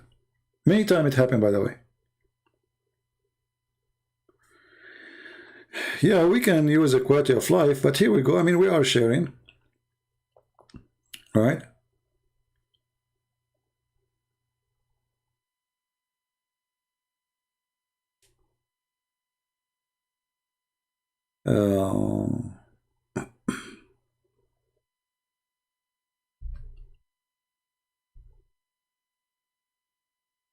Yeah, actually, I have to agree. I mean, David Wood is very good in short videos. He is straight to the point. He put things in, together in a very nice way, And at the same time, because, I do not need to tell you that his English is way better than mine. So he can explain such a short video in a faster way, let's say, For me, I think there's a problem because I have too much information. So if I want to cover a point, I don't, let us say, stop with few points. I have like a flood of information. And that is making it really maybe mission impossible. If I know little, then I will say the little and bye-bye. But because I do not know little, then how I'm going to make a short video with little information? I never used Discord. I opened an account once, but I did not like it. It's weird. People start talking, I do not know where. You do not know who's talking in the mic. Very weird program.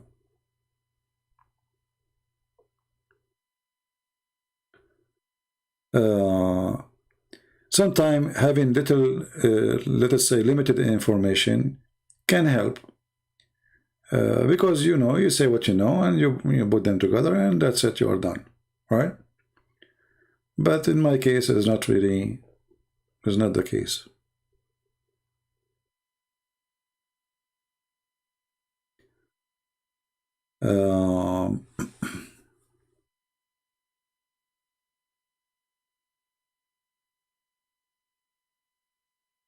Okay, if a husband leave Islam and accept Jesus and his wife chose to stay in Islam, what happened next? Are they divorced and now according to the Bible or what? No, according to the Bible, because in the time of Christ, in the time, you know, of even after the disciples, sorry, there's many people who used to be pagans and they accepted Jesus.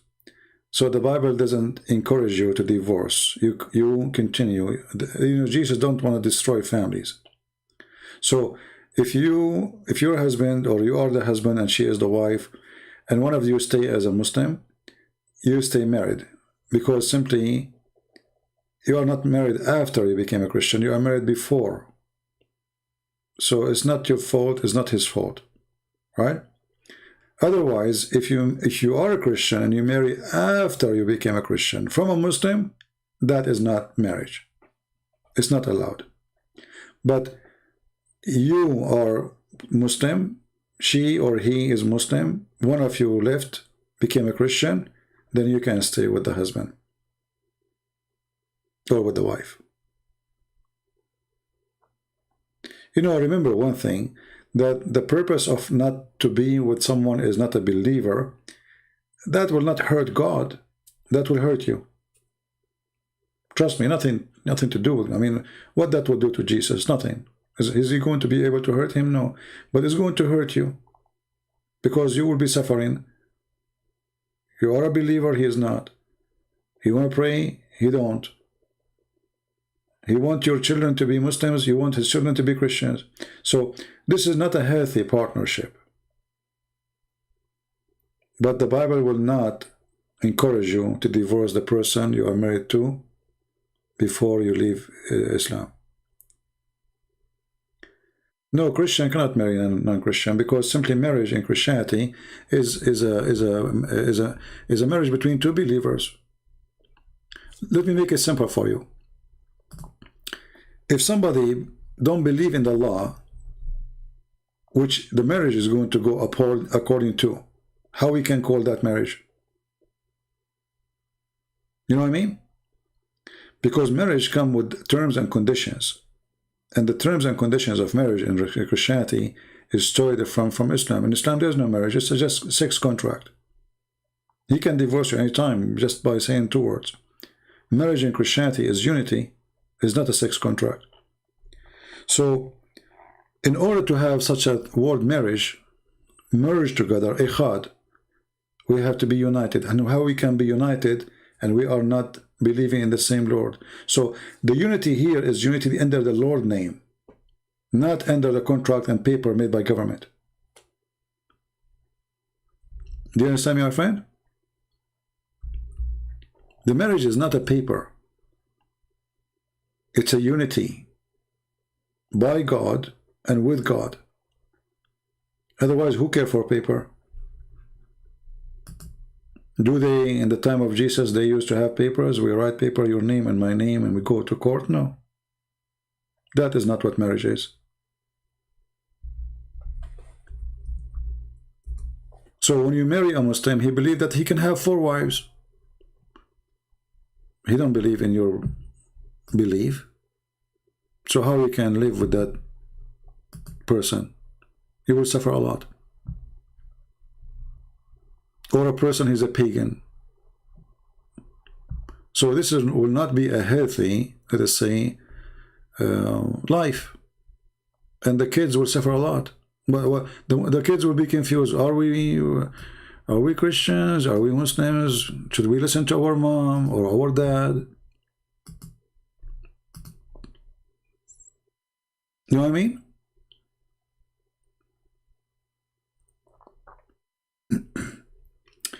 Thank you, Andrew. You see, Andrew is saying to me, Christian Prince, it's time for you to leave. He's saying to me, thank you for your stream. Or maybe he's leaving.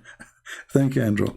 By the way, tell Phil, the admin, I took him from the list because I was upset from that girl who kept flirting. Tell him to come back here. I don't know, he disappeared. I took him out.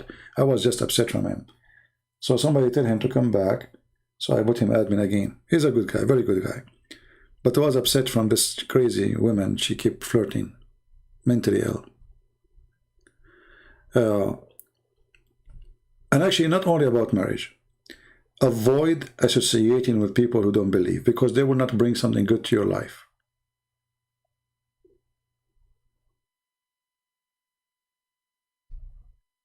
You hear every weekend or so, somebody got shot somewhere, Why? They went to nightclub. Okay, what do you expect from nightclub? Just ask yourself. You go to a nightclub and then you wonder why there's a crime there. It's a nightclub. There's drugs. There's sex. There's men fighting over girls, maybe. Competition. Roosters.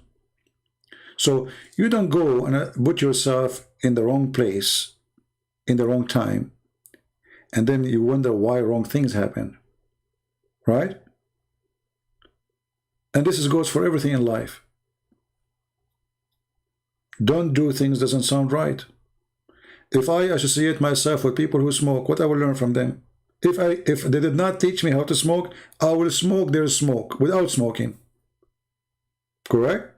So why I want to associate with people who smoke when I don't like smoking? And I know it's not healthy. Because sometimes, even if you don't do what they do, still what they do affect you. As we mentioned to you, like smoking. So life is a choice, and every choice we make, either it can build or can destroy. Not necessarily just marriage, it can be anything. Who is my friends? Where I spend my time? What I say in front of my kids? If I say the F word to my wife, why my kid tomorrow will respect me? He will say the F word to me too. If a wife and a husband, they say all kind of filthy language in front of their children to each other, why you expect your children to respect you? Just give me a reason. You are filthy. But if a child, he never saw the mother and the father speaking to each other except by respect and love, he will have an example. You see, you are making an example of yourself.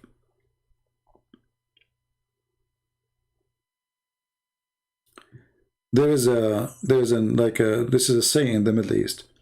There's a guy, he got married,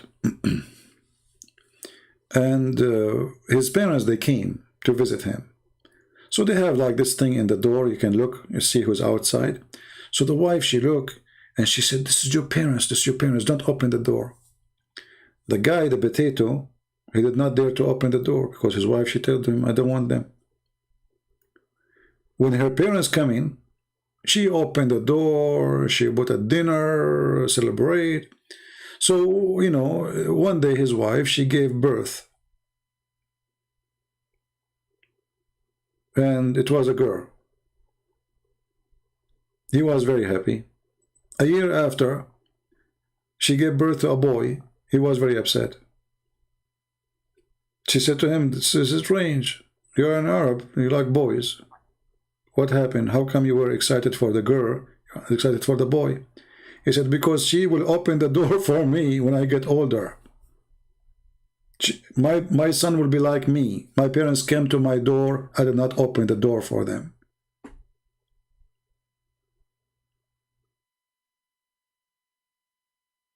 So you do give a best example for your children, and they will do to you what you do to your parents. If you put your father or your mother in a nursing home, they will put you in a nursing home. I assure you, they will dump you there. If you don't care to see what's happening to your mother, they will not care what happened to their mother. Because always you are giving them the worst example.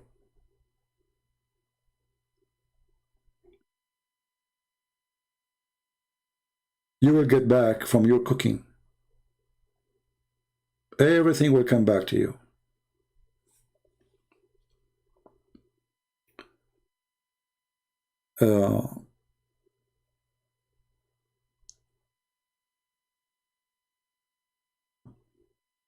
My friend, how I can join Indonesian channel and I speak English? I don't speak English. I speak Indonesian. So what the point of me? Secondly, I don't like to join any other channels. I don't agree with people. I think you can tell, right? Because they will make me upset.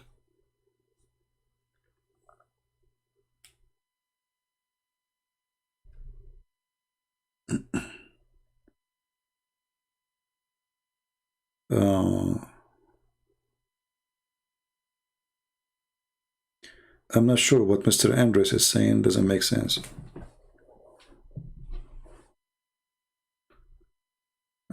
Just saying.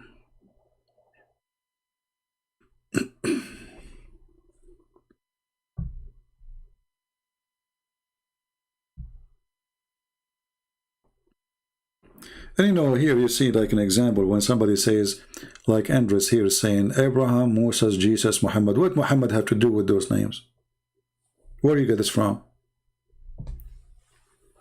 Jesus said to the Jews, not to the Muslims, if you are of your father Abraham, you do the work of your father Abraham. Do Muhammad do the work of Abraham? Why, Abraham was a criminal? Was he a thief? Was he a child molester? Was he a rapist? So what Muhammad have to do with Abraham?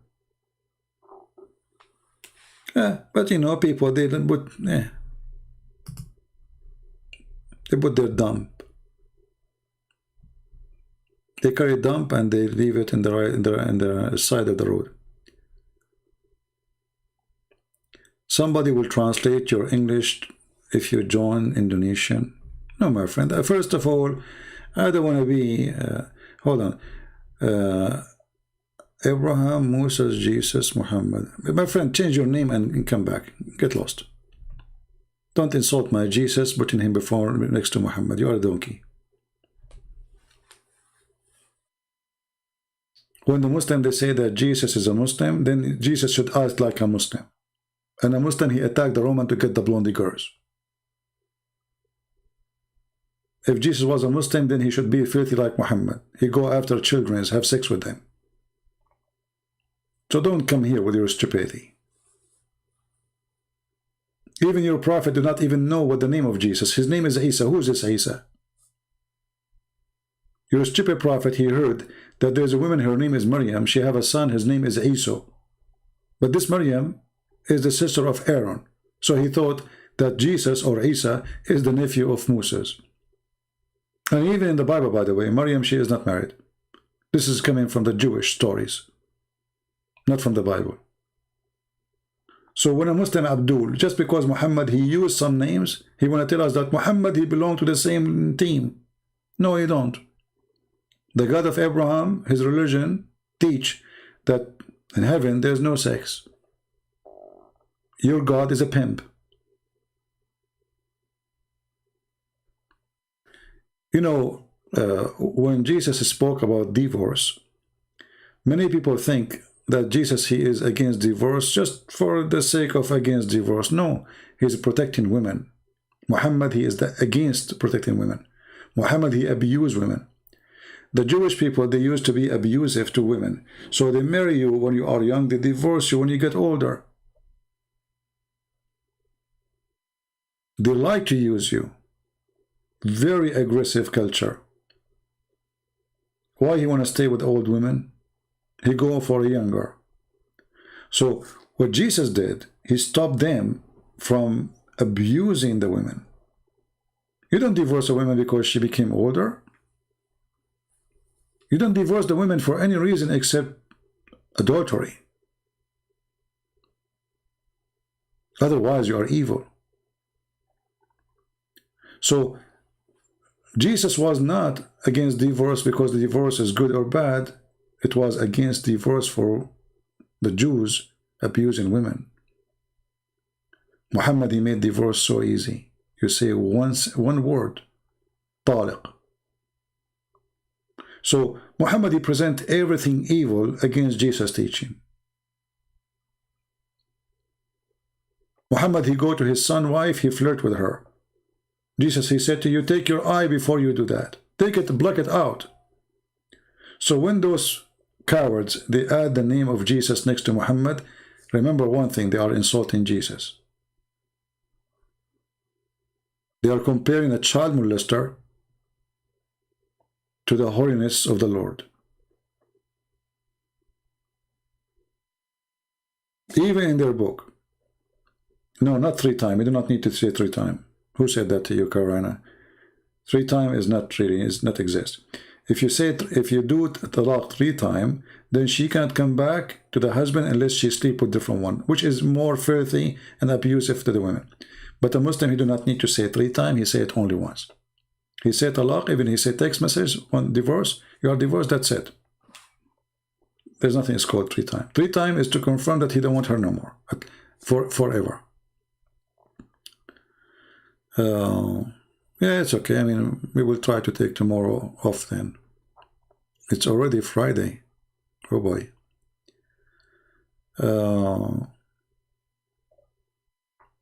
And you know, never compromise and never let them insult your Lord. You see, he just put the name. In the beginning, I did not notice the name. This is the name. I thought this is a sentence. But when I noticed that this is the name, I did not tolerate that. They are coming here to insult Jesus. Islam is an insult to Jesus. When Muhammad, he said that his God, he said to Khadija, look how faithful he is. He said to Khadija when she is dying, imagine your wife is dying, and then you say to her, don't forget to say hello to my wives in heaven. Khadija, she said, what wives? Did you marry before me? He said, no, but Allah, he promised me, the wife of the Pharaoh and the mother of Jesus. Can you believe it, how filthy he is? How sick?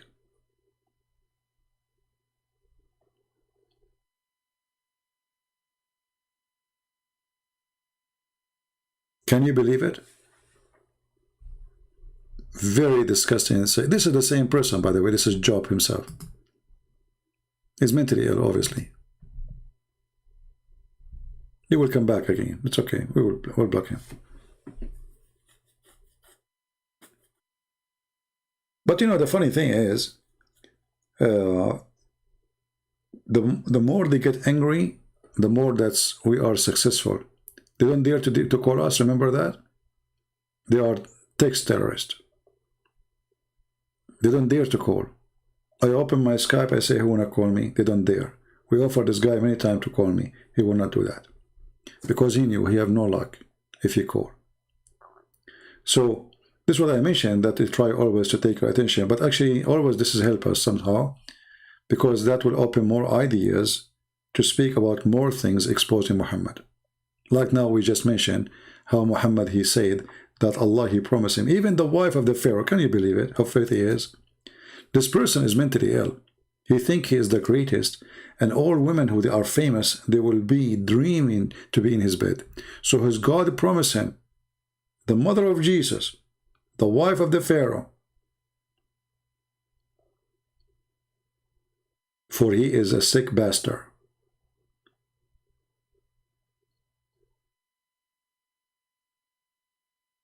If you ask yourself, why in the world anyone even want to mention such a thing?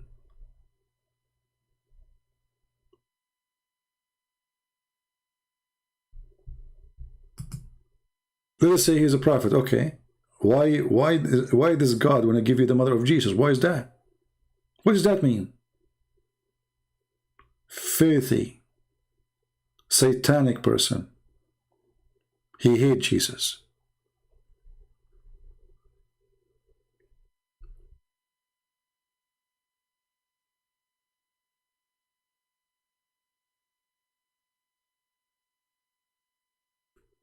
Al-Hayat Indonesia, I don't know what you are talking about.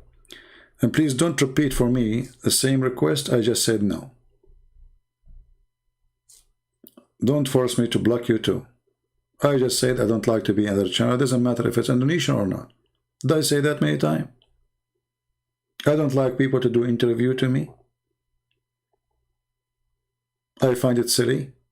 I don't find myself doing such a silly thing. Same time, if people, they would have me teaching them there, here we go. You can translate.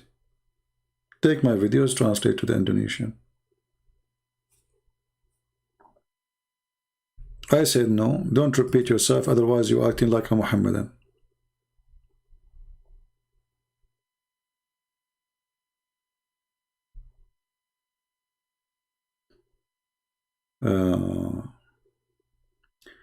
Patrick saying how he can ask question. I don't know, Patrick, you just did.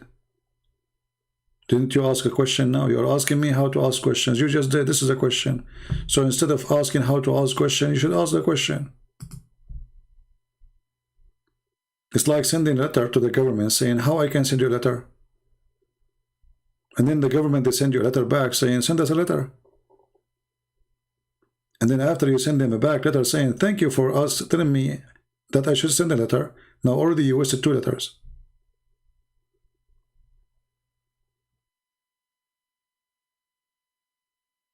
Anyway, we can spend the day sending letters to each other. No problem.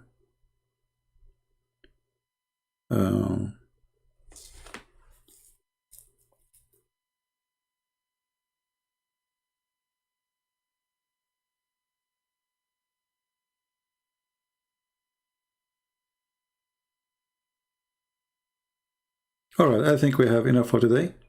I think I'm going to hide this video until we cut it off. Take those. Are we here already for 8 hours and 16 minutes? Is that correct? No. I don't know. It says there in the corner of my side. It says 8 hours and 16 minutes. Because as I know, YouTube allow you only to have 8 hours. Maybe now they allow more. I'm not sure.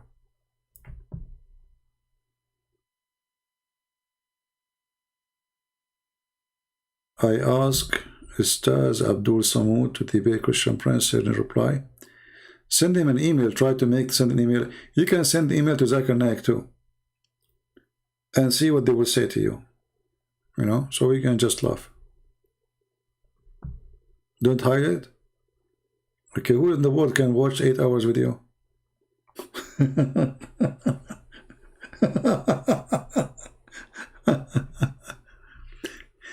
And you know, by the way,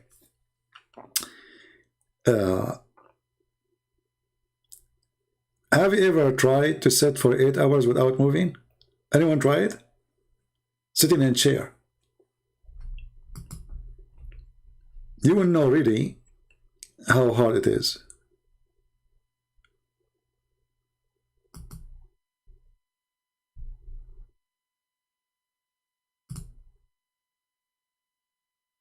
You sit for 8 hours, you don't even go to the bathroom. Try it.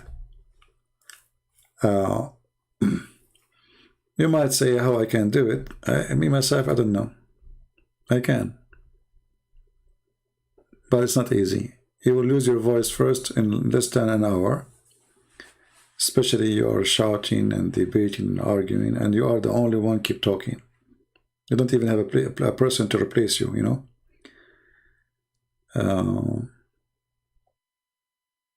No, it's not a record. You know, I used to stay for... once I stayed online, I opened Friday night, I closed Sunday. Honest to God. I opened Friday at night, I closed Sunday. Sunday in the morning. But this was not in YouTube. It was in Paltalk.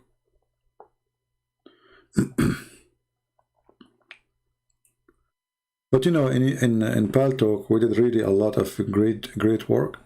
When I came in Paltalk this many years ago, there was almost every day the Muslim bringing somebody taking Shahada in their chat rooms. And that made me so upset. And later I found that some of them, they are fake, but some of them is true. They are converting.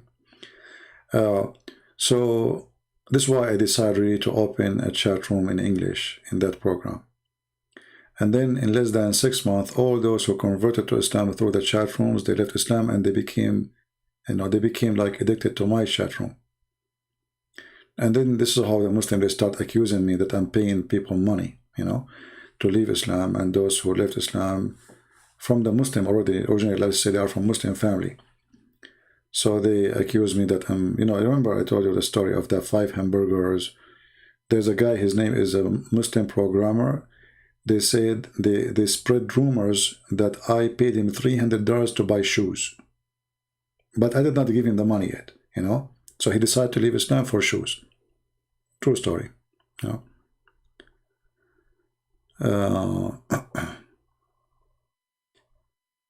Yeah.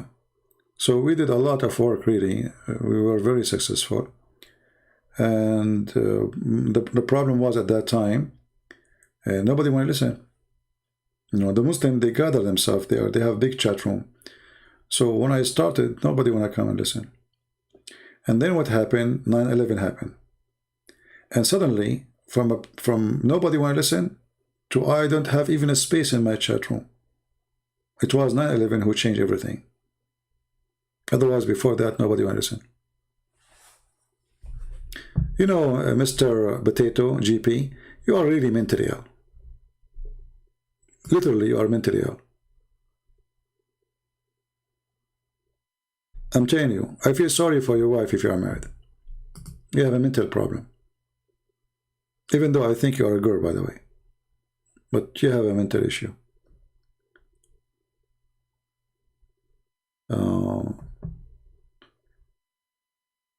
When somebody, you block him and he come back and he say the same thing.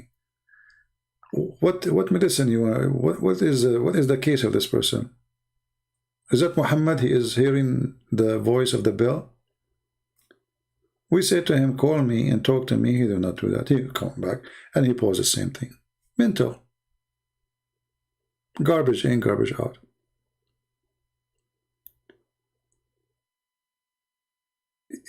No, not to run away. They said that I promised him I will pay him $300 because he don't have a good shoes, and that's why he left Islam. It's funny. The guy is even programmer. Imagine how much money he make. His name is Muslim programmer. So he have a software engineering degree, and he need me to pay him, and he live in England. I pay him $300 to buy shoes.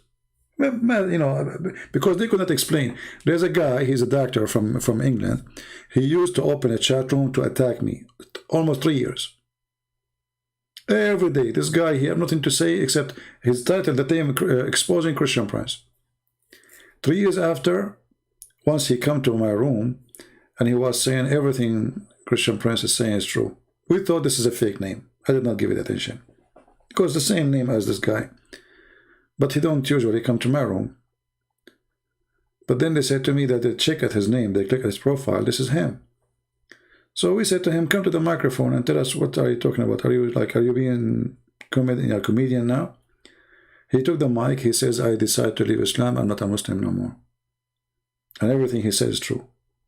And you will see that this guy who was a hero a day before, he became the scumbag for the Muslims. They accuse him that he was false for 3 years, lying to them.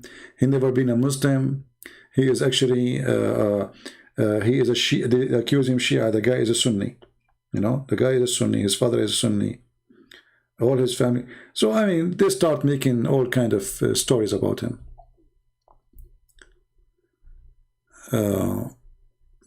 Because he left Islam, what you can say. But a day before, he was a hero. Yeah.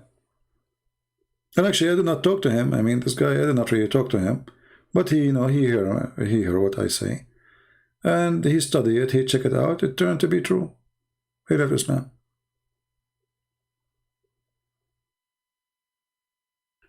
This guy is the same like those Jehovah's Witnesses. Once there's 2 Jehovah's Witnesses, they come to my house.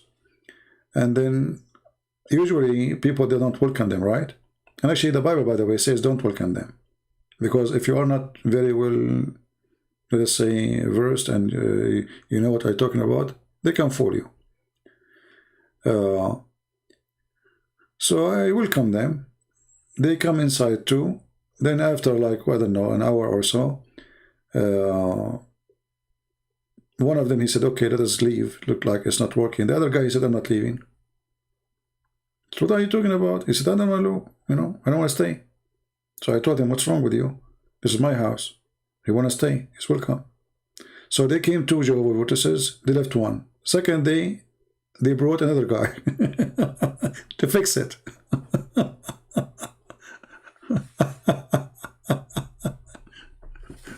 I mean, the story is funny.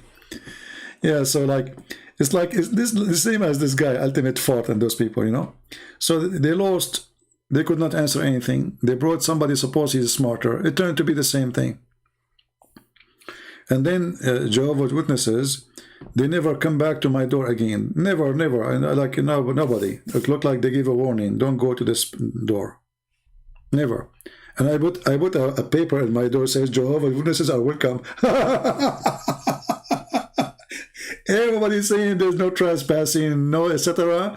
Except in my door it says Jehovah's Witnesses are welcome. Bring your Bible with you. But then nobody comes, so I took it off. I waited usually they come always, but not anymore. So I stayed there for like a week, 2 weeks, and then it got wet by the rain. So it fell apart by itself. Yeah.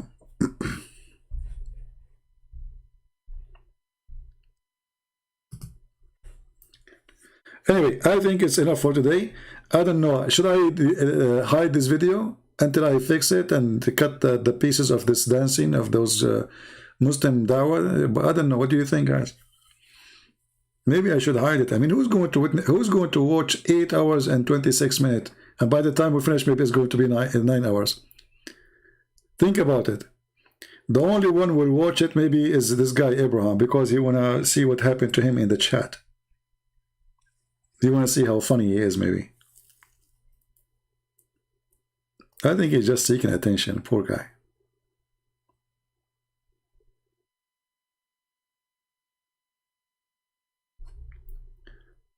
If Jehovah's Witnesses ring your door, tell them that I will, yes, open.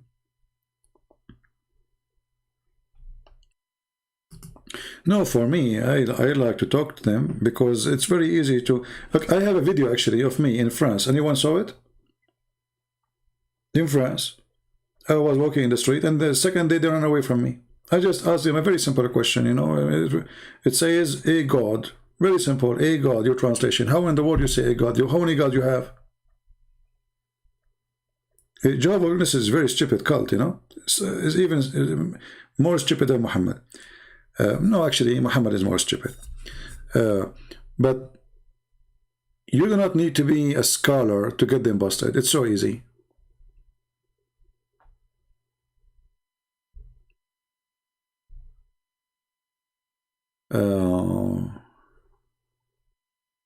No, we don't believe that human history is a predetermined, because this is false. This is against the Bible. Jesus said, when the Jews, they crucified Jesus, what Jesus said in the cross, guys? Anyone can tell me? What Jesus says to the Father? He said, forgive them, Father, they do not know what they are doing. So if there is a predestiny, then why he's asking for forgiveness for them? It was a predestiny, right? So don't go with the philosophy and stupid things, because if there's a predestiny, the way you are saying, this means there's no point of sending Jesus or coming of Jesus and forgiveness of Jesus, because everything is a predestiny. So you just use your brain, otherwise your brain will rust. Jesus said, not everyone says to me, Lord, Lord, will enter the kingdom of my Father, but the one who do his will. So there's people that will say, Lord, Lord, but there's people who will do the will, and there's people who will not, which means they have a freedom of choice. So predestiny does not exist. The only predestiny I can speak of, is God, he says to Adam, go down and you will die. That's it. That is a destiny we can change. But that's not about our work now. That is an action he take, not us. So destiny in Christianity is absolutely not exist. God knows the future, yes. but it's my future which I make. Right? So don't be, don't make things up and don't let people fool you. Actually, anyone who believes in the predestiny, that they same as Muslims, that's mean this God is stupid, because he decides for me to do sin, he decides for me to kill, he decides for me to rape, and then he will punish me for doing those things who he decides for me. That is the most stupid God ever. This predestiny is against justice. Do you agree? This is against justice, which means it's against the nature of God.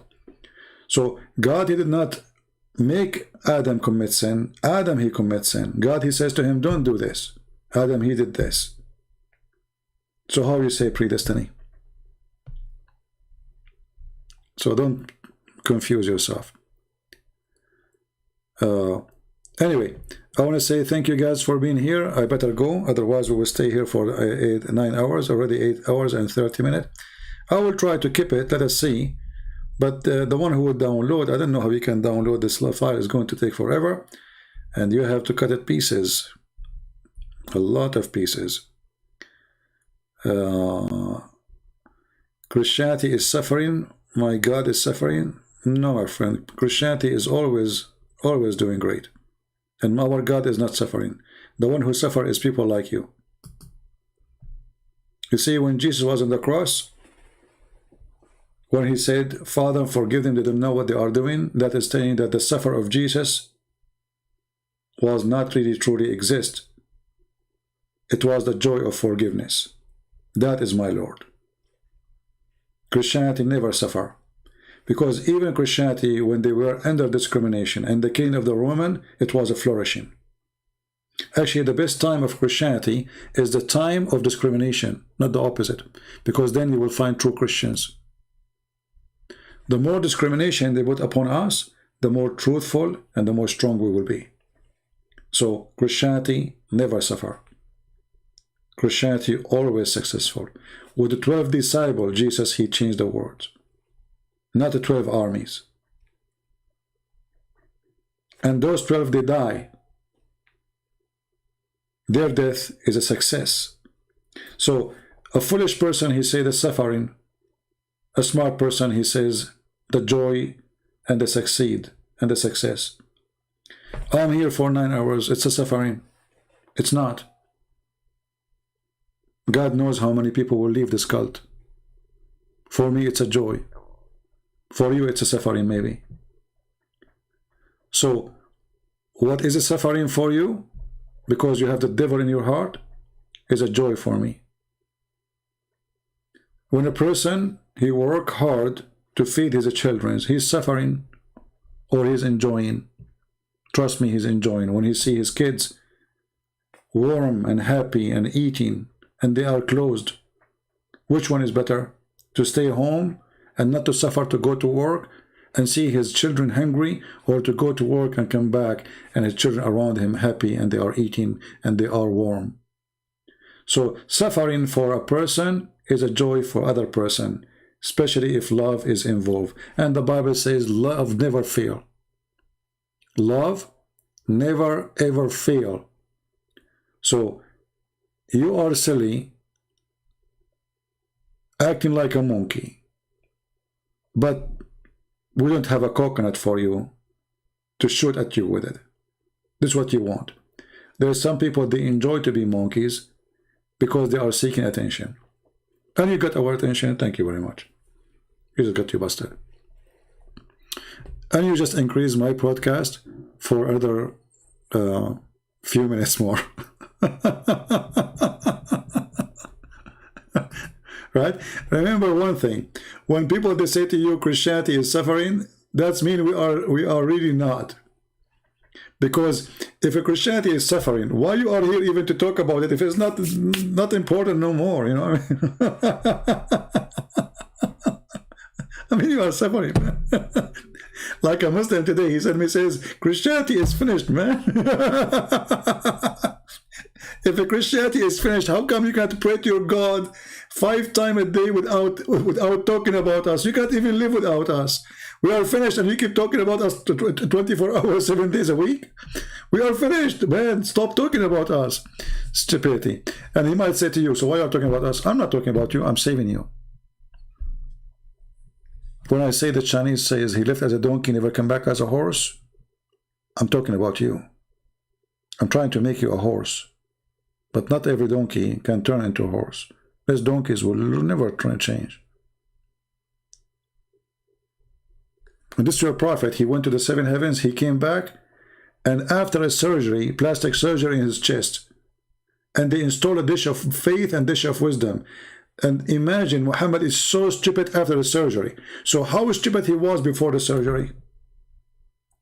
And by the way, not to forget to mention, have you ever heard that there is somebody, his God, decide that he need some adjustment? So he installed a dish of faith and dish of wisdom in his chest. I mean, how stupid this God is. He noticed that this guy, he don't fit. He does, too many screws are missing. The story alone is enough to prove that Islam is a stupid, made by a stupid person. All right? Have fun. So anyway, guys, thank you very much for being here. May the Lord bless you. And until we see you soon again. I'm not going to end with the music or introduction. That's it. 9 hours is enough. Christ is Lord. Islam is false. And see you soon again. Take care. Bye-bye.